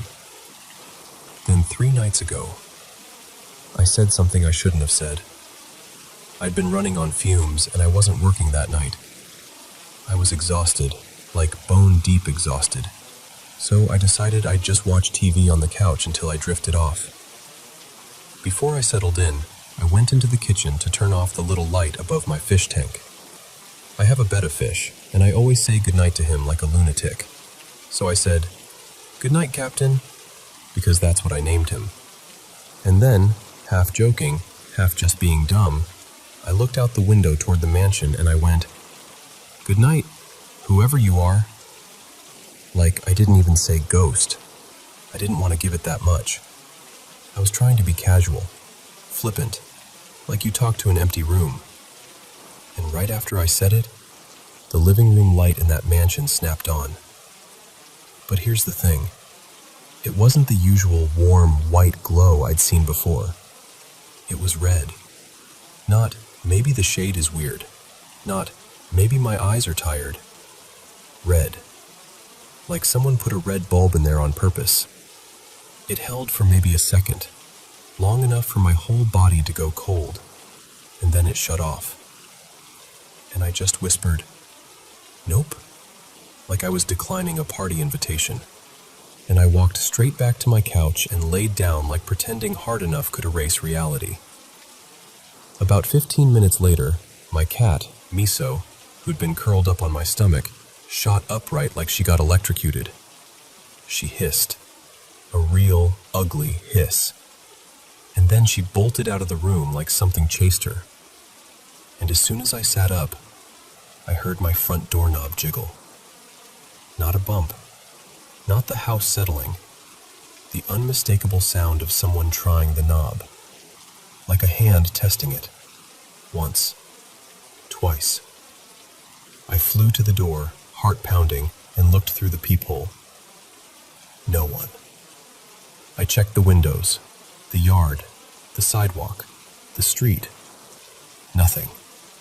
Nobody. And that's the part that's messing with me most. Because the lights were creepy, sure, but they were at a distance.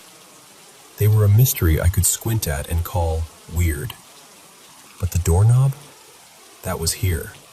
That was my space. Now I'm barely sleeping. And when I do, I get nightmares. Really vivid ones. The kind where you wake up more tired than when you went to bed. And I keep replaying it, over and over. That red light, my cat hissing, the doorknob turning.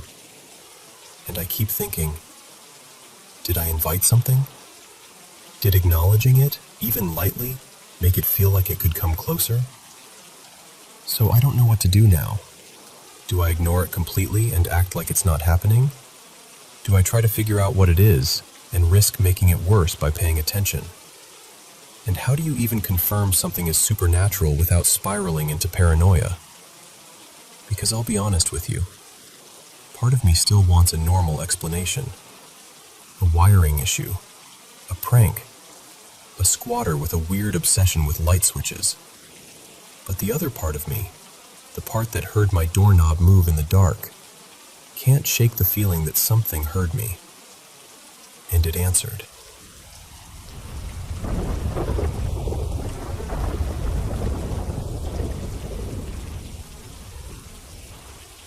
So, this happened to me a few years back, and I almost never bring it up.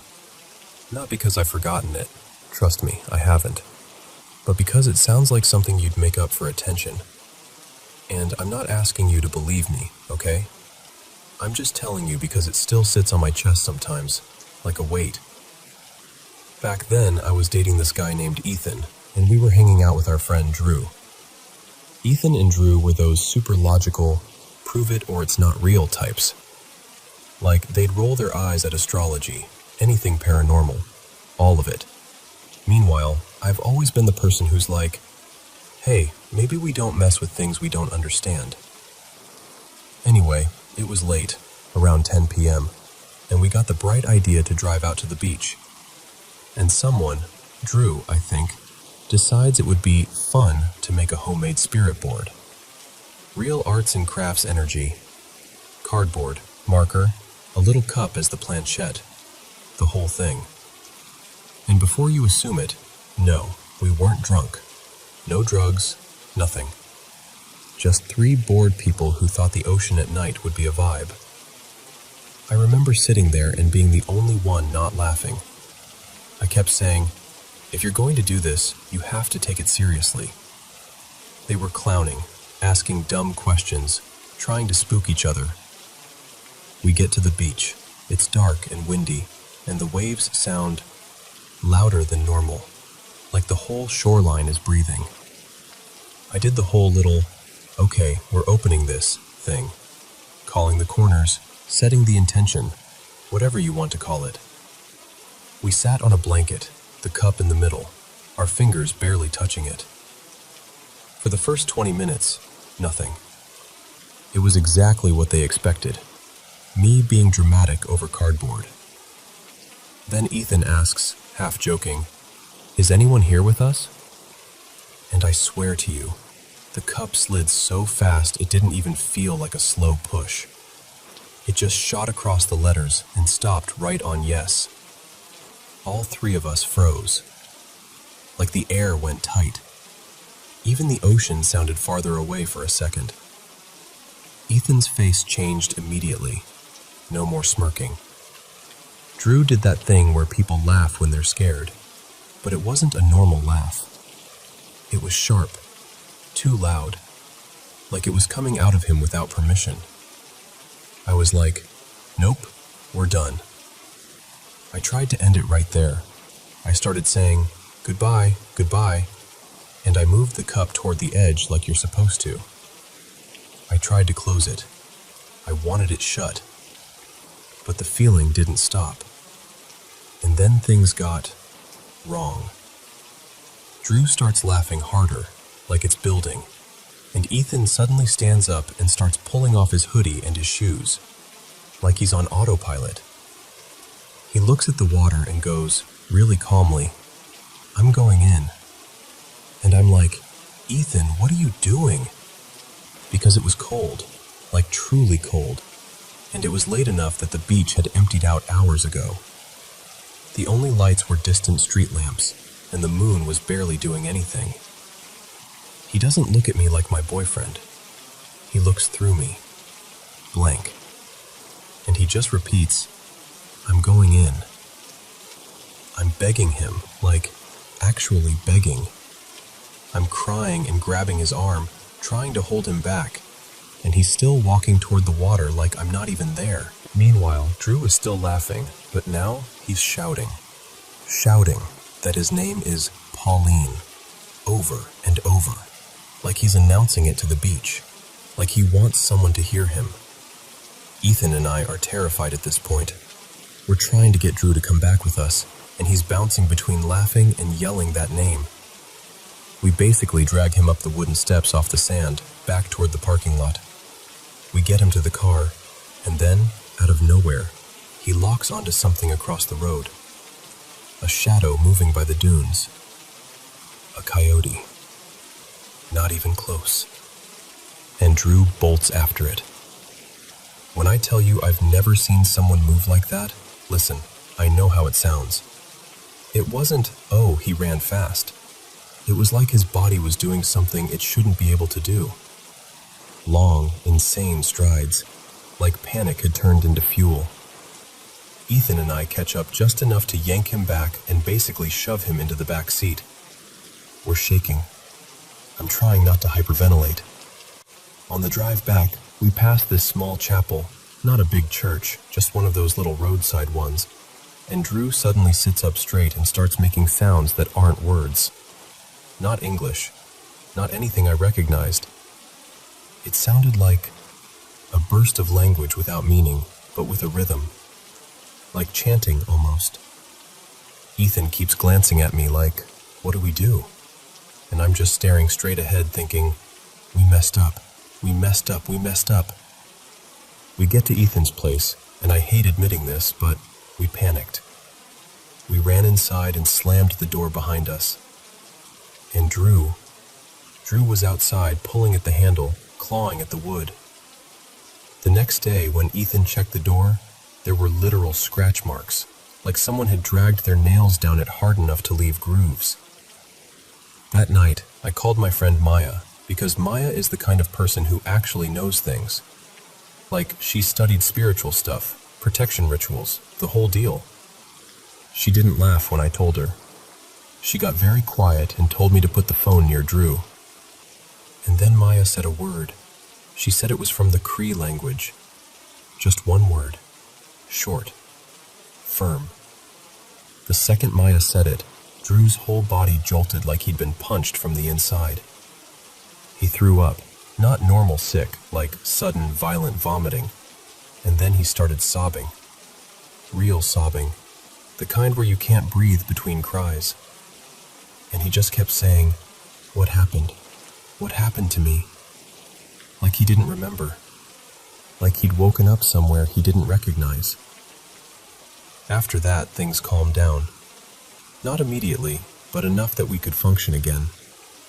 We didn't touch the board. We didn't talk about it much. We just tried to pretend we could outrun it by not naming it. But here's the part that still messes with me. The next day we stop for food, some drive-through place, nothing special, and the employee inside keeps calling out an order. "For Pauline!" Again and again. And nobody goes up to get it. We're sitting there in the car, staring at each other like someone just turned the world into a joke we didn't understand. After that, we drifted. The three of us, slowly, naturally, like friendships do sometimes. But I've always wondered if we drifted because none of us could figure out how to talk about it without sounding insane. But I knew them. They weren't theater kids. They weren't prank people. And some things, like Drew running after that coyote, like the scratches on the door, like the way Ethan's eyes looked when he said, "I'm going swimming," without blinking. Those things don't feel like acting when you're standing in front of them. So I don't know what it was. I just know that sometimes, when I hear waves at night, I think of that cardboard board and that single, fast slide to yes. And I get this cold feeling in my stomach, like the beach is still waiting for us to come back and finish the conversation.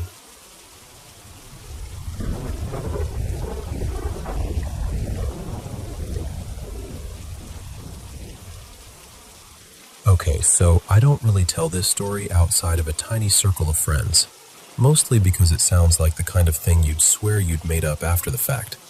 But I swear to you, this happened. Back in the early 2010s, I was in college in Chicago. I lived on campus all 4 years, in this tall old dorm that had been standing forever, built sometime around the 1920s. Before the school bought it, it wasn't even a dorm. It used to be this busy downtown building with offices and little storefronts, so you could just feel the layers of time in it, you know? Like thousands of people had passed through those halls long before we ever showed up with ramen and laundry bags. Anyway, it's my junior year, late 2012, and I'm living in a suite with 4 other guys. We had this shared common room that we basically treated like our living room. Couch, TV, a couple mismatched chairs, the usual. And the weird part of the layout was the window. It was huge, and it looked straight down the hall into the common room of the suite across from us. And the suite across from us was a group of girls we knew. Same year, same classes, friendly but not best friends. Their common room had the same big glass window. So when both sets of blinds were open, it was like accidental reality TV. They could see us, we could see them. Most of the time, we'd just ignore it, or do a little wave if someone happened to look over. So one night, it's me and two of my suite mates, Evan and Noah, camped out on the couch. We'd ordered a pizza and we were doing this dumb, perfect college thing. A marathon of kung fu movies, one after another, getting way too invested in every dramatic slow-motion punch. And I need you to understand something about Evan and Noah, because it matters. Both of them are the most level-headed, skeptical, rational people I've ever met. The type who would rather argue statistics than entertain a ghost story. No superstition, no, maybe it was a spirit, none of that. If anything weird happens, they immediately start hunting for the sensible explanation. Also, we were completely sober. No drinks, no anything. Just pizza grease and martial arts sound effects. It's late, like right around midnight, and at some point I catch movement through that window across the hall. Not in the movie, not a reflection, real movement in the girls' common room. All three of us look over at the same time because it's obvious. Their lights are on, which makes it crystal clear, and we see a man walking right through the middle of their common room. At first glance, it's not like, oh my god, intruder. He looks like Staff. Late middle-aged, thinning hair, kind of stocky. He's wearing dark work coveralls and something like a utility belt, like keys or tools hanging off it. The thing is, Staff wasn't supposed to be in the building that late. Maintenance and custodial people clocked out early, definitely before 9 p.m. And on top of that, the campus had just sent emails warning about people from outside slipping into dorms when doors didn't latch, wandering halls, trying handles. So the second we see this guy, the vibe in the room changes. I remember blurting out something like, "Why is a custodian in their suite right now?" Noah squints and goes, "Maybe they had a leak, like an emergency call?" And I'm like, sure, maybe. But it doesn't sit right, because we don't see any of the girls. No one's talking to him. No one's following him. He's just moving through the room like he has a destination. And I'm thinking, if this is some random guy who got in, or someone who shouldn't be there, those girls are our friends. We can't just shrug and go back to the movie. So we stand up immediately and head into the hallway. We step into the hall and look down toward the elevator bank. And there he is. Same guy. Same coveralls. Walking calmly toward the elevators, like he's finishing a shift. We start moving faster. We're not sprinting, but we're definitely trying to catch up before he disappears into an elevator. We're maybe, I don't know, 15, 20 meters behind him. Close enough that I can see the shape of his shoulders and the way his arms swing. Close enough that this doesn't feel like a trick of lighting. And I call out, loud enough to echo a little in the hallway. "Hey, sir." Nothing. So I try again, louder. "Hey, excuse me." Still nothing. No head turn, no pause, no flinch. Like we're air. And that right there is when my stomach drops, because it's one thing if he's Staff and just doesn't feel like dealing with students, but you still react when someone calls out in an empty hall. You at least acknowledge sound. He keeps walking. He reaches the elevator bank, and from our angle, it looks like he steps into one of the elevator openings. We rush the last stretch, and I'm already rehearsing what I'm going to say, like, "Sorry to bother you, but are you supposed to be here?" That kind of thing. But when we get to the exact spot, right where we saw him enter, we realize something that makes all three of us stop dead. He stepped into one of the elevators that doesn't work, one of the sealed ones, the gated, closed, unusable elevator shafts. And I don't mean the door was closing and we missed which one. I don't mean he slipped into a working elevator and we got confused. We watched him walk straight into the dead one, straight into where there shouldn't have been an opening at all. Evan immediately starts trying to logic it out. Maybe it's the angle, he says. Maybe he went into the one next to it and we thought, But that doesn't hold up, because if he'd gone into a working elevator, the doors would have been open long enough for us to see them. Those doors took forever to close, and we reached the elevator bank in like 2 or 3 seconds after he entered. There wasn't even time for a full close. Plus, there was no ding, no elevator light, no movement. Just the moment where he should have still been there, and instead he wasn't. The hallway is silent. It's just the 3 of us standing there, staring at a sealed elevator like it's going to explain itself. I remember Noah saying, really quietly, "That's not possible." And the worst part? None of us could even pretend he looked ghostly. He wasn't translucent. He wasn't shimmering. He looked like a completely normal, physical person. Solid. Real. Like you could have bumped into him. Except, he walked into a place a human being cannot walk into. The next day, I see one of the girls from that suite, her name was Tessa, in the lobby, and I'm still unsettled enough that I just go for it. I'm like, "Hey, weird question. Did you guys call maintenance last night? Like late? Around midnight? Plumbing problem? Locked out? Anything?" And the second I say it, her face changes. Not confused, more like wary. Like her brain wants to reject the question, but her body reacts anyway. "No," she says slowly. "We were all asleep. We had early classes." And she can see on my face that I'm not asking casually, so she goes, "Why?" So I tell her. I tell her about the guy crossing their common room, and the hallway, and the elevator. I keep it as grounded as I can, because even while I'm saying it, I can hear how insane it sounds. Tessa looks freaked out, like properly freaked out. But she tries to be practical too. She says maybe one of her suite mates called someone without telling the others. So she promises she'll ask. Later that day, she gets back to me. "So that's it. That's the whole story. No dramatic ending. No, and then the lights went out. Nothing like that. Just 3 sober, rational college kids watching a man walk into a sealed elevator shaft like it was the most normal thing in the world." And honestly, that's what still gets me. Not the idea of a ghost or a haunting or whatever people want to label it. It's that I saw a person where a person should not have been, and then he was gone.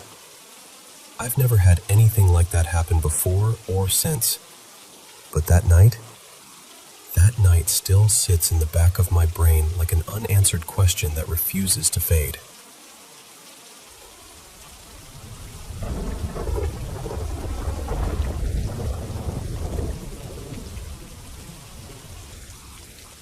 Okay, so first, a little context, because the where matters here. I live just outside Cincinnati, but not the Ohio side. I'm down in northern Kentucky, close enough that if you fly into the Cincinnati airport, you'd actually be landing nearer to my house than most of the city itself. It's one of those regions that's kind of stitched together from a lot of different worlds, different income levels, different neighborhoods, a lot of old history. Civil War history, river history, and the kind of native history you feel more than you can point to on a map. Stories tied to tribes like the Shawnee and Cherokee, mostly passing through or using the land for hunting rather than building big settlements right where I am. And yeah, around here, paranormal stories are basically part of the local seasoning. People talk about haunted spots like it's just normal small talk. I've got my own experiences too. But the thing I'm about to tell you, this one gets under my skin because I didn't see it myself. And none of the adults I've talked to have seen the main thing either. The only witnesses are teenagers. And look, I get it. If you're the kind of person who hears a bunch of teens said they saw something, and your brain immediately goes, "Sure, okay, I'm not even mad at you. I've done the same thing." But here's what changed it for me. Once you know a kid well enough, you start noticing their tells. Teenagers can be slick. but most of them don't have the patience to build a consistent lie over time, especially not when friendships fracture and they stop coordinating with each other.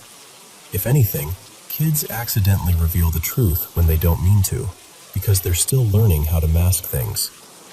So, here we go. My son switched schools and met a group of kids who lived in a nearby trailer community. And before you picture some run-down, busted-up place, no. This one looks, honestly, kind of nice. Clean lots, decent upkeep. It had a basketball court, a playground, long looping streets where kids could ride bikes and mess around without constant traffic, and these open grassy areas where they'd set up little games like it was their own neighborhood park system. My son was thrilled. He wanted to be there all the time. Before long, I became the regular chauffeur. That was my role. Drop him off, pick him up. Sometimes take a few of the kids with us on day trips. Movies, hiking, mini golf, whatever. My whole thing as a parent is balance. I want my kid to have experiences, and I want him around friends in more than one environment. And it was during those car rides, windows down, kids talking over each other, that I started hearing it. At first it sounded like typical spooky kid talk, like, "Oh dude, you know what's in the woods," that kind of thing. But eventually I got upgraded to, "All right, mister, is cool," and I started getting the full version of the stories instead of the edited, half-mumbled ones.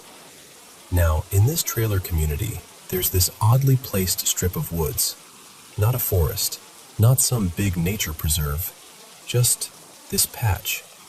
Maybe about an acre wedged between two homes near a bend in the road, and then it narrows into this thin, stretched-out line of trees running behind the trailers for a good quarter-mile. It's also the side closest to the interstate, so I always assumed it was left there as a sound buffer, like nature's little noise wall.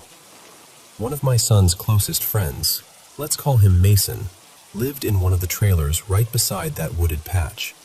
And that matters later. And that's where the stories start getting weirdly consistent. They told me about seeing tall, dark shapes standing at a distance, like a person, but wrong. Not just a dude in a hoodie, more like a silhouette without detail. No face, no clear outline of clothes, just a vertical, humanish absence. And they'd blink and it would be gone. They told me about noises too, growling sometimes, wailing other times. And then the worst one, mimicry. A voice calling from deeper in the trees. Sometimes it sounded like one of their friends, sometimes like somebody's mom, sometimes like a little girl they didn't recognize. One kid swore he heard a baby crying out there, like right past the tree line, like it needed help. But the voice always had the same purpose, drawing them in. And then there were the marks. This is the part where I got a little colder about it, because a couple of them, more than one, showed me scratches and red welts after they'd gone near that patch. And what creeped me out was the pattern they themselves noticed. It tended to happen to the kid who was the weak link that day. Like, the smallest one. The one who was already jumpy. The one who'd been having a rough time at home. Or the kid who went in there angry, grieving, stressed out. Like it wasn't random. Like something was picking the easiest target. Naturally, the kids had a name for it. They called it a skinwalker, which, yeah, I'm aware that's not really culturally accurate for Kentucky woods. I think it was just the monster of the moment, the label they had available. But even if the name was wrong, the fear didn't sound pretend. At first, it was all coming from one big friend group, and I told myself, okay, sure, they're hyping each other up. They've created a shared urban legend. Kids do that. But then the group blew up. Teen drama. Friends splitting into enemy camps, backstabbing, the whole exhausting thing. And my son, being who he is, still tried to stay friendly with people on both sides. So I'd hear stories from kids who were no longer speaking to each other. And that's what got me, because they weren't comparing notes anymore, but they were still describing the same things.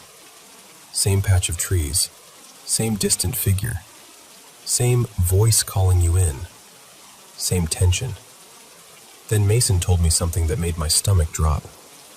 He said he'd seen that same tall, dark, featureless figure inside his house, in the corner of his bedroom. Not outside, not at a distance, in his room, like it had crossed whatever line existed between the woods and everything else. And that was the moment my brain started making connections I didn't want to make. Because once I started paying attention, not to the paranormal stories, but to the adults and the general atmosphere, I noticed something else. It's like that whole place carried a kind of rot. People would move in and suddenly their lives would start unraveling. Cars that were fine would suddenly need expensive repairs. Couples who'd been together for years would split up in brutal, messy ways not long after relocating there. Kids who had never been violent would get mean, like truly aggressive, hair-trigger cruel. Injuries from accidents became common. Constant fighting, constant chaos. And then it escalated. This wasn't gossip, this was real. There was a situation where a teenager stabbed a grown man over something stupid and small. Like the kind of petty conflict that should have ended with shouting, not blood. And that's the dividing line for me, so that's where I'm stuck. Because I can't prove anything supernatural happened. I didn't watch a faceless thing step between the trees. I didn't hear the voice myself. But I've heard these kids talk, separately, over time, with the kind of fear that doesn't feel performative. And I've watched the pattern of harm and negativity around that little wooded strip. And I keep coming back to the same thought, even though I hate it. What if there's something in that patch of trees? Something that doesn't roam beyond the community lines, but still influences everything inside them.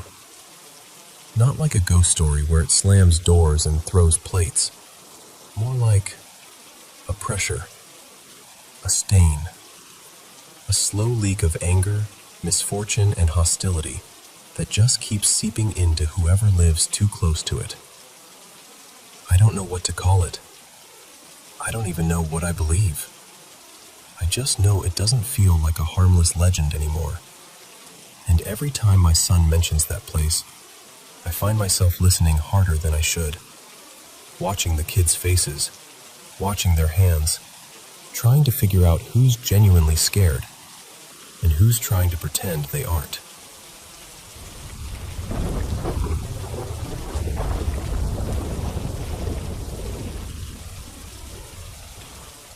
So this happened about 11 years ago, when I was around 7 or 8. Back then, my family, me, my little brother, and my parents, lived in this old 3-story apartment building. Our place was kind of weird in a way I loved at the time. It had this loft-style upper level inside the apartment, like a half-second floor. My parents used that loft as their bedroom, and my dad sometimes kept paperwork up there on a little desk. Then, below the apartment itself, there was a basement level with storage and a small office where he usually worked because it was quieter. One afternoon, I was upstairs alone in the main apartment, sitting way too close to the TV, playing on my console. Pretty sure it was FIFA, because I remember the exact sound of the ball getting kicked. My mom was out at work, and my dad was down in the basement office with my little brother, doing his usual thing. At some point, I paused the game and wandered into the kitchen to make myself a couple of sandwiches. I'm spreading stuff on bread, half paying attention, when I hear it. My game. Not the menu music, not the crowd noise, the actual thwack of the ball being kicked, like someone had unpaused it and was playing. And the thing is, I was in one of those modes where it's basically just you and the goalkeeper. So every kick is really distinct, you know? I froze for a second, staring at the counter like my brain couldn't decide if it was about to laugh or panic. Then I walked back into the living room and no one was there. No one on the couch, no one standing behind me, nothing. But the game was unpaused. I remember my stomach doing that little drop, like when you miss a step on stairs. And almost immediately after that, I heard something from upstairs, up in the loft.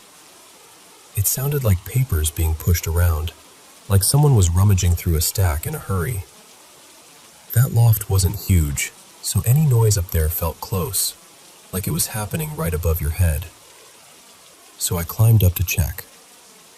I was trying to be brave, doing that thing kids do where you act tough but your eyes are too wide. And again, nobody. But my dad's little desk up there, his papers, were totally messed up. Not like one page slid off, like a whole stack had been shuffled and scattered, like someone had flipped through them and left in a rush. At that point, I was properly scared. Not spooky story scared, real kid scared. The kind where you can hear your own heartbeat in your ears. I backed away, came downstairs, and told myself maybe it was just, I don't know, vibration, air, something normal. And then I heard it again, this time from my bedroom area. One of those plastic toy bins I kept all my stuff in. It sounded like someone digging through it, moving toys around, the soft clacking sound of plastic and pieces shifting. I went over there, already feeling like I didn't want to look, and when I pulled the lid back, nothing. No one. Nothing moving. Just the toys sitting there like they'd been innocent the whole time. That was it. I ran. I bolted down to the basement office like my life depended on it, blurted everything out to my dad and my brother at the speed of a fire alarm. My dad barely looked up at first. He was working, and to him it probably sounded like I was making up a dramatic story because I was bored. My brother, of course, hit me with the classic, "You're hearing things." Here's one detail that matters. From our front door, if you stood a certain way, you could see straight into the kitchen counter area. So we walked up to the apartment together, and before we even stepped fully inside, we heard this sharp, metallic sound, like two knives being scraped together. Slow, deliberate. Not a clatter, not an accidental bump, a drawn-out grind, like someone was pressing them together and moving them back and forth. We both stopped dead. We leaned in and peeked through the doorway, and I could see the kitchen counter clearly. No one was there. No hands, no shadow, no movement. But the sound was still coming from right there, like the knives were doing it all by themselves. I looked at my brother, and his face, he heard it too. I could tell instantly, because his expression changed from, "This is dumb," to, "Okay, what is that?" We didn't even discuss it. We just quietly, quickly shut the door like we were sealing something in, and then we ran back down to the basement crying, both of us, no shame, full panic. We stayed down there until my dad finished his work for the day. Hours. We didn't go back up even once. Later, when my dad finally came upstairs with us, we walked him through everything like we were reenacting a crime scene. Room by room, pointing, explaining. This is where the game unpaused. This is where the papers were. This is the toy bin. He tried to be calm. He did that dad thing where he explains everything with logic, because that's what you do when your kids look like they've seen a ghost. He told us sounds can travel weirdly in old buildings. Pipes can shift. Air pressure can move things. Maybe the controller got bumped.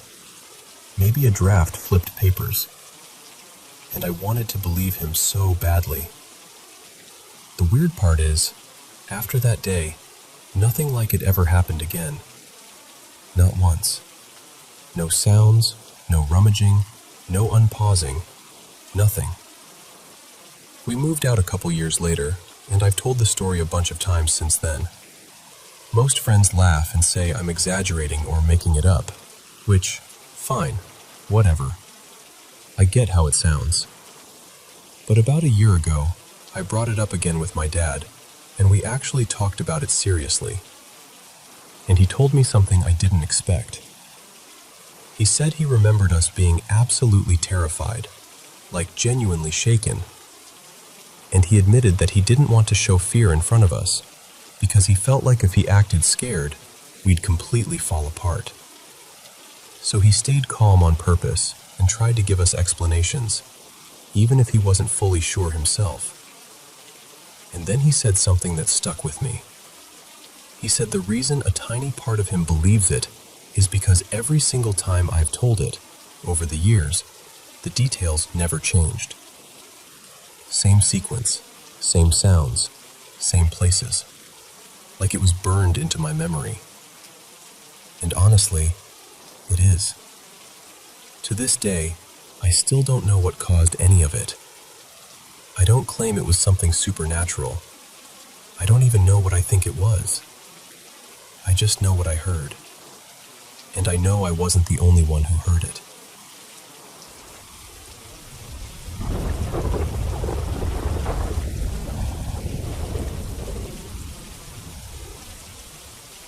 Okay. I want to start by saying this. I've never been the ghost story person. Like, I'm usually the one who nods politely and thinks there's probably a logical explanation for that. I've always leaned toward the sciencey, grounded side of things. Not in a cold way, more like, I want to believe, but I need something to happen to me directly. Otherwise, it's just a story. So here's what happened. On my dad's side, there's this old family house. The kind of place that holds a lot of history in the walls, you know? Years ago, my grandmother, everyone called her Noni, not Nana, got really sick. Hospice came in, and they set up a bed for her on the first floor, right there near the front living room. She passed peacefully in that house. And after that, nothing spooky. No footsteps, no lights flickering, no eerie dreams. If anything, the house just felt quiet. Sad sometimes, but normal. Fast forward. My dad inherited the place and moved back after living far away for a long time. He brought one cat with him, an orange one named Miso, and later adopted a second, this fluffy gray sweetheart named Juniper. Over time, I started rebuilding my relationship with him. It wasn't easy. We had history, complicated stuff, but we were trying. And for the first time in a long time, it felt like there was something to mend. Then this summer, everything changed fast. His health took a sharp turn.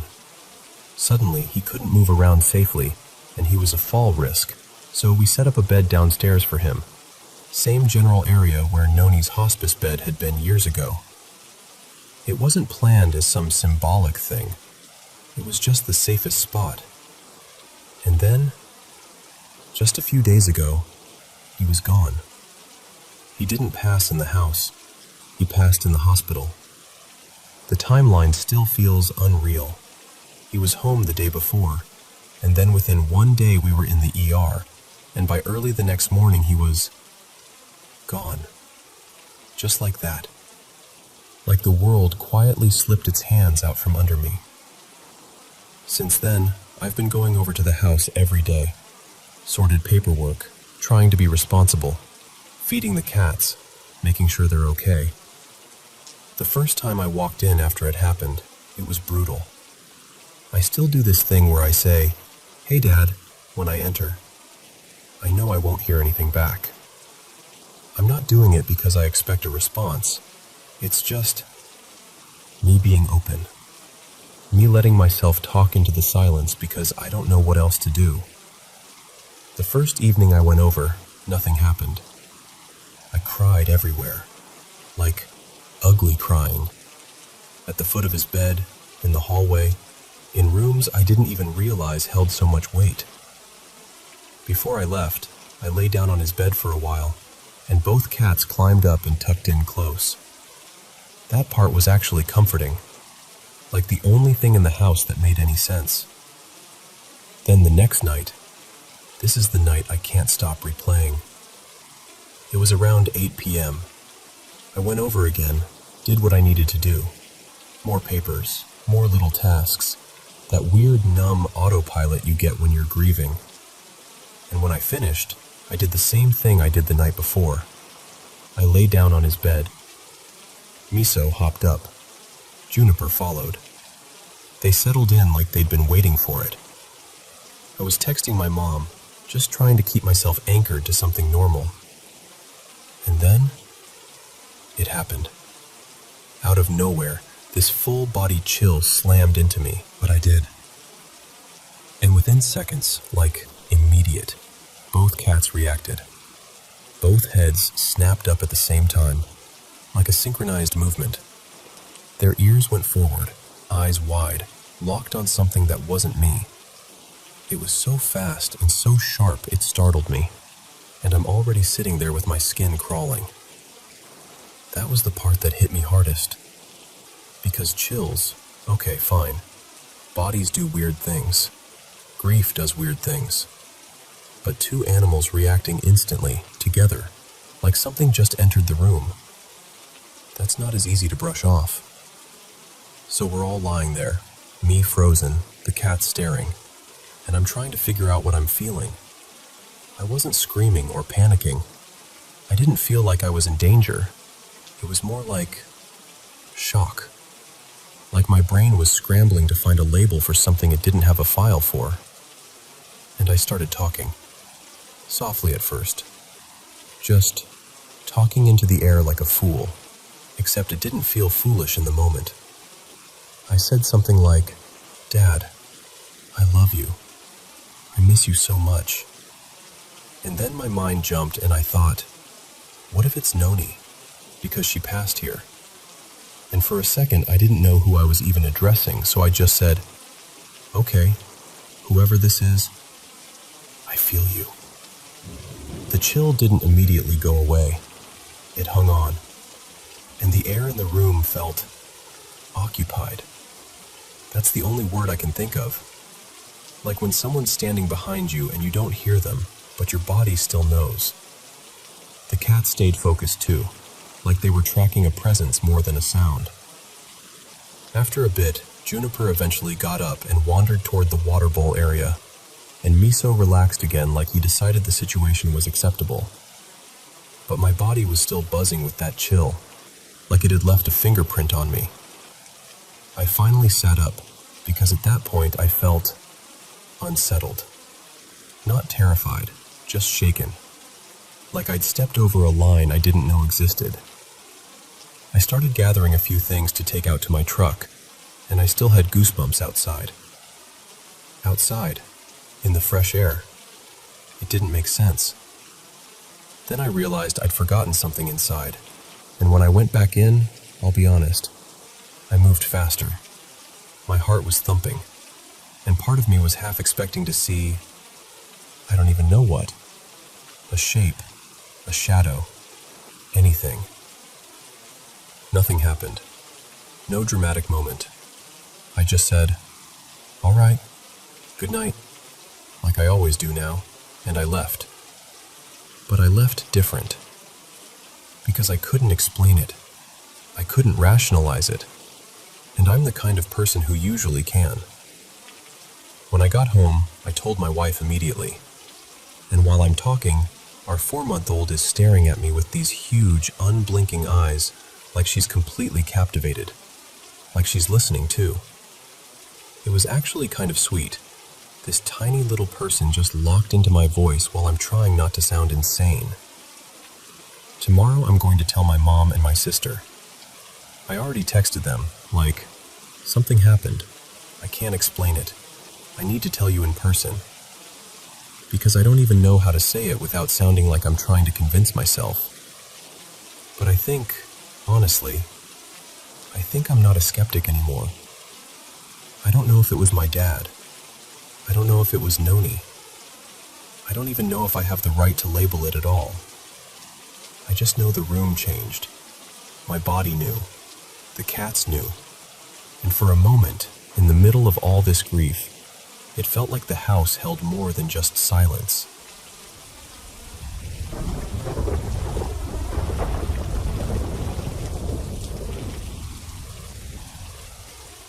So this really happened to me when I was about 16, maybe 17, in the woods of Leelanau County, Michigan. My family and I were up north on vacation, staying in that dreamy, everything smells like pine and lake water part of the world. One afternoon, we went to visit a family friend. Her name was Marianne, who lived way out in the middle of this dense forest, like the kind where the trees feel taller because the light can barely get through. What I remember first is the road. When we turned onto it, the pavement just ended. It became this crunchy gravel road that looked like it had been carved into the woods a long time ago and never updated. And I remember staring down it as we drove, watching it slope downhill, then curve left and disappear into the trees, like it was leading somewhere it didn't want to explain. A few hours go by. Adults are talking, everyone's relaxed, and I'm bored in that very teenage way where curiosity starts feeling like an itch under your skin. So I'm like, I'm just going to take a quick walk and see where that road goes. And I need you to understand, I grew up outside Chicago. I wasn't a woods kid. And up there, people casually mention things like black bears the way they talk about squirrels. I remember feeling nervous the whole time, like I was pretending I was brave, but my body didn't believe me. Still, I went. When I reached the top of the hill, it was actually kind of beautiful.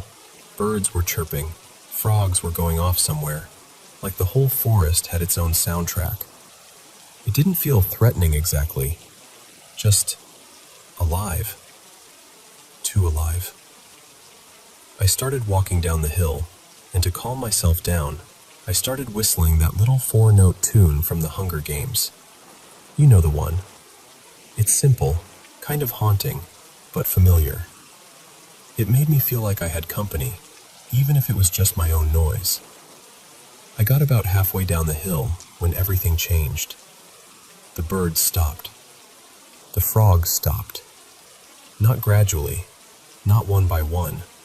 It was like someone hit a mute button. The whole forest just folded into silence so hard it felt physical. And immediately, my stomach dropped because I'd heard before, somewhere, sometime, that when the woods go quiet like that, it can mean there's a predator nearby. And I remember thinking, okay, this is the part where I turn around. But I didn't. I kept going because I was stubborn and curious and 16. And I wanted to prove to myself that I wasn't scared of a road. I kept whistling as I walked, like if I stayed casual, the forest would stay casual too. Then, clear as day, I heard it. The whistle. Answering me. Perfectly. Same 4 notes. Same spacing. Same pitch. Like a mirror. And what messed me up wasn't just that it repeated the tune. It was how human it sounded. Not like a bird mimicking. Not like something distant and natural. It sounded like someone was right there in the trees, listening, waiting for me to do it again. Like it understood the game and was playing along. I stopped dead. Just froze and stared at this patch of woods off the side of the road where the sound seemed to come from. And in that moment, I had this horrible, cold awareness that I was not alone, and whatever was there didn't want to be seen. I didn't call out. I didn't whistle again. I didn't even breathe normally. The second Marianne's house came back into view, I stopped pretending. I sprinted. Full panic sprint. Gravel slipping under my shoes. Lungs burning. Just running like something might follow me if I didn't. I got inside, and I swear I didn't leave anyone's eyesight for the rest of the night. I hovered around my family like a little kid, even though I was practically grown, because I couldn't shake that feeling that something had been watching me from the woods, and it knew I was there. To this day, I still don't know what it was. Could it have been a person messing with me? Maybe. Could it have been some animal mimicking? Possibly. But the way the forest went silent, the way that whistle came back so exact and so intentional, it still makes my skin crawl when I think about it. And honestly, the scariest part is that either answer is terrifying. Because if it was paranormal, that's obvious nightmare fuel. But if it was a real person out there, just standing in the trees, watching a teenager walk alone down a forest road and deciding to whistle back, that might be worse.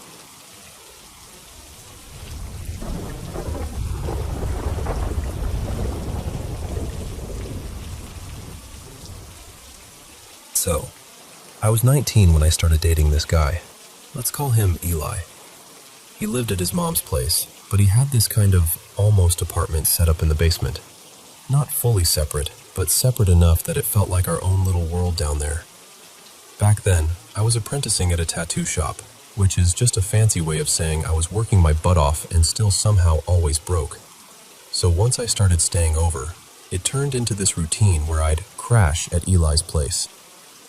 And by crash, I mean basically move in without officially being invited to. It was a real bed too, which felt luxurious compared to the random couches I'd been bouncing between. The only problem was, his mom, Mary Ann, was not exactly thrilled about me being there all the time. She wasn't mean, exactly, but she had that vibe where you can feel someone disapproving through walls. So I got really good at being invisible. Quiet footsteps, doors clicked shut gently, no leaving cups around, the whole thing. And honestly, I could have pulled off the ghost roommate act perfectly, if the house wasn't designed in the most inconvenient way imaginable. Because there was only one bathroom in the entire house. Eli's space was on the bottom floor, but the bathroom was all the way up on the second floor, right in the little hallway between Mary Ann's room and the room of Eli's younger sister, Nora. And we kept weird hours. I'd get home late from the shop, Eli would stay up with me, we'd watch something stupid, snack, talk, and suddenly it would be 2 or 3 in the morning like it happened in a blink. So this one night, we're finally about to go to sleep and I realize, oh no, I have to pee. And I'm thinking, it's fine, everyone's asleep. I can ninja my way up there and back down and nobody will ever know I exist. I start up the basement stairs, those old wooden stairs that complain about every single step you take. Like, the house wasn't creaky, it was dramatic. Every step sounded like a whispered accusation. I make it through the dark kitchen, past the living room, and up the next staircase toward the bathroom.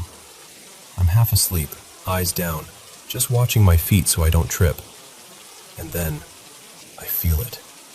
This sudden cold. Not like, oh, the AC kicked on. Not like a draft.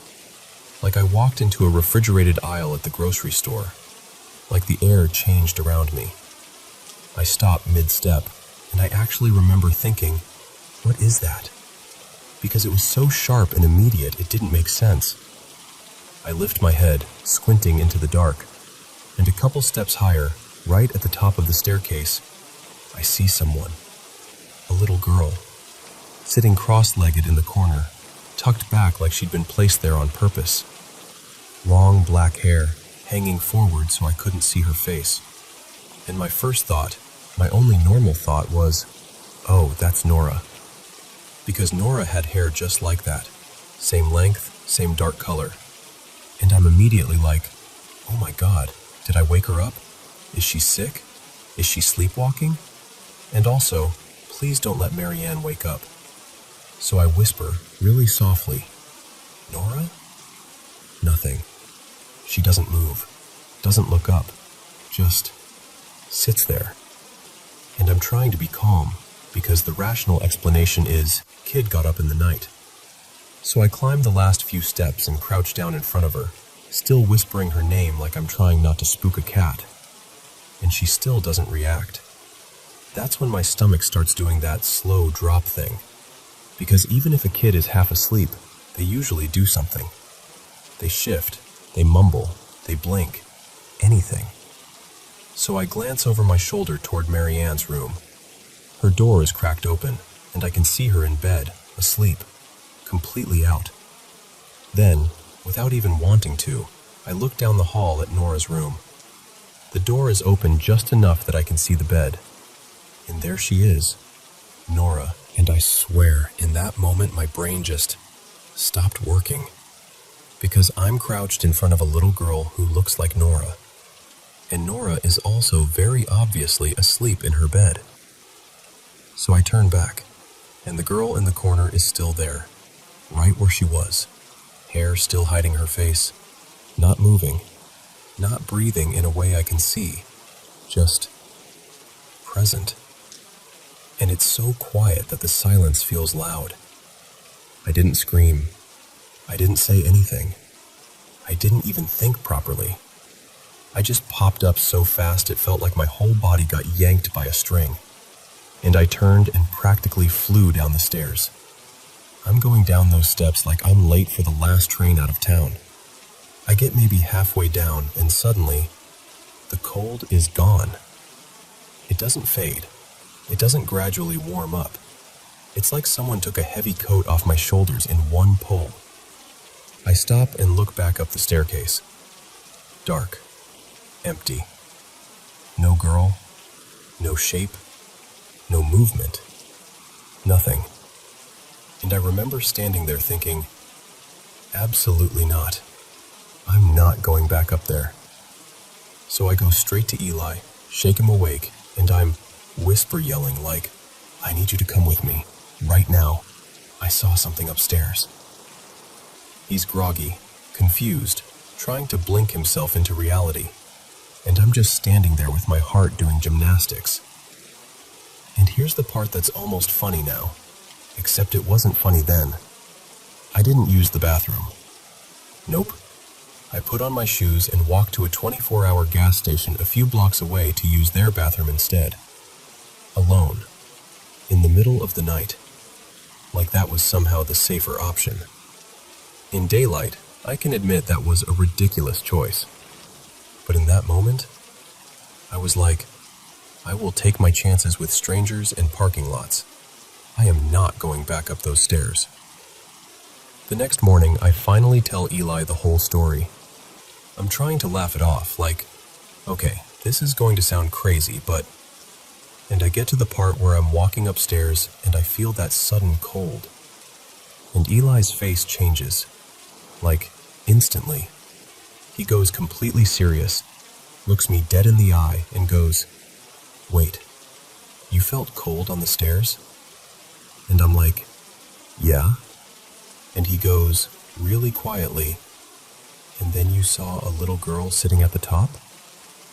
And I just stared at him, because that wasn't a guess. That wasn't me leading him. He said it like he already knew the next line. And I didn't even ask what he meant. I didn't want details. I didn't want a backstory. I didn't want confirmation. I just said something like, cool, great, love that, in the most unconvincing voice on earth. And after that, I made sure I used the bathroom before I ever came over. Every single time. Because some lessons don't need to be taught twice.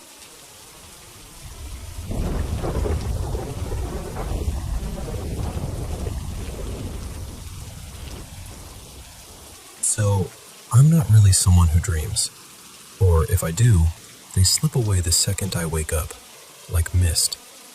And when I do remember something, it usually feels less like a dream and more like I accidentally went somewhere, like an unplanned out-of-body thing.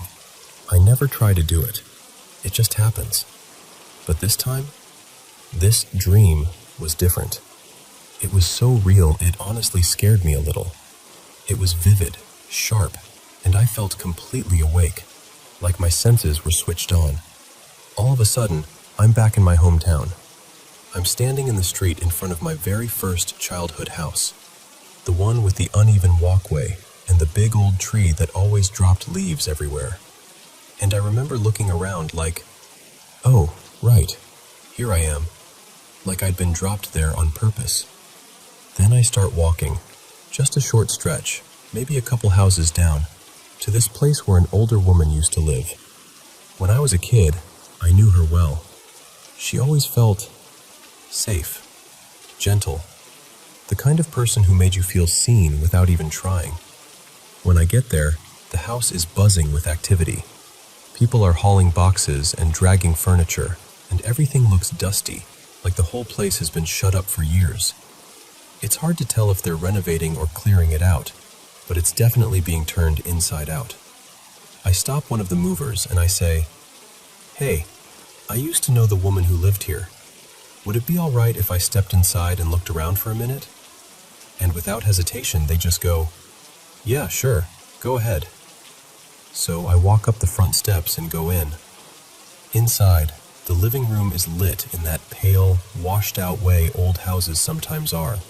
And there are a couple people standing around talking like it's no big deal. And then I notice this worn-out armchair off to the side, kind of saggy, like it's held a lot of years. There's a cat sitting on it. Naturally, I'm like, "Oh, hi, sweetheart," and I walk over to pet it. But the second I step in front of the chair, something happens. I feel this pressure in my chest, except it's not just pressure. It's like a pulling. Like someone grabbed the front of my shirt and yanked. I look down, and I can actually see my shirt pulled outward in front of me, like the fabric is being tugged. But I can tell that's just how my brain is translating the sensation. The real feeling is inside my body, deep and intense. And then, before I can react, I'm being pulled. Not gently, not like I'm choosing to move. Like I'm being dragged by an invisible force that has decided I don't get a vote. I spin around and I'm pulled up the stairs, faster than I can think. I can't fight it. I can't grab the railing. All I can do is go with it, heart pounding, trying to understand what's happening. And then it stops. I'm in a bedroom, and on the bed, lying there like she's resting, is the older woman I used to know. Only, she's not exactly solid. She's kind of translucent, misty around the edges, like she's made of light and fog. But I know it's her. I recognize her immediately, the way you recognize someone you loved as a child even after decades. I walk to the side of the bed and kneel down, and I say, without even questioning why I'm saying it, "Hi, Maribel, how are you?" That's not her real name, but in that moment, that's what comes out of my mouth. Like my mind is reaching for the right person, but grabbing the wrong label. She looks at me and smiles, a real smile, warm, familiar, and she says, very calmly, "I think I'm ready to go." And something in me just softens, like I suddenly understand what this is, why I'm there. So I tell her, "If you feel ready, you can go. It's okay. We'll be all right." She smiles again, closes her eyes, and she fades. Not like a scary vanishing, more like a candle being blown out. Gentle. I stand up, still stunned, and then I feel that pulling sensation again, stronger, and it yanks me right out into the hallway. And then I'm pulled into another bedroom. This time she's standing there, not on the bed, just there, like she managed one more step. She looks at me and says something short, like an afterthought, like a final little message. I wish I could tell you what it was, but I can't remember it. It's like trying to hold on to words spoken underwater, but the feeling of it stayed. It felt like a PS, a last little add-on before she left for good. And then she fades again, and that's when I wake up. When I woke up, I was shaken in that quiet way, like you've just been part of something huge, but the room around you is ordinary and still, and I couldn't stop thinking about her, about the house, about how real it felt. And the weirdest part? Maribel wasn't her name. I knew that as soon as I was awake, but I also couldn't remember her real name at all, no matter how hard I tried. It was right there and totally unreachable. So I texted my uncle, because he would remember. I asked him, what was her name again? The older woman who lived a few houses down from our old place? He replied with her actual name, and then he added something that hit me right in the chest. She really loved you, you know. And I just sat there staring at my phone, because suddenly the whole thing felt connected, like whatever that was, dream, projection, spiritual moment. Maybe she really was ready. Maybe she just needed someone she trusted to tell her it was okay to let go. And maybe, somehow, our connection from when I was little, mixed with whatever strange doorway I sometimes slip through, is how I ended up there. Not to be scared, not to explore, just to help her leave.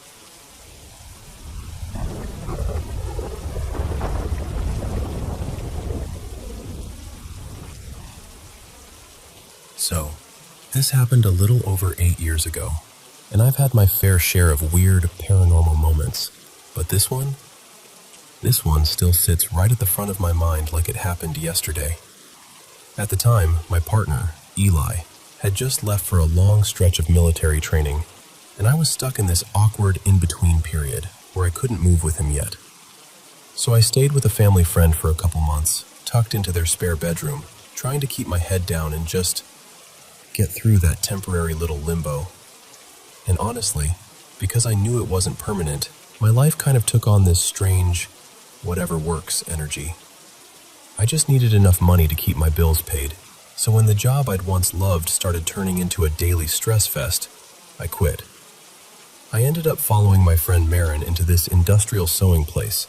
Big machines, heavy canvas, the kind of space that smells like fabric dust and oil. It was actually fun.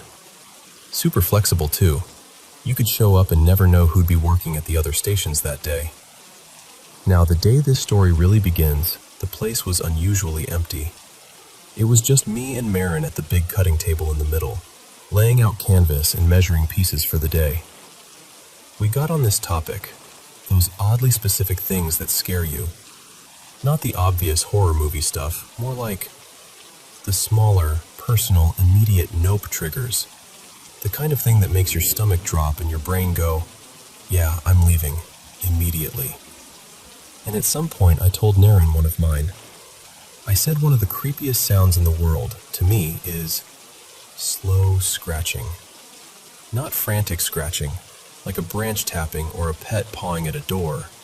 I mean, slow, deliberate scratching. Like something is doing it on purpose. Like it's not trying to get in so much as it's making sure you know it's there, and that it has all the time in the world. And because I'm dramatic, I did a little demonstration. I dragged my fingernails down the rough surface of the cutting table. Slow, steady. Then, right at the end, I snapped my fingers down in a quick little swipe to finish it off. Like punctuation. Marin's whole face twisted up in this look like, please never do that again. So I knew it landed. We laughed it off, shook it away, and went on with our shift. That night, I was in the spare bedroom at my family friend's house, stretched out on the bed reading. My dog, Rook, was curled beside me. Rook was a big, solid dude, half lab, half bulldog, pitch black, with that heavy face that made him look like he should be guarding a gate somewhere. But he was an absolute marshmallow. He wasn't protective. He wasn't tough. He didn't bark.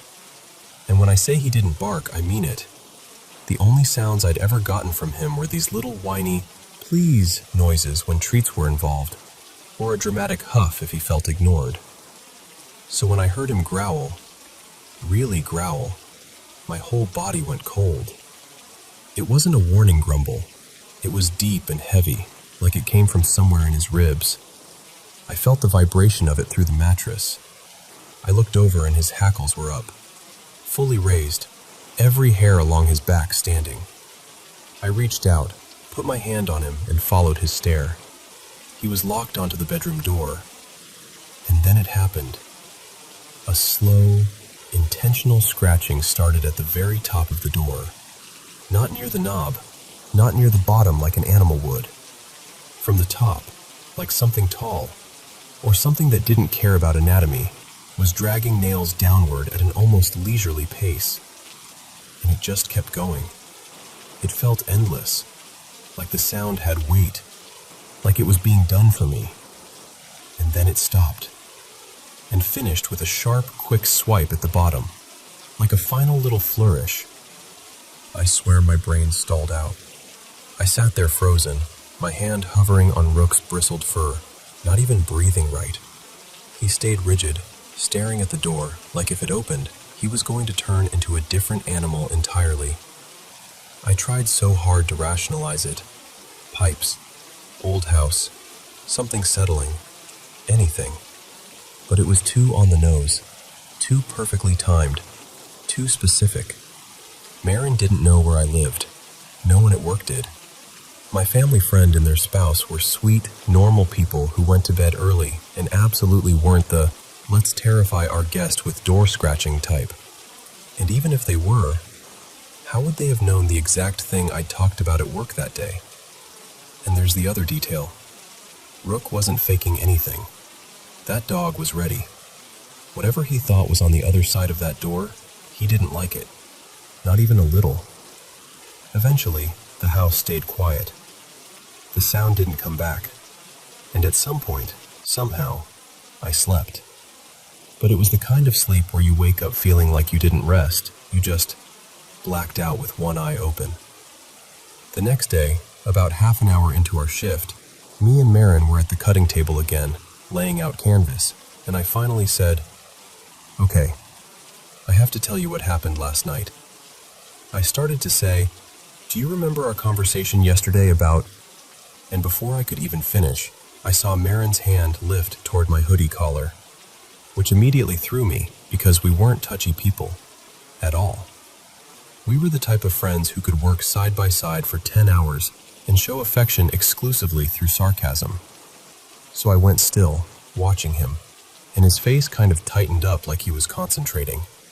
And he goes, really quietly, "What are those?" I didn't know what he meant, so I pulled out my phone, flipped to the front camera, and looked. 3 red scratch marks ran down the side of my neck, straight from just under my ear down toward my collarbone.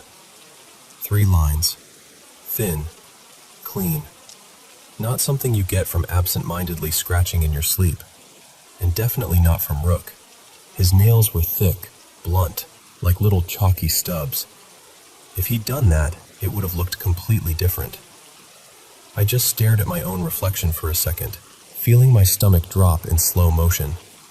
Because suddenly, it wasn't just a creepy sound at the door anymore.